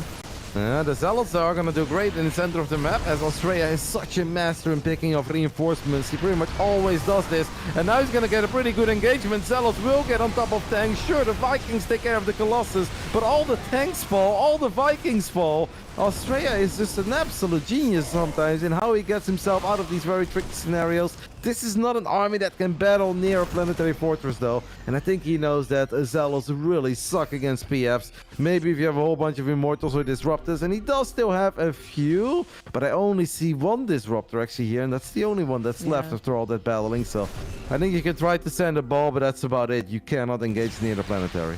The tanks did focus fire the Disruptors before they died to the Zealots ultimately, so that was one good thing Kelazur could do before he had to, forfeit them, because he knew they were goners.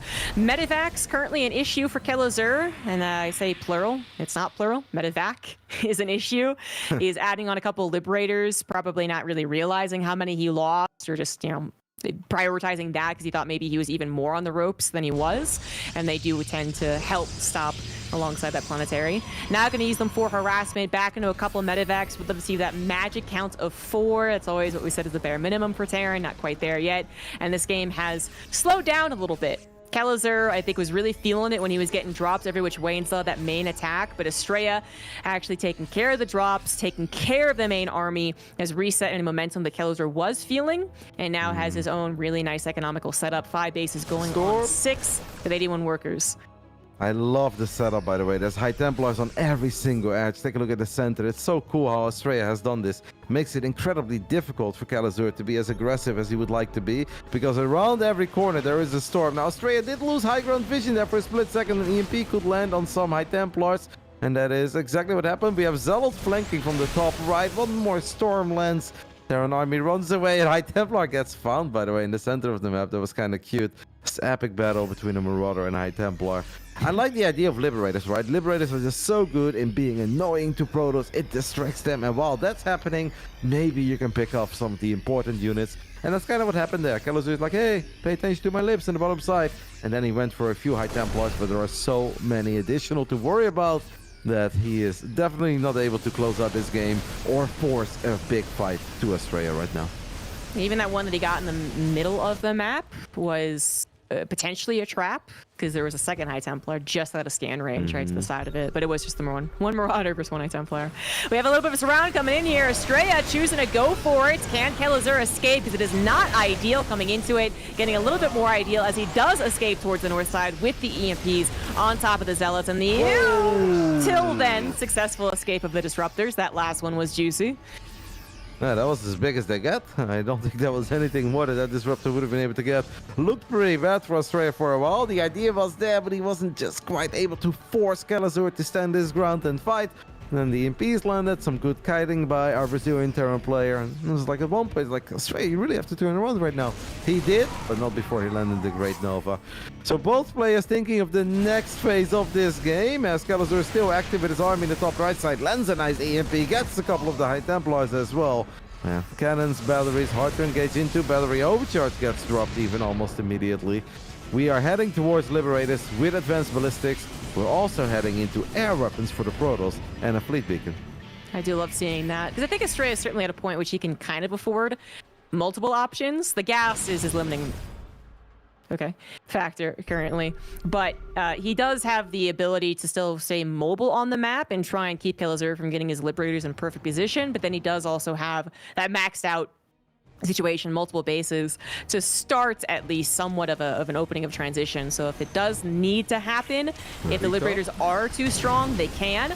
Speaking of which, Liberators picked properly by Widow Mines, take care of the Stalkers. Is there enough left over? There should be.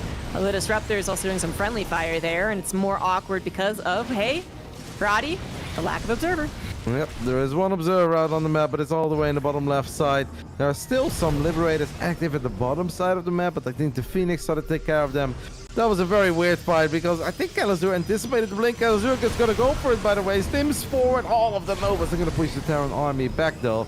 I mean, set up a beautiful trap with Widow Mines and Liberators, and all the Stalkers go obliterated, but there's just still so much Protoss.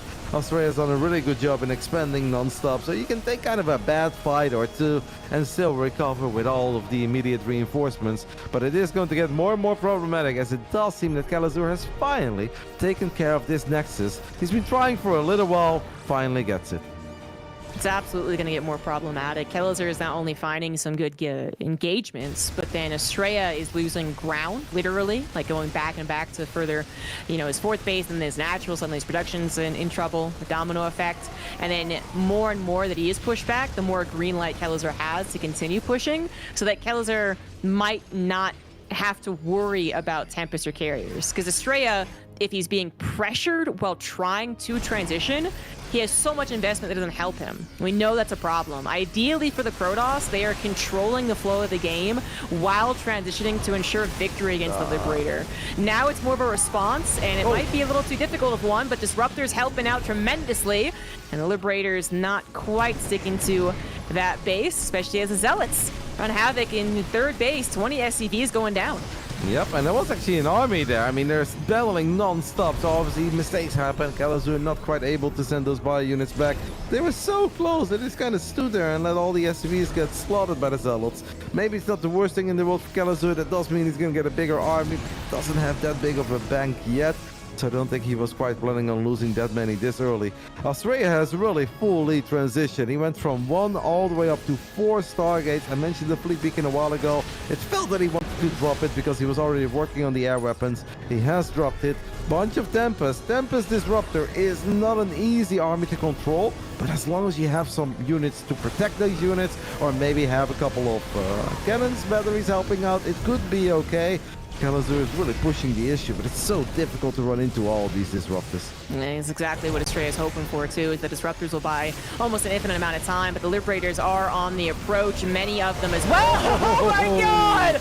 Oh, Kelazur, I think he was caught literally trying to queue his Liberators, and so he wasn't controlling his bio, is what I'm going to explain there. For such gigantic hits, he does still push that Protoss army back and will take out the base. Again, Estrella is affording things that aren't necessarily helping right now. Those Tempests only just popped, unable to stop the onslaught of the Liberators, and they will continue to leapfrog forward. The one thing here is that +2 ship weapons isn't quite done, so Estrella has had chances to try and take them down, but it was all about the Disruptors in that last game. There are still 3 High Templars on the map. High Templars could storm. They are standing in the circles though, so you gotta have to take care of it with the Tempests and the Stalkers. That is what's going to happen. Novas fly forward. They will connect with the Marines and the Marauders. Some Liberators still alive somehow, some way. I mean, Australia is definitely bleeding out a lot of units here, but I think in the end he should always stabilize, right? Because Tempests are so good defensively. Disruptors are so good defensively. That's not the moment to go for a probe transfer, but Kelazur needs more units. He's got these units at home. They're just not here yet. Yeah, I think Estrella was a little... Well, they both had some clumsy moments. It's just it's a very difficult composition for both of them to control. Everything has to be microed. But, Estrella did let a lot of units kind of just sit in this Liberator range, even though it was clear the Tempest would eventually take care of things, and obviously the probe transfer. Estrella remains 40 army supply down, by the way, so while he has a couple of crucial units, really the most crucial units, Tempests and Disruptors, it is still a better army supply for Kelazur. He has more to kind of force the issue with, and that's exactly what he is doing, forcing the issue, bullying on forward, taking care of the stack defense, not quite dealing with the shield body overcharge, but it only feels like a matter of time.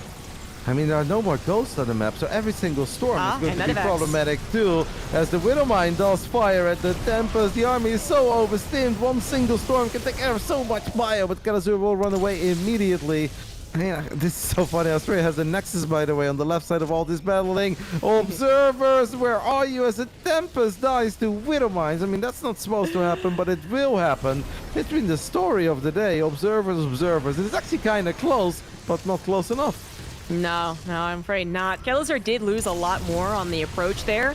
I mean, the lack of healing is becoming a problem, especially if he is going to get stormed, because he has no EMPs as well. But if he does just depend on his siege units, the siege tanks and the liberators, I mean, yes, the Tempests need to be like just gunned under, but he's also building Vikings now. So yeah, it's not necessarily about the bio totally and entirely. Actually, leaving some units just straight up behind, it's a little confusing. Are they baits? Are they trying to bait the Tempest over the Widowmines? That kind of worked! Second Tempest that has died to Widowmines. There is an observer. We're finally going to move it, but that's when the army is going to move too. I'd love to see a few more High Templars. I know he's not that high on gas. He's got 5 of them. And I think it's a smart choice because Kalazur has not built a Ghost in quite some time. It's just not that rich. Obviously can barely afford medevacs. So if we can afford medevacs, we're not going to have a whole bunch of Ghosts. Storm has so much potential in these moments. It really does, but it's, I think, easy for us to actually forget in a 25-minute game that the Storm would be effective, either because there are so many medevacs in a certain type of game, or so many EMPs that are almost guaranteed to take them out of the equation, but they would be extremely useful in this game. It looks like Kelazur has picked up on the lack of ghosts, is at least going to afford 1. I believe he also took care of a Warp Prism, which I don't think had much potential anyway, as Estrella is simply not rich enough to afford anything crucial. No Dark Shrine either, like one pesky DT, it would have been one Zealot.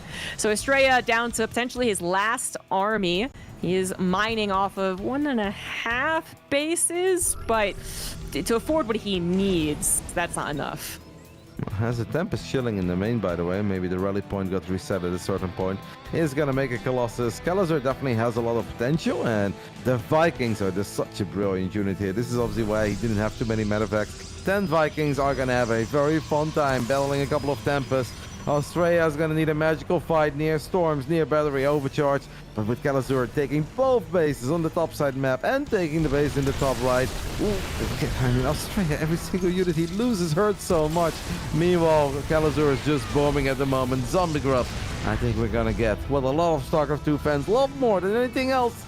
That is great. No, but just kidding. Terran plays hate that. I mean Game 7. Yeah, I mean Game 7. Australia doesn't have anything to harass his opponent with, which means that Kalazur is taking over the map, and that temporary moment of where they were both broke is now, you know, Kalazur's got some inheritance, suddenly he's rich, he's spending all over town. He really doesn't have a lot to worry about, and Australia is down to just defending this last mining base with a no longer good enough army. I think before the Vikings, there was a chance the combination could work out, but with the Vikings able to bridge the gap here and kill those Tempests, it's, again, a matter of time before this base is broken. I said that 2 minutes ago, and I'm still technically correct. I do think the base is going to get broken. Yeah, it's so hard, though, to run into Storms, Disruptors, and Tempests. I mean, if there is one tiny bit of light at the end of the tunnel, it's like, what if Australia takes a really good fight near his batteries? Kalazur clumps up, eats a big Nova, and then he sends a couple of Zealots towards the top right. That's just an orbital, right? So then he can deny base. There is a tiny, tiny chance for Australia because he's got so much splash damage, Zombie Grub. And splash damage, if you don't deal with it well, is always a problem. That is very true. If you're going to have one final army, this is a pretty good one to have. 10 Tempests and 3 High Templars, 4 Disruptors. I mean, appropriately used, that can do a world of hurts. Even that one Colossus adding in crucial bits of DPS. I would love for Australia to, maybe be mindful of the expansions of his opponents. I know I'm watching it right now.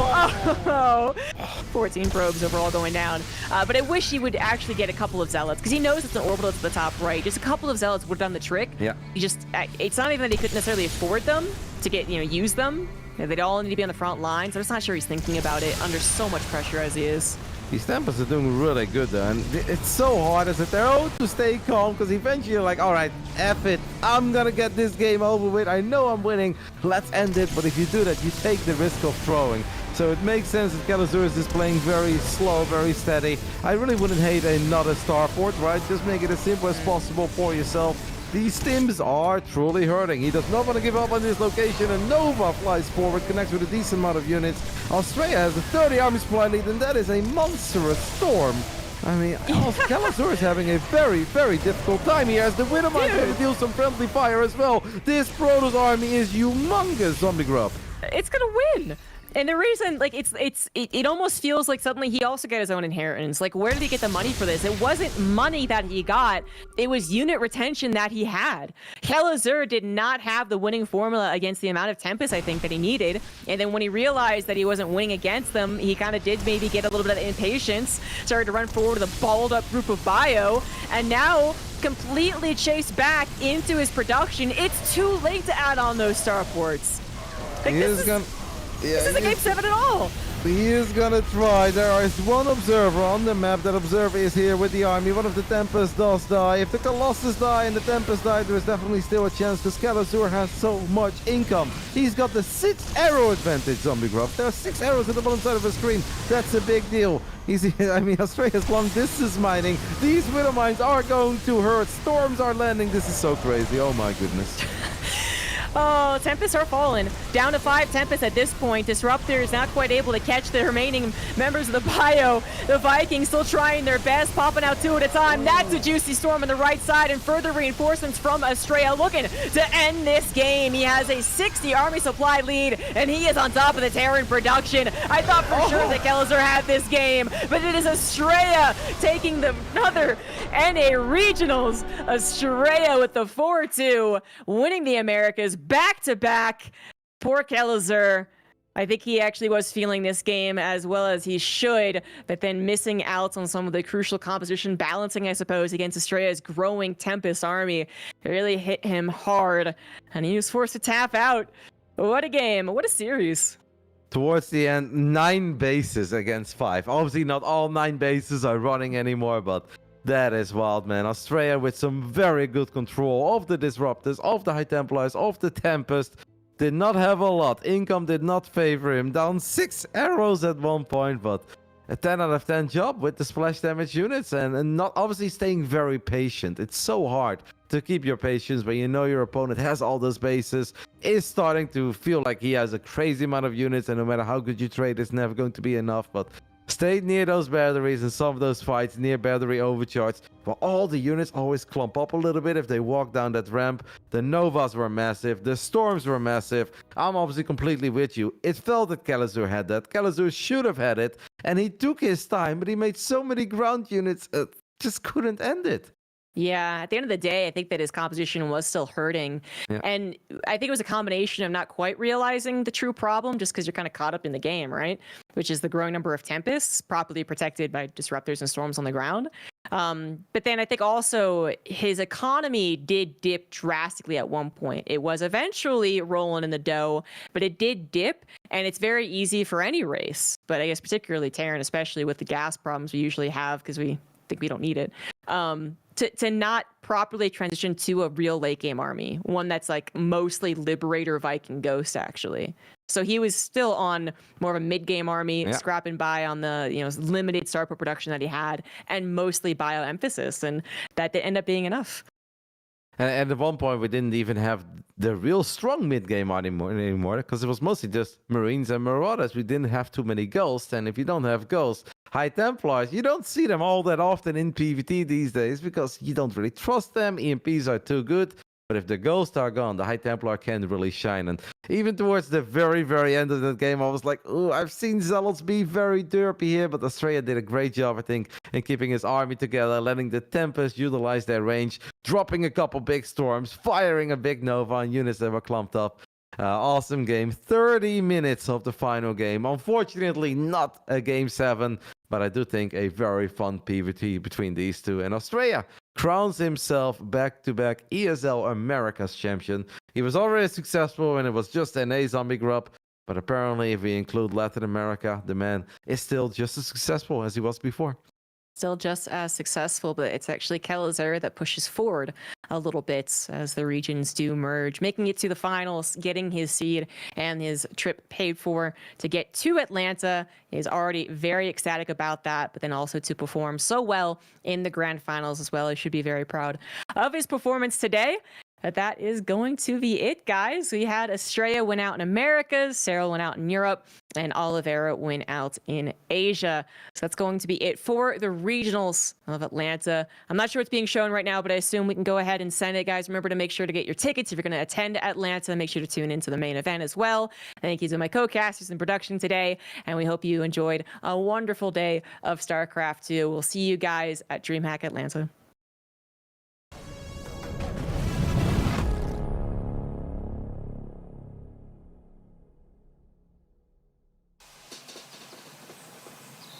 You love it, you wear it. Wear your passion. Share your passion. Wherever, whenever. Gaming is a lifestyle. Get your merch at shop.eslgaming.com.